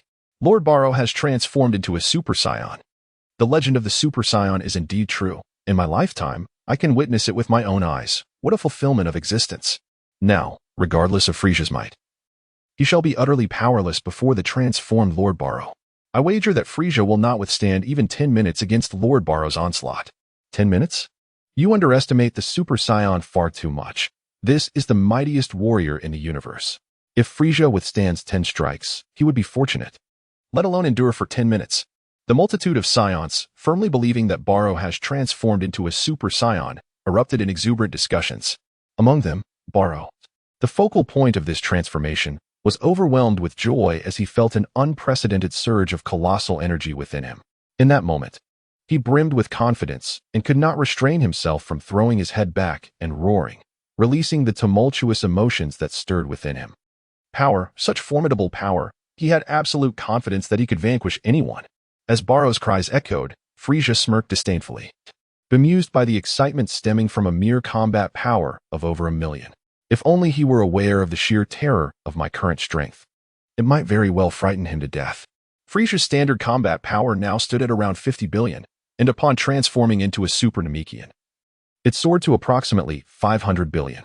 Utilizing the Kaioken technique, he could exceed 3 trillion points, meaning his power could surpass 30 trillion. Though Frieza regarded Barrow's dual transformation, the pseudo-Super Scion and Great Ape form, with contempt, his subordinates capable of combat were limited to only Baruchel, who could employ the Kaioken. As for Layla, she would require Barrow to be 100 times stronger to compete. Both Layla and Baruchel remained aboard Frieza's spaceship. And among the thousands of subordinates surrounding Frieza, the strongest possessed merely over 50,000 points of combat power. Frieza, prepare to meet your demise. Witness the wrath of the Scions. Barrow bellowed furiously, unleashing a sphere of destructive energy directly at Frieza. The energy ball, infused with over 1 million points of power, carried the collective fury of Barrow and the Scions, hurtling towards Frieza. Yet, Frieza merely scoffed. The Scion's fury is but a mere trifle. With a cold chuckle, he invoked his dark absorption technique. In an instant, a vortex of black light consumed the energy sphere unleashed by Barrow. The power, exceeding 1 million points, was of no interest to Frieza, who cast a glance at Sabo, directing all of it into him. The immense energy, while overwhelming for Sabo's physique, was rendered gentle through Frieza's transformation, allowing Sabo to barely withstand it. Having suddenly acquired such vast energy, Sabo's combat power surged to around 1 million, albeit temporarily. If he had the chance to digest it immediately, he might have absorbed a fraction, potentially elevating his strength to nearly 200,000 points. Alas, time was not on his side as Frieza had provided the energy solely for him to combat Barrow, leaving no room for absorption. What immense energy! If only I had the time to digest it. Just absorbing a tenth would elevate my combat power significantly, Sabo mused, feeling the energy coursing through him. Witnessing his attack being consumed and transformed into energy for Sabo, which in turn boosted Sabo's power to nearly match his own, Barrow was consumed by rage. Cunning Frieza, you wretched fiend, I shall tear you apart, he roared. A fleeting shadow appeared as Sabo positioned himself in front of Barrow, sneering, repugnant gorilla, your adversary is me. Step aside. Observing Sabo's obstruction, Barrow retaliated with a furious punch. However, Sabo remained unfazed, countering with a punch of his own. The collision of their fists resonated with a thunderous boom, unleashing a terrifying force that caused the very ground of planet Vegeta to tremble, splitting the earth and resulting in the tragic demise of countless Scions. With a grunt, Sabo was forced back several paces, while Barrow only staggered 3 steps, marking a clear distinction in their strength.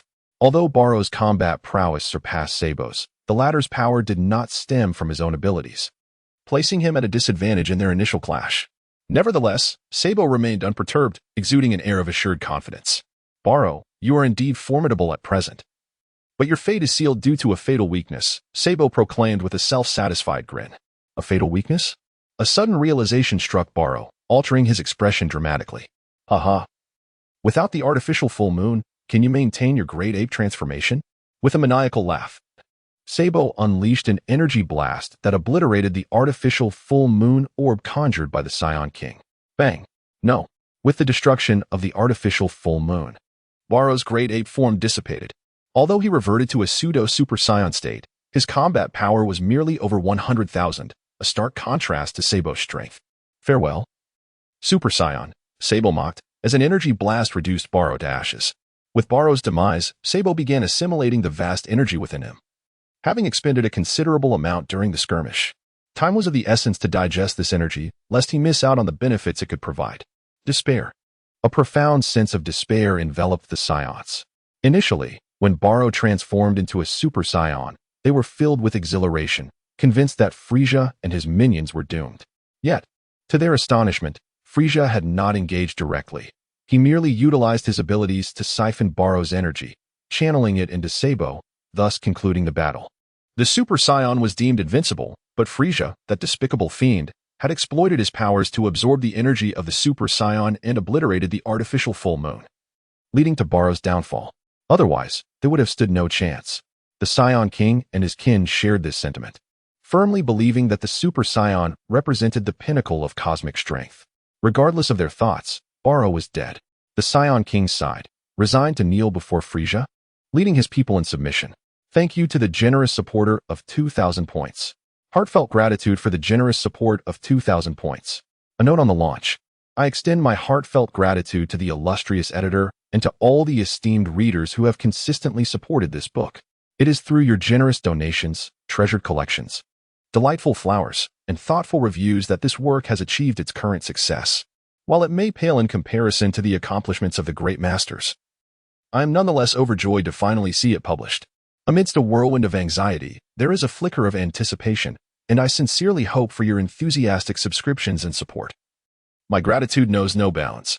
Regarding the new updates post-publication, we will experience an initial surge of 3 chapters, following yesterday's VIP collections and a reward of 2,000. An additional 4 chapters will be released, with 5 chapters being unveiled over the next 2 days. The condition for an extra chapter remains unchanged at 1,000 in rewards, while collections will transition to subscriptions. An average increase of 50 subscriptions will yield 1 additional chapter. This calculation will commence after reaching an average of 100 subscriptions. Furthermore, I would like to clarify that due to my work commitments, my available time is limited, allowing for a maximum of 5 or 6 updates per day. Should there be an overwhelming demand for additional chapters, any delays in cumulative updates will be addressed responsibly. Readers concerned about the potential for this book to be abandoned can rest assured. It will not be neglected or left unfinished. As for the narrative, in Chapter 64, the Super Saiyan King S-Ring, a call for collections is made. The plight of the Super Saiyan Barrow is revealed, who recognizes the necessity of submitting to Frieza to avert the annihilation of his race. Though he kneels in submission, every Scion's heart burns with fervor. As the legend of the Super Saiyan is indeed true, Barrow knows that through diligence, he too could ascend to that formidable form, and with that power, the chance to defeat Frieza would arise. Only by preserving their lives can they aspire to transform into Super Saiyans. Vegeta, the 27th king of the Saiyans, pledges loyalty to Frieza, bowing low and gritting his teeth. Vegeta, the name of the first Saiyan and the inaugural Saiyan king, echoes in the air. Having chosen to ally with Frieza, it is customary to present the symbol of their royal authority as a token of fealty. A subordinate of Frieza spoke up at an opportune moment. With each race he conquered, Frieza would confiscate items that symbolized the rights of that race. Treasures that held intrinsic value. An item symbolizing the royalty of the Bania? Upon hearing his subordinate's words, Frieza was momentarily taken aback. In his recollection, there were no treasures among the Scion race that represented their royal lineage. Otherwise, one would expect them to be in the possession of Vegeta. The emblem of human royalty typically consisted of seals or insignias, and given that the Bania had established their own kingdom, it seemed implausible that they lacked symbols of sovereignty. Intrigued, Frieza did not hinder his subordinate's request, observing the kneeling Vegeta XXVI with a composed demeanor. As Vegeta listened to the demand, his expression contorted in anguish, his teeth clenched in frustration. Surrendering an item that represented his royal authority was a humiliation greater than death itself, yet for the sake of his entire race. He had no choice. Frieza, mark my words, when I transform into a Super Saiyan, I will ensure your demise, he vowed in his heart, harboring intense resentment. Reluctantly, Vegeta XXVI removed a ring from his left hand's ring finger, raising it high above his head in submission to Frieza. This is the royal ring of the Scions. A relic passed down from my ancestor, Vegeta I, he declared coldly. Oh, a legacy from Vegeta I? Frieza exclaimed with astonishment as he accepted the ring from Vegeta XXVI. Examining it closely, the ring was a lustrous silver, resembling platinum, yet as light as a feather, almost imperceptible in hand. Its design was archaic, adorned with numerous inscriptions. Yet Frieza could not decipher a single character. Peering into its depths, he found himself unable to uncover its secrets, causing a tremor of excitement within him. A treasure. This Scion royal ring is undoubtedly a gem. Frieza, oblivious to the simmering anger of Vegeta XXVI and the other Scions, toyed with the royal ring, while they, with faces aflame with fury, were compelled to bow their heads lest they draw Frieza's ire. Their hands were clenched tightly, nails digging into flesh. Indeed, this is a precious artifact passed down from Vegeta I am quite satisfied, Frieza remarked with a light laugh. Vegeta XXVI, forcing a strained smile, replied, As long as you are pleased, Frieza, that is all that matters. Haha, let us depart. With a wave of his hand, Frieza led his thousands of subordinates away. As they watched Frieza's receding figure, the kneeling Scions rose, and the expression on King Vegeta the 27th's face was one of profound gloom. He gazed resentfully in the direction of Frieza's departure, murmuring to himself, Frieza, mark my words, I shall become a Super Saiyan. I will make you pay tenfold for the humiliation I have suffered today.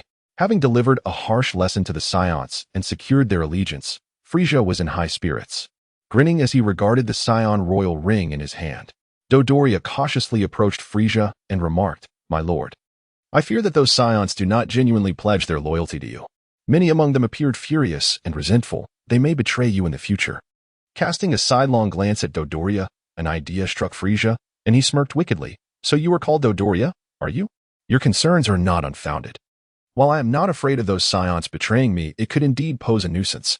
Since you are so devoted, I command you to lead a contingent of 5 elite soldiers to guard planet Vegeta, ensuring close surveillance of the Scion race.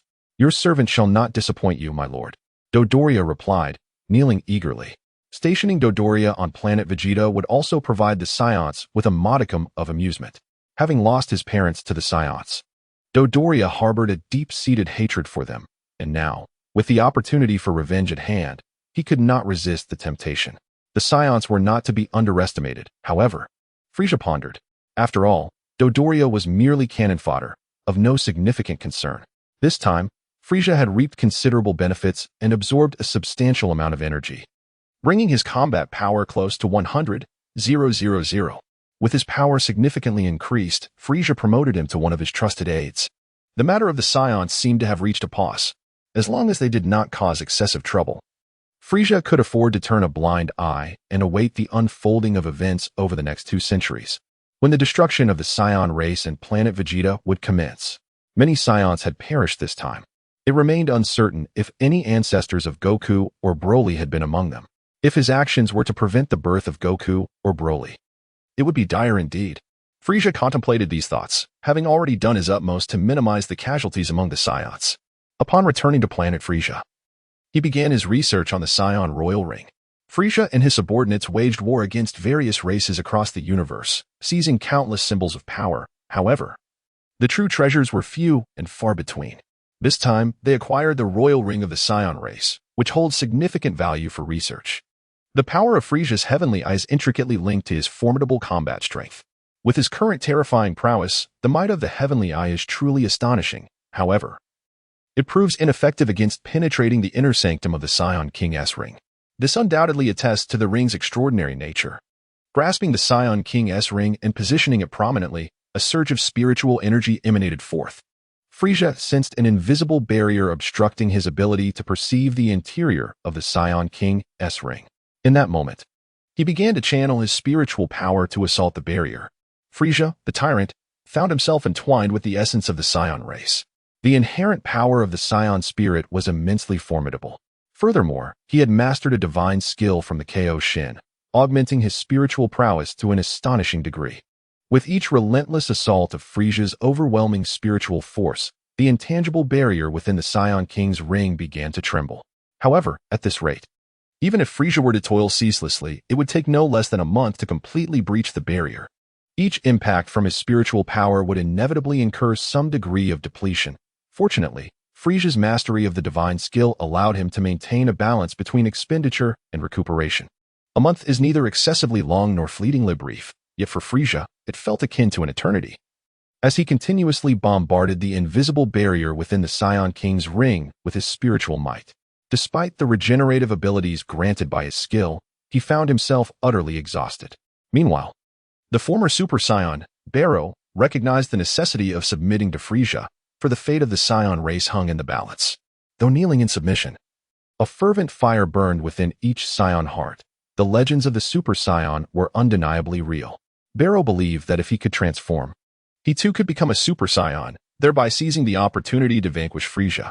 Survival was paramount. Only then could he aspire to ascend to the legendary form. Vegeta, the 27th Scion King, pledged unwavering loyalty to Frieza, vowing to serve with his entire lineage. Bowing his head in submission, he gritted his teeth and spoke, Vegeta, the first Scion's name, and the progenitor of the Scion monarchy. Since you have chosen to serve Frieza, it is customary to present the symbols of your royal authority. One of Frieza's subordinates interjected. Each time Frieza conquered a race, he would claim their tokens of sovereignty, treasures that embodied their power and significance. Upon hearing his subordinate's words, Frieza was momentarily taken aback. His recollection of the lore did not reveal any substantial treasures that represented the Scion royal authority. If such artifacts existed, they ought to be in Vegeta's possession. Typically, symbols of human sovereignty were seals or crowns. Thus, it seemed implausible that the Scion race, having established a kingdom, would lack such representations. Intrigued, Frieza did not hinder his subordinate's demand, quietly observing Vegeta, the 27th of his line. As Vegeta knelt, he felt his face twitch with indignation at the notion of yielding the symbols of his royal authority to Frieza, an affront more humiliating than death itself. Yet, for the sake of his people, he had no choice. Frieza, mark my words. When I transform into a Super Saiyan, I shall ensure your demise, leaving you without a grave. Filled with resentment, Vegeta the 27th removed a ring from the fourth finger of his left hand, raising it high above his head and offering to Frieza. This is the Scion King's ring, a legacy passed down from my ancestor, Vegeta the First. Vegeta the 27th declared coldly. A relic from Vegeta the First? Frieza remarked, astonished, as he reached out to take the ring from Vegeta the 27th's hands. Scrutinizing it closely, the ring was entirely silver-white, resembling platinum in material, yet as light as a feather. Holding it felt as if one possessed nothing at all. Its design was ancient, inscribed with numerous characters, none of which Frieza could comprehend.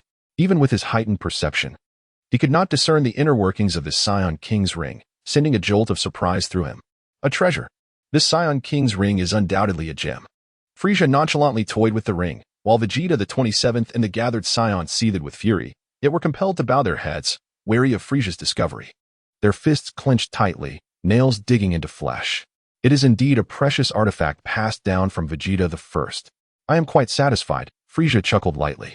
Your satisfaction is all that matters, O great Frieza, Vegeta the 27th replied with forced mirth. Ha ha ha, let us depart. With a grand wave of his hand, Frieza led his thousands of subordinates away. As they watched Frieza's retreating figure, the kneeling Scions rose, and Vegeta the 27th's countenance darkened significantly. With a bitter gaze directed at Frieza's departing form, he murmured, Frieza, wait and see. I shall become a Super Saiyan, and I will make you pay tenfold for the humiliation I have suffered today. Having dealt a harsh reprimand to the Scions and ensuring their loyalty to himself, Frieza was in high spirits, grinning at the Scion King's ring in his possession.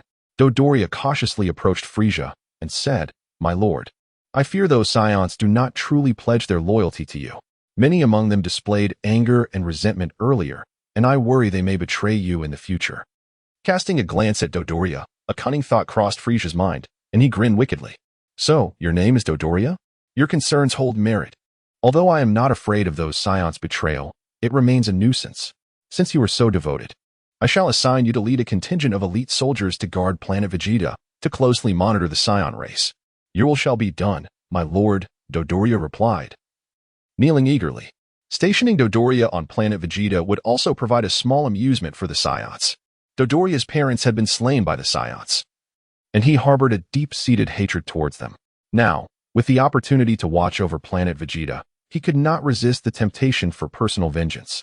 Yet, the Scions were not to be underestimated. Frieza contemplated these thoughts in silence. In any case, Dodoria is merely cannon fodder, of no significant consequence. This time, Sabo reaped considerable benefits, assimilating a wealth of energy that has propelled his combat prowess to nearly 100,000 points. With Sabo's substantial increase in strength, Frieza has elevated him to one of his trusted confidants.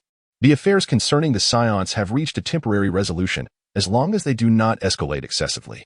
Frieza can afford to turn a blind eye, awaiting the unfolding of events 2 centuries hence, when the tragedy of the Tuffles and the destruction of planet Vegeta will transpire. This time, many Scions have perished, and one cannot help but wonder if Goku or Broly's ancestors were among them. The thought that their existence could be jeopardized due to his actions is rather unsettling. Contemplating this, Frieza has endeavored to minimize the casualties among the Scions. Upon returning to planet Frieza, he commenced his research on the Scion royal insignia. Frieza and his subordinates waged war against various races across the universe, seizing countless symbols of power. However, the true treasures were few and far between. This time, they acquired the royal ring of the Scion race, which holds significant value for study. The power of Frieza's heavenly eye is intricately linked to his formidable combat strength. Given his current terrifying prowess, the might of the heavenly eye is truly astonishing. However, it is unable to penetrate the inner sanctum of the Scion King's ring. This undoubtedly attests to the ring's extraordinary nature. Grasping the Scion King's ring, positioned prominently upon his brow, a surge of soul energy emanated. Frieza sensed an invisible barrier obstructing his insight into the depths of the Scion King's ring. At that moment, he commenced to harness his soul energy to assault the barrier. Frieza's soul resonated with that of the 2 worlds, possessing an innate and formidable soul power. He also mastered a unique spirit-enhancing skill from the Kais, which amplified his spiritual strength to a terrifying degree. Under the relentless assault of Frieza's immense soul power, the intangible barrier within the Scion King's ring began to tremble. However, at this rate, even with Frieza's tireless efforts, it would take at least a month to completely shatter the barrier. Each impact of his soul power would incur some degree of loss, but fortunately, Frieza's skill and spiritual enhancement allowed him to maintain a balance between depletion and recovery. A month's time is neither excessively long nor particularly short, yet for Frieza, it felt akin to an eternity. For an entire month, he relentlessly bombarded the intangible barrier within the Scion King's ring with his soul power. Even with the restorative capabilities of his enhancement skill, he found himself utterly fatigued on a spiritual level. Frieza felt a surge of energy. After a month of relentless effort, the invisible barrier within the Monarch ring was finally shattered by his soul power. Upon breaching this intangible limit, Frieza's soul energy entered the interior of the Monarch ring. Before he could fully comprehend the situation, a mechanical voice resonated, detecting the fluctuations of his soul. The system initiated binding, marking the commencement of the recognition process with a binding degree of 100. What is this? Frieza pondered, perplexed. With growing curiosity, he carefully attuned his senses.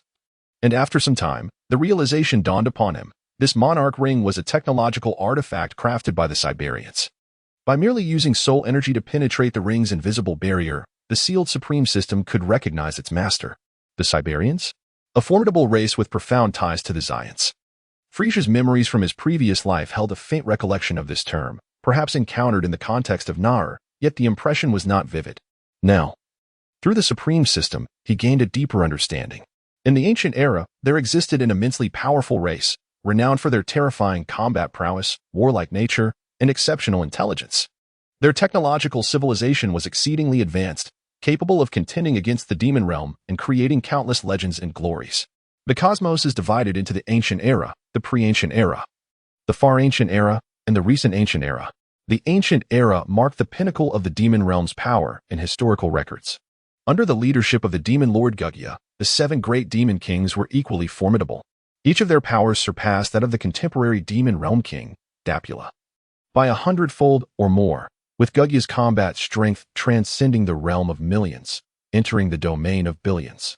The Cyberians were extraordinarily powerful, so much so that even the ancient demon realm seemed to pale in comparison, perhaps due to the principle that extremes lead to regression. Their overwhelming strength eventually gave way to internal strife, leading to their evolution and gradual split into 2 distinct races, the Dianguan clan and the Chiya clan. The Dianguan clan inherited the formidable power and intelligence of the Siberians, while the Chia clan retained their warlike spirit and audacity. The Supreme System was an ultra-divine technology created by the fourth-generation patriarch of the Siberians, designed to transcend the boundaries of divinity. Frieza meticulously examined the applications of the Supreme System and acquired a general understanding of its functions. The Supreme System serves four primary purposes. The first is to accumulate combat points through battles. The second allows the exchange of combat points for skills, knowledge, techniques, and elixirs of the Scion race. The third function pertains to the acquisition of law seeds from the cosmic principles, while the fourth involves integrating these law seeds into one's being to cultivate various laws. Laws are the foundation of divine realms, with a first-level universe containing 3,000 first-level laws, a second-level universe encompassing 3,000 second-level laws, and a ninth-level universe comprising 3,000 ninth-level laws. The refinement of first-level laws leads to the first tier of divine realms, while the refinement of second-level laws culminates in the second tier. Notably, even within the same tier of divine realms, there exists a hierarchy. For instance, the earth deity Piccolo from the original text is indeed a divine being. Yet he pales in comparison to Beerus, the god of destruction. In the cosmos, supremacy is an undeniable principle. However, the significance of realms cannot be overlooked. A powerful being within a mortal realm can only exert a limited destructive force, whereas one in a divine realm can unleash a magnitude of destruction far greater. Beerus's divine prowess is often regarded as unparalleled in the universe. The enhancement of one's realm brings numerous benefits. Not only does it amplify destructive capabilities, but it also extends lifespan. For instance, due to his divine status, Beerus's lifespan is nearly equivalent to that of the universe itself. Every universe adheres to the four stages of formation, existence, decay, and emptiness, and even a ninth-level universe is not exempt from this cycle. While the lifespan of a universe is indeed extensive, it is not eternal and will ultimately face obliteration. All beings within the cosmos, regardless of their depth of understanding in the divine realm, can at best tether their lifespans to that of the universe. If they fail to transcend this bond before the universe's demise, they too will be extinguished. To transcend the universe's limitations, both laws and divine realms are essential. Otherwise, no matter how formidable one's combat power, breaking free from the cosmic constraints is unattainable. Laws and realms represent Frieza's current limitations. However, with the advent of the Supreme System, he finds an opportunity to address these shortcomings. The Supreme System is indeed remarkable, albeit somewhat demanding. Activating the cultivation of law seeds requires a staggering 100 billion combat points, while merging law seeds into one's being to nurture a singular law necessitates an astronomical 999 billion combat points. Alas, while the allure of laws and divine realms is tempting, they remain a distant prospect at present. In contrast, exchanging for various skills, knowledge, and technologies of the Scion race appears far more pragmatic. The corpse-like hand clutched the royal ring of the Scion king. Frieza contemplated to himself. Accumulating battle points is no simple feat. It requires a fiercely balanced struggle, where merely 1 hour of combat yields but a single battle point. Only by engaging with opponents of superior strength can one receive additional bonuses to their battle points. In a match of equals, Frieza was beset with distress. Given his current combat prowess, even without employing the Kaioken technique, he could only contend with beings such as Goku and Whis in the vast cosmos. The rest were mere trifles. Frustrated, he pondered whether to amass combat points. He needed to suppress his fighting strength in battles. Yet without doing so, the accumulation of combat points would remain elusive. Frieza forced a bitter smile. Despite his vexation, the acknowledgement by the system as its master stirred excitement within him. After all, with this system, as long as he possessed ample combat points, he could exchange them for the abilities, knowledge, and technology of the Scion race. Moreover, there was hope for understanding the laws and achieving divine realms, albeit still a distant aspiration. Yet through diligent effort, he would inch closer to those formidable realms. Combat points. He gazed upwards and let out a profound sigh. In the North Galaxy, akin to a planet teeming with life, a majestic mountain range stood tall, adorned with ancient trees that flourished in verdant splendor. Countless creatures roamed amidst the rich greenery and shrubs. At that moment, a colossal beast, towering over 10 meters, was locked in fierce battle with a golden figure. This golden figure, approximately 1.5 meters in height, exuded an extraordinary presence. Though diminutive in size, it matched the giant beast blow for blow. Such fierce skirmishes erupted across hundreds of locations within this vibrant realm of life. In a bid to accumulate the maximum combat points in the shortest time possible, Frieza cunningly employed a technique of large-scale duplication. He had gleaned this ability from the memories of the Kaioken god Kaz from 15 generations past. This skill allowed him to manifest a portion of his inner energy into a duplicate, requiring at least 100,000 points of combat strength to create a substantial avatar. It was thanks to Frieza's remarkable fighting power that he could generate numerous formidable duplicates. Frieza has successfully produced a total of 10,000 doppelgangers capable of generating battle points. Each of these doppelgangers yields 1 battle point per hour, allowing Frieza to amass 10,000 battle points within a single hour, resulting in a substantial accumulation over the course of a day. In a bid to generate a battle point, Frieza created 10,000 doppelgangers, each possessing a formidable combat power of 100,000 points. The creation of these 10,000 doppelgangers consumed a staggering 1 billion points of Frieza's own battle power, a loss that is permanent and cannot be replenished. The ability to create doppelgangers is an intricate skill. Theoretically, one could produce an infinite number, yet each doppelganger requires a minimum of 100,000 points of battle power to manifest. Unlike ordinary doppelgangers, which can return to their original form at will, these doppelgangers cannot revert back, leading to a permanent reduction in Frieza's battle power by 100,000 points with each creation. Had it not been for the necessity of generating battle points, it is unlikely that Frieza would have resorted to creating these doppelgangers. Moreover, these doppelgangers lack independent thought, and Frieza can only manage a limited number at once. However, they can be programmed to execute tasks reliably, transforming the process of generating battle points into a straightforward endeavor once Frieza established a systematic approach for his 10,000 doppelgangers. Although the loss of 1 billion points of battle power may present a challenge for Frieza, it is merely a minor inconvenience, as he is confident he can recover it in less than a month. While Frieza finds the creation of doppelgangers advantageous, he is currently limited to producing only 10,000. Exceeding this number is not feasible. The capability to create doppelgangers, much like the mastery of the King Kai technique, lacks a theoretical ceiling. Yet practical limitations necessitate personal cultivation.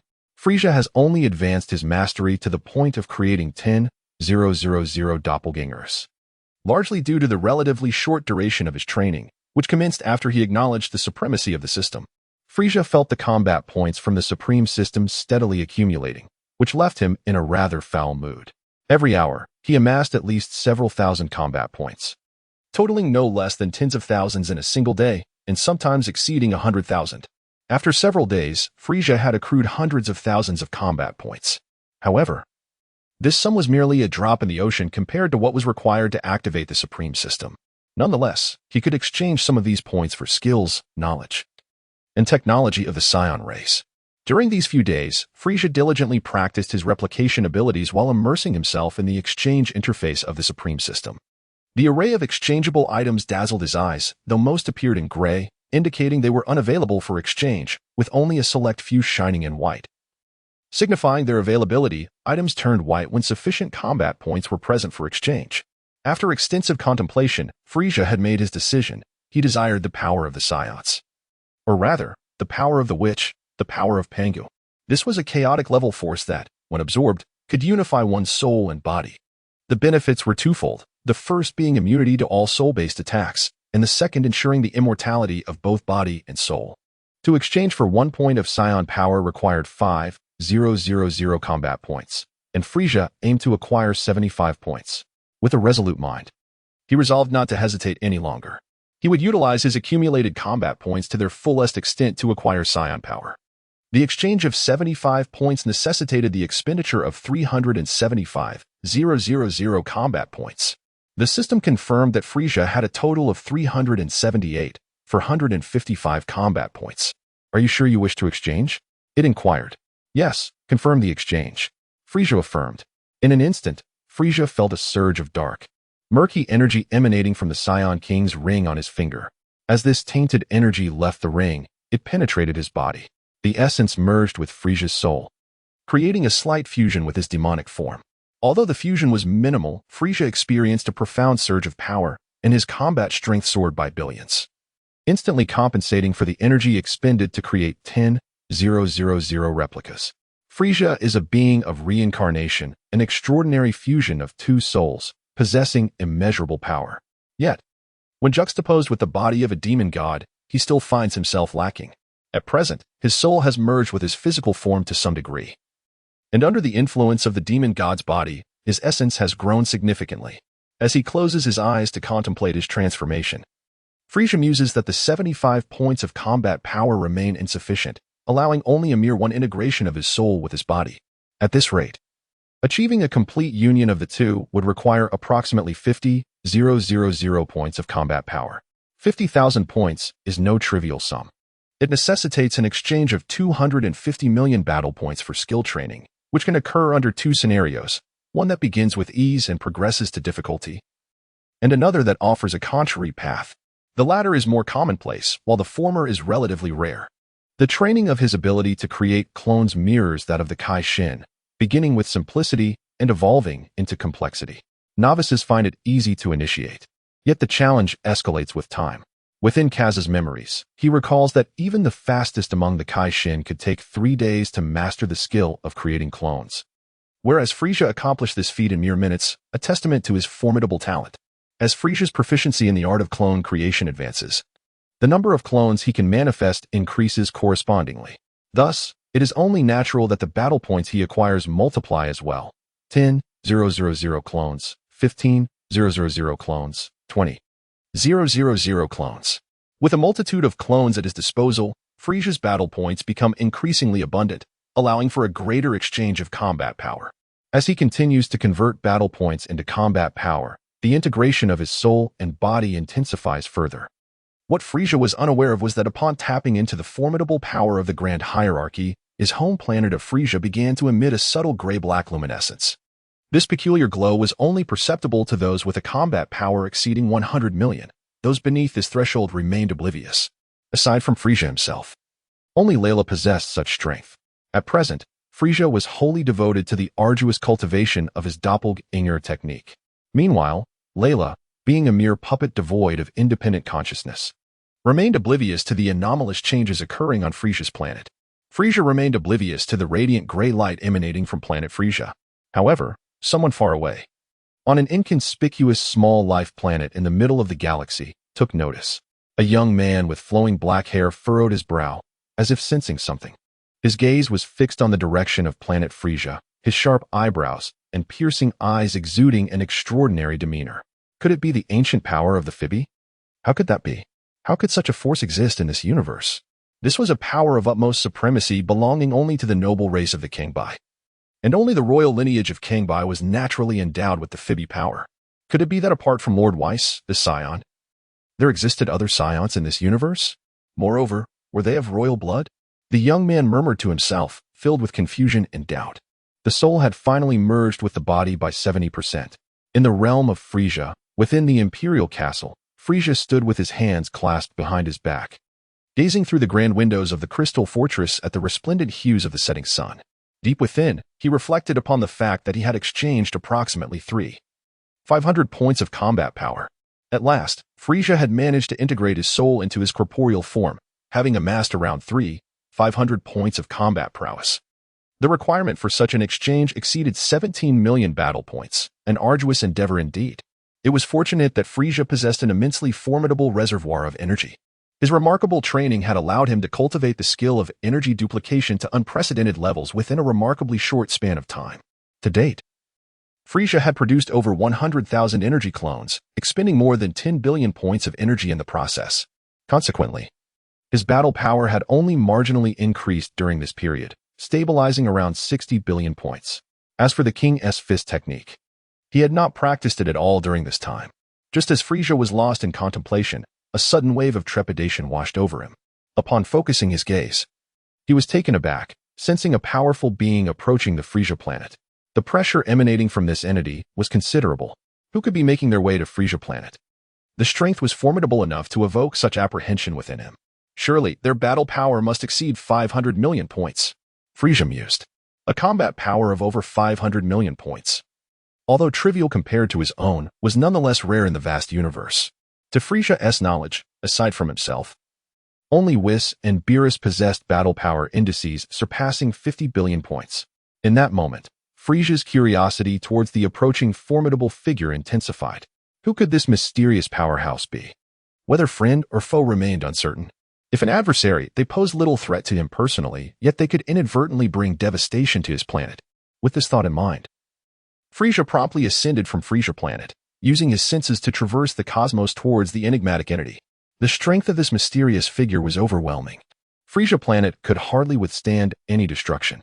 To safeguard his planet, Frieza resolved to select the vastness of space as the potential battlefield. In the boundless expanse of the northern galaxy, amidst countless twinkling stars, a young man with a stern visage soared through the cosmic void, heading directly towards Frieza planet. His velocity was astonishing, surpassing that of a royal-class spaceship by more than double. I must uncover the identity of this being, he silently vowed, propelling himself to full speed as he traversed the galaxy. After nearly half a month of journeying vast distances, he finally reached the northern galaxy, continuing his flight for 3 days and nights before halting. He was not fatigued. Rather, he had been intercepted. The obstruction was presented by an individual with golden skin, standing approximately 1.5 meters tall. Could it be Frieza? Or perhaps a frost demon? How curious it was that he bore 3 eyes. Moreover, the skin tone appears incorrect. Could it be a mutated being? Observing Frieza, who stood not far from the obstruction, the young man furrowed his brow in deep contemplation. In the midst of his musings, his keen eyes caught a glimpse of the ring on Frieza's finger, and they widened in astonishment. He gasped, "The Supreme Ring? The advanced technology of the Scion race? Who are you?" Frieza inquired coolly. The youth, momentarily caught off guard by Frieza's question, fixated intently on the Scion ring, disbelief etched across his face, mingled with an overwhelming greed in his gaze. Indeed, it cannot be mistaken. It is undoubtedly the Supreme Ring. Ah, how splendid! With this super divine technology, I shall not only comprehend the realm of the divine, but may even transcend it. The young man laughed exuberantly, seemingly oblivious to the presence of Frieza, who stood there utterly speechless. It was the first time in his life that Frieza had been so disregarded. So that is why the power of the Scions has appeared in this universe, all due to the Supreme Ring. The impudent golden dwarf, sensing Frieza's current good humor, declared, "If you wish to avoid death, then hand over the Supreme Ring willingly." As he spoke, an overwhelming aura surged forth from him, pressing down on Frieza like a celestial storm through the protective barrier. The young man's battle power was estimated to be around 5.3 billion, his presence immense, akin to an endless ocean filled with countless tides, undercurrents, and whirlpools. To the youth's astonishment, Frieza remained unfazed, not a flicker of emotion crossing his face. This unnerved him. Could the Supreme Ring possess the ability to nullify one's aura? He pondered with furrowed brows. It was no wonder, for in his perception, Frieza's battle power seemed merely in the tens of millions. Since mastering the manipulation of energy, Frieza had been able to suppress his battle power at will, currently restraining it to a mere tens of millions. Unless the youth's power exceeded Frieza's, he would be unable to penetrate the veil between reality and illusion. Convinced that Frieza's battle power was a trivial sum, the youth dismissed him entirely. Presently, even without transforming into a Super Saiyan or employing the King's Fist, Frieza's standard battle power approached 60 billion, far surpassing the youth's 5.1 billion by more than tenfold. This disparity in strength rendered the aura inconsequential. With narrowed eyes that glimmered with malice, Frieza sneered, "Are you threatening me?" Those familiar with Frieza's demeanor would recognize that his smile now signaled the onset of fury. A mere mortal's anger spills blood across the ground. A ruler's wrath could lay waste to millions. Though Frieza has yet to unify the 5 great galaxies and ascend to the title of a true cosmic emperor, he has begun to cultivate the mindset befitting a sovereign. The disdain and threats from the youth have ignited within him a considerable fury. Frieza's wrath, once ignited, is not easily extinguished. Although the youth discerned Frieza's anger and dissatisfaction, he remained confident in his formidable strength, paying no heed to it whatsoever. Frieza, with a mocking demeanor, laughed heartily and proclaimed, "What does it matter if I threaten you? The supremacy of power is the undeniable rule of this world, as it is in any other realm. My strength far surpasses yours, granting me the right to threaten you, and even to extinguish your life. I advise you to be wise and kneel, offering your apologies for your previous words, and present me with the Supreme Ring with both hands. I might then consider sparing you." Upon hearing this, Frieza's laughter turned to fury. Kneel and apologize? Present the Supreme Ring to me? Spare me? How absurd. Yet, you do speak a truth. The supremacy of power is indeed the unwavering rule of any world. The strong can act as they please, while the weak must rely on the mercy of others. However, you have erred in one crucial aspect. Before me, you are far from being a strong contender. Your life hangs by a mere thought of mine. The strong can threaten or eliminate the weak. But when the weak dare to threaten the strong, it is nothing less than a path to self-destruction. The narrative continues, revealing Frieza's disdain as he regarded the youth with a condescending smile, finding the proclamation to be the most ludicrous jest he had ever encountered. A mere ant, possessing a battle power of several million, audaciously spoke of self-destruction in the presence of one whose strength exceeded 50 billion. Such folly was laughable. You foolish creature. Blind to your own limitations. You believe yourself formidable, yet you are but a frog at the bottom of a well. Let me tell you, with but a single finger, I could extinguish your life. An ant will always remain an ant. How could it ever comprehend the might of a giant? The young man threw his head back in laughter, his long, flowing hair dancing with the movement. And it was then that Frieza noticed the silver tail extending from behind him. Oh, the distinct silhouette of Frieza was marred by a silver monkey tail trailing behind him. Are you a scion? Frieza inquired, perplexed. In his human form, the growth of a tail is indeed a hallmark of the scion lineage. Typically, the tails of scions are brown. The first, second, and third transformations exhibit hues of gold, while the fourth is red, and the fifth gleams silver. The divine Super Scion retains the same coloration as the normal form, while the sixth transformation manifests in a celestial blue. Beyond the sixth level of Super Scion, additional realms exist, yet no one has ever attained them thus far. A silver tail? Could it be that this enigmatic powerhouse is a scion who has ascended to the fifth transformation? A thought flickered through Frieza's mind. A scion? The young man, upon hearing this, scoffed derisively. Let me enlighten you, novice. I am not of that inferior race. I am a noble scion. A scion? Frieza is aware that both the frost demons and the scions are evolved races from the same lineage of the celestial beings. When it comes to natural talent, the frost demons are inferior to the scions. However, they possess an innate strength. They inherit the formidable power and intelligence of their ancestors. Upon birth, they universally exhibit a combat power of 100 million. In contrast, a super scion, who emerges only once every millennium, possesses a mere 10,000 points of combat power at birth. Even Frieza, having traversed the cycle of rebirth, is only marginally superior to a super scion, falling significantly short when compared to the frost demons. In the realm of chaos, existence embodies a balance. Within the universe, there is equilibrium. Where there is virtue, there is vice. Where there is good, there is evil. Although the frost demons are born with a combat power of 100 million, their potential is limited, and their training efficiency pales in comparison to that of the scions, not to mention the extraordinary aptitude of Frieza himself. While possessing formidable combat power at birth is indeed advantageous, innate talent proves to be even more crucial. With diligent training, surpassing or matching the frost demons in combat prowess is not insurmountable. After all, it is merely a matter of achieving 50 times the initial power. Boy, since you lack discernment, prepare to meet your end. Frieza could no longer contain his fury as he launched a ferocious attack. With a swift motion, he aimed to seize the supreme ring. Truly, he was a formidable being with combat power exceeding 5 billion, even in the vastness of space.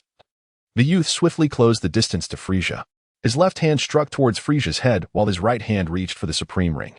A smirk appeared on the young man's lips. Success. However, his smile quickly faded as his hand effortlessly passed through Frieza's head, grasping nothing but air. An illusion? This is bad. The young man, realizing the precarious situation, instinctively spun around and lashed out with a kick. A resounding crash echoed as he stumbled back several hundred meters, while Frieza remained steadfast, illustrating the stark contrast between their strengths. The young man, drenched in cold sweat, was shaken by the encounter. Fortunately, his extensive battle experience saved him from a dire fate. The frost demons, despite sharing an ancestral lineage with the scions, are akin to the Namekians in that they can only transform once, and even in their transformed state, their combat power only increases by a factor of 1. 5. There exist no further tiers of super frost demons. Those unfamiliar with the dynamics between frost demons and scions might assume the former to be superior. But a closer examination reveals the stark disparities in their capabilities. It becomes evident why the frost demons boast combat power exceeding 500 million. Merely nonsense. Unable to withstand even a fraction of my strength. Frieza scoffed. Indeed, Frieza had not exerted his full might, only showcasing a mere tenth of his usual combat prowess. Frieza's normal battle power approaches 6 billion, and even a mere tenth of it is nearly 6 billion. Although the young warrior's power exceeds 5 billion, he remains several hundred million behind Frieza. Such a difference in battle power, while insignificant to those with hundreds of billions or even thousands of billions, is crucial for those in the tens of billions range, as it can decisively influence the outcome of a battle. In the face of the astonished youth, Frieza vanished into thin air. In the next moment, a beam of golden light flashed from the left side of the young warrior, who, unable to react in time, was struck forcefully across the face, sending him flying several thousand meters away. After delivering a swift blow, Frieza coldly smiled and continued his assault. With each flash of golden light surrounding the young warrior, he found himself under attack repeatedly, whether by hand, leg, or tail. Frieza created numerous energy clones, which in turn enhanced his battle experience. The combat of these clones contributed significantly to his overall growth and prowess. Despite employing only a tenth of his normal battle power, Frieza still surpassed the youth by several hundred million. Coupled with his extensive battle experience, he held the upper hand in this encounter. From the onset, the battle showcased an unmistakable one-sided trend. The young warrior, despite his furious roars and desperate counterattacks, ultimately found his efforts futile. His strikes failed to harm Frieza, either missing entirely or being effortlessly deflected. In truth, given Frieza's formidable physique, even if the youth managed to land a hit, it would not inflict any real damage. The clash concluded within a mere 10 minutes. Although Frieza felt a sense of unfulfilled anticipation, his opponent was left barely conscious. How disappointing, he mused, shaking his head. You are far too weak. This battle has proven to be exceedingly dull. Just as I completed my warm-up, it has come to an end. The half-conscious youth, struggling to catch his breath, could hardly fathom how this peculiar, frigid demon could possess such overwhelming strength. Deep within, he wrestled with a sense of disbelief, unaware that Frieza's claim of using only a tenth of his battle power was a mere fabrication. Nonetheless, the undeniable truth remained. He had been utterly defeated by someone with a power exceeding 5 billion. Having utilized only a fraction of his battle power to thoroughly overwhelm the young warrior, Frieza, realizing his opponent was on the brink of death, hastily ceased his assault for fear of accidentally killing him. He spared the youth's life in order to preserve his soul's memories. Although the ability to absorb darkness was indeed formidable, it would yield no benefit if the target were deceased, as no memories could be acquired from a lifeless entity. Suddenly, Frieza felt a surge of curiosity regarding the young warrior. The simplest way to resolve his doubts was to absorb him, thereby gaining access to all the knowledge the youth possessed throughout his life. Frieza could perceive everything completely. With a low growl, he waved his hands. In an instant, 3 swirling black orbs abruptly converged into a luminous vortex. These orbs of darkness materialized out of thin air, transforming into a massive black entity with a diameter of several meters, embodying 9 layers of insatiable darkness. Frieza had only just reached the 3rd level of his cultivation. Amidst the despairing cries of the youth, the black vortex devoured him, consuming a formidable warrior with a battle power exceeding 5 billion. This act significantly augmented Frieza's own might, propelling his battle power to approximately 65 billion.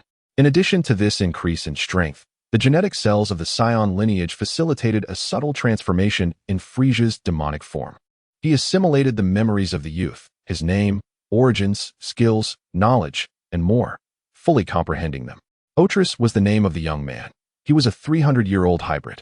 The lifespan of hybrids was comparable to that of Scions, typically ranging from 100 to 200 years, which was slightly longer than that of humans but still quite limited.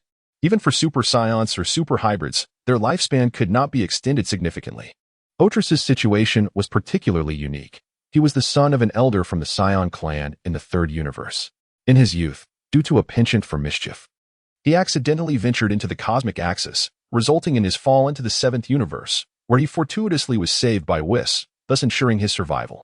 The influence of the cosmic axis had inexplicably extended his lifespan 100-fold. The 7th universe, also known as the Gem universe, ranks 7th among the 12 universes that collectively form a vast multiverse. The cosmic axis serves as the sole passage connecting these 12 universes. Entering the cosmic axis with a battle power below 10 billion is a perilous endeavor, and Otris's survival was indeed a stroke of luck. In the chaos of the cosmos, countless universes exist, varying in levels from 1 to 9. When different universes in the chaos draw near to each other, they may merge to form parallel universes. A secondary universe consists of 3,000 overlapping first-level universes, while a tertiary universe comprises 3,000 secondary universes. The fate of 3,000 ninth-level universes remains a mystery.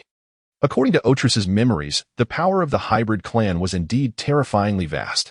The entirety of the second and third universes was largely under their control.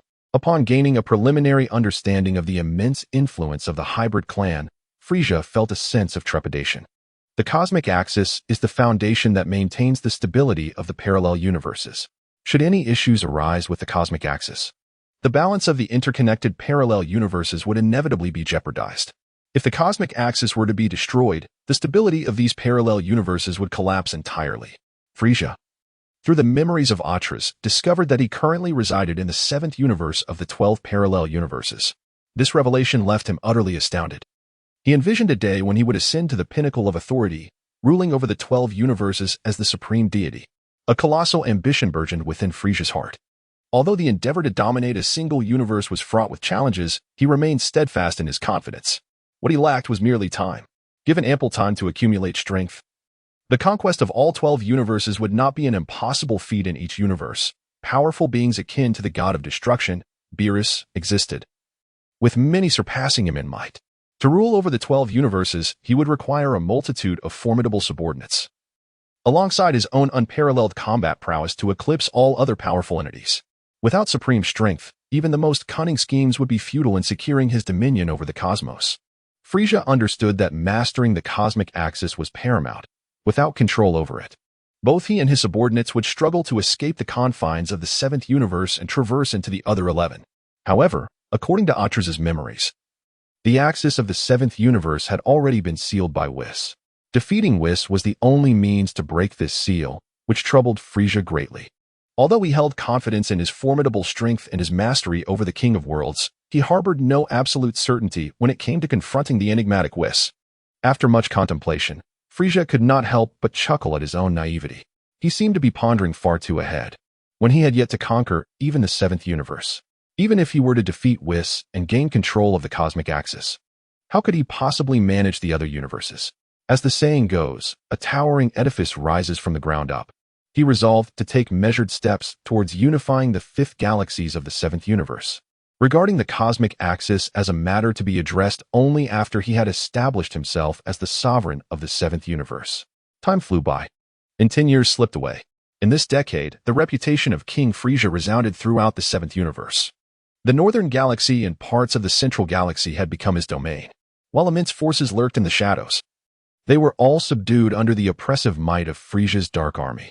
Frieza's iron-fisted tactics instill fear in the hearts of many. Countless races, shrouded in obscurity, have met their demise at the hands of Frieza, leaving no trace behind. Countless individuals have sought to eliminate Frieza, some driven by vengeance, others by a fervent sense of justice, and still others by ambitious desires to take his place. Yet, few among them have ever laid eyes on Frieza, and even fewer have had the fortune, or misfortune, of provoking him to act directly over the past decade. The North and Grand Kais, who nominally govern the northern and central galaxies, harbor a deep-seated hatred for Frieza, yet their powers are insufficient to challenge him. Hence, they remain concealed on their respective planets, scheming in vain to eliminate Frieza. Meanwhile, the East Kai and his attendant, Jebbet, also aspired to rid the universe of Frieza. However, after observing his formidable strength, they are rendered too frightened to leave the Kai realm, showcasing their acute self-awareness. In the western, southern, eastern, and central galaxies, numerous rulers harbor profound trepidation towards Frieza's rapidly expanding influence, especially given his unabashed self-proclamation as the Emperor of the universe. It is evident to all but the most naive that Frieza harbors grand ambitions to dominate the 7th universe. In the 7th universe, the realms are divided into 3 domains: heaven, humanity, and earth. The earth represents the underworld. The heaven realm, encompassing the Kai realms and the realm of destruction, serves as the abode of deities. The human realm, comprising life-bearing planets and dimensional worlds, provides a vessel for corporeal beings, whereas the earth realm, encompassing hell and other underworlds, serves as the resting place for souls. Within the hell of the 7th universe lies a grand palace named Yama, flanked by 5 serpentine paths leading to various Kai planets. The Grand Kai's residence is located on the Grand Kai planet, where, at this very moment, a lively gathering is taking place. The 5 great Kais have convened. alongside a rambunctious black-haired creature and a peculiar figure seated in meditation. This odd individual is adorned in a blue and white robe with a brown-green belt. Wearing a white cloth on his head, his body entirely green, devoid of a nose, and possessing square ears.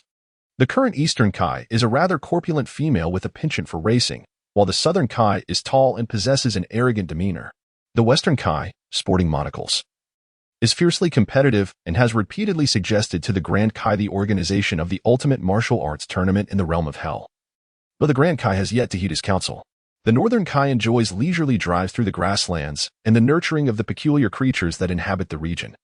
While the Grand Kai status remains significantly elevated above the other four Great Kais, the strength is immensely formidable.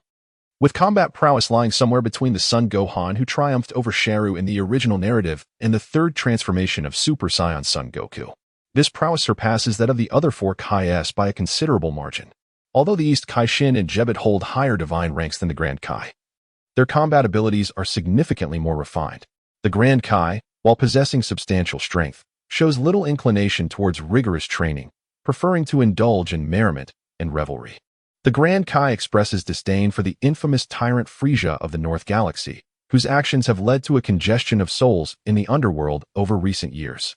The Yama Palace has undergone 3 expansions, incurring substantial expenses. If this continues, the order of the underworld is bound to descend into chaos, laments the North Kai. Frieza harbors grand ambitions, seeking to dominate the universe. Should he succeed, the consequences would be unimaginable. Great King, you cannot stand idly by. Among us, your power is unparalleled. We implore you to take matters into your own hands and deal with Frieza. The usually contrary South King has surprisingly changed his stance this time.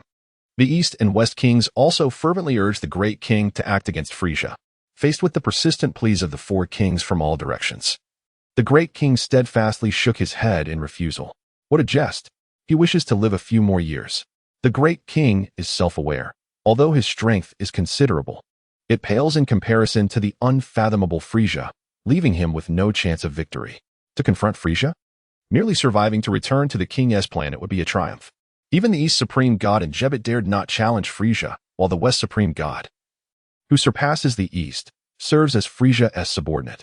Only a fool would recklessly confront Frieza, the Great King mused. After repeated entreaties, seeing the Great King remain unmoved, the 4 kings sighed in resignation. This was not their first collective appeal. If it were not for dire necessity, they would not have persisted in their requests. Surrounded by the 4 kings' incessant urging, the Great King felt overwhelmed. Enough, the Great King bellowed, startling the 4 kings into silence. He pointed to the robed figure seated nearby, declaring, Ribs has inherited my true teachings and is capable of shouldering the weighty task of eliminating Frieza. Ribs, once the mightiest warrior in the West Galaxy under the West King's jurisdiction, was permitted to remain on the Great King's planet to cultivate after his death due to his status as a righteous warrior. Under the Great King's guidance, his power has surged tremendously. Unable to escape the relentless insistence of the 4 kings, the Great King decided to divert their attention. While this may not be entirely honorable, he felt cornered. The 4 kings exchanged glances, pondering, if the Great King himself dares not confront Frieza, how can his student, Ribs, possess the ability to challenge him? Addressing their doubts, the Great King replied solemnly, Ribs has undergone a profound transformation since training under me, and his strength has vastly improved. His current power is on par with mine, if not surpassing it. If he cannot defeat Frieza, then I certainly lack the capability to do so. Seeing the Great King's earnestness, which bore no semblance of deceit, the 4 kings silently conferred and temporarily relented, surrounding the meditating Ribs, awaiting his awakening to beseech him to take action against Frieza. Frieza. Time flowed as the 4 great kings of the universe awaited. In the blink of an eye, several hours had passed. Seeing that Rib Rice was still engrossed in his meditation, the 4 kings gradually lost their patience. Why is this taking so long? The West King muttered restlessly. Hearing this, the Grand King chuckled. Rib Rice enters meditation for a duration ranging from a mere 10 days to as long as a year or more. How long has he been in? The North King couldn't help but inquire. Upon hearing the question, the Grand King pretended to count on his fingers for a while before responding. Rib Rice entered meditation 2 days prior to your arrival. We only arrived yesterday, so does that mean Rib Rice has just begun? The 4 kings were taken aback by the Grand King's answer. Indeed, he has been in meditation for 3 days now, the Grand King confirmed. the prowess of Rib Rice, as depicted in the original text, was undeniably formidable. His achievement spoke volumes. Against Sa, he intervened during a standoff between Sun Wukong and Sa, swiftly defeating him in 2 moves. Against Frieza and King Cold, he overwhelmed King Cold and rendered Frieza unconscious, securing an effortless victory. Rib Rice's strength surpassed that of a fully realized Sa, without a shadow of a doubt. Rib Rice possessed 4 signature techniques: the Dance of the Void, the Ki Blast, the Rib-style exclusive Whirlwind, and the Lightning Cannon. However, his greatest vulnerability lay in the necessity of maintaining a semi-crouched position with raised hands while employing the Lightning Cannon, making him susceptible to ambush.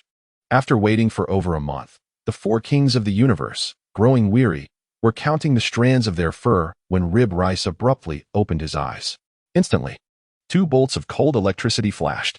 Upon witnessing Rib Rice awaken from his meditation, the 4 kings, having been counting their fur, abruptly tugged at it, causing excruciating pain and making them leap in surprise. Rib Rice, you are a righteous martial artist. The evil winds are rampant in the northern galaxy. You must step forth, they urged. We, the 4 great kings, entrust you with the task of dealing with the troublesome Frieza. Rib Rice, you still owe me a grand bowl of exquisite red beef rib fried rice. If you can assist us in taking down that rascal Frieza, I might consider letting you owe me only half. What do you say? Is that not generous? As soon as Rib Rice awoke from his meditation, the 4 great kings immediately surrounded him, their enthusiastic demeanor overwhelming. Listening to their cacophony of voices, Rib Rice felt bewildered. What on earth is this situation? After some time, Rib Rice finally grasped the situation amidst the incessant chatter of the 4 great kings. Frieza, how dare he arrogantly proclaim himself the emperor of the universe? Such hubris is astonishing. Since he and his minions have wreaked havoc in the North Galaxy, I am determined to eradicate them, no matter the cost. Upon learning the circumstances, Riboku immediately felt a surge of righteous indignation. He is a valiant warrior with a profound disdain for evil. Without delay, I shall escort you to the King of Hell to facilitate your resurrection. Seeing Riboku's eagerness to confront Frieza, the North Kai was filled with anticipation and eagerly grasped Riboku's hand, intent on proceeding to the underworld to complete the resurrection paperwork. Reviving a person is no simple task. It entails a multitude of procedures and requires the approval of the King of Hell. However, the authority of the Kai far surpasses that of the King of Hell. And with a mere word from the North Kai, resurrecting a soul is not an insurmountable challenge. Riboku, too, felt a glimmer of hope. Upon revival, his strength would undoubtedly see some enhancement. However, as the North Kai pulled Riboku towards the King of Hell to initiate the resurrection process, the Grand Kai quickly interjected. The 4 great Kais must consider this carefully. Riboku cannot be revived. While his power may increase, his stamina will be severely limited, rendering him incapable of enduring a protracted battle. Conversely, without revival, his energy remains abundant. The Grand Kai spoke gravely. Listening to the Grand Kai, the other 3 Kais and Riboku acknowledged the wisdom in his words. Though your argument holds merit, Grand Kai, how can Riboku leave the underworld if he is not revived? Inquired the East Kai, scratching his head in confusion. No worries. I shall merely converse with the King of Hell. A special privilege for Riboku should suffice. The Grand Kai replied with a light chuckle. Is that even feasible? The South Kai frowned, aware of the lack of precedent. In urgent matters, I shall personally speak with the King of Hell. I trust he will acquiesce, the Grand Kai stated calmly. The King of Hell would be remiss to refuse you, indeed. The 4 great Kais and Riboku shared a knowing glance. Since the Grand Kai had spoken, they had no objections. Yet, Riboku silently lamented the missed opportunity for revival. Since revival is unnecessary, I shall take Riboku directly to the North Galaxy, the North Kai insisted impatiently. That is not permissible. The Grand Kai once again halted the North Kai. Frustrated by the Grand Kai's repeated interventions, the North Kai sighed. While Riboku's power is formidable, even surpassing my own, Frieza's strength is unfathomable. As it stands, Riboku stands no chance of defeating him. Riboku cannot contend with Frieza? What then shall we do? The 4 great Kais were taken aback, their expressions filled with alarm. Riboku, unfazed, calmly replied, Grand Kai, rest assured. I am confident that I shall defeat that arrogant Frieza. Riboku held steadfast belief in his own abilities. The Grand Kai possesses unparalleled strength in the universe, and I am confident in my ability to vanquish him. Defeating a mere Frieza is hardly a challenge. I possess a skill that can awaken one's latent potential, but I cannot manifest it alone. If the 4 great Kais lend their assistance, Together with the strength of my 5 companions, we could unleash it. Should we awaken the latent energy within Riboku, his combat prowess would be significantly enhanced, thus increasing our chances against Frieza, the Grand Kai stated slowly. Awakening a person's potential? The 4 great Kais and Riboku exchanged astonished glances. Their surprise quickly turned to elation upon hearing that the Grand Kai possessed a skill to unlock human potential, especially Riboku. Who would be the primary beneficiary? The prospect of unlocking Riboku's potential is indeed splendid, as it would bolster our chances of defeating Frieza, the West Kai beamed. Eagerly, the North Kai pressed the Grand Kai. Since you possess the ability to awaken potential, please impart this knowledge to us swiftly. The longer we delay, the more Frieza and his minions will wreak havoc. The East Kai, South Kai, and West Kai all echoed in agreement. My skill to unlock potential is known as the 5 Directions Kai Invocation. It requires the combined strength of the 5 great Kais to be performed. Once enacted, it can draw forth the hidden energy within an individual. The Grand Kai, without reservation, began to impart the 5 Directions Kai Invocation to the 4 great Kais and Riboku. In their determination to swiftly eradicate Frieza, the 4 great Kais devoted themselves to mastering the invocation. The technique was not overly complex, and they mastered it in merely half a day. Once they had learned the 5 Directions Kai Invocation, the 4 great Kais wasted no time urging the Grand Kai to commence its application. They positioned themselves in the 5 cardinal directions, each striking a peculiar pose. With Riboku standing at the center, filled with trepidation yet brimming with anticipation. Ugh! The Grand Kai exclaimed in an odd tone, shifting his posture into an even stranger form. Ga! The East Kai mirrored the shift. Mag! The South Kai followed suit. Ga! The West Kai joined in. As the 5 great Kais struck their respective poses, a faint white light began to emanate from them, gradually intensifying and enveloping Riboku. Upon contact with the white light, Riboku's body trembled, his expression shifting dramatically. A piercing cry escaped his lips, as if he were enduring unspeakable agony, feeling as though countless serpents were slithering from the depths of his being. Amidst the torment, Riboku's latent energy was gradually drawn forth, and his combat strength surged. Finally, the light surrounding the 5 great Kais reached its zenith. For what rises to the extreme must eventually decline. As the white light reached its zenith, it began to gradually fade, only to intensify once more after reaching its lowest point, repeating this cycle 9 times until the white light vanished completely. After executing the 5 Directions King Summon, the 5 great kings were utterly exhausted, panting heavily while wiping the sweat from their brows. The torment that had lasted for more than an hour, a suffering that felt worse than death, finally dissipated.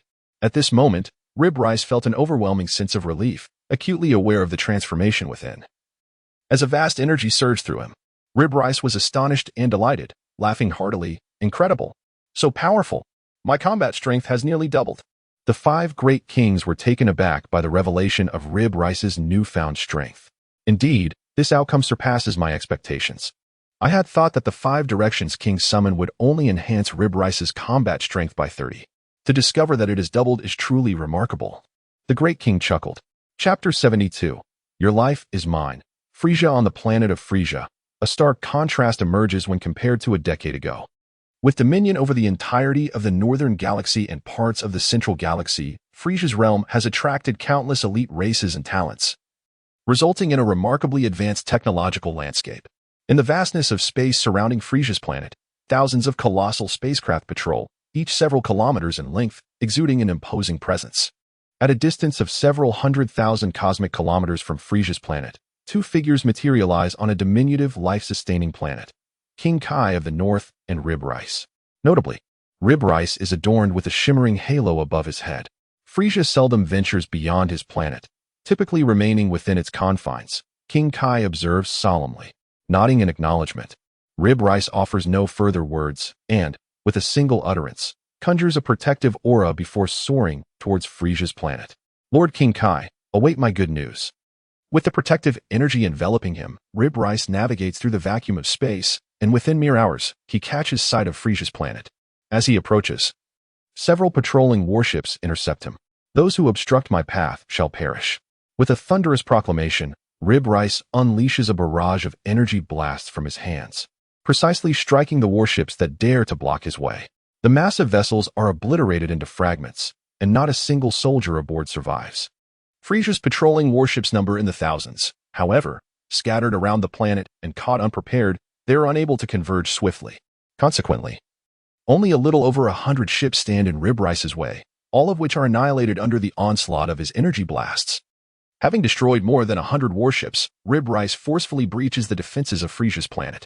With unstoppable momentum, he advances towards the Imperial Palace of Frieza, effortlessly dismantling all obstacles that dare to oppose him. In a mere moment, Ribrice arrives at the very outskirts of Frieza's royal palace. "Frieza, come out swiftly to meet your demise," exclaimed Ribrice, taking a deep breath, his voice resonating across the vast expanse. No sooner had Ribrice's words faded than a dozen figures soared forth from the Imperial Palace, with Frieza leading the charge. Following him were Layla, Bazunker, Cade, Tez, Sabo, Masha, and Do Wenba. Pointing at Frieza, Ribrice laughed maniacally. "So you are Frieza? Prepare to meet your end." Upon seeing Ribrice, Frieza too recognized him, for he had made quite an impression in the original tale. "Oh, I didn't expect you to know me," Frieza remarked, a hint of surprise in his tone. "Humph, such arrogance. You need not trouble the great Frieza. I, Sabo, shall teach you a lesson first," Sabo interjected with a cold smirk, stepping forward. "A mere insect.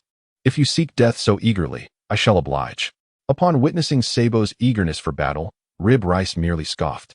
"Sabo, step aside. You are not his match," Frieza stated coldly, his expression unchanged. Reluctantly, Sabo turned back. Though he doubted Ribrice was stronger than himself, he dared not defy Frieza and thus retreated, crestfallen, behind him. Sabo's combat prowess had significantly improved over the past decade, now exceeding 700,000 points, having mastered the tenfold King Kai's technique. In his mind, he believed himself to be the sixth strongest warrior in the universe, surpassed only by Frieza, Salad, Bazunker, Cinda, and Tess. Sensing Ribrice's formidable aura, Frieza was secretly astonished. Ribrice's power level must be around 1.5 billion? How could this be? It far surpassed what he had anticipated from the original narrative, which had set Ribrice's strength between 800 million and 1.5 billion. In the original storyline, Frieza's official power level was 120 million, while Goku, in his base form of 3 million, elevated his strength to 150 million through a furious transformation into a Super Saiyan. Vegeta, through arduous training and anger, claimed superiority over Goku during his own transformation. Though this was likely an exaggeration, his power level would not exceed 200 million. Comparatively, he was far more powerful than androids 19 and 20. Androids 17 and 18 possessed combat capabilities greater than Vegeta's initial Super Saiyan transformation, though only marginally so, with power levels around 200 million. The newly born Cell was initially weak, but, after absorbing a vast quantity of human energy, surpassed androids 17 and 18, with a power level of approximately 250 million. Following his absorption of android 17, he underwent an evolution, dramatically increasing his strength to over 300 million. Though it likely did not exceed 400 million. Otherwise, it would not have been hindered by the new Qi-Gong cannon of the Yaojin rice. Moreover, after rigorous training, Vegeta's battle prowess, having evolved into the complete form of the Saiyan, easily overwhelmed him. His combat power surpassed that of a fully powered Super Saiyan of the first stage, coming remarkably close to the Super Saiyan's second stage of Gohan, whose battle strength is 100-fold of the norm, thus making it twice as potent as that of the first stage Super Saiyan. Therefore, it is evident that the battle power of the complete form of the Saiyan certainly would not exceed 1 billion points, with a more plausible estimate lying between 600 million and 800 million points. In the original text, although Gohan had remarkable achievements in knocking out the Saiyan, it was merely a surprise attack and not a reliable reference. Through a fair contest with Goku, his battle power should be slightly superior to that of the complete form of the Saiyan, approximating around 1 billion points, but no higher. This approximate battle power of 1 billion points belongs to Gohan over 200 years later. However, currently, his battle strength is around 1.5 billion points, which is incredibly unreasonable. It cannot be denied that Frieza's reincarnation has created a significant butterfly effect within the universe, but it should not be this absurd. Frieza, upon witnessing his subordinate's request to engage in battle, thought to himself, "Let me, Barak, crush this little one." As Frieza repelled Sabo, Barak prepared for battle.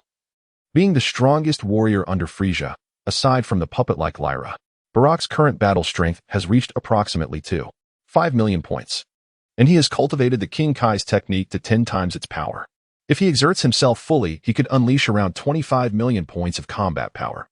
Though his stamina would not suffice to maintain the tenfold enhancement for an extended period. In response to Barak's request for battle, Frieza waved his hand in refusal. Given Gohan's current battle power, not only would Barak be no match, even the likes of Lyra would undoubtedly perish. Frieza pondered. Observing his continual rejection of his subordinate's eagerness to engage, Gohan's confidence only grew, and he laughed heartily. Frieza, though you were arrogant and proud, you were quite clever. You have not allowed your foolish subordinates to die in vain. So, do you wish to fight alone, or shall we all come at you together? Regardless of Barak or Sabo, both were dedicated and loyal subordinates nurtured by Frieza.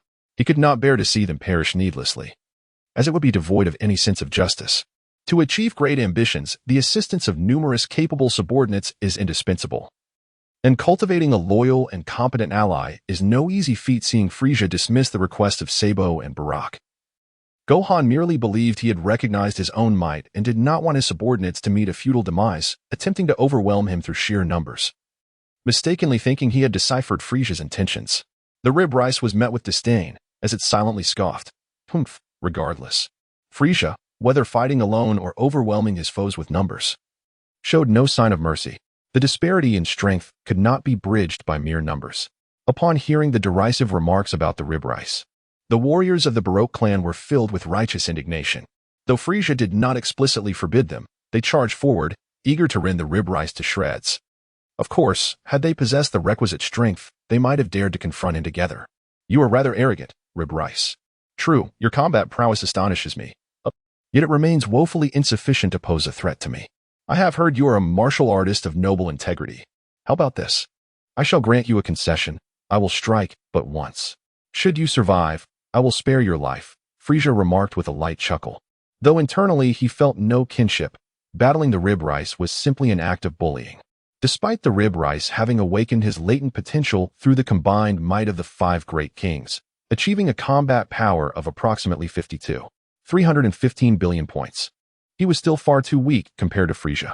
Even if he were to grow 10-fold or 100-fold in strength, he would still appear as insignificant as an ant before Frieza.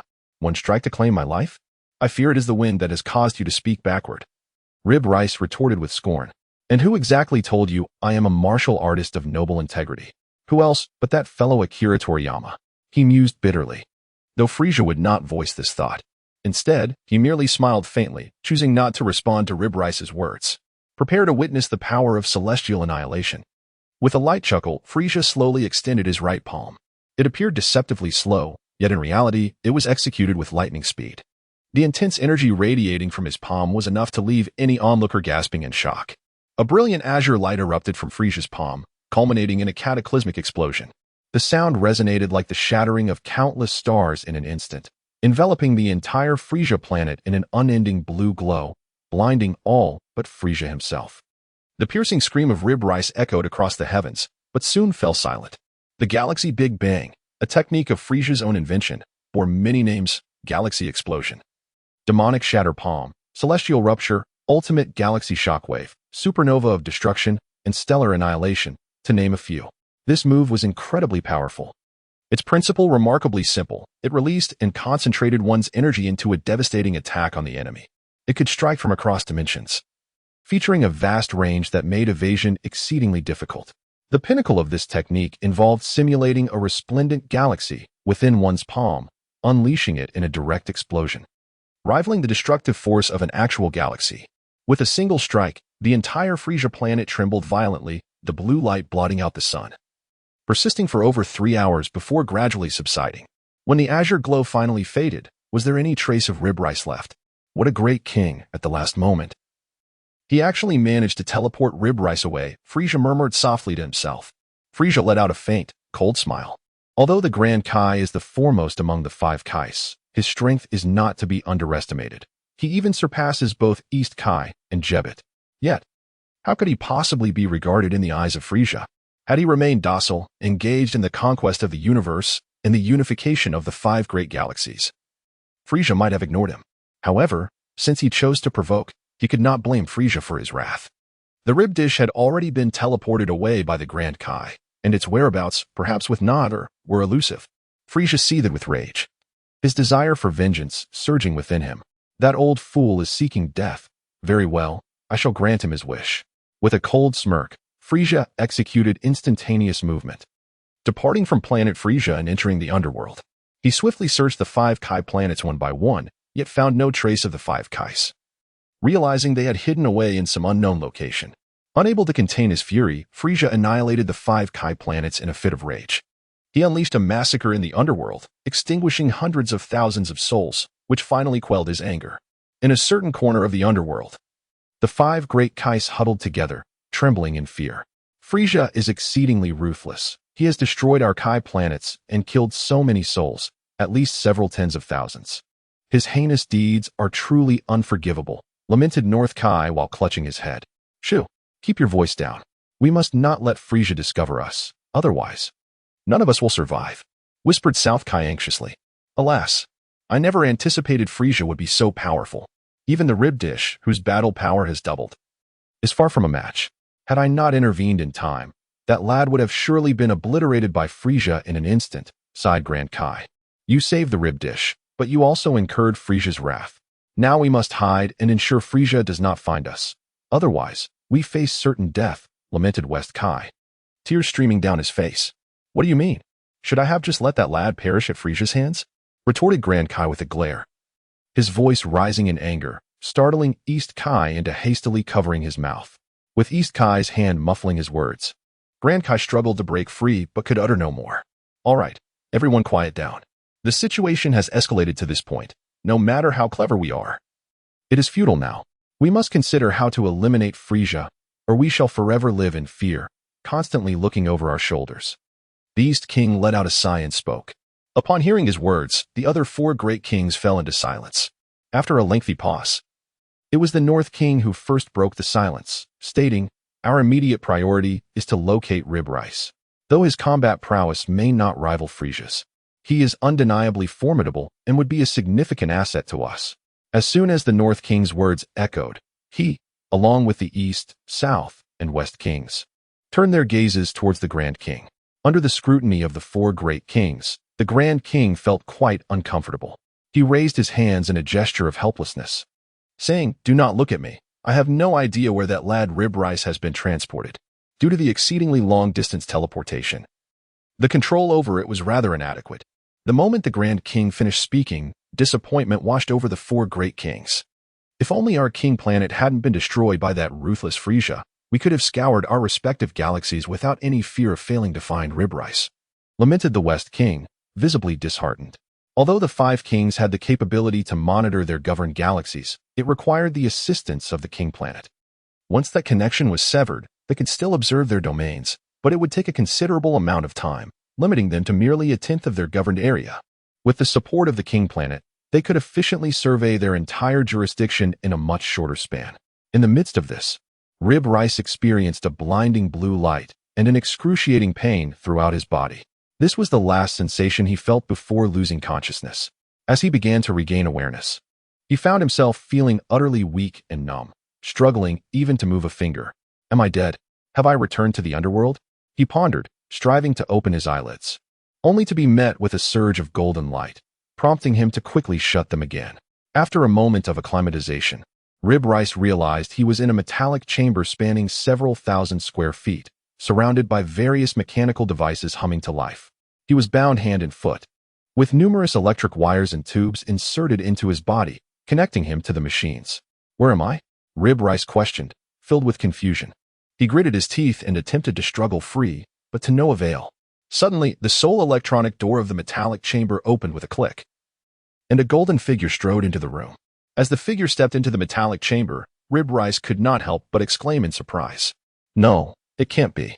This is not Frieza. Furrowing his brow, Rib Rice could not deny that the silhouette bore a striking resemblance to Frieza, yet there were undeniable discrepancies.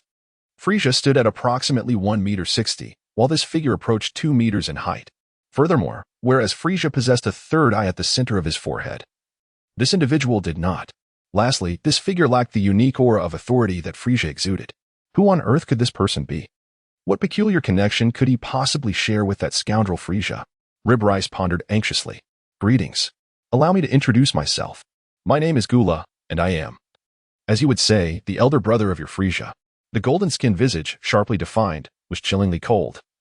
And the smile that played upon his lips instilled a sense of dread. What? This individual named Gula is Frieza's brother? Upon hearing Gula's revelation, Rib Rice was taken aback, silently lamenting his exceedingly poor fortune for encountering such a formidable adversary. Frieza was slain, yet he fell into the clutches of Frieza's brother. The wounds upon you are the handiwork of my brother, are they not? Kula inquired, his expression devoid of emotion. Humph. In response to Kula's question, Raboka snorted disdainfully, turning his head away, too weary to respond. A profound sense of despair enveloped him. In his mind, being captured by Frieza's brother meant certain death. It is indeed the work of my brother, he thought, astonished that in a mere decade, Kula had grown to such formidable strength that even a warrior of your caliber could be gravely injured by him. Kula's lamentation echoed in the air. Spare me the trivialities. My capture at your hands is merely fate. Do with me as you will, Raboka retorted vehemently. Upon hearing this, Kula smirked. Do not be hasty. I shall not kill you just yet. If you were to perish, how would my Super Saiyan Metal Kula Legion grow stronger? Super Saiyan? Metal Kula Legion? Raboka was far from foolish. Rather, he was exceptionally astute. Upon digesting Kula's words, he realized the sinister intent behind them. His life was being spared solely for the purpose of harnessing the immense energy within him to enhance Kula's Legion. Infuriated, Raboka gritted his teeth, veins bulging on his forehead. Your efforts are futile. The energy within you has already been subdued. Your struggles are in vain. Accept your fate. However, there is one thing you should be grateful for. I shall avenge you, as my brother Frieza's life will soon be ended by me. Ha ha ha. With that, Kula threw his head back and laughed heartily before departing the metallic chamber. Once Kula exited, the electronic sensor door closed behind him. This villain named Kula, like Frieza, was wicked beyond measure, exploiting me to bolster his legion and even slaying his own brother. I cannot remain passive. I must find a way to escape. Raboku pondered as he contemplated the closed electronic door. As Kula had stated, Raboku's energy was indeed under control. He found himself utterly incapable of wielding the vast power that was his own. While the bonds restraining his limbs were composed of an unknown material that emitted electric shocks and paralysis, rendering him weak and immobile. After struggling for what felt like an eternity, exhaustion overwhelmed Raboku, leading him to despair. Suddenly, a thought struck him. The Great King had once imparted to him the skill of telepathy. This was the perfect moment to employ it. If he could reach out to the Great King, surely he would devise a means to rescue him. Despair loomed like a shadow, weighing heavily on Raboka's heart. As a flicker of light emerged, it dispelled the darkness that enveloped his heart. The Great King, the Great King, the Great King.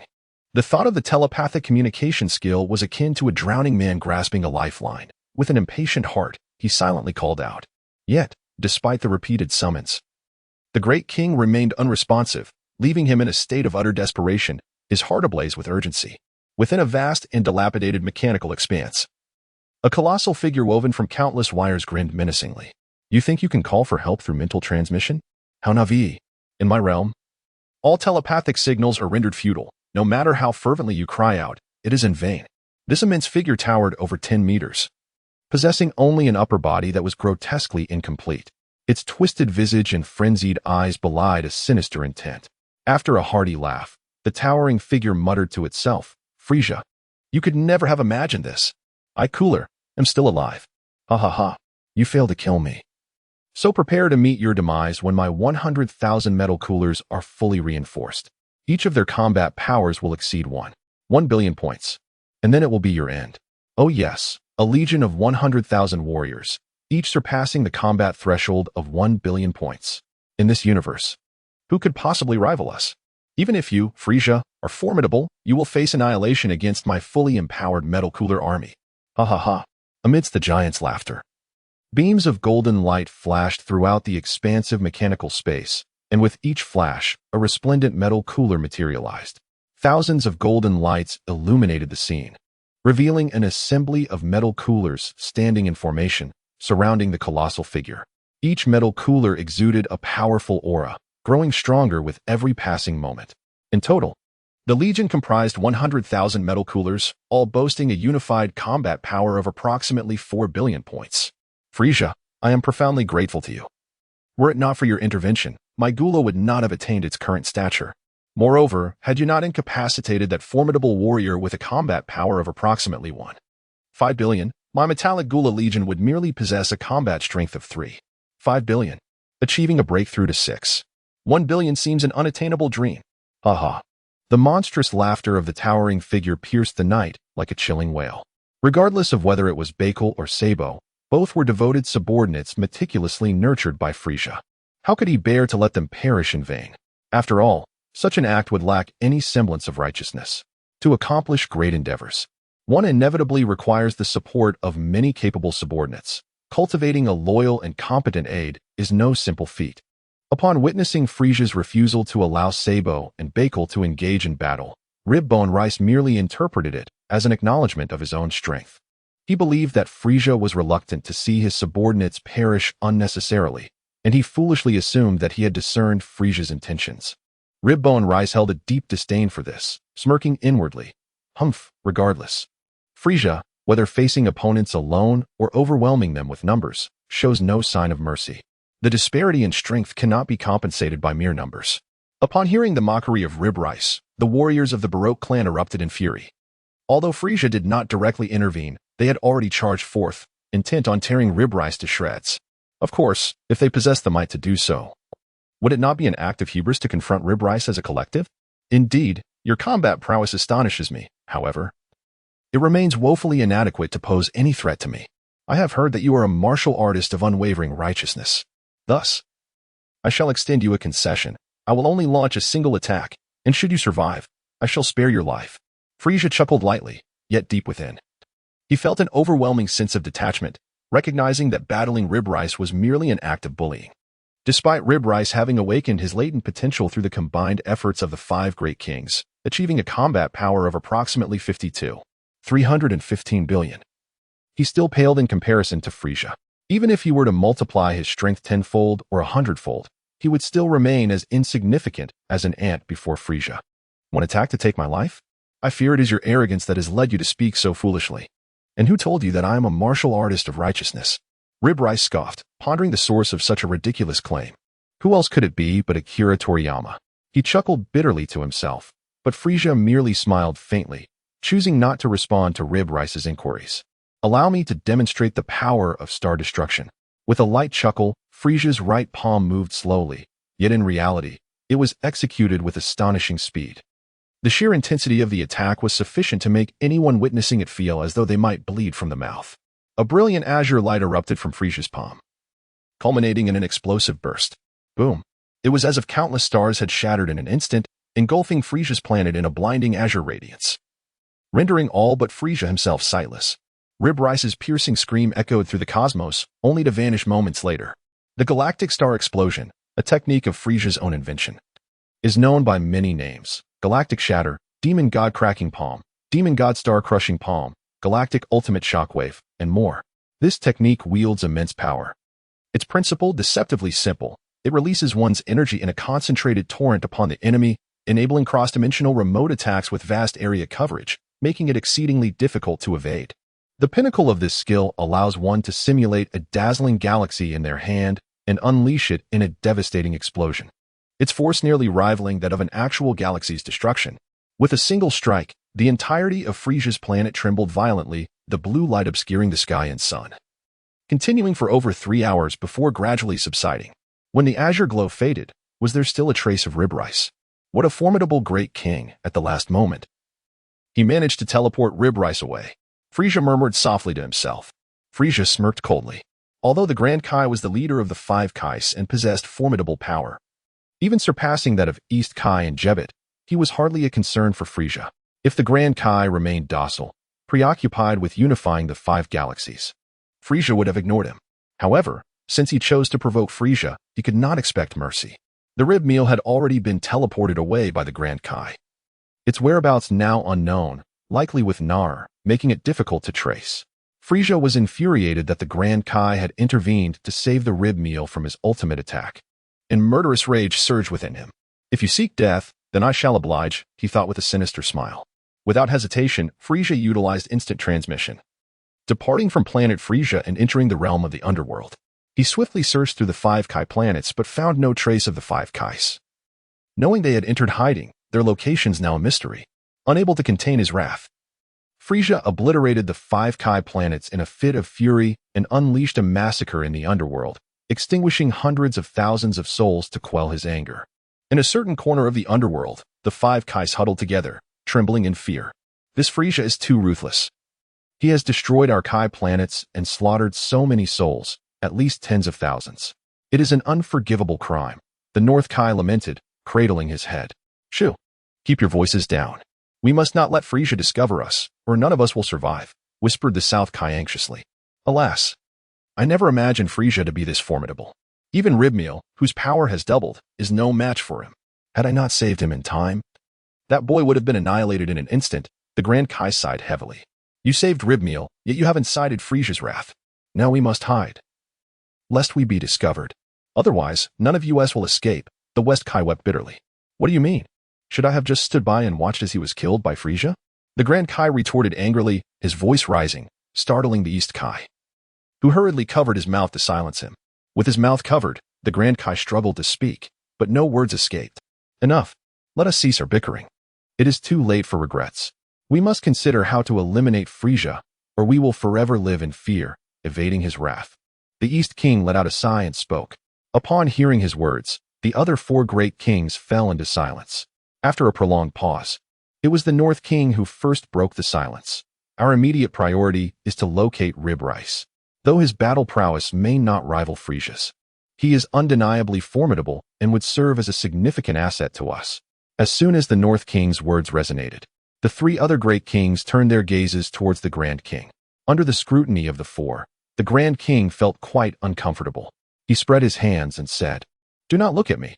I have no idea where that lad Rib Rice was teleported to."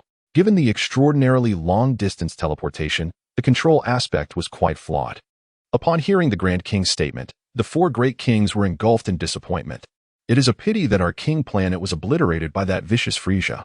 Otherwise, we could have scoured our respective galaxies without fear of failing to find Rib Rice, lamented the West King. Although the 5 great kings could monitor their governed galaxies, they required the assistance of the king planet. Once the king planet was destroyed, they could still oversee their galaxies, albeit it would take considerably longer. Moreover, they could only monitor a tenth of their governed regions without the king planet's aid, whereas with it, they could swiftly survey the entirety of their territories. In a shimmering blue light, an excruciating pain enveloped Rib Rice. This was the last sensation before he succumbed to unconsciousness. Upon regaining consciousness, he felt utterly weak and numb, struggling even to move a single finger. Am I dead? Have I returned to the realm of the damned? Rib Rice pondered, making an effort to open his eyelids, only to be met with blinding gold, prompting him to hastily shut them once more. After a moment of adjustment, he realized he was within a vast metallic chamber, thousands of square feet in size, surrounded by an array of mechanical devices in operation. He found himself bound hand and foot, wires and tubes inserted into his body, connecting him to various machines. Where am I? Rib Rice wondered, filled with confusion. He gritted his teeth and attempted to struggle free, but to no avail. Suddenly, the only electronic sensing door of the metallic room swung open, and a golden figure stepped inside. As the figure stepped into the metallic chamber, Rib Rice could not help but exclaim in surprise. No, it couldn't be. It was not Frieza. A frown creased Rib Rice's brow, undeniably. The silhouette bore a striking resemblance to Frieza, but there were notable discrepancies. Frieza stood at approximately 1.60 meters, whereas this figure approached 2 meters in height. Furthermore, Frieza possessed a third eye upon his forehead, which this figure lacked. Lastly, this individual exuded none of Frieza's unparalleled air of authority. Who on earth was this person? How could he resemble that scoundrel Frieza so closely? Did they share some peculiar connection? Greetings. Allow me to introduce myself. My name is Gula, and I am, as you would say, Frieza's elder brother. The golden-hued visage, sharply defined, radiated a chilling coldness, and the smile curling at the corners of his mouth instilled dread in those who beheld it. What? This individual named Gula is Frieza's brother? Upon hearing Gula's words, Rib Rice was taken aback, lamenting his misfortune for encountering such a calamity. Frieza was slain, yet fell into the hands of his brother. The wounds upon you are inflicted by my brother, are they not? Cooler inquired, his expression devoid of emotion. Humph. In response to Cooler's query, Raboka merely turned his head away, too weary to answer. Despair enveloped him. He believed that being captured by Frieza's brother meant certain death. It was astonishing that within a mere decade, his brother had grown to such formidable strength. capable of inflicting grave injuries even upon someone as powerful as himself, Cooler mused. Enough with the trivialities. My capture is my own misfortune. Do with me as you will, Roboku exclaimed with indignation. Cooler responded with a cold smile. Do not be hasty. I have no intention of killing you just yet. If you were to die, how would my Metal Cooler army gain strength? Super Saiyan? Metal Cooler army? Roboku was no fool. He was quite astute. Upon hearing Cooler's words, he realized the insidious intent behind them. The reason for his survival was clear. He was to be used as a source of energy to enhance Cooler's army. Anger surged within him, and he gritted his teeth. The veins in his forehead bulging. Your efforts are futile. The energy within you has already been seized. Struggling is in vain. Accept your fate. However, you should be grateful to me, for I shall avenge you. Soon, my brother Frieza's life will be extinguished by my hand. Cooler proclaimed with a sinister laugh before departing the metallic chamber. As Cooler exited, the electronic door sealed shut.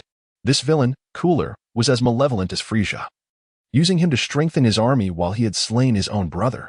I cannot remain idle. I must find a way to escape, Roboku pondered, staring at the now-closed electronic door. As Cooler had stated, Roboku's energy was under control. He was utterly incapable of harnessing the immense power that was rightfully his. And the ropes binding his limbs were made of some material that delivered electric shocks and paralysis, rendering him weak and feeble. After struggling for what felt like an eternity, Roboku succumbed to despair.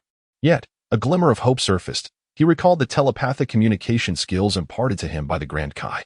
This moment seemed fortuitous. If he could reach out to the Grand Kai, surely he would possess the means to rescue him. Despair loomed over Roboku. Yet a flicker of resolve began to ignite within his heart. A flicker of light suddenly pierced through the darkness that enveloped his heart, dispelling the shadows. The thought of telepathic communication struck him like a lifeline, compelling him to fervently summon the Great King within his mind. Yet, despite his repeated calls, the Great King remained unresponsive, leaving him in a state of profound anxiety and distress. In a vast, dilapidated mechanical expanse, a colossal figure composed of countless wires grinned menacingly. You think you can call for help with your telepathy? How naive. In this realm, all mental signals are blocked, no matter how desperately you cry out. It is in vain. This towering figure, standing over 10 meters tall, possessed only an upper body, grotesquely contorted and incomplete. Its twisted visage bore a maniacal glare. After its laughter subsided, the figure spoke coldly to itself. Frieza, you could never have imagined this. I, Cooler, am still alive. You failed to eliminate me. So prepare for your demise as I await the completion of my 100,000 metallic Cooler army. Each warrior's battle power will surpass 1 billion points. When the time comes, it will be your end. A legion composed of 100,000 warriors, each exceeding 1 billion in strength, who in this universe could rival such might.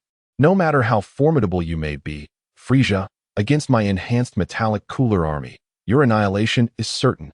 As the colossal figure's laughter echoed throughout the expansive mechanical space, beams of golden light began to flash. With each gleam, a resplendent metallic Cooler materialized.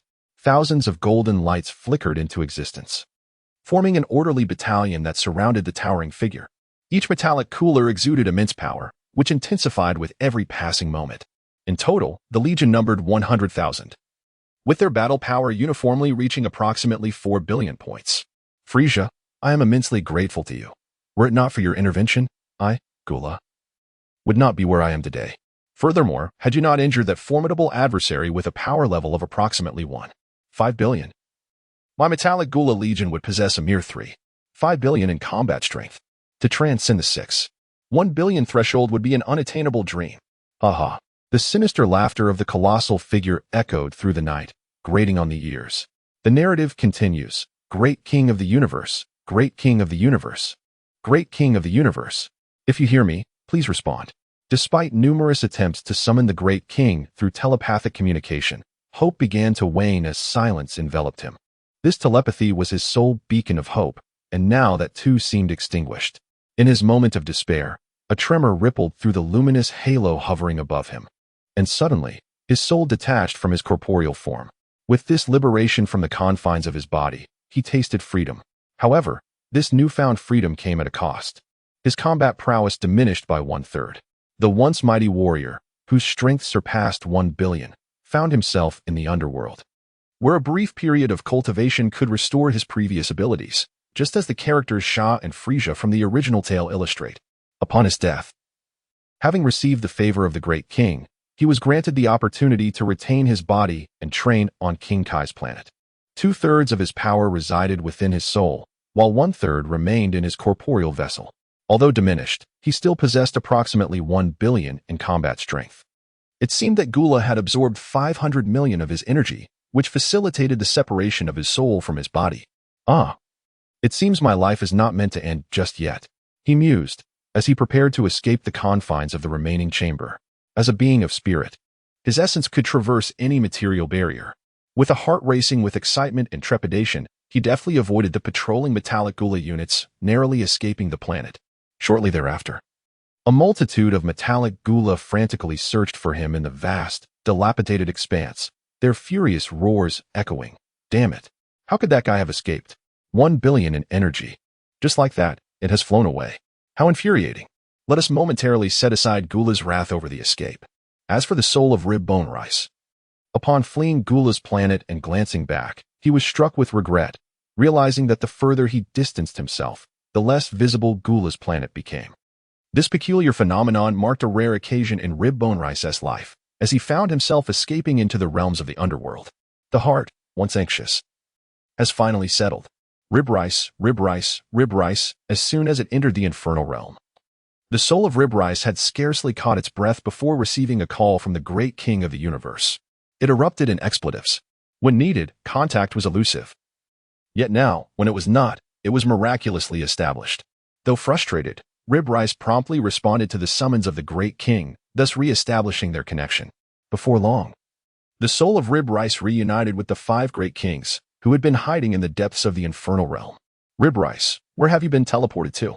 Why couldn't we reach you? Upon seeing Rib Rice, the Great King immediately began to interrogate. The 5 Great Kings had endured considerable exertion in their quest to locate Rib Rice, initially surveying their respective galaxies. Eventually, the Great King recalled having imparted the ability of telepathic communication to Rib Rice and hastily attempted to reach out, only to receive no response despite multiple attempts, which left him feeling utterly exasperated. In light of the Great King's inquiry, Rib Rice offered a wry smile and recounted his experiences in detail to the 5 Great Kings. The frozen demon clan's Gula? Wasn't he killed by Frieza? The North King furrowed his brow upon hearing Rib Rice's account. Could you describe Gula's planet in detail? The Great King seemed to have an epiphany, his expression shifting gravely as he addressed Rib Rice with utmost seriousness. Although the Great King's concern for Gula's planet struck Rib Rice as somewhat peculiar, he did not withhold any information, narrating all he had witnessed in intricate detail. After Rib Rice had finished his elaborate recounting, the Great King fell into a prolonged silence, eventually exhaling deeply. Indeed, it is the planet Baiga. The planet Baiga? The 4 Great Kings and Rib Rice were all filled with curiosity. What sort of planet is Baiga? From the Great King's reaction, it was evident that the planet Baiga was extraordinary, and the 4 Great Kings, who were completely unfamiliar with it, inquired further. After a moment of contemplation, the Great King began to narrate the history of planet Baiga to the 4 Great Kings and Rib Rice. Long ago, in the ancient times, there existed a graveyard in the cosmos, littered with countless abandoned spaceships and satellites. A computer chip absorbed all the energy from this graveyard, growing and reproducing over an unfathomable expanse of time, eventually transforming into a colossal machine planet capable of devouring entire worlds. This is planet Baiga, renowned for its remarkably advanced technology. A computer chip evolving into the planet Baiga? A planet that can consume others? After gaining insight into the history of planet Baiga, the 4 Great Kings and Rib Rice were considerably astonished. Upon concluding his narration, the Great King suddenly smiled and remarked, "Though Gula is Frieza's brother, he was nearly slain by him, and thus he undoubtedly harbors a deep-seated hatred for Frieza. With the assistance of the esteemed Big Star technology, it is anticipated that vengeance against Frieza will soon be within reach, leading to an inevitable and fierce confrontation between the 2 parties. We may simply observe from a distance, regardless of who emerges victorious, for we shall reap the benefits of their conflict." As the Great King of the universe concluded his statement, the 4 other kings and Rib Rice erupted into hearty laughter, wholeheartedly agreeing with him. The Great King was indeed correct. Frieza's strength is unfathomable, and the forces of evil are immensely powerful. However, the formidable Cooler, who has acquired the advanced techniques of Big Star, should not be underestimated. Their clash will undoubtedly be a fierce battle, And regardless of the outcome, both sides are destined to suffer great losses. We can take advantage of their weakened states. And there exists a possibility that they may even perish together, remarked the South King with a chuckle. Then we shall wait and see how things unfold, laughed the West King in agreement. The five kings harbor a deep-seated animosity towards Frieza, as they have invested considerable effort in establishing their own king stars, only to have them utterly annihilated by Frieza. This ignited a fierce hatred within them. My lords, through my battle with Frieza, I have come to recognize my own weakness and would like to request your approval to enter the 19th layer of hell for training. Rib Rice finally spoke after much hesitation. The 19th layer of hell? Upon hearing Rib Rice's desire to enter such a perilous domain, the five kings were taken aback and simultaneously shook their heads in refusal. No, absolutely not. The 19th layer is far too treacherous, given your current strength. Even entering the 18th layer is perilous enough. The 19th layer is virtually a death sentence.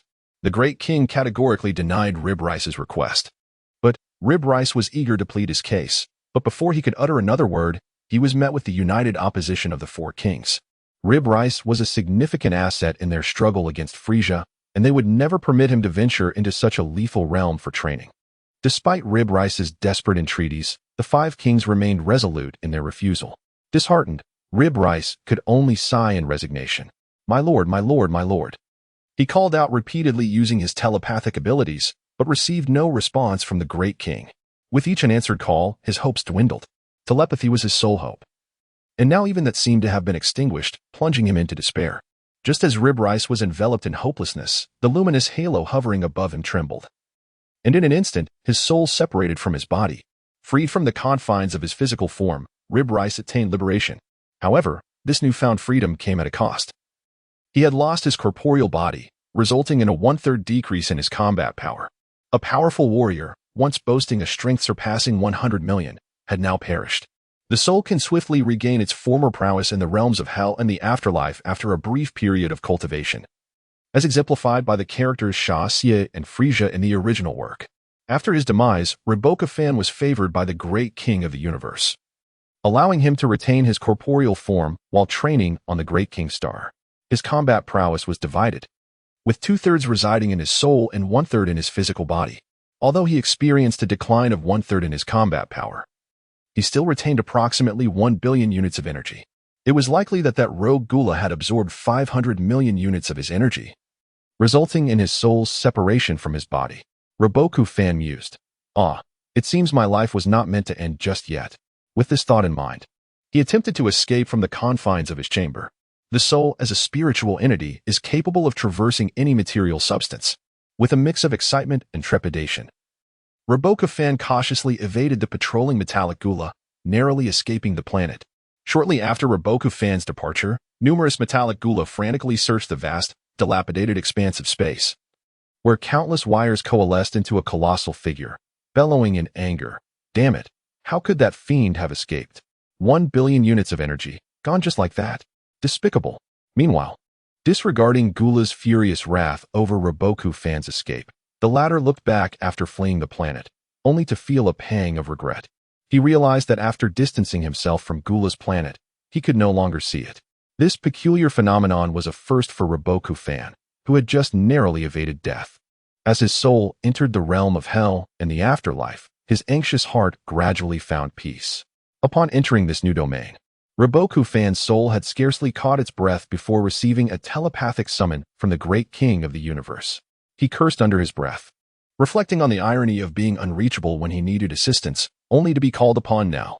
Despite his frustration, Fan promptly responded to the great king's summons, establishing a connection. Before long, his soul reunited with the 5 great kings hidden within the afterlife. Fan, where have you been? Why couldn't we reach you? Upon seeing Fan, the great king immediately began to interrogate him. The 5 great kings had exhausted themselves in their search for Fan, initially monitoring their respective galaxies. Then the great king recalled having taught Fan the art of telepathy and hastily attempted to call out to him, but after numerous attempts without response, he was left feeling exasperated to the point of wishing he could bleed. In response to the great king's questioning, Fan forced a smile and recounted his experiences in detail. Gula, the frozen demon clan? Wasn't he slain by Frieza? It's truly unexpected that he still lives. Upon hearing Reboku Fan's account, the astonishment was palpable. The North Supreme Kai furrowed his brow. Please, elaborate on the planet of Gula. It seemed that the Supreme Kai had an inkling of something, as his expression suddenly shifted to one of grave concern. He addressed Reboku Fan with utmost seriousness.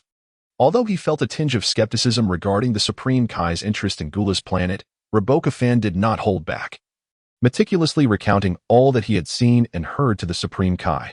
After absorbing Reboku Fan's detailed account, the Supreme Kai fell into a deep contemplation, eventually exhaling a long sigh. Indeed, it is the planet of Bigoxing. What is Bigoxing? The four Supreme Kais, along with Reboku Fan, were filled with curiosity. They inquired about the nature of this enigmatic planet. The Supreme Kai's reaction indicated that Bigoxing was no ordinary celestial body. It was evident that the four Supreme Kais and Reboku Fan were entirely unfamiliar with this planet, having never even heard its name before. After a moment of silence, the Supreme Kai began to narrate the history of Bigoxing to the four Supreme Kais and Reboku Fan. In a time long past, during an ancient era, there existed a cosmic graveyard, littered with countless derelict spaceships and artificial satellites. Among them, a computer chip absorbed all the energy from this graveyard, growing and reproducing over an indeterminate span of years. Eventually, this chip evolved into a colossal machine planet capable of devouring entire celestial bodies. This planet is known as Billy Star, and Bigoxing boasts remarkably advanced technology. A mere computer chip transformed into Billy Star? Bigoxing can consume planets? Upon gaining insight into Billy Star, the four Supreme Kais and Reboku Fan were taken aback. After sharing his knowledge of Billy Star's history, the Supreme Kai suddenly smiled and remarked, though Gula is Frieza's brother, he was nearly slain by Frieza. He undoubtedly harbors an intense hatred for Frieza. With the assistance of Bigoxing's technology, it is likely that he will soon seek vengeance against Frieza. A fierce confrontation between them is inevitable, and we can simply watch from the sidelines. Regardless of the outcome, we stand to benefit. Upon hearing the Supreme Kai's words, the four Supreme Kais and Reboku Fan erupted in laughter, wholeheartedly agreeing with him. Indeed, the Supreme Kai is correct. Frieza's power is unfathomable and his influence is immense. Yet Gula, armed with Bigoxing's technology, should not be underestimated. Their clash will undoubtedly be a fierce battle, and no matter who emerges victorious, both will suffer significant losses. We can take advantage of their weaknesses, and it is not entirely improbable that they could perish together. The South Supreme Kai chuckled. Then let us observe the unfolding events and remain poised for action. The West Supreme Kai chimed in, laughing heartily. All five Supreme Kais harbored a deep-seated animosity toward Frieza, having invested considerable effort in establishing their own realms, only to have them utterly destroyed by him.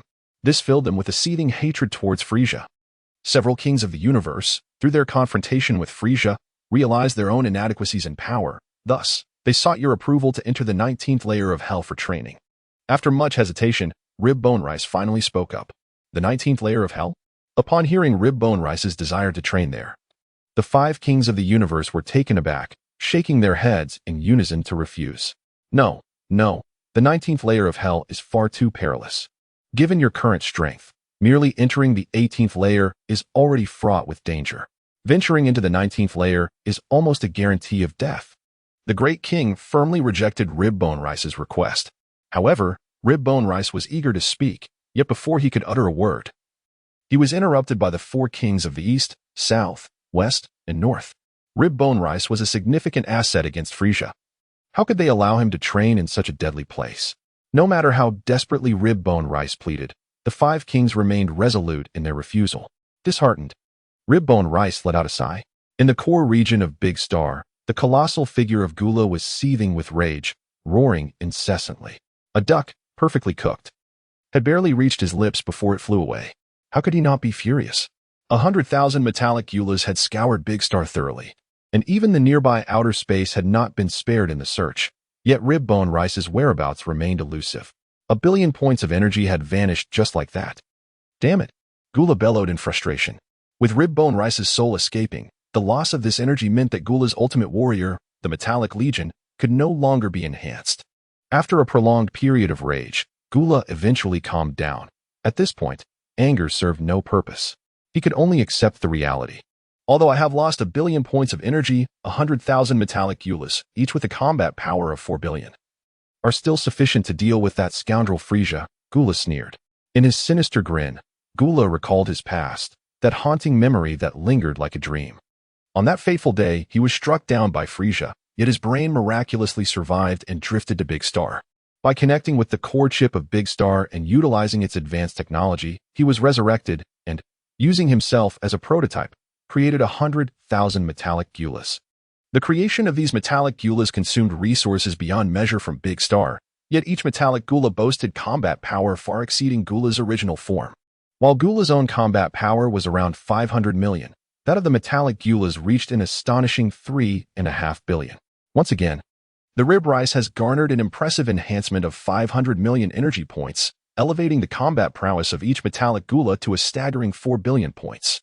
The most remarkable aspect of the Billis Star's technology lies in its capacity for replication. As long as the combat strength remains below 10 billion, large-scale duplication is feasible. Utilizing energy levels exceeding 85 from Billis, Gula is capable of creating a metallic Gula with a combat strength of 3.5 billion points, thereby maximizing replication. Consequently, a formidable legion of metallic Gula, numbering in the tens of thousands, has been assembled.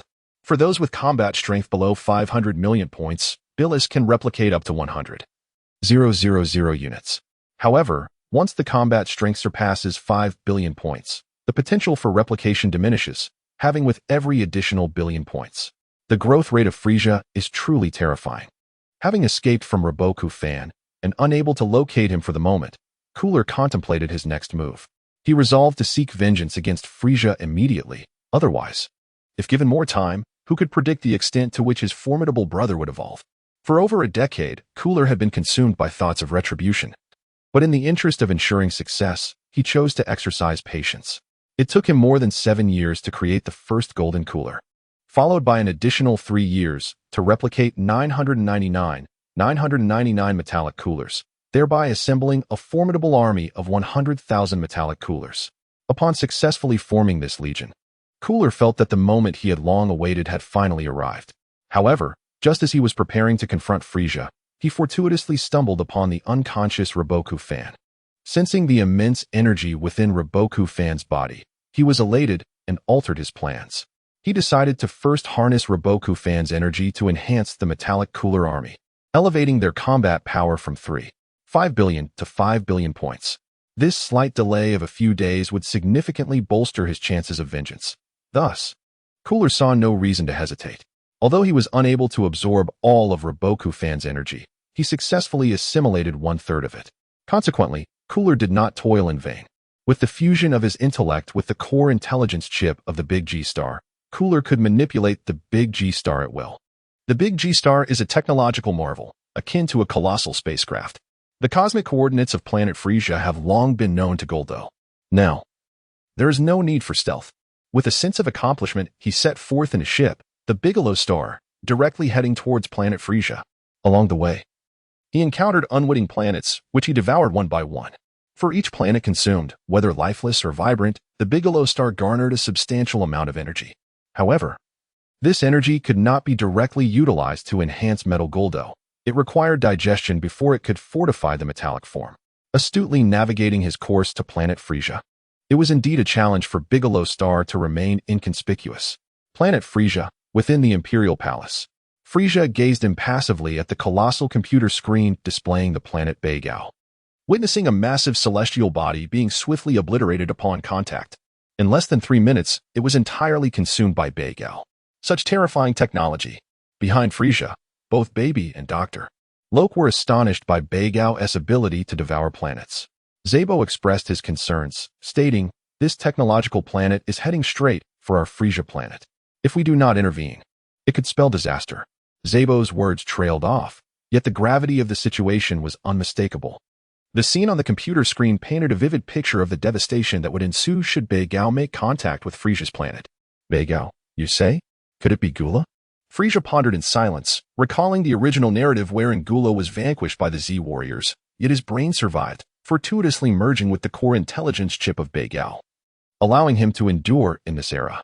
Gula had been annihilated by Frieza, but at that time, Frieza's power was considerably lower, relying on King Kai's guidance to defeat Gula. Nonetheless, it was plausible that this allowed Gula's brain to persist. As a member of the Frost Demon race, Frieza was well aware of their unique biology. Understanding that the brains of frost demons could endure in the vacuum of space for an extended period, Frieza, in a state of considerable vexation, contemplated, if Zamasu is indeed Gula, then things have taken a bewildering turn, reverting to the original storyline.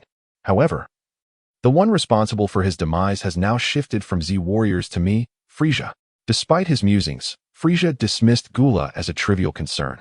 In the original narrative, Gula was resurrected through advanced technology and created a legion of metallic Gula, only to be ultimately vanquished by the combined might of Goku and Vegeta. The metallic Gula, though formidable and possessing immortality, could absorb the energy of foes and recover from injuries, enhancing their combat prowess. An impressive feat, however, their Achilles heel remained glaringly apparent. Eliminating Gula's core would lead to the demise of all metallic manifestations.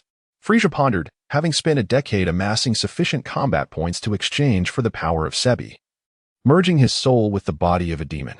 This fusion birthed an unparalleled sorceress form, amplifying Frieza's innate abilities manifold. I must ensure that no one approaches my Frieza planet. Should any unforeseen events arise, it would spell disaster, he mused. After listening to Sabo's words, Frieza replied coolly, "My lord, I shall proceed to obliterate that technological planet immediately." Tez declared loudly, "I shall accompany you." "No need," Frieza retorted coldly. "Bebi and Dr. Mew will accompany me. The rest shall remain on Frieza planet." In the core region of Big O Star, Gula's colossal figure seethed with rage, roaring furiously. The cooked duck had barely entered his grasp before it took flight, inciting his ire. 10,000 metallic Gula had conducted an exhaustive search across Big O Star and the surrounding outer space, yet they could not locate the elusive rib soul. 1 billion points of energy, gone in an instant. How infuriating! Gula bellowed. The escape of the rib soul, with its 1 billion points of combat power, crippled Gula's ultimate warrior, the Metallic Legion, preventing further enhancement. After a prolonged fit of rage, Gula finally regained his composure. The situation was beyond salvaging, and his fury was futile. "Humph, though I am short of 1 billion points of energy, 100,000 metallic Gula, each with 400 million combat power, should suffice to deal with that wretch Frieza," Gula sneered. In his sinister grin, memories of the past resurfaced, haunting him like an inescapable shadow. On that fateful day, he was obliterated by Frieza, yet remarkably, his brain survived, drifting to the planet Big O. Upon interfacing with the core's advanced chip, he was resurrected through the planet's cutting-edge technology, subsequently using himself as a template to create a staggering 100,000 metallic Gulas. This monumental creation consumed energy surpassing the Big O Star's capacity. Yet each metallic Gula possessed combat power far exceeding that of the original Gula. The original Gula's combat prowess was approximately 500 million, while the metallic Gulas boasted a formidable strength of 3.5 billion. Furthermore, with the enhancement from the rib rice, amounting to an additional 500 million, each metallic Gula's power surged to an astounding 4 billion. The most remarkable aspect of Big O's technology was its replication ability. As long as the combat power remained below 10 billion, mass replication was feasible, utilizing over 85 of Big O's energy. Gula produced a metallic Gula with a combat strength of 3.5 billion, maximizing replication to amass an army of 100,000 metallic Gulas. Below the threshold of 500 million combat power, Big O could replicate up to 100,000 units. However, for every billion points of combat power exceeding 5 billion, the potential number of replicable units would halve. The rate of Frieza's growth is undeniably alarming, since he managed to escape from Roboku Fan. And with no immediate way to locate him, Cooler deliberated and ultimately resolved to seek vengeance against Frieza without delay. Otherwise, given Frieza a little more time, one could only speculate how formidable his terrifying brother might become. Over the past decade, Cooler had been consumed by thoughts of revenge. Yet he chose to exercise patience for the sake of certainty. He dedicated over 7 years to creating the first golden Cooler, and subsequently spent around 3 years replicating 999 metal coolers, culminating in the formation of a formidable army of 100,000 metal coolers. Upon successfully assembling this vast legion, Cooler felt that the moment he had long awaited was finally at hand. However, just as he was preparing to confront Frieza, he fortuitously encountered the unconscious Roboku Fan. Sensing the immense energy within Roboku Fan, he was overwhelmed with excitement and altered his plans. He resolved to first harness Roboku Fan's energy to enhance the Metal Cooler army, elevating their combat power from 5 billion points to 5 billion points before pursuing revenge against Frieza. This minor delay would significantly bolster his chances of success. And Cooler found it hard to resist such an opportunity. Although he was unable to absorb all of Fan's energy, he did manage to siphon off a third of it, rendering his efforts far from futile. Thanks to the integration of his brain with the core intelligence chip of the Bigao star, Cooler could manipulate Bigao star at will. Bigao star is a technologically advanced planet, akin to a colossal spaceship in the vastness of the universe. The cosmic coordinates of planet Frieza have long been known to Cooler. Now, there is no need for stealthy maneuvers. With a sense of triumph, he sets forth in his ship, heading directly towards planet Frieza. Along the journey, he encounters oblivious celestial bodies, which he consumes one by one. Each planet devoured, whether barren or teeming with life, yields substantial energy for Cooler. However, this energy cannot be utilized to enhance Metal Cooler directly. It must first undergo a process of digestion before it can be used to fortify him. With unparalleled cunning, he continues his voyage towards planet Frieza, making it quite difficult for him to go unnoticed. Planet Frieza. Inside the Imperial Palace, Frieza, with an impassive expression, gazed at the colossal computer screen showcasing the Bigao star. He observed as a massive planet was swiftly consumed upon contact with Bigao star, disappearing entirely in less than 3 minutes. What a terrifying technological marvel this planet is. Behind Frieza, both Baby and Dr. Loke were astounded by the sight of Bigao star devouring celestial bodies. Zabo, with a hint of concern, remarked, "This technological planet is heading straight for our Frieza planet. If we do not intervene, the consequences could be dire." Though Zabo's words trailed off, they were unnecessary. The scene displayed on the screen vividly illustrated what would occur should Bigao star make contact with Frieza planet. Bigao star? Could it be that of Cooler? Frieza remained silent, contemplating deeply. In the original narrative, Cooler was slain by the Z warriors, yet his brain miraculously survived. It merged with the core intelligence chip of Bigao star, allowing him to thrive in this new existence. Cooler had met his demise at Frieza's hands, albeit at a time when Frieza's combat prowess was still relatively modest, merely relying on the king of the other world to defeat Cooler. However, it is conceivable that this enabled Cooler's brain to endure. As a member of the Frost Demon race, Frieza possessed a profound understanding of their kind. Aware that a Frost Demon's brain could survive for an extended period in the vacuum of space, Frieza, in a state of considerable discontent, pondered to himself, if Gula is indeed a threat, then the situation has taken an unexpected turn, returning to the original narrative. The only difference is that the one set to eliminate him is none other than Frieza. Despite his thoughts, Frieza did not regard Gula with any significant concern. In the original tale, Gula, resurrected through advanced technology, managed to create a multitude of metallic Gula, yet he was ultimately vanquished by the combined forces of Goku and Vegeta.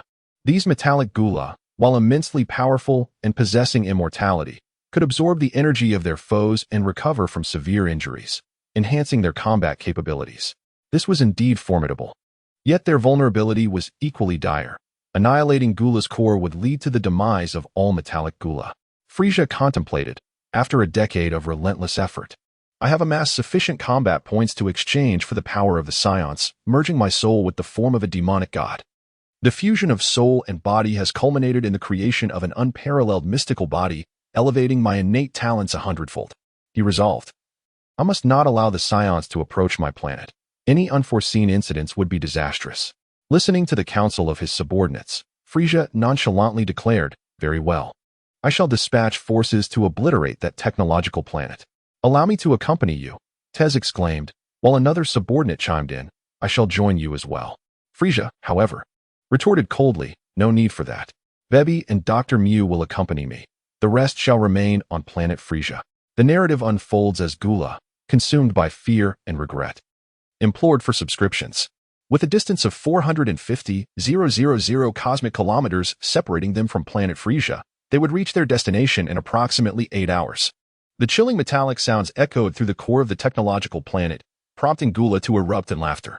Frieza, savor your remaining 87 hours of life. In just 8 hours, your time will come to an end. Just as Gula reveled in his mirth, a disconcerting alert from his intelligence chip startled him. Enemies detected. Closing his eyes to concentrate, Gula's expression shifted to one of astonishment and exhilaration. This is Planet Sion. Such advanced technology. Dr. Mew was immersed in research amidst a heap of damaged instruments, while Bebby stayed closely by Frieza's side. Amidst the clattering of metal, a golden figure gradually materialized before Frieza's eyes. Gula. Upon recognizing the golden figure, Frieza chuckled lightly. Gula, taken aback by Frieza's nonchalant reaction, had expected a far more startled response. Surprised, are you? I, Gula, still live, he sneered, his eyes glimmering with malice as an aura of malevolence enveloped him. You might have survived by mere luck, but it is indeed time for you to behave submissively, lurking in the shadows to survive. Yet, you have foolishly chosen the path of vengeance. Since you seek your own demise, I shall not delay in your reckoning. Rubbing his feet, Frieza scoffed derisively. Me, seeking death?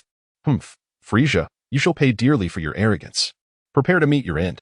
With a swift motion, the metallic Gula appeared before Frieza, launching a powerful strike aimed directly at his face. With a cold smile, Frieza effortlessly seized Gula's hand. Is this the extent of your prowess, Gula? Pathetically weak. If you think such feeble strength allows you to challenge me, the Cosmic Emperor Frieza, you are sorely mistaken. As Frieza grasped his hand, Gula's face flushed with rage, unable to break free. He felt as though Frieza's fingers were iron clamps, causing him excruciating pain. Gula, is this truly your strength? How laughable. Frieza mocked, relishing in the torment. In a fit of fury, Gula unleashed twin beams of light from his eyes, targeting Frieza's head with laser precision. This was one of the signature techniques of the Ice Demon clan, formidable in its destructive capability. The beam struck Frieza's chin with tremendous force. However, Frieza's head merely tilted back slightly, a mocking grin spreading across his face. How is this possible? Gula gasped in disbelief as he witnessed Frieza remain unscathed by his ultimate attack. It was utterly inconceivable. With a battle power of 4 billion, Gula's technique was capable of annihilating entire planets. Yet, in such close proximity, his assault had inflicted no damage upon Frieza, a reality he found impossible to accept. Gula, you are both foolish and ignorant to believe you could challenge me. Your pitiful strength can only be described in 4 words, utterly insignificant. A diminutive ant daring to confront a giant? With a cruel laugh, Frieza tightened his grip, and with a mere twist, he snapped Gula's arm as if it were a mere twig, discarding it like refuse. Frieza's strength surpassed my expectations, yet what does it matter? He is merely a solitary being, while I command a legion of 100,000 metal Gulas. Can I not extinguish his life? The metal Gula mused internally. While outwardly exuding a confident chuckle, Frieza, can a single metal Gula defeat you? What of 100,000? Frieza paused, momentarily taken aback. Although he understood that Gulas were engineered based on his own formidable prowess, utilizing advanced high-tech methods to create powerful metal Gulas in vast numbers, he had not anticipated the sheer scale of 100,000. He had estimated a contingent of perhaps 20 to 30,000 at most. A legion composed of 100,000 warriors, each boasting a battle power of 4 billion, was indeed terrifying. The resounding clank of metal echoed from all directions. And as Frieza surveyed his surroundings, he beheld a multitude of metal Gulas emerging within his line of sight, thousands upon thousands, an overwhelming force. The metal Gula displayed a sinister grin, taunting Frieza. Did you ever imagine this? Ha! Merely 100,000 ants, insignificant and feeble. With a dismissive smirk, Frieza raised his hand and unleashed a powerful energy wave, instantly reducing hundreds of metal Gulas to ash. What? The metal Gulas were left speechless, their smiles frozen in an awkward expression. In a single move, Frieza had annihilated several hundred of them, showcasing his ruthless might and leaving the Gulas in shock. Though the Metal Gula Legion numbered 100,000, Frieza's capability to obliterate hundreds with a mere flick of his wrist suggested that, at this rate, it would take mere minutes to eradicate the entire Legion entirely. Frieza extended his arms to the sides, channeling energy from the void with a swift motion. In an instant, 2 immense streams of energy emanated from his limbs, converging in the emptiness to form an extraordinarily colossal crossblade, reminiscent of the Grim Reaper's scythe, mercilessly reaping the lives of the metallic Gula. The act of slaughter was akin to cutting grass. The Void Cross Slash was a refined technique derived from the earth-shattering slash of the Frost Demons, possessing a power that surpassed its predecessor by more than double. Dozens of metallic Gula perished under the onslaught of the Void Cross Slash, hundreds fell victim, and thousands met their demise.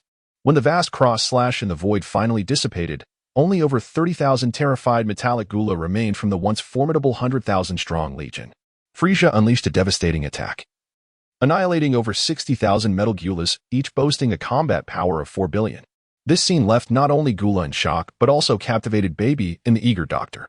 Xiao, who were investigating the advanced technology of the Baigao star. The sheer might of Frieza was overwhelming, rendering the likes of Barlinker mere jesters in comparison. Both Baby and Dr. Miao were profoundly astonished. Regaining his composure, Gula was gripped with fear, his heart racing as he realized the magnitude of his miscalculation. The relentless surge of regret flooded his mind. He had vastly overestimated his Metal Gula army, while grossly underestimating Frieza's prowess. With a single move, Frieza had obliterated over 60,000 Metal Gulas. The terror of Frieza was unfathomable. How foolish of me to seek vengeance against him. Had I known he was this formidable, I would have opted for retreat rather than foolishly courting my own demise, Gula lamented. As the narrative progressed, Gula's terror and remorse deepened. The distance to Frieza's planet was still 450,000 cosmic kilometers, approximately an 8-hour journey. The chilling metallic sounds echoed within the core of the Baigao star. Gula, upon hearing this, could not help but laugh maniacally, proclaiming, "Frieza, enjoy your last 87 hours of life. In 8 hours, your demise will arrive." However, amidst his laughter, a warning from the intelligence chip in his mind startled him. Enemy detected. Closing his eyes to concentrate, Gula's expression shifted to one of bewilderment mixed with excitement. Is this the Baigao star? Such advanced technology. Meanwhile, Dr. Xiao was engrossed in studying a pile of damaged and discarded instruments, while Baby remained close to Frieza. Amidst the clashing metallic sounds, a golden figure gradually materialized before Frieza. Gula. Upon recognizing the golden figure, Frieza chuckled lightly. To Gula's astonishment, Frieza displayed no shock at his appearance, which was quite unexpected. Surprised? I, Gula, am still alive. He sneered, his eyes glinting ominously, a palpable aura of menace surrounding him. Well, it seems you possess a modicum of luck, but are you aware of your folly? Since you have fortuitously survived, you ought to remain hidden and preserve your life. Yet, you foolishly chose to seek revenge. If that is your decision, I shall not delay in delivering your end, Frieza remarked with a disdainful grin. Foolish? I seek death? Humph. Frieza, you will pay dearly for your arrogance. Prepare to die, Gula retorted. In a flash, he appeared before Frieza, launching a powerful strike aimed directly at his face. Frieza effortlessly extended his hand to grasp the head of Metal Cooler. Is this truly your strength? Pathetic, he taunted. His grip akin to a steel vice that rendered Cooler's fingers nearly fracturing with excruciating pain. In a fit of rage, Metal Cooler unleashed 2 beams of light from his eyes, aimed directly at Frieza's head. This technique, one of the signature moves of the Ice Clan, possessed formidable power. The beams struck Frieza's chin with considerable force. However, to Metal Cooler's astonishment, Frieza merely tilted his head back slowly, a mocking smile curling at the corners of his mouth. How is this even possible? Metal Cooler gasped in disbelief, his shock palpable as he struggled to comprehend the situation. Despite his combat prowess boasting an astounding power level of 4 billion, his ultimate attack, capable of obliterating a planet, had merely grazed Frieza without inflicting any damage. Cooler. Your ignorance is staggering. To not really believe you could challenge me is laughable. Your strength can be succinctly described in 4 words. Utterly insignificant and inconsequential. A mere ant dares to challenge a giant? With a mocking laugh, Frieza tightened his grip on Metal Cooler's head and with a swift motion, he snapped one of Cooler's arms, carelessly discarding it as if it were mere refuse. Frieza's prowess exceeded his expectations by a significant margin. However, what of it? He is but a solitary being, while I command an army of 100,000 Metal Gula. Am I to fear that I cannot vanquish him? The Metal Gula mused internally, yet outwardly, he expressed a confident chuckle. Frieza, if a single Metal Gula cannot defeat you, what of 100,000? Frieza paused momentarily, aware that Gula had utilized advanced, high-tech methods to create formidable Metal Gula, mass-producing them in great numbers. However, he did not anticipate the existence of such a vast quantity. He had presumed there to be around 18 to 20,000. An army composed of 100,000 warriors, each boasting a battle power of 4 billion points, was indeed terrifying. The resounding clash of metal reverberated around Frieza as he surveyed his surroundings. Witnessing the emergence of countless Metal Gula before his eyes, thousands upon thousands, an overwhelming multitude, the Metal Gula grinned menacingly, exclaiming, Frieza, did you ever imagine this? Haha. Merely 100,000 ants, utterly insignificant. With a dismissive smirk, Frieza swiftly raised his hand, unleashing a wave of energy that instantly reduced hundreds of Metal Gula to ashes. What? The metal Gula gasped, their expressions frozen in shock, the grin on their faces turning grotesque. In a mere instant, Frieza had annihilated several hundred of them with a single strike, an act of brutal ferocity that left the Gula in a state of disbelief. Despite the Metal Gula Legion's daunting number of 100,000, Frieza's capability to obliterate hundreds with a single motion suggested that it would take but a few minutes to eradicate the entire legion completely. Frieza extended his arms wide, channeling energy through the air with a swift motion. Instantly, two immense waves of energy erupted from his limbs, converging in the void to form an enormous and formidable cross-shaped blade, reminiscent of the Grim Reaper's scythe, mercilessly harvesting the lives of countless metallic Gula. The slaughter was as effortless as cutting grass. The Void Cross Slash was a refined technique derived from the signature move of the Frost Demon clan, the Earth Splitter, boasting a power that exceeded its predecessor by more than double. Dozens of metallic Gula fell victim to the Void Cross Slash, hundreds met their demise, and thousands perished under its relentless onslaught. When the colossal Cross Slash finally exhausted its energy and faded away, only over 30,000 terrified metallic Gula remained from the once formidable army of 100,000. Frieza unleashed a devastating attack that obliterated over 60,000 of the metal Gula, each possessing a combat power of 4 billion.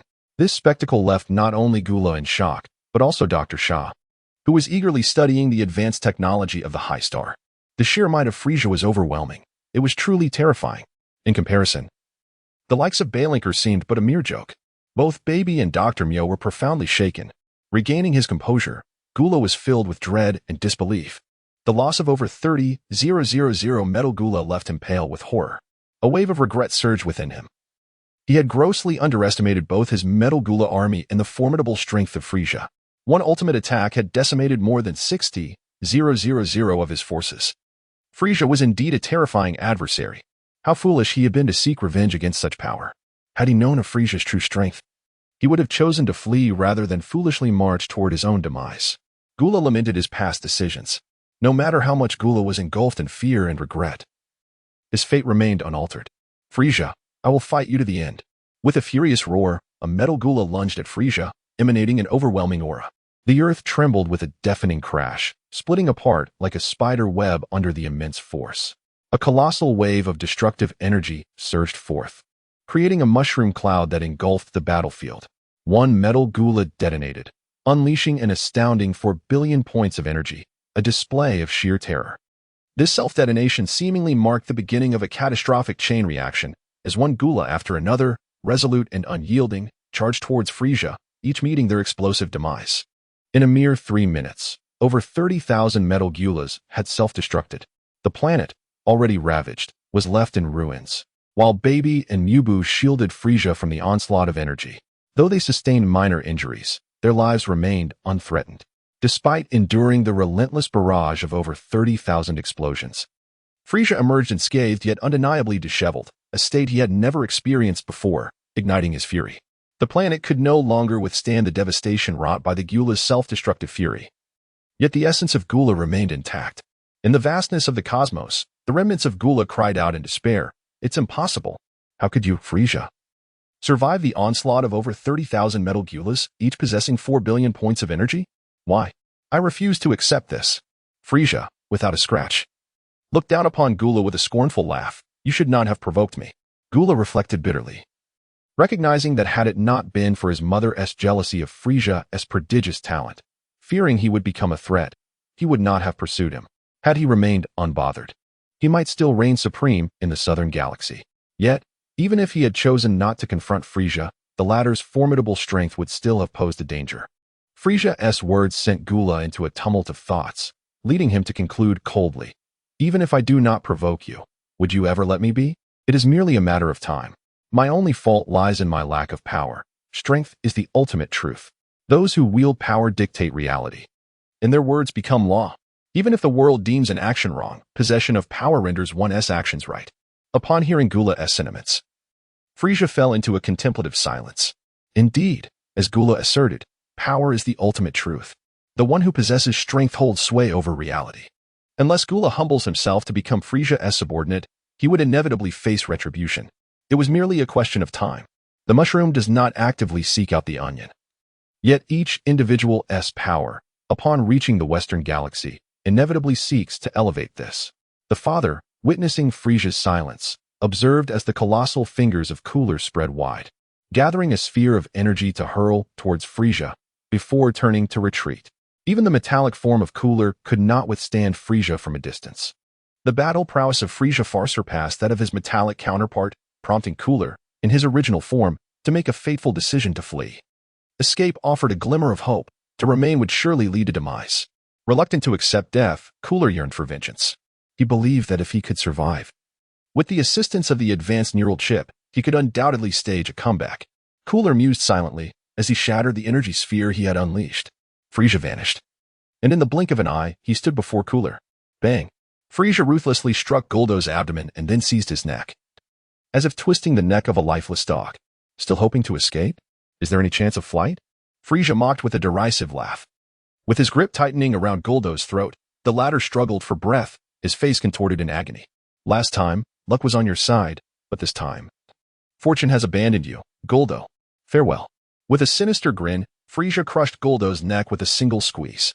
He then reached inside Guldo's skull and extracted a reddish-brown brain, undoubtedly belonging to Guldo himself. It was as large as a basketball and shaped like a nut. Embedded deep within the brain was a small golden chip, evidently the highly advanced intelligence chip from the High Star. In the underworld, the 5 kings and the ribbed rice were gathered around a large, elliptical bronze mirror over half a meter tall. The mirror did not reflect their 6 figures, but instead displayed Frieza, laughing heartily while holding Guldo's brain. Frieza is truly monstrous. His power is terrifying. Despite all the metallic assaults from Guldo, he was unharmed, exclaimed the South King, his face pale with astonishment. The North King sighed in dismay. I had hoped Guldo could severely injure Frieza, or even perish alongside him. I never anticipated Frieza would be so formidable. The disparity between them is staggering. What shall we do now? Our plans have been foiled. Not only is Frieza's power undiminished, but he remains unscathed. The West King murmured to himself with a face full of rage. Esteemed kings, I humbly request your permission to enter the 19th level of hell for training. Ribbed Rice once again implored. Upon hearing this request, the Grand King felt a spark of inspiration and grinned slyly. I have a notion to deal with Frieza. Is it not true that the 18th level of hell is home to innumerable heinous and powerful criminals? What if we were to release them? The 18th level of hell is notorious for containing countless individuals guilty of atrocious crimes, and their strength is not to be underestimated. Thus, the powerful beings imprisoned there are indeed numerous. With one failed plan behind him, the Grand King conjured another scheme. To unleash the most vicious offenders from the 18th level of hell to confront Frieza? The 4 kings and Ribbed Rice were momentarily taken aback. Brilliant. Truly. The Grand King is unparalleled. This plan is exquisite. The South King was the first to laud the Grand King's idea. Yet, the North King expressed his concerns. While the Grand King's plan is commendable, releasing the malevolent beings from the 18th level of hell could lead to catastrophic consequences. Can any calamity compare to Frieza? Once the formidable threat of Frieza is eradicated, the other calamities will pale in comparison. It is a matter of choosing the lesser of 2 evils, the East Kai chuckled, wholeheartedly endorsing the Great Kai's proposal. After hearing the East Kai's words, the North Kai had no objections, nor did the West Kai, the South Kai, or the Rib Rice. Thus, the Great Kai's suggestion was unanimously approved. The narrative continues. One should not provoke me. Once the arrow is released, there is no turning back. Regardless of Gula's terror and regret, he cannot alter his fate. Frieza, I shall confront you. With a thunderous roar, a metallic Gula lunged at Frieza, exuding an overwhelming aura. The ground trembled with a resounding crash, as fissures resembling a spider's web spread across the terrain. The immense destructive energy surged forth, giving rise to a colossal mushroom cloud. A metallic Gula self-destructed, unleashing an astounding 40 billion points of energy, a force of terrifying magnitude. With this self-detonation, it appeared to herald a sequence of explosions, as one Gula after another, unwavering, hurled themselves at Frieza.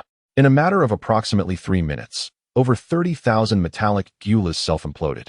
The planet, ravaged by these relentless self-explosions, lay in utter ruin, while Baby and Mubot shielded Frieza from the overwhelming energy. Though sustaining minor injuries, his life was spared. Enduring the onslaught of over 30,000 self-destructing Gulas, Frieza emerged unscathed yet visibly disheveled. For the first time in his existence, he found himself in such a state of disarray, igniting a profound fury within him.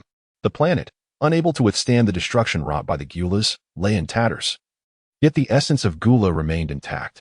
In the vastness of the cosmos, a massive Gula, formed from countless intertwined electrical wires, cried out in despair, "Impossible! How could this be? How could over 30,000 metallic Gulas, each possessing 40 billion points of energy, fail to annihilate you, Frieza? Why? I refuse to accept this." Frieza, unscathed and without a single mark upon him, regarded Gula from his elevated position with a haughty, disdainful smile. "You should not have provoked me," he declared. Gula's thoughts turned tumultuous, reflecting on his own past. Had he not pursued Frieza out of jealousy for his innate talent, fearing he would pose a threat? Had he been content to reign over the southern galaxy, he would not have found himself in this predicament. Even if he had not instigated Frieza, the latter's burgeoning strength would have eventually led to his downfall. Gula's mind raced, and after a moment, his gaze grew cold.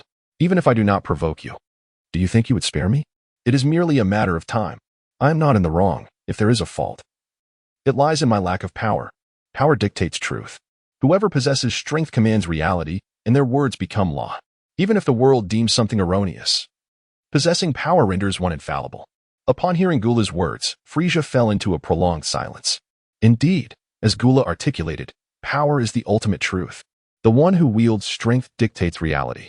Unless Gula humbles himself to become a subordinate, he would inevitably face retribution. It is merely a matter of time. The mushroom does not actively seek out the onion. Each individual's influence will extend to the Western galaxy, and this will also be acknowledged. The father observed Frieza's silence as the colossal hand of Gula spread open, condensing a sphere of energy and hurling it toward Frieza before turning to retreat. Even the metallic Gula could not contend with Frieza from a distance. The battle prowess of the metallic Gula paled in comparison to that of Frieza, compelling the original Gula to make the choice to flee. To escape was to cling to a glimmer of hope. To remain was to court certain death. Reluctant to meet his end, Gula harbored a desire for revenge. He believed that if he could survive, with his superior intellect and advanced chip technology, he would have no trouble rising again. Gula thought to himself as he waved his hand to shatter the energy sphere he had unleashed. Frieza vanished in an instant, only to reappear before Gula in the next moment. Bang! Frieza ruthlessly struck Gula's abdomen, then swiftly seized his neck, as if twisting a lifeless dog. "Still hoping to escape? Do you think you can run away?" Frieza mocked with a sardonic grin. Gula, caught by Frieza's grip, struggled for breath, his face contorted in agony. "Last time, it was merely luck for you, but this time, fortune has abandoned you, Gula. Farewell." With a sinister smile, Frieza tightened his grip, instantly shattering Gula's neck. Subsequently, his hand delved into Gula's skull, extracting a reddish-brown brain, undoubtedly Gula's own. It was the size of a basketball, shaped like a nuclear core, with a tiny golden chip deeply embedded within, clearly the advanced intellect chip of a high-ranking star. In the underworld, the 5 realm kings and Ribrice stood before an oval-shaped bronze mirror, over half a meter tall. The mirror did not reflect their figures but instead displayed Frieza, laughing heartily while holding Gula's brain. Frieza is truly a fearsome fiend. His power is terrifying, even with all the metallic forces Gula commanded. He could not inflict a scratch upon him, the Southern Realm King exclaimed, his face pale with shock. The Northern Realm King sighed despondently. "I had hoped Gula could severely wound Frieza or perish alongside him. I never anticipated Frieza would be so formidable. The disparity between them is insurmountable. What shall we do now? Our plans are in ruins. Not only has Frieza's power remained unshaken, but he himself is also unscathed." The Western Realm King muttered angrily. "Esteemed Realm Kings, I implore you to permit me to cultivate in the 19th level of Hell." Ribrice once again made his request. Hearing Ribrice's plea, the Grand Realm King was struck by inspiration and cunningly said, "I have an idea to deal with Frieza. Aren't there countless heinous and powerful beings imprisoned in the 18th level of Hell? What if we release them?" The 18th level of Hell housed innumerable wicked souls, and those capable of committing such atrocious crimes were certainly not weak.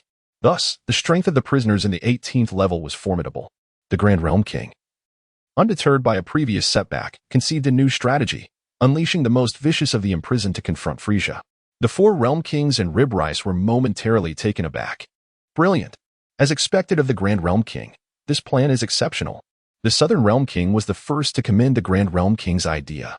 Yet, the Northern Realm King expressed concern. While this plan is indeed commendable, should those malevolent beings imprisoned in the 18th level be released, it would undoubtedly lead to catastrophe. What calamity could possibly rival Frieza? Once the formidable threat of Frieza is eradicated, the remaining troubles would cease to hold any significance. It is a matter of choosing the lesser of two evils, remarked the East Kai, expressing her wholehearted agreement with the Great Kai's proposal. Upon hearing the East Kai's words, the North Kai also voiced no dissent, while the West Kai, South Kai, and others echoed the same sentiment. Thus, the Great Kai's suggestion was unanimously approved. With the heart still pulsating, despite being drenched in blood, the smirking Frieza licked his lips. He carefully manipulated the control device to extract the cerebral chip from the heart, ensuring the chip's integrity while avoiding damage to the heart itself. This heart belonged to Cooler, containing his soul's memories, which Frieza was unwilling to squander. The memories of Cooler were of considerable advantage to Frieza, as Cooler had integrated with the cerebral chip for over a decade, accumulating extensive knowledge about its functionalities. By assimilating Cooler's soul memories, Frieza could gain direct insight into the capabilities of the cerebral chip that Cooler had painstakingly explored for more than 10 years. After separating the cerebral chip from Cooler's heart, a swirling mass of darkness emerged and engulfed the heart before vanishing. Once Frieza had consumed Cooler's heart, he closed his eyes for a prolonged moment, digesting Cooler's fervent memories and acquiring significant understanding of the cerebral chip's functions. The technology encapsulated within the cerebral chip was exceptionally advanced, surpassing even the most sophisticated technologies of Frieza's home planet by several centuries. The chip's most remarkable feature was its ability to create and replicate formidable mechanical life forms, both of which required immense energy support. The cerebral chip could absorb all forms of energy from the universe, yet its capacity to store energy was reliant on Frieza's home planet. To harness the full potential of the cerebral chip, the first step was to supply it with a vast amount of energy. Only then could the energy be stored. And once accumulated to a sufficient level, it would enable the creation and replication of mechanical warriors. Frieza pondered deeply. Since ancient times, the cerebral chip had been absorbing energy in the cosmic graveyard, gradually amassing substantial power, a significant portion of which had been utilized by Cooler, while the remnants dissipated into the universe following the destruction of Frieza's home planet. Frieza, however, lacked no energy. He possessed immense reserves of his own. Supporting the brain chip technology is not an issue. However, the production of a metal Frieza with a combat power of merely 10 billion is the limit of chip technology. Creating a metal Frieza with such combat capabilities and subsequently mass-producing it to form an army would greatly assist in conquering the seventh universe, Frieza mused, a smile gracing his countenance. The advanced technology of the planet Begao captivated him immensely. His desire for the brain chip in Frieza's possession was insatiable. Observing this, Frieza, after a moment's contemplation, generously entrusted the brain chip to Dr. Meow, even disclosing all the functionalities of the chip discovered through the memories of Cooler. Dr. Xiao's technological prowess in the original narrative was remarkable, rivaling that of Dr. Gero from the Red Ribbon Army. With the acquisition of the brain chip from planet Begao, his technological level undoubtedly surpassed that of Dr. Gero and Dr. Sabo. Frieza possesses a keen self-awareness. He is not particularly enamored with technology. The cerebral chip in his possession pales in comparison to the efficacy it exhibits in the hands of Dr. Mew. In the realm of hell, amidst the population, stands a magnificent and grand palace known as Yeluo Hall. Within the hall, King Yenluo diligently wipes the perspiration from his brow with a silk cloth, bowing slightly before 6 individuals. Among these 6, 5 are the esteemed kings of their respective dominions, while the 6th is a formidable warrior with a battle power of 150 million, whose divine status and combat prowess fall short. At this moment, King Yenluo can only tread cautiously. King Yenluo, we, the 5 great kings, have resolved to open the gates of hell, and we require your assistance. The North King, having previously guided King Yenluo in his training, can be regarded as a mentor. Yenluo typically heeds his counsel, yet this time, he furrows his brow in contemplation. To open the gates of hell? Once unleashed, the malevolent spirits imprisoned in the 18 layers of hell will escape, causing significant chaos and calamity. This matter is of great consequence, and I cannot proceed lightly. Noticing King Yenluo's indecision, the South King erupts in fury. King Yenluo, the decision to open the gates of hell has been unanimously approved by us 5 great kings. Do you dare to oppose it? Upon hearing the South King's thunderous reprimand, King Yenluo trembles, his complexion paling in fear. He hastily shakes his head. I would not dare. I would not dare. Since all 5 esteemed kings have agreed to open the gates of hell, I shall naturally exert myself to assist with all my strength. Humph, that is indeed commendable. The West King scoffs. At this juncture, the usually silent East King speaks up. Let us place the gates of hell directly at the northern crossing, near planet Frieza. Upon hearing the words of the Grand Kai, King Yama was suddenly enlightened. He finally understood the intentions of the 5 great Kais in resolving the matter of Gula. Not long after Frieza, Baby, and Dr. Xiao returned to planet Frieza. A patrol soldier from the Dark Legion reported a sudden appearance of a massive red light several dozen cosmic kilometers away in outer space. Red light? Upon hearing his subordinate's report, Frieza, filled with curiosity, sipped half a cup of steaming coffee and soared out from planet Frieza. Shortly thereafter, he arrived at the location of the red light. Just as his subordinate had reported, a vast and peculiar red light blazed fiercely several dozen cosmic kilometers from planet Frieza. This red light was strange, imbued with a dark hue, and immense in size, with a diameter of several kilometers, emanating a strong oppressive aura even from a great distance. This aura made Frieza shiver. Is this the gate to hell? The chilling energy radiating from the red light left Frieza in shock. The gate to hell is the sole passage to the 18 layers of hell, as well as the conduit between the human realm and the underworld. The red light trembled and slowly cracked open a fissure. From within the crevice, boundless hellish energy surged forth like a tidal wave. Thousands of screams, howls, and roars echoed from the gap. The 5 great Kais, how clever. To deal with me, Frieza. They dare to open the gate of hell and unleash the powerful evil spirits imprisoned in the 18 layers of hell. Do they think this will suffice to confront me? Though their intentions are sinister, they grossly underestimate my capabilities. Recognizing the red light as the gate to hell, Frieza quickly deduced that it was indeed the doing of the 5 great Kais, who aimed to release the formidable dark spirits confined in the depths of hell against him. While their scheme was cleverly devised, Frieza remained unfazed. A thought surged within him, and after careful consideration of its feasibility, he burst into laughter. 5 great Kais, I truly thank you this time. You have done me a tremendous favor. The text continues. The gate to hell opens. With a heart still pulsating, albeit drenched in blood, the sneering Frieza licked his lips. He exerted a subtle control to forcefully separate the brain chip embedded in his heart, while ensuring both the chip's integrity and the heart's preservation. This heart belonged to Gula, containing Gula's soul memories, which Frieza naturally did not wish to squander.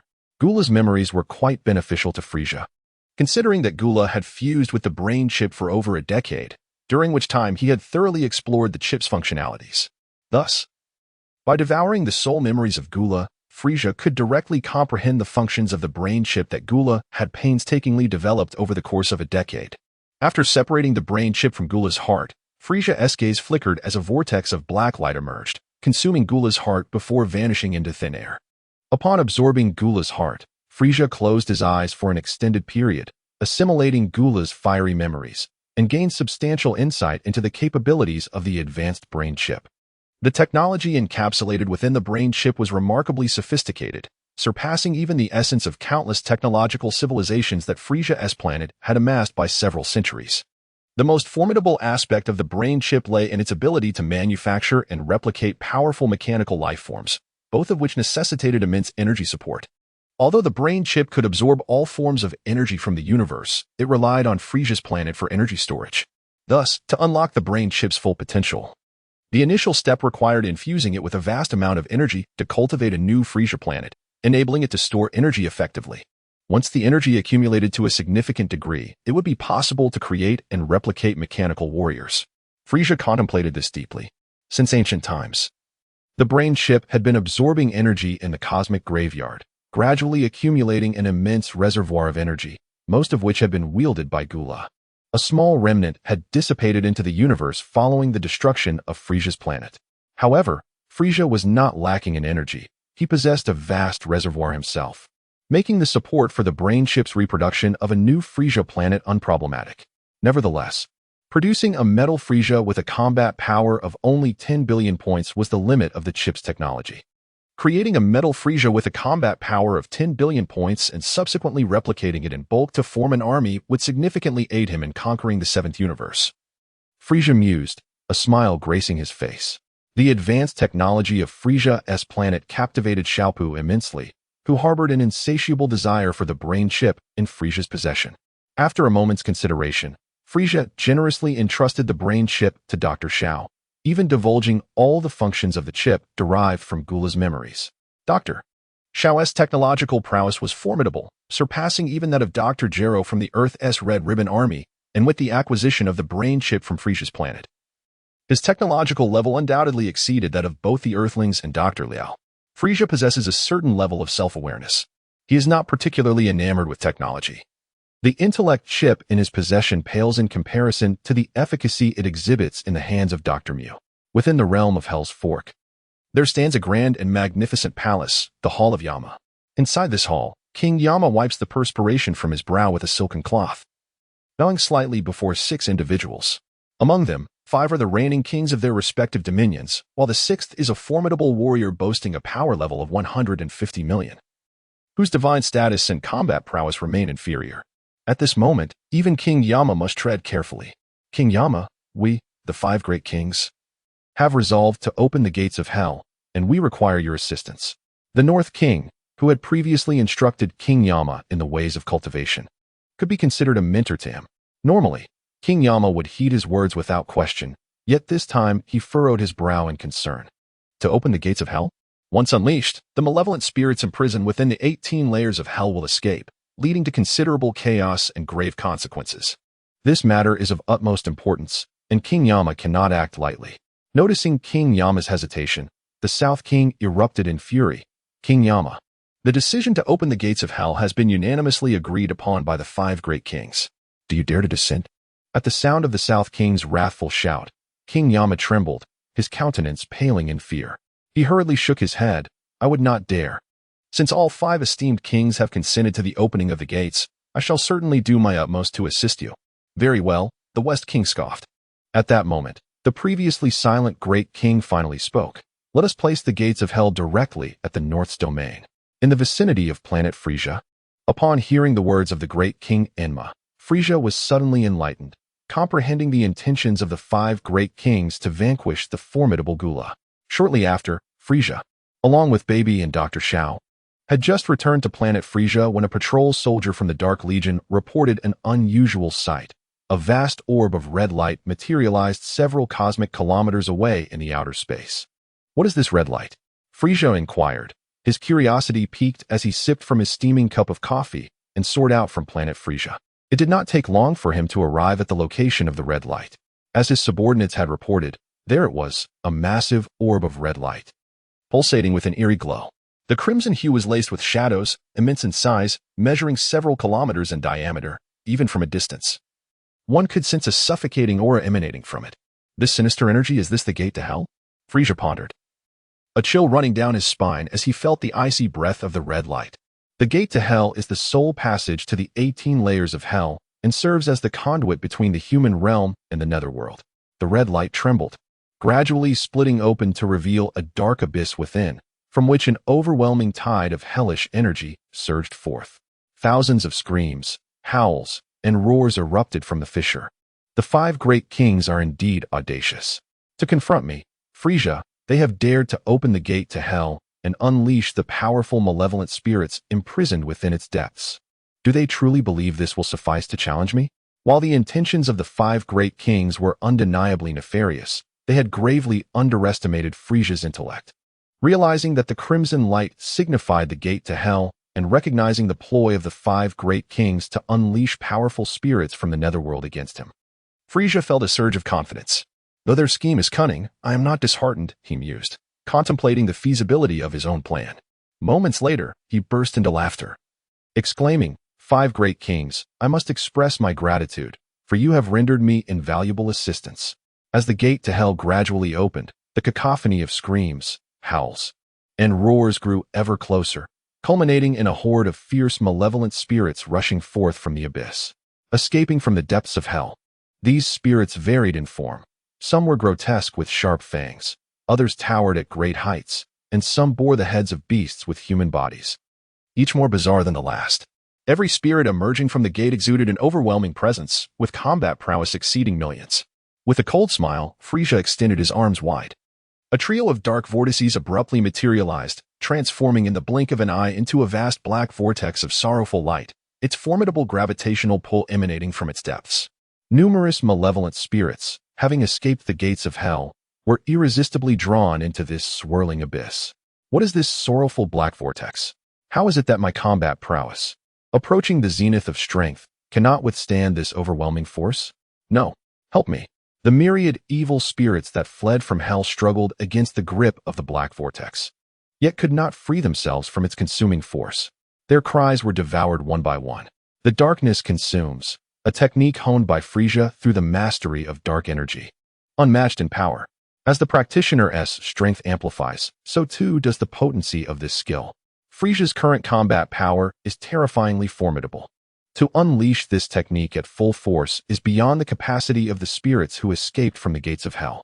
The 5 great kings sought to eliminate their foes, but inadvertently aided Frieza significantly. With the acquisition of the advanced star intelligence chip, Frieza found himself in need of immense energy. Whether to cultivate a new army or to manufacture and replicate metallic Frieza, vast amounts of energy were essential. The spirits imprisoned in the 18th layer of hell were remarkably powerful, their energy reserves substantial. By employing the dark devouring technique to absorb these malevolent energies, Frieza's resources would naturally become abundant. The number of malevolent beings imprisoned in the 18th layer of hell is staggering, virtually limitless, and their strength formidable. As the gates of hell opened, a relentless tide of spirits surged forth. Frieza wielded the black vortex to seal the gates of hell, consequently devouring all who dared to escape. The open gates became a source of energy for Frieza, continually supplying him with power. Unless the gates were closed or the spirits ceased to emerge, this energy source would perpetually nourish Frieza. With an inexhaustible supply of energy at his disposal, Frieza unleashed his full potential, tirelessly utilizing the intelligence chip to breed new metallic soldiers and to manufacture and replicate metallic Frieza. The energy required to cultivate new warriors was immense, necessitating at least several billion energy units. To create a metallic Frieza of 10 billion energy units required approximately 15 billion energy units, while replicating one demanded around 1 billion energy units. After all this effort, without several hundred billion energy units, it would be impossible to proceed. Although Frieza could endure such a burden, the assistance from the 5 great kings in opening the gates of hell undeniably alleviated his strain, for which he felt a measure of gratitude. Nonetheless, he harbored a sense of resentment, vowing that he would repay this debt when the opportunity arose. As time slipped by, the black vortex continued to consume one evil spirit after another. The black vortex transformed into a surge of energy that sustained Dr. Meow. 50 million points of energy. 60 million points of energy. 70 million points of energy. Splendid. Truly splendid, King Frieza. The colonization progress of the new Bigao star is remarkably swift. At this rate, it will only take a few days to cultivate the new Bigao star. Within half a month, we will undoubtedly be able to produce the first Metal King mechanical warrior. In a secondary dimensional world, Dr. Xiao wore an expression of exhilaration. While annihilating a dimensional world may be relatively effortless, requiring merely formidable combat prowess, the creation of a dimensional world is an arduous task. It necessitates not only unique methodologies but also vast reservoirs of special energy, along with a profound understanding of time and space. After a decade of relentless endeavor, Frieza successfully established a secondary dimensional world within the cosmos. After overcoming countless challenges to carve out this secondary dimensional realm, Frieza aptly named it the Frieza realm, diligently cultivating the sole habitable planet within this domain. The Frieza realm serves as a hidden trump card for Frieza, a clandestine strategy unveiled only to Dr. Meow in pursuit of acquiring the new Dragon Balls and creating the Metal Frieza. In the Hellfork realm, the King of Hell, along with the 5 great kings, gathers around a crystal ball the size of a bowl.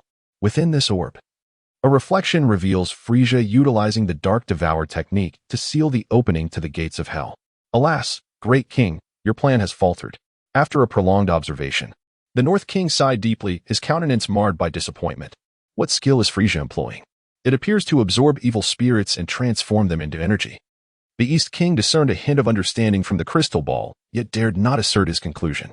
Indeed, it is a skill capable of absorbing malevolent spirits and converting them into power. The South King concurred with the East King's assessment. Upon hearing their words, the Great King felt a flush of embarrassment cross his face, wishing fervently to vanish into the ground.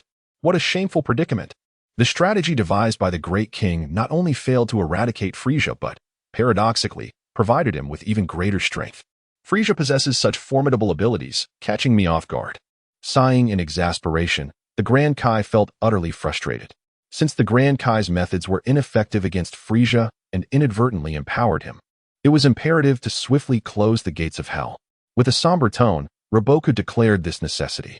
Upon hearing this, the 5 Great Kais and King Yama began the process of sealing the gates of hell. While opening the gates was a relatively simple task, closing them proved to be significantly more challenging, given the countless malevolent spirits that plagued the realm. With Frieza acquiring immense power, his arrogance would undoubtedly grow stronger. This could not continue. I must enter the 19th level of hell for training, no matter how fearsome or terrifying it may be. Roboku contemplated this determination within himself. Observing that the 5 Great Kais and King Yama were preoccupied with sealing the gates, he discreetly departed from King Yama's palace, stealthily making his way towards the alternate entrance to the 18th level of hell. Few were aware that the entrance to the 18th level of hell had 2 pathways. One was the gate of hell, while the other had long been sealed and abandoned. Roboku had taken note of the Grand Kai's mention of this forsaken passage long ago, and now it proved advantageous. The gates of hell allowed access to any layer of the 18th level, whereas the abandoned entrance only led to the 18th level itself. As for the passage to the 19th level of hell, it lay hidden within the 18th level, accessible only to those with formidable luck.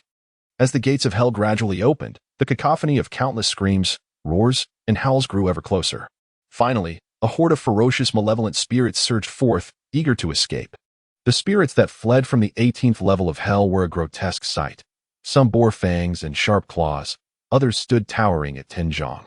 While some were stout and imposing, featuring 2 heads and 4 arms, or possessing the bodies of men with the heads of beasts. The diversity of their forms was astonishing. Each spirit that emerged from the gates exuded an overwhelming aura, with combat prowess reaching into the tens of millions. With a cold smile, Frieza extended his arms, and 3 swirling orbs of dark energy materialized, quickly coalescing into a massive vortex of black light.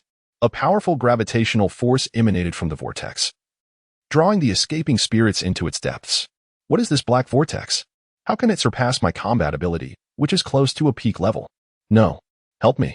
The spirits that had flown from the gates of hell struggled in vain, unable to escape the vortex's relentless pull. A piercing scream was consumed by the insatiable darkness. This formidable skill, known as Dark Devour, is rooted in Frieza's mastery of the obsidian art. Its potency is unmatched as the wielder's combat prowess escalates. So too does the strength of this ability. Currently, Frieza's combat power is terrifyingly immense. To unleash this skill with full force is beyond the capacity of the myriad evil spirits that have escaped from the gates of hell. The 5 Great Kings sought to use Frieza as a pawn, yet inadvertently rendered him significant assistance by providing him with the advanced star intelligence brain chip. Frieza found himself in dire need of energy, whether to cultivate new Bai-Gao forces or to fabricate and replicate metal Frieza. Such endeavors demand an enormous supply of energy. The malevolent spirits imprisoned within the 18th layer of hell are exceptionally powerful, brimming with substantial energy. Harnessing the Dark Devourer to absorb the energies of these malevolent entities would undoubtedly replenish Frieza's reserves. The number of evil beings confined in the depths of hell is virtually limitless, each possessing formidable strength. As the gates of hell swung open, a relentless tide of these spirits surged forth. Frieza, enveloped in dark luminescence, sealed the gates with a vortex of shadows. Consequently, all those attempting to flee the confines of hell were engulfed, their energies becoming a continuous source for Frieza. Unless the gates of hell were to close or the spirits cease to emerge, this inexhaustible energy supply would perpetually sustain Frieza. Armed with an unending reservoir of power, he eagerly unleashed his full potential, employing the intelligence chip to cultivate new Bai-Gao forces and fabricate metal Frieza. The energy required for the cultivation of new Bai-Gao stars is astronomical, necessitating at least several billion energy points. To create a metal Frieza, approximately 15 billion energy points are required, while replicating one demands around 1 billion energy points. Such endeavors are not feasible without hundreds of billions of energy points at his disposal, a sum Frieza could manage. With the 5 Great Kings opening the gates of hell, they have undeniably alleviated some of his burdens, for which he holds a measure of gratitude. Nevertheless, gratitude aside, he contemplates revenge when the opportunity arises. Time inexorably marches on as he continues to devour the spirits, and the dark vortex transforms into a powerful stream of energy supporting his ambitions. 50 million energy points. 60 million energy points. 70 million energy points. Splendid. Truly splendid, Lord Frieza. The progress of cultivating the new Bai-Gao star is exceedingly rapid. At this rate, within a few days, the new Gao star will be fully developed. Within half a month, he will undoubtedly succeed in creating the first Metal King mechanical warrior. Within a secondary dimensional realm, Dr. Xiao wore an expression of profound excitement. While obliterating a dimension may be a relatively simple task, contingent upon possessing formidable combat prowess, the act of creating a dimensional world proves to be exceedingly arduous. It necessitates not only unique methodologies, but also an immense reservoir of extraordinary energy, alongside a profound comprehension of the intricacies of time and space. After a decade of relentless endeavor, Frieza ultimately succeeded in establishing a secondary dimensional world within the cosmos. After enduring countless hardships to forge this secondary dimension, Frieza aptly named it the Frieza realm, and devoted significant efforts to the cultivation of the sole life-bearing planet within this realm. The Frieza realm serves as a concealed trump card for Frieza, revealed the Dr. Meow solely for the purpose of acquiring the new Bigelow star and creating the metallic Frieza. In the Infernal Fork realm, within the domain of King Yama, the 5 Supreme Kai, along with Rib Bone Rice and King Yama himself, encircled a crystal ball the size of a bowl. The orb displayed a reflection of Frieza wielding the Dark Devour technique, obstructing the opening of the gates to the underworld. Alas, great king, your plan has failed. The North Supreme Kai lamented, his face reflecting profound disappointment after careful observation. What technique is Frieza employing? It appears to absorb malevolent spirits and transform them into energy. The East Supreme Kai discerned, though he hesitated to assert his conclusion. Indeed, it was a technique capable of absorbing evil spirits and converting them into power. As the South Supreme Kai concurred with the East Supreme Kai's assessment, upon hearing their words, the great king felt a flush of embarrassment wash over him. Wishing desperately to vanish into the depths of the earth, he was utterly mortified. The strategy he devised not only failed to eradicate Frieza, but instead inadvertently provided him with even greater energy. Frieza, that scoundrel, possesses such cunning abilities. I underestimated him, alas. With a heavy sigh, the Grand Kai felt a profound sense of frustration.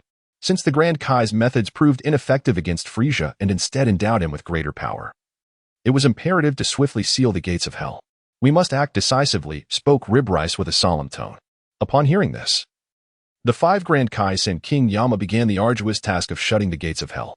While opening the gates is a relatively simple endeavor, closing them poses significant challenges, especially with countless malevolent spirits incessantly causing turmoil. With Frieza now possessing immense energy, his arrogance would undoubtedly swell. This cannot continue. I must enter the 19th layer of hell for training, regardless of how fearsome and treacherous it may be. Rib Rice resolutely contemplated. Noticing that the 5 Grand Kais and King Yama were preoccupied with sealing the gates, he seized the opportunity to quietly depart from the Yama Palace, stealthily making his way to another entrance of the 18th layer of hell. Few are aware that there are 2 entrances to the 18th layer of hell, one being the gates of hell, and the other having been sealed away long ago. Rib Rice recalled the Grand Kai mentioning that forsaken entrance and made a mental note of it, which now proved fortuitous. The gates of hell allow entry to any layer of the 18th hell, while the abandoned sealed entrance leads solely to the 18th layer. As for the entrance to the 19th layer of hell, it lies hidden within the 18th layer and can only be discovered with extraordinary fortune. The narrative continues. From the moment the gates of hell appeared and opened until they were closed, merely an hour had passed. Although brief, Frieza's gains were substantial. He devoured the majority of the malevolent spirits, converting their energy to nearly 10 billion points. Such an abundance of energy was more than sufficient to create and replicate metals. Yet Frieza lacked the means to do so. While energy was ample, the intricate processes of creation and replication could not be achieved instantaneously and would require several days. Despite reaping the benefits of 10 billion points of energy, Frieza was incensed by the audacity of the 5 Grand Kais to use him as a pawn. Once again, Frieza entered the netherworld, searching in vain for the 5 Grand Kais, unaware of their hidden whereabouts. Fueled by rage, he slaughtered hundreds of thousands of souls to quell his fury, before storming into the Yama Palace to demand the location of the 5 Grand Kais. King Yama, as the sovereign of the netherworld, though not as exalted as the 5 Grand Kais, wielded dominion over life and death, as well as the cycle of reincarnation. No matter how formidable a spirit may be, with a mere stroke of his pen, King Yama could compel them to reincarnate. Even the likes of the mighty Scion and the demon mage and Bu dared not defy him in the original tale. Frieza has not perished, instead. His soul has merged with that of the demon god, rendering the king of hell's divine skills ineffective against him. Frieza, the formidable king, had mercilessly beaten the king of hell, leaving him with a swollen face and a woeful expression. The king of hell lamented his ignorance, exclaiming that he had no knowledge of the whereabouts of the 5 great kings. Frieza, incensed by this response, unleashed a flurry of blows, delivering vicious kicks and tail strikes until the king of hell was left on the brink of collapse, a momentary relief for Frieza. After dusting off his hands, Frieza coldly remarked, "I shall return to seek you out in due time." In the aftermath of Frieza's departure, the king of hell could no longer contain his feelings of injustice and began to weep. In truth, he had not deceived Frieza, while he wielded considerable power. His divine status was still subordinate to that of the 5 great kings. Although he managed the order of the underworld, he remained powerless to locate them. Frieza did not seize the death scroll and the reincarnation pin from King Yama. Although these 2 objects are extraordinary, they are indeed special divine artifacts that can only be activated through the authority of the Yama deity. Without the Yama divine office, possessing the death scroll and the reincarnation pin would yield no effect whatsoever. In the 7th universe, in the North Galaxy, on a life-sustaining planet far removed from Frieza's own, there stands a towering castle, a majestic edifice reaching 1,000 feet high. Outside the castle, a cadre of imposing and formidable warriors stands guard. These warriors exude a fierce aura, their eyes gleaming with menace. The castle is structured in 9 tiers, with 3 figures congregating on the uppermost level. Among them, the foremost figure is diminutive and frail, entirely green with a wrinkled head sparsely adorned with a few strands of hair. His large eyes radiate a sinister light, and he is clad in a pale red cloak and a short white robe, with a dark belt adorned by a blood-red letter mat at center. Behind him stands an eccentric extraterrestrial and a colossal beast. Lord Babidi, Frieza's power is unfathomable. If you could control him, then the day when we can break the seal on your father, Lord Babidi, and release Majin Buu would be within reach, the peculiar extraterrestrial said, addressing the frail figure before him with a grin. Is that Majin Buu truly as formidable as you claim? The gigantic beast inquired. Listening to Pui's words, Babidi felt a surge of delight, yet upon hearing the beast's skepticism, he was instantly incensed. He struck Pui fiercely with his wooden staff, roaring, "You wretch! How dare you question the ultimate creation of my father?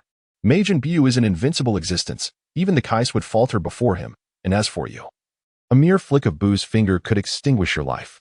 Witnessing Babidi's explosive fury, Pui broke into a cold sweat. After Babidi's tirade subsided, he dared to offer a word of counsel. Suppressing his ire, Babidi coldly huffed, "Pui, how are the arrangements with Dabura proceeding?" Upon hearing Babidi mention Dabura, Pui's demeanor shifted dramatically, and he bowed slightly, responding, "Everything is proceeding according to your plan, Lord Babidi. The Demon King Dabura is steadily walking into the meticulously crafted trap you have set. I believe it will not be long before Dabura becomes a loyal subordinate of yours." "Excellent." Babidi nodded approvingly, then turned his gaze to a massive crystal ball suspended in the air. The crystal ball was clear and translucent.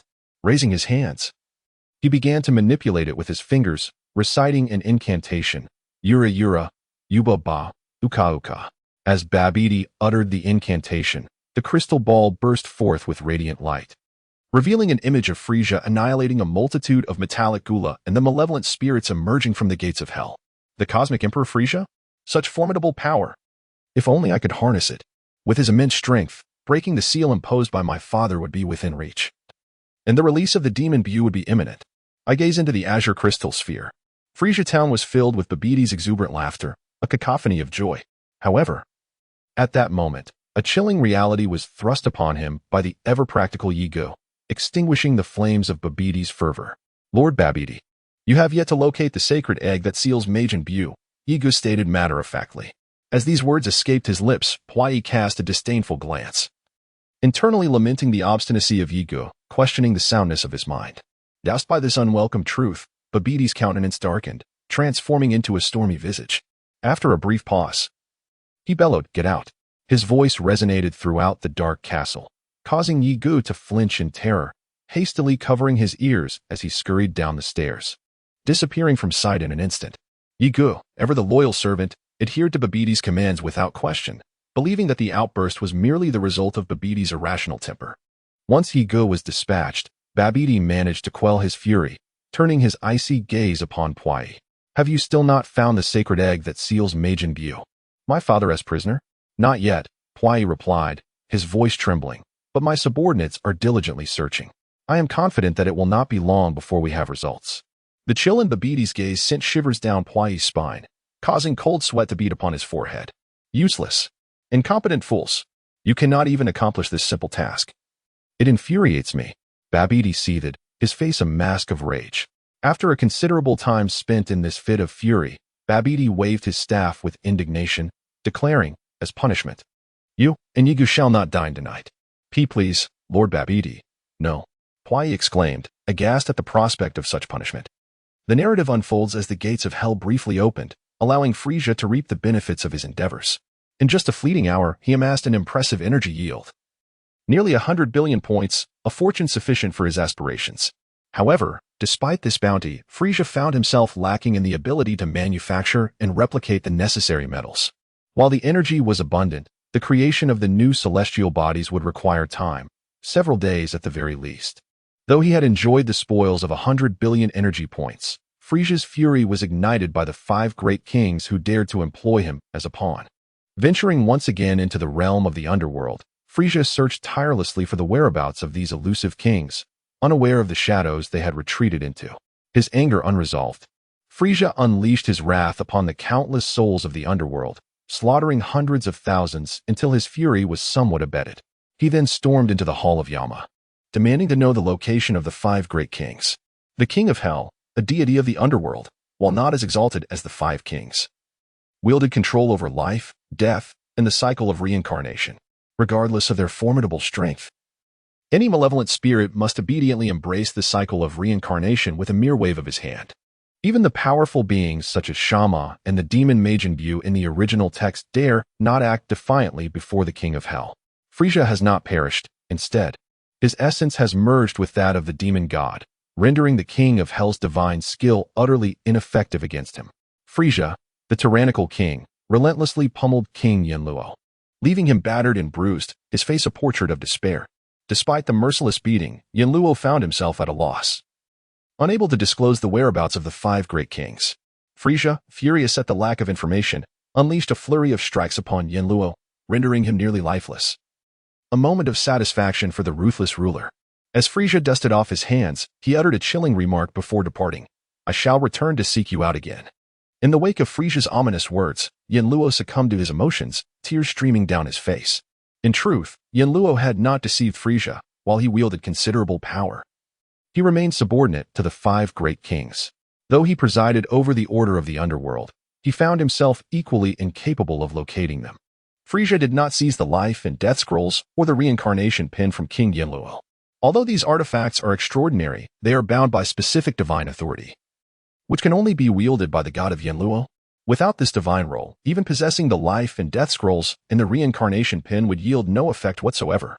In the 7th universe, in the northern galaxy, on a life planet situated far from Frieza's own, there stood an imposing castle reaching heights of 1,000 feet. Guarding its exterior were a formidable cadre of brawny warriors, their fierce countenances illuminated by a menacing glare in their eyes, and adorned with a dark emblem. The castle comprised 9 levels, and on the topmost floor, 3 figures congregated.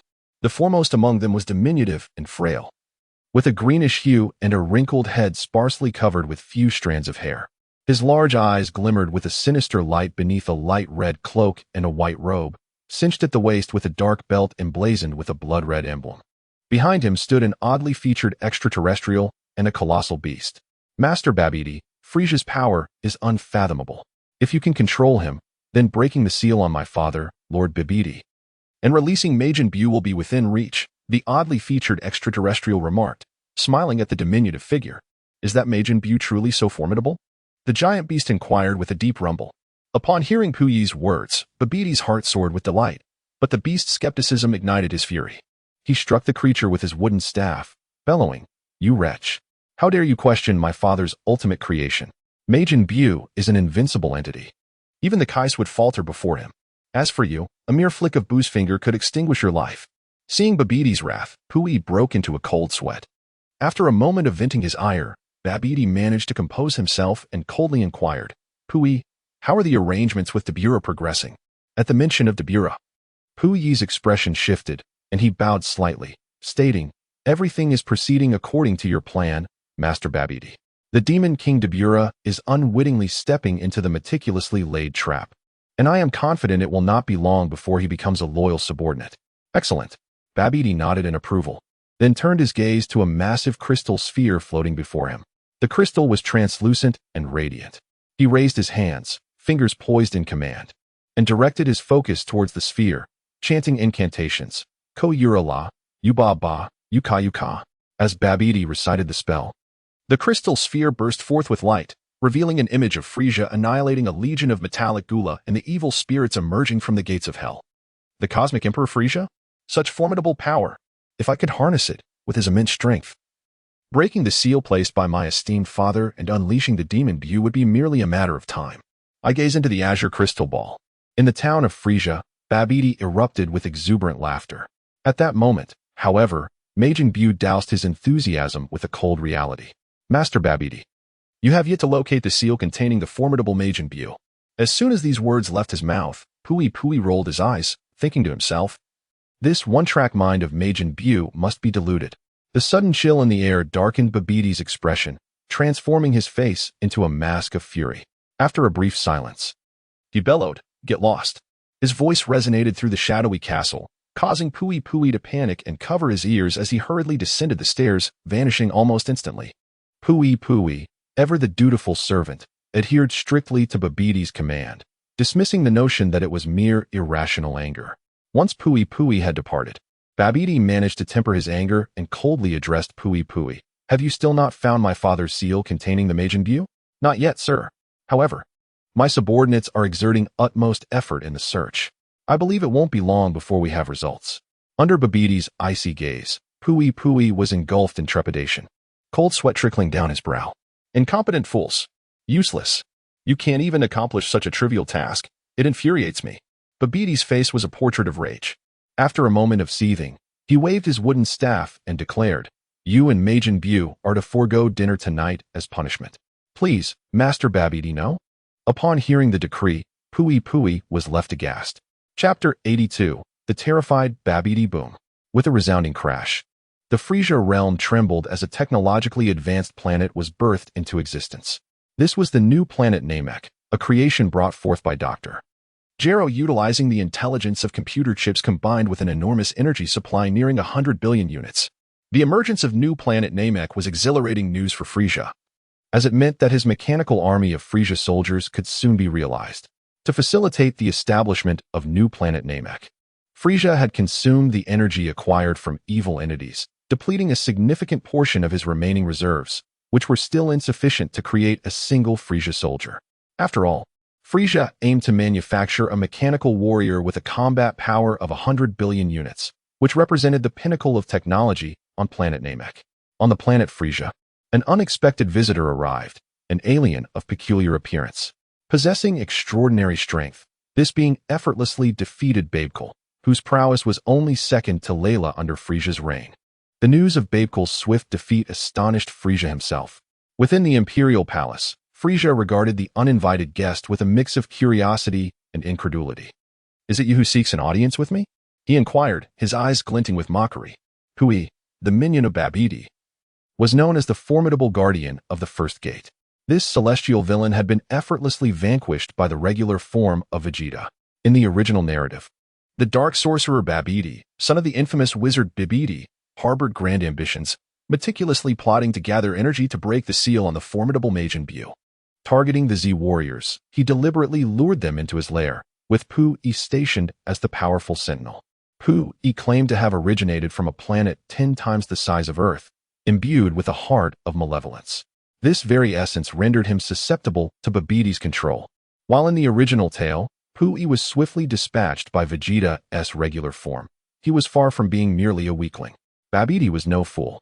He would not assign a feeble creature to guard the first gate. Moreover, the East Kaishin held a significant apprehension towards Pui, indicating that he possessed the strength to contend with the East Kaishin himself. In the original account, the combat prowess of the East Kaishin was considerably inferior to that of a fully realized Scion.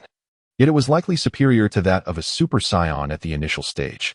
The mere fact that Pui could evoke such trepidation suggests that his battle power was at least around 200 million.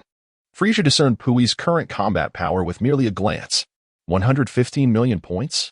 Upon noticing the letters MJ emblazoned on Pui's forehead, Frieza realized that he had fallen under the control of the sorcerer Babidi. Thus, the purpose of his visit to planet Frieza became evidently clear. Babidi was determined to release the demon Bu from his seal, intending to unleash Bu upon the universe to fulfill his own ambitions. To break Bu's seal required immense energy. Undoubtedly, Babidi had set his insidious sights upon himself. Babidi, what audacity you possess! Frieza mused inwardly. King Frieza, I am merely Pui, a member of the demon race from the planet Pu 512 in the Mocha Galaxy. It is well known that your majesty harbors grand ambitions of dominating the universe. I am deeply honored and have come here with utmost sincerity to offer my allegiance. I hope that your majesty does not disdain my humble abilities and permits me to serve you. Pui knelt on one knee and proclaimed loudly his intentions.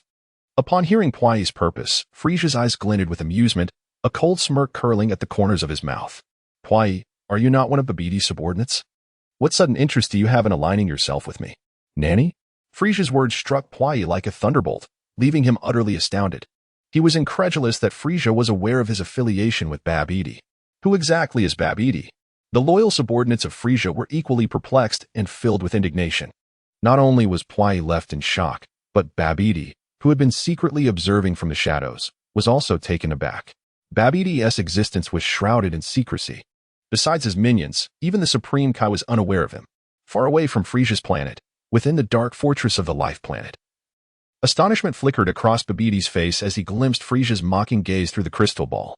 For the first time in his life, Babidi realized that since Pui, that useless pawn, had been exposed by Frieza, he was left with no choice but to take a risk.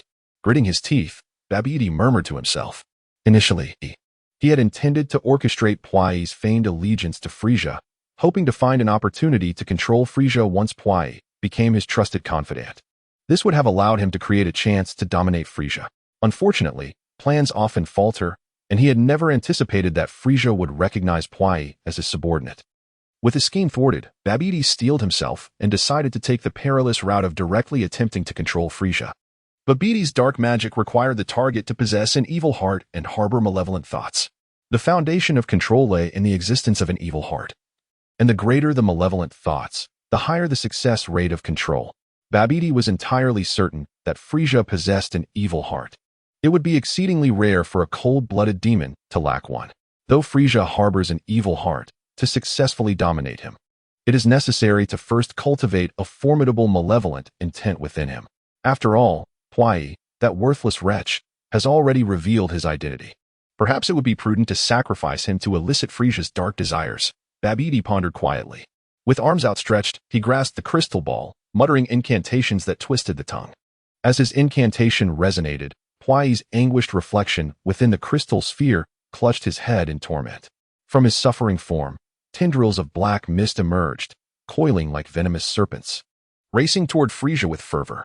The ominous tendrils entwined around Frieza, striving to penetrate his very being through the tiniest pores. A faint smile crept upon Babidi's face as he beheld the scene. However, just as the grin began to take form, a chilling snort echoed in his ears.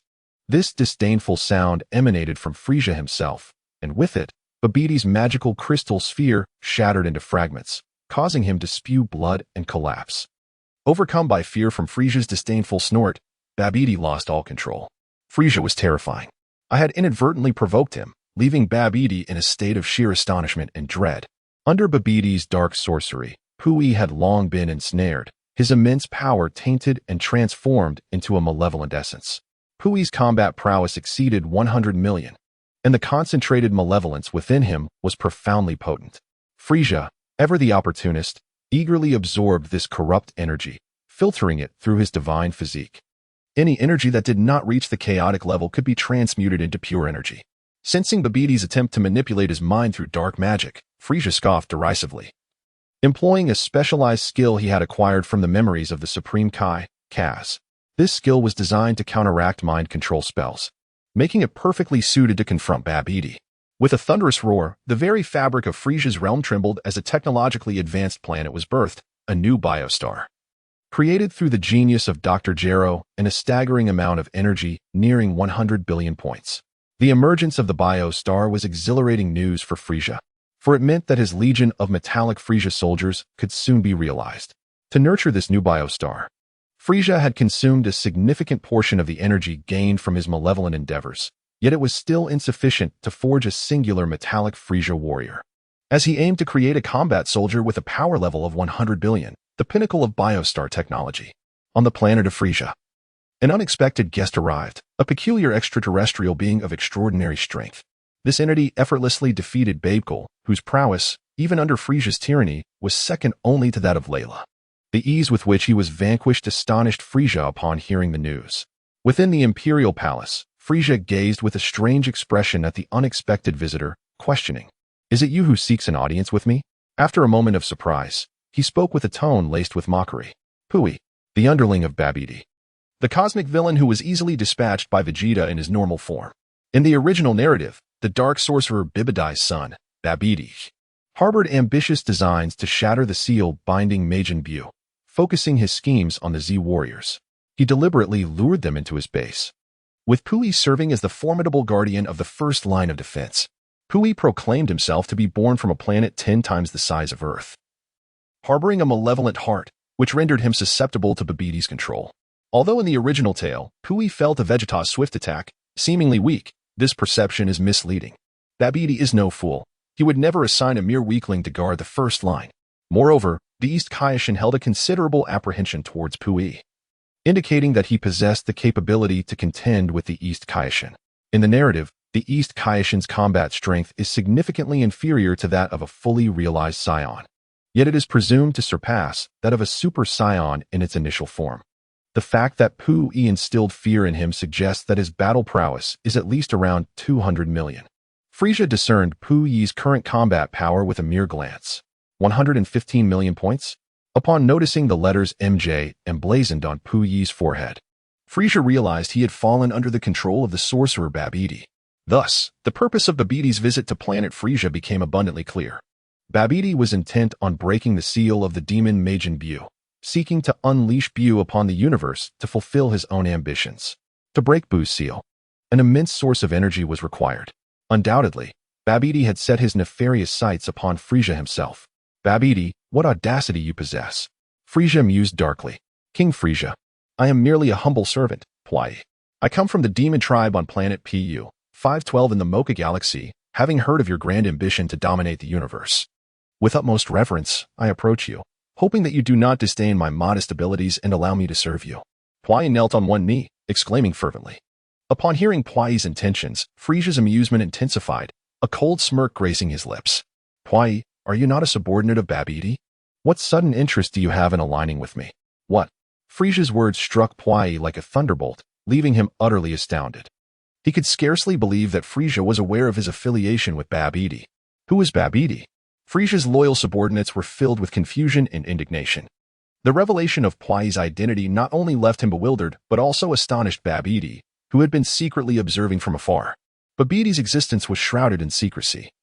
Aside from his minions, even the Supreme Kai was oblivious to his presence. On a distant life planet, within a dark fortress, Babidi's surprise was palpable as he gazed through a crystal ball, witnessing Frieza's mocking demeanor. For the first time in his life, Babidi contemplated a daring gamble. Realizing that since Pui had already been exposed by Frieza, he had no choice but to take a risk. Clenching his teeth, he muttered to himself. Babidi had initially intended to orchestrate Pui's feigned allegiance to Frieza, hoping to seize control of Frieza once Pui had become his trusted confidant. This plan would have created an opportunity for him to manipulate Frieza.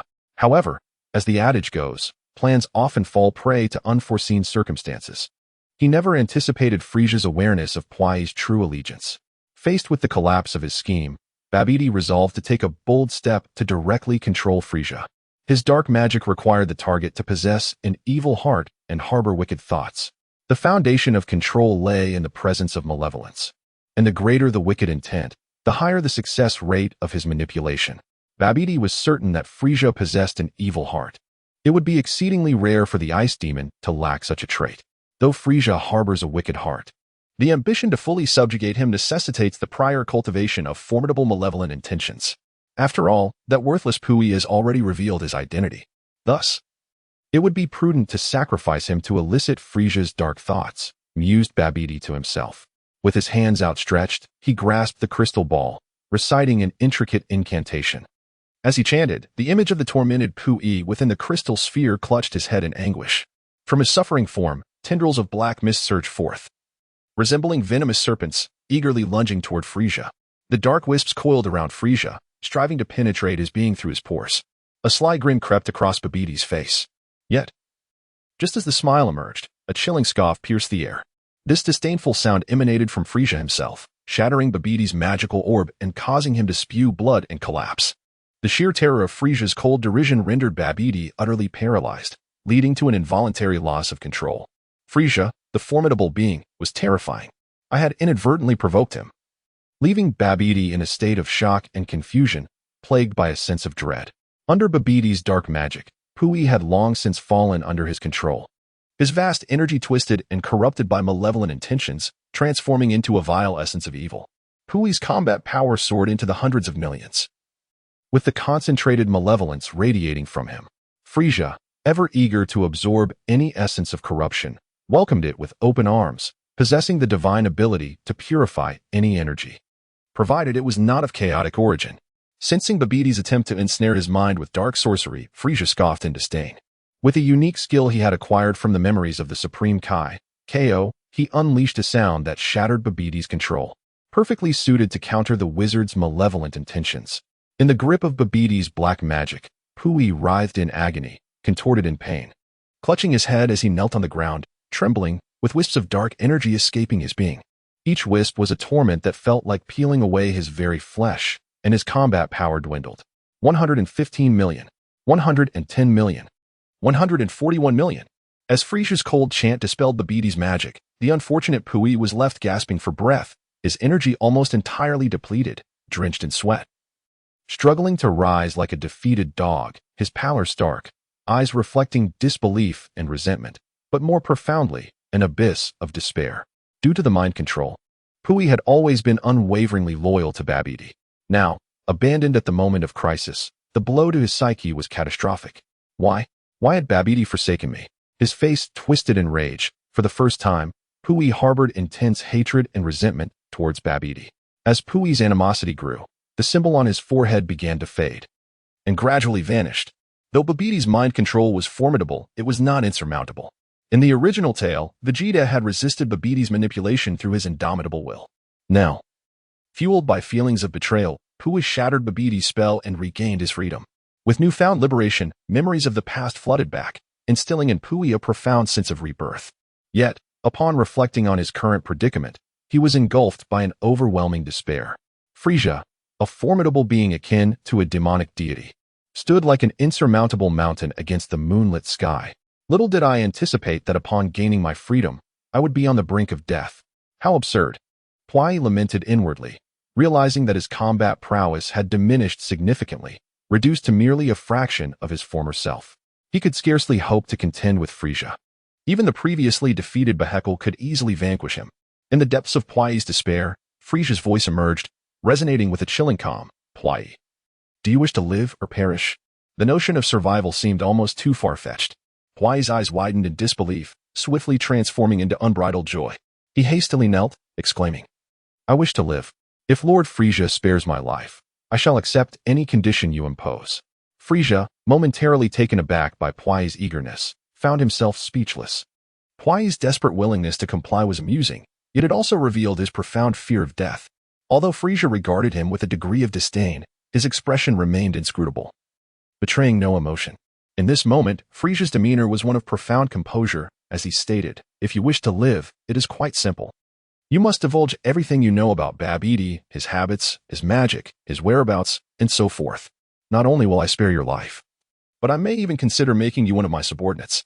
Frieza's expression was devoid of any sign of interest. To him, Pui was inconsequential.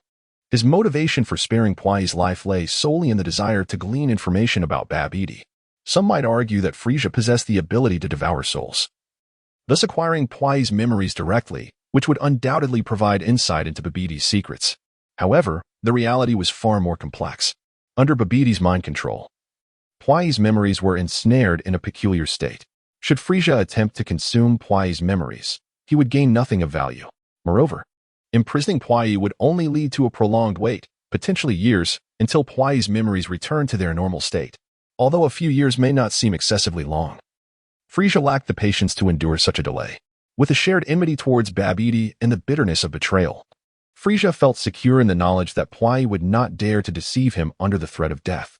True to Frieza's expectations, upon hearing the terms, Pwai divulged every detail he possessed regarding Babidi without reservation, swearing that he held nothing back. He revealed that, at present, Babidi had yet to subdue the Demon Realm King, Dubra, and was still unaware that the sealed Majin Buu egg resided on Earth. Frieza, resting his chin on his hand, contemplated this information thoughtfully. Frieza, my lord, you promised me that if I divulged all I knew about Babidi, you would spare my life. Pui, realizing he had shared all his knowledge regarding Babidi, felt a sense of trepidation. After Frieza's departure, the other party fell into silence, their hearts plagued by anxiety, fearing Frieza's wrath. Rest assured, my king, I am a man of my word. Promises made shall be honored. Henceforth, you shall serve under Bafukal as his deputy. Lost in contemplation, Frieza was startled by the cautious voice of Pwai, prompting him to wave his hand dismissively. For me, this is but a trivial matter. I am grateful for your mercy. My king, I shall not hesitate to brave any danger for you in the future and will wholeheartedly assist Lord Bafukal in preserving his life. Pwai's spirit soared. Despite being assigned to serve under Bafukal, he felt an overwhelming sense of joy. Meanwhile, Bafukal, standing respectfully behind Frieza, narrowed his eyes with ill intent towards Pwai, evidently harboring resentment for having been defeated by him in public. Pwai sensed Bafukal's gaze and silently lamented, "It seems I will face considerable challenges ahead. But surviving is still a blessing. Pwai, you are well acquainted with Babidi's stronghold. Immediately assist Bafukal in leading 1,000,000 dark soldiers to eradicate them. Should you encounter Babidi and his cohort, capture him alive. As for his subordinates, their fates are inconsequential," Frieza commanded coldly. Upon hearing Frieza's orders, Pwai trembled with excitement, a fervor igniting within him as he contemplated vengeance. Babidi's stronghold was quite distant from Frieza's planet, and it was likely that he had already fled with his subordinates. Yet, finding them was imperative. He must destroy Babidi's lair to quell the fury in his heart. As Frieza had anticipated, when Bafukal and Pwai, leading the 1,000,000-strong Dark Army, arrived at Babidi's stronghold, they found it deserted. Enraged, Pwai immediately razed Babidi's lair to the ground, following the emergence of the new 3-0 high-tier soldiers. Frieza's mechanical warrior legion began to manufacture and replicate at an astonishing pace. In just a few short years, a legion of metal Frieza soldiers numbering in the thousands was born, comprising a formidable force of 5,000. The scale may be modest, even deemed small. Yet the legion formed by the formidable metallic Frieza, boasting a staggering combat power of 10 billion, wields an unfathomable might. With the emergence of 111 golden Friezas, Frieza's influence began to expand once more, exhibiting an extraordinarily rapid development trend. Over the course of several years, Frieza successfully established dominion over the northern and central galaxies. After 50 years, the regions under Frieza's control had nearly encapsulated 3 galaxies, the northern, central, and southern galaxies.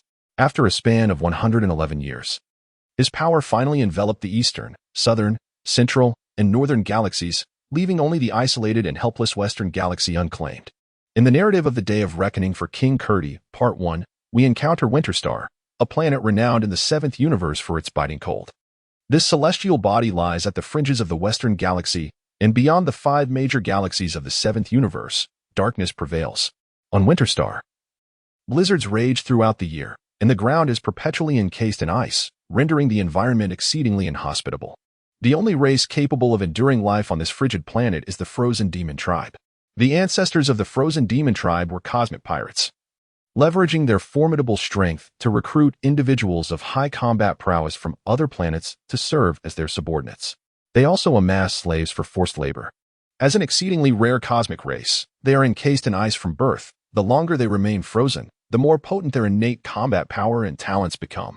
A grand and imposing fortress stands on Winterstar, ruled by the current chieftain of the Frozen Demon Tribe, King Kurti. King Kurti is a prodigious talent, a genius among the frozen demons, having endured 9 years of freezing, with an innate combat power nearing 10,000. He and his subordinates lay claim to a vast expanse of the western galaxy, with nearly 1/3 of it under King Kurti's dominion. Amidst the icy terrain, King Kurdi strides through the snow, his robust form clad in magnificent battle armor, exuding an extraordinary presence, albeit with a slightly diminished aura. Over a century has passed since Frieza's birth, a mere blink of an eye for the long-lived frozen demon race, equating to approximately 6 years in human terms. Thus, a 100-year-old frozen demon resembles a 6-year-old human child. Frieza, in the eyes of King Cold, was undoubtedly akin to a mere 6-year-old child. However, the mere contemplation of the current Frieza, the embodiment of boundless humiliation, filled him with regret. He lamented not having extinguished this frozen demon's life at the moment of his birth, thereby preventing the rise of the most prodigious talent in the history of the ice demon race. He further berated himself for not aiding Cooler in vanquishing Frieza, for it was his choices that precipitated Cooler's demise and facilitated the ascent of a universal monarch. Today, Frieza has dominion over 4 major galaxies, claiming 4/5 of the universe. Should he conquer the West Galaxy, he would realize an unprecedented imperial ambition, truly becoming the sovereign of the 7th universe. King Cold harbored his own pride. He would not submit to Frieza. Defeating Frieza was imperative. Only through such victory could he usurp the throne, for he believed that it was he, King Cold, who rightfully deserved to be the emperor of the cosmos. A tempest brewed within King Cold's heart, and a fierce determination was etched across his visage, his eyes gleaming with a chilling intensity. After traversing the icy terrain for several hours, King Cold paused before a small valley encircled by mountains. In the valley stood a modest altar, upon which floated a colossal ice sphere, emanating an astonishingly frigid aura.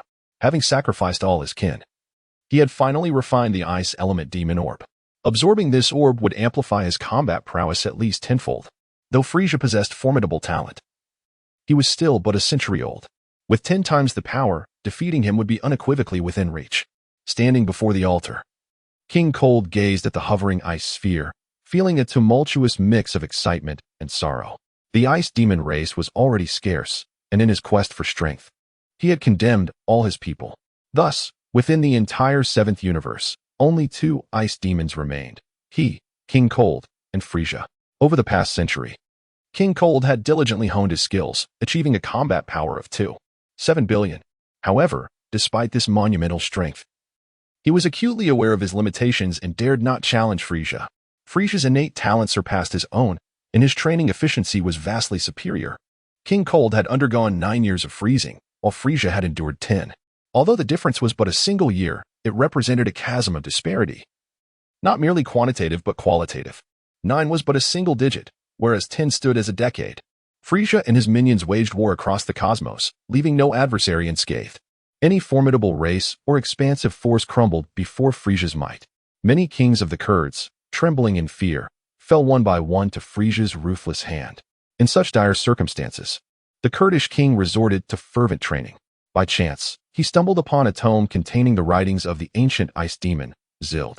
This manuscript detailed a malevolent secret technique, a method to refine the ice elemental demon orb using the blood, flesh, and soul of the ice demons. The ice elemental demon orb is a treasure capable of amplifying one's combat power by over tenfold. Awareness of the ice elemental demon orb's existence, coupled with the knowledge of its refining technique, plunged the Kurdish king into an agonizing dilemma. On one hand, he yearned to enhance his own combat prowess through the orb. On the other, he recoiled at the thought of sacrificing his kin. As he grappled with this torment, the Kurdish king realized that Frieza had already subjugated the 4 major galaxies, knowing that the next target would inevitably be his own western galaxy. Under immense pressure, he finally steeled his resolve and, for the sake of the ice elemental demon orb, condemned all his people to death. Now, with the coveted ice elemental demon orb successfully refined, the prospect of a tenfold increase in combat power loomed tantalizingly close. Yet, the Kurdish king felt little joy. The haunting memories of his kinsmen's dying eyes and their cries echoed in his mind, overshadowing any sense of triumph. Stepping onto the altar, he reached for the ice elemental demon orb. The moment his hand made contact, a wave of terrifying cold swiftly enveloped him, freezing him into an icy statue in an instant. Despite being encased in ice, the Kurdish king's aura did not diminish. Instead, it surged and intensified. His combat power escalated to 8 billion, 3 billion, 1 billion. For over 3 hours, as the ice melted away, the ice elemental demon orb was nearly fully absorbed. To his astonishment, His combat power exceeded his expectations, reaching a staggering 311 billion. Feeling the immense energy coursing through him, the Kurdish king smirked coldly. He had anticipated that absorbing the orb would elevate his strength to 30 billion. Little did he know it would surpass that threshold. The overwhelming power of 311 billion instilled in him an unprecedented confidence, and in that moment, he felt invincible. Frieza's apprehension had dissipated. With his newfound formidable strength, Frieza was no longer a cause for concern. Once I deal with him, I shall fully inherit the power he left behind and subsequently integrate it with the forces in the Western Galaxy. From that moment forth, the entire universe shall be compelled to submit to my will, that of King Cold. Lost in thought, King Cold burst into hearty laughter. The text continues with Chapter 84, The End of King Cold, Part 1. Winter Star, a fiercely cold planet within the 7th universe, lies at the edge of the Western Galaxy. Beyond the 5 major galaxies of the 7th universe stretches an expanse of utter darkness. On Winter Star, blizzards rage throughout the year, and the ground is perpetually encrusted in ice, creating an environment of extreme harshness. The only race capable of surviving on this inhospitable planet is the Frozen Demon Clan. The Frozen Demon Clan traces its lineage back to cosmic pirates who, confident in their own strength, traversed to other planets in search of powerful beings to become their subordinates. They also amass slaves for forced labor. As a super rare species in the universe, they are born encased in ice. The longer they remain frozen, the stronger their innate combat abilities and talents become. A grand and imposing fortress stands on Winter Star, owned by the current chieftain of the Frozen Demon Clan, King Cold. King Cold is a prodigious talent of the Frozen Demon race, having undergone 9 years of freezing, resulting in an innate combat power nearing 10,000 points. King Cold and his subordinates dominate a vast region of the Western Galaxy, with nearly 1/3 of it under his rule.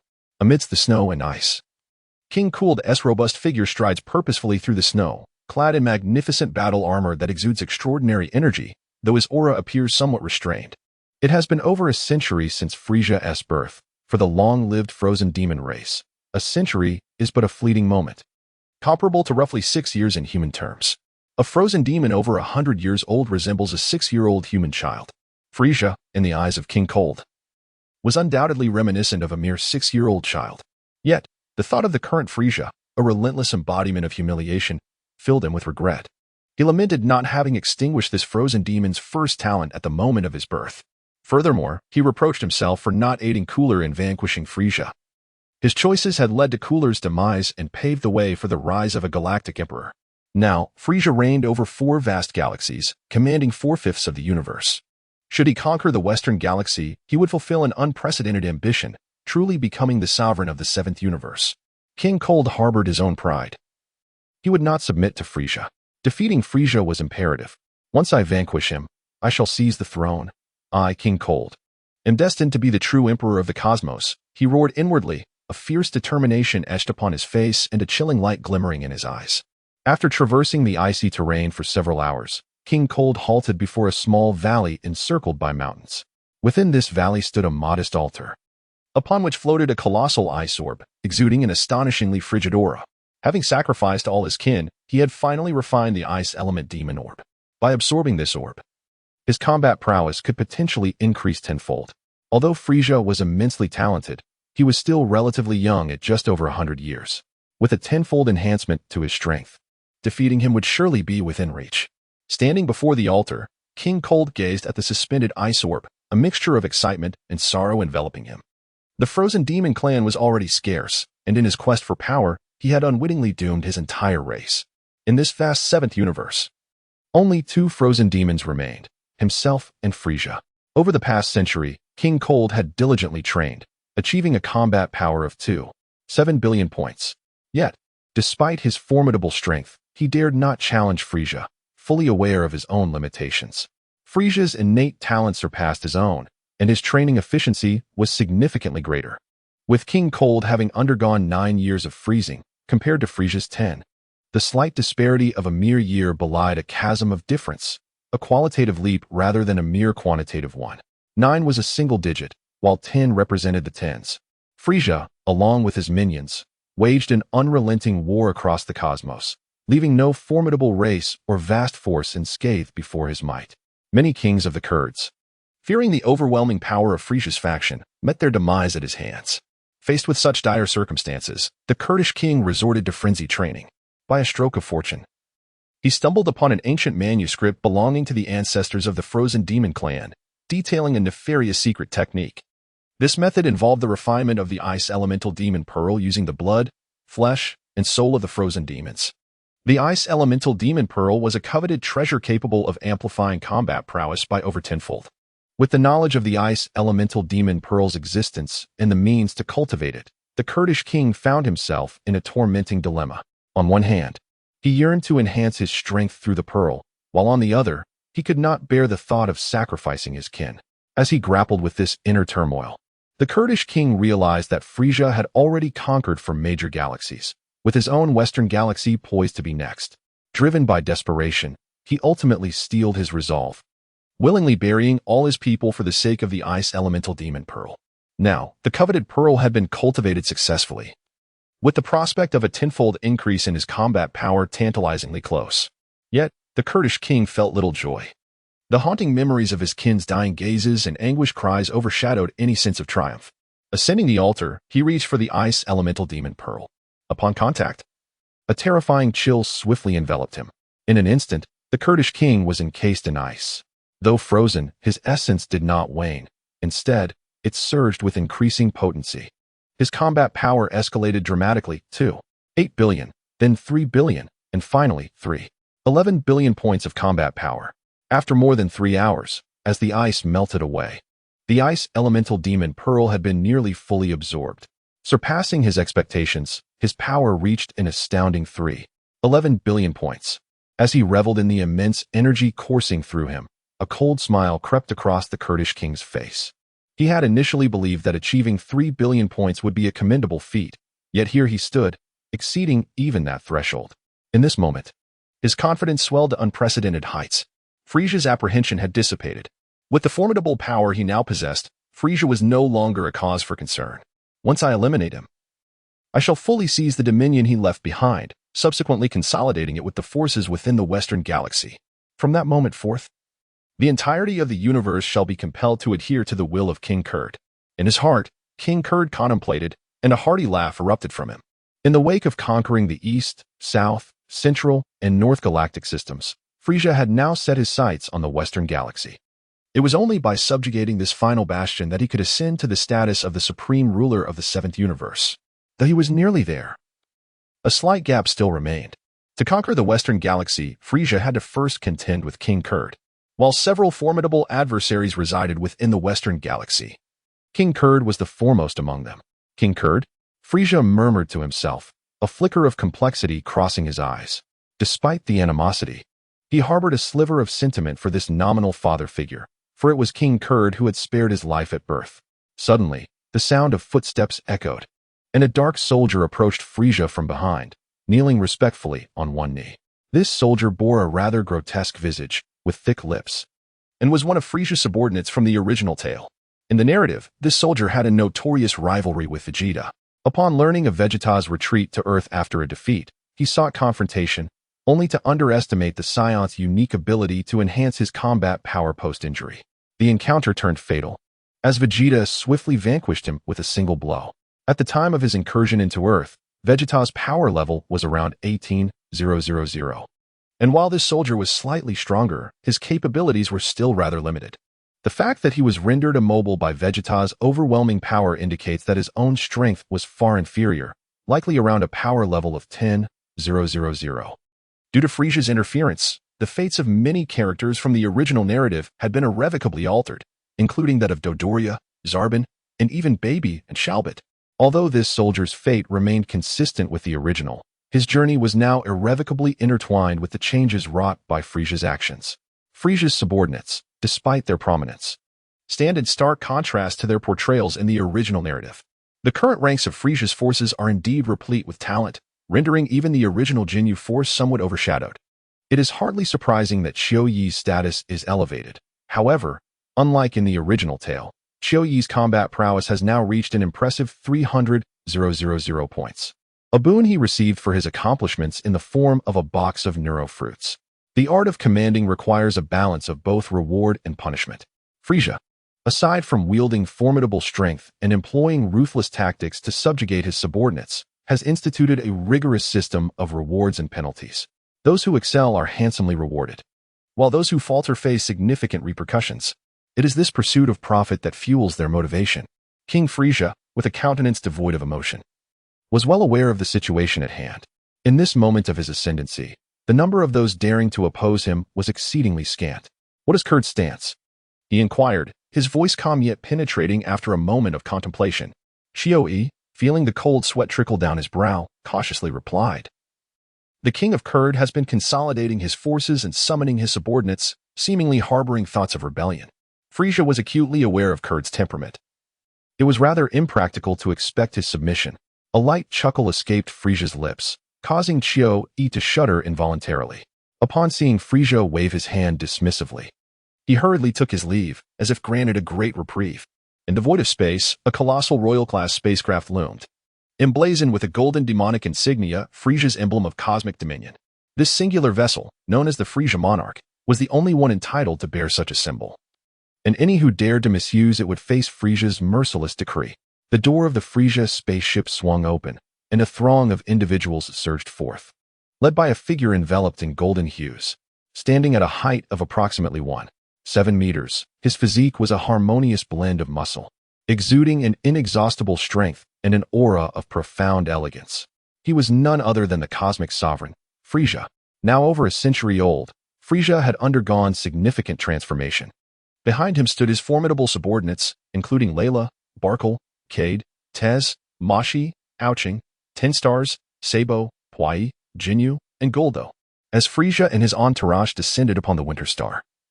A large assembly awaited their arrival, led by King Cooled and his minions. Upon encountering the present-day King Cooled, Frieza was momentarily taken aback, for he bore little resemblance to the figure etched in his memory. The current King Cooled towered at 10 meters, robust and imposing, emanating a chilling malevolence. "Frieza, my son, this must be your first encounter with me," he intoned coldly. "You have slain Gura, a grave transgression, and now you dare to bring your subordinates to the Winter Star. What is your intent?" King Cooled's laughter was frosty. "Over 30 billion in battle power? Feel it," he commanded, and Frieza's expression flickered with surprise. In the original narrative, King Cooled's power was a mere 100 million. How had he reached such formidable heights? Nevertheless, this astonishment was short-lived, for after more than a century, Frieza's own battle strength had ascended to a terrifying echelon. "Cooled, you are well aware of my purpose here. I shall pose a singular question to you. Do you wish to perish, or will you submit to me?" Frieza's voice resonated with authority. "Perish? Submit? You expect me to bow before you, Frieza? How utterly foolish. I only regret not having extinguished your life at birth. But today is not too late." King Cooled retorted with a sinister grin. "Allow me to demonstrate the extent of my current power," he proclaimed, erupting into maniacal laughter. With that, King Cooled unleashed his immense aura, causing the entire Winter Star to tremble. The expressions of Frieza's companions shifted dramatically as they felt the weight of Cooled's power. 5 billion, 15 billion, 30 billion in battle strength. Under the oppressive force of King Cooled's aura, Frieza lowered his head momentarily, only to lift it again with a cold chuckle that grew louder. "Ha ha ha," he laughed, his countenance filled with disdain and his eyes glinting with derision, clearly dismissing King Cooled as a threat. Frieza's reaction exceeded King Cold's expectations, filling him with an unsettling anxiety. Frieza, do not feign bravado. I am aware that you are quaking in fear at this moment. If you were to kneel and plead for your life on the basis of our father-son relationship, perhaps I might consider sparing you," King Cold growled, suppressing his inner turmoil. "Feigning bravado? Quaking in fear? Kneeling and begging for mercy? You wish for me to spare your life?" Upon hearing King Cold's words, Frieza's expression turned peculiarly amused. "Cold, you are fundamentally correct in your assertions. Save for one crucial detail. The one who ought to beg for mercy is not I, Frieza, but rather you." Frieza's voice was laced with a chilling disdain. Even when facing imminent death, you dare to wield your tongue. Realize your folly." With a menacing growl, King Cold extended his hand to unleash a powerful energy slash directed at Frieza's neck, executing a lethal move. This energy slash was a technique that concentrated and compressed energy into a lethal force capable of transcending levels, potentially lethal to any opponent. Bang! What? Witnessing his energy slash being effortlessly caught by Frieza with a single hand, King Cold's eyes widened in disbelief. It was no wonder he was astonished. His combat power had reached an astonishing 1 billion, and the energy slash unleashed with all his might possessed an unfathomable force. To withstand such an attack head-on would require a combat power several times greater than his own. A chilling thought emerged in the mind of King Cold. Has Frieza's combat power truly exceeded 1 trillion? Frieza let out a cold chuckle. Tightening his grip on the hand of King Cold, which had unleashed a slashing energy and effortlessly crushed it. What a pitiful display of skill. He sneered disdainfully before vanishing from sight. Before King Cold could react, Frieza struck him fiercely in the abdomen, sending him hurtling thousands of meters away, collapsing a mountain in the process. Extending his right hand with fingers splayed, Frieza slowly raised it, and the severely battered King Cold was suddenly lifted by an invisible force. No matter how he struggled, he could not break free from this unseen grip. Is this truly your strength, King Cold? How utterly unimpressive. You are no different from a lifeless dog now, Frieza taunted, holding King Cold aloft with ease. Hearing Frieza's mockery, King Cold's humiliation ignited a furious rage within him, his eyes blazing with wrath. Yet, despite his anger, he was powerless against Frieza's superior might. Though his battle power of 311 billion was formidable, it was laughable in the face of Frieza.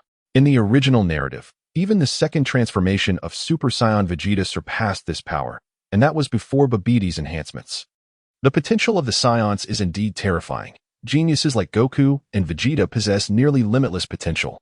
With enough training, even defeating the god of destruction, Beerus, would not be an insurmountable task. While the first transformation into Super Saiyan only amplifies one's base power by 50 times, this is merely the beginning. Through rigorous training, battle power can continuously rise. For instance, in the original story, Gohan, in a wounded state, transformed into a Super Saiyan for the first time and barely exceeded a power level of 1 billion, while defeating the perfect form of Cell. Yet, both Goku and Vegeta, with Babbidi's enhancements, reached hundreds of billions in battle power even as Super Saiyans of the second tier. Moreover, if one's strength is immense and under perfect control, the transformation into Super Saiyan becomes inconsequential. For example, Gohan, who was pushed to his limits by the Elder Supreme Kai, and Vegeta, both possessed not only immense battle power but also unparalleled control over their abilities. For them, whether in their base form, Super Saiyan first or second tier, or even third tier, the distinctions were minimal. In truth, once one's battle power exceeds 100 billion, a return to a primal state begins, where control over one's abilities grows increasingly potent. When this control reaches its zenith, it touches upon the realm of the divine, akin to the Super Saiyan god from the original narrative. Whether one can still transform into a Super Saiyan becomes uncertain, but even if they can, their battle power remains unchanged. The greater the strength, the higher the realm attained, and Frieza's battle power exemplifies this principle. The realm has already approached the divine threshold, yet it remains tantalizingly out of reach. This elusive boundary is not easily traversed. It necessitates profound self-realization. However, he is aided by the Zhirong system, making the attainment of the divine realm merely a matter of time. Having devoured the cells of Super Namekians and Saiyans, Frieza can also transform into a Super Namekian or Super Saiyan. Yet, given his current level, the increase in battle prowess post-transformation would be marginal. Of course, this is in comparison to Frieza's overall combat power index, which remains alarmingly formidable to others. Frieza, you wretched scoundrel. I can only lament why I did not extinguish your life at the moment of your birth. Ah, the agony. King Cold roared with the fury of a monarch. Regret it now. Alas, it is far too late, Cold. For the sake of our blood relation, I shall grant you a swift end. Frieza chuckled coldly. Upon hearing Frieza's words, King Cold fell silent, his expression contorted with struggle. After a brief moment, he closed his eyes and sighed, pleading, Frieza, I am willing to submit to you. Please spare my life. Though King Cold's eyes were shut, Frieza's keen perception pierced through his eyelids, discerning the malice, hatred, and rage within. His telepathy also unveiled the thoughts harbored in King Cold's mind. Indeed, King Cold was a formidable figure, adept at both submission and defiance. His willingness to yield was not merely a ploy to secure his life, followed by a calculated patience to seek revenge. Akin to the historical figure Gojian who endured hardship for retribution, he possessed neither the inclination nor the patience for such a strategy. His thoughts were far simpler. Merely feigning submission to Frieza, momentarily lax, unleashed his full power. Indeed, as Frieza released the intangible force restraining King Kurter, he soared closer, a sinister smile adorning his face. Frieza, you have fallen for my ruse. Prepare to meet your demise.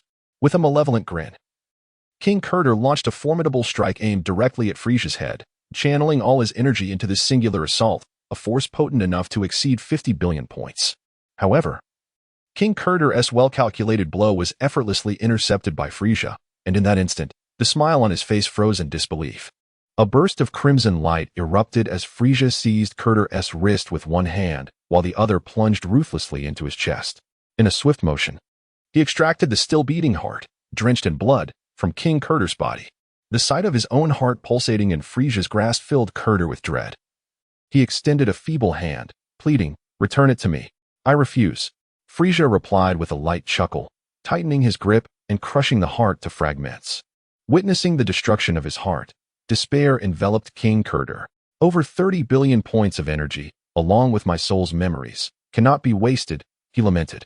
With a grin, Frieza summoned a massive vortex of black light that engulfed King Kurter. In the span of a single breath, Kurter was consumed by Frieza, his energy, memories, and cellular genes all absorbed. To Frieza's astonishment, he discovered that Kurter's cellular genes surpassed even his own frozen demonic genes in excellence. However, the stark discrepancy between Kurter's combat prowess and the original narrative soon became apparent, bringing a sense of understanding.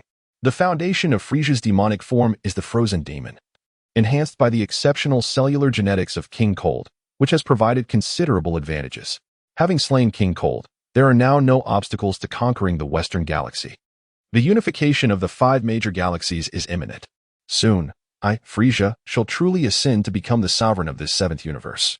Contemplating this, a smile crept across Frieza's face. Chapter 86, The Demise of King Cold, Part 2, Bang. "What?" King Cold gasped, his eyes widening in disbelief as Frieza effortlessly caught the energy slash he had unleashed with a single hand. It is no surprise that King Cold was astonished. His current combat power had reached a staggering 31 billion points. The energy slash he executed with all his might possessed an unimaginable level of power, and to catch it head-on would require a combat strength several times greater than his own. A terrifying thought emerged in the mind of King Cold. Has Frieza's combat power exceeded 1 trillion? Frieza let out a cold chuckle as he seized the hand of King Cold, which was poised to strike. With a firm grip, he effortlessly crushed the ability to inflict harm, dismissing it as a trivial technique. In a moment, Frieza vanished from sight. Before King Cold could react, he felt a powerful palm strike him forcefully in the abdomen, sending him hurtling thousands of meters away, collapsing a mountain in his wake. Frieza extended his right hand, fingers splayed, and slowly raised it, causing King Cold, who had just demolished a mountain, to be lifted by an invisible force. No matter how desperately he struggled, he could not break free from this unseen grip. "Is this truly your strength, King Cold?" "Pathetic," Frieza taunted, lifting King Cold effortlessly into the air. Enraged and humiliated by Frieza's mockery, King Cold gritted his teeth in fury, his eyes ablaze with indignation. Yet, despite his anger, he remained powerless against Frieza's might. Though boasting a formidable combat power of 31 billion, it was laughable in the face of Frieza. In the original narrative, even the second transformation of Super Saiyan Vegeta exceeded 31 billion, and that was before he was enhanced by Babbidi's control. The potential of Saiyans is indeed terrifying. Prodigies like Goku and Vegeta possess nearly limitless potential. With diligent training, overcoming the god of destruction, Beerus, would not be an insurmountable challenge. While the first transformation into Super Saiyan merely amplifies combat power by 50 times, this is merely the beginning. Through continued training, combat power can increase exponentially.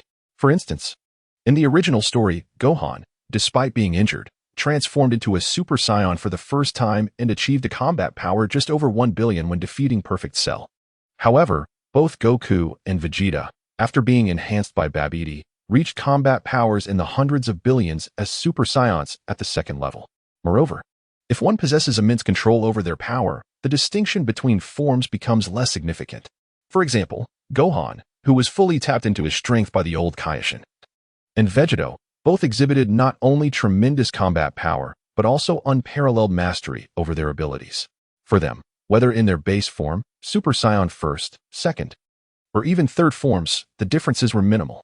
In truth, once combat power surpasses 100 billion, one begins to return to a more primal state. At this juncture, control over power becomes increasingly potent. When mastery reaches its zenith, it touches upon the divine realm, akin to the Super Saiyan god from the original narrative. Whether one can still transform into a Super Saiyan becomes inconsequential. Even if transformation is possible, combat power remains unchanged. The greater the power, the higher the realm attained. And Frieza, due to his immense combat prowess, exemplifies this principle.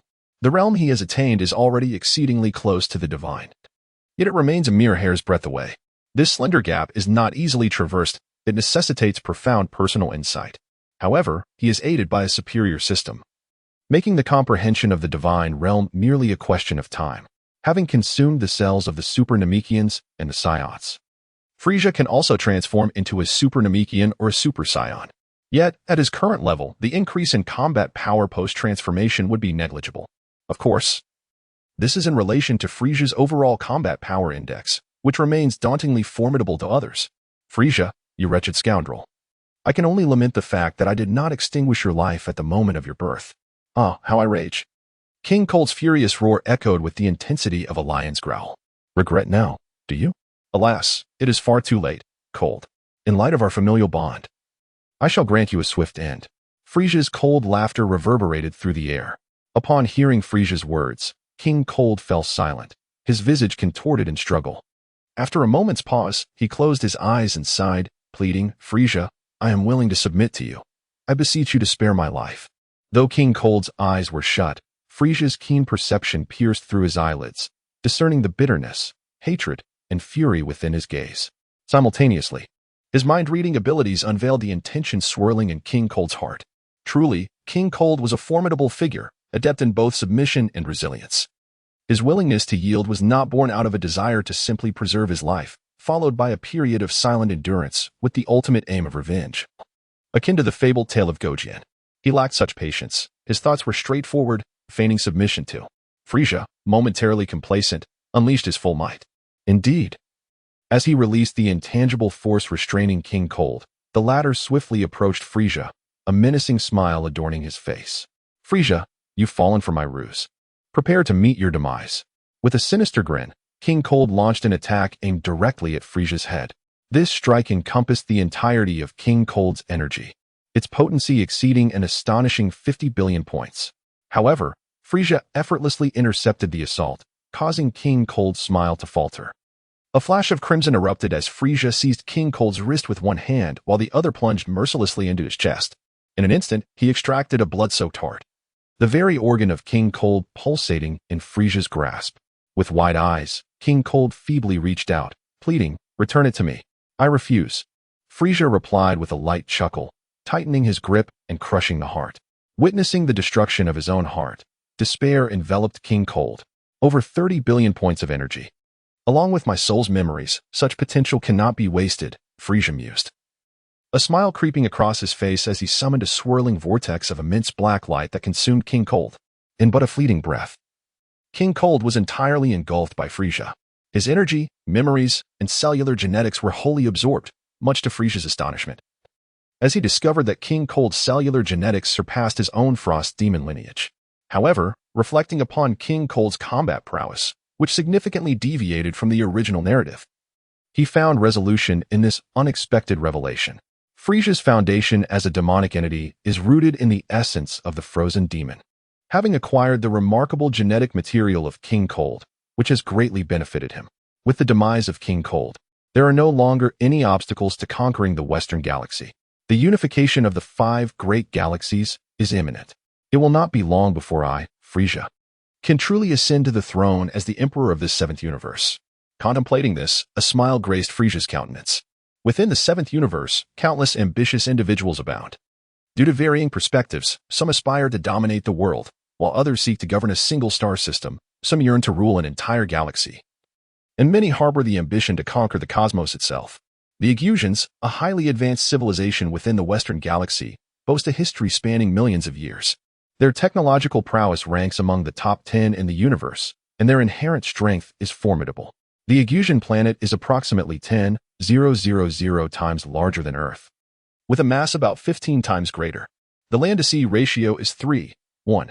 The Agusians are peculiar beings, Devoid of gender, they reproduce asexually, resembling the frozen demons and Namekians. They possess the body of a lion and the form of a human, towering over 5 meters in height, robust in stature, with a pair of golden wings that span over 3 meters when unfurled. Even a common Agusian citizen possesses a combat strength of several hundred points, while lower-tier Agusian warriors range from 1,000 to 3,000 points. Mid-tier Agusian warriors boast strengths between 4,000 and 6,000 points, and high-tier warriors range from 7,000 to 9,000 points. The Agusian king's combat prowess hovers around 10,000 points. Strength is paramount, is the guiding principle of the Agusians. Regardless of any Agusian's combat capability, if it surpasses that of their kin, they can ascend to the throne as king. Despite their formidable power, the Agusians have historically adhered to a code of conduct, remaining within the confines of Agusian territory without invading other planets. Consequently, many who are familiar with this race naturally assume they are peace-loving and devoid of ambition. However, in reality, the Agusians harbor grand aspirations. They are diligently enhancing their collective strength and technology, with the ultimate goal of conquering the 5 great galaxies and establishing themselves as the masters of the universe. In a hidden chamber beneath the Agusian palace, a large group of Agusians, their faces alight with excitement, gathered around a massive incubation chamber. These Agusians possess considerable combat strength, exceeding 9,000 points, with their leader reaching an impressive 13,000 points. Undoubtedly, they are the Agusian king and the influential figures of the Agusian clan. Anubis's various metrics have significantly surpassed expectations. Our efforts have borne fruit, King Agu exclaimed with palpable excitement. Upon hearing his words, the Agusians displayed unrestrained joy. Marvelous. Truly marvelous. The successful creation of Anubis by our efforts means that the cosmos shall soon be within our grasp. Indeed. The anticipated combat power of Anubis is projected to reach a staggering 100 million points. All indicators have surpassed expectations, and the combat prowess is certain to multiply several times, amounting to several 100 million points of strength. With such immense power, even King Kurd would pose no challenge. Conquering the universe would be a mere formality. Amidst the jubilant cheers of the Agusians, the enormous hatch opened. A colossal figure, towering over 10 meters, emerged slowly. It was a grotesque creature with the head of a wolf and the body of a man, possessing 2 heads, 3 eyes, 4 arms, and 9 tails. Its entire body cloaked in densely packed black scales, with 3 rows of sharp spines along its back, and its eyes glowing a chilling red, devoid of emotion, cold and ferocious. Quickly scan Anubis's combat power, commanded King Agu, as several Agusians hurriedly operated the massive machinery. Moments later, the response came. 387 million points. 387 million points of combat power? Upon learning of Anubis's might, the Agusians were struck with both shock and elation. After a million years of relentless effort and the accumulated dedication of generations, they had finally succeeded in creating the formidable warrior, Anubis. Anubis was the ultimate warrior, a fusion of the genes of over 100,000 beasts, a powerful hybrid of biology and machinery. Just as the Agusians were reveling in the success of Anubis's creation, a derisive laugh suddenly pierced the air. The crowd turned in astonishment to see a group of unknown individuals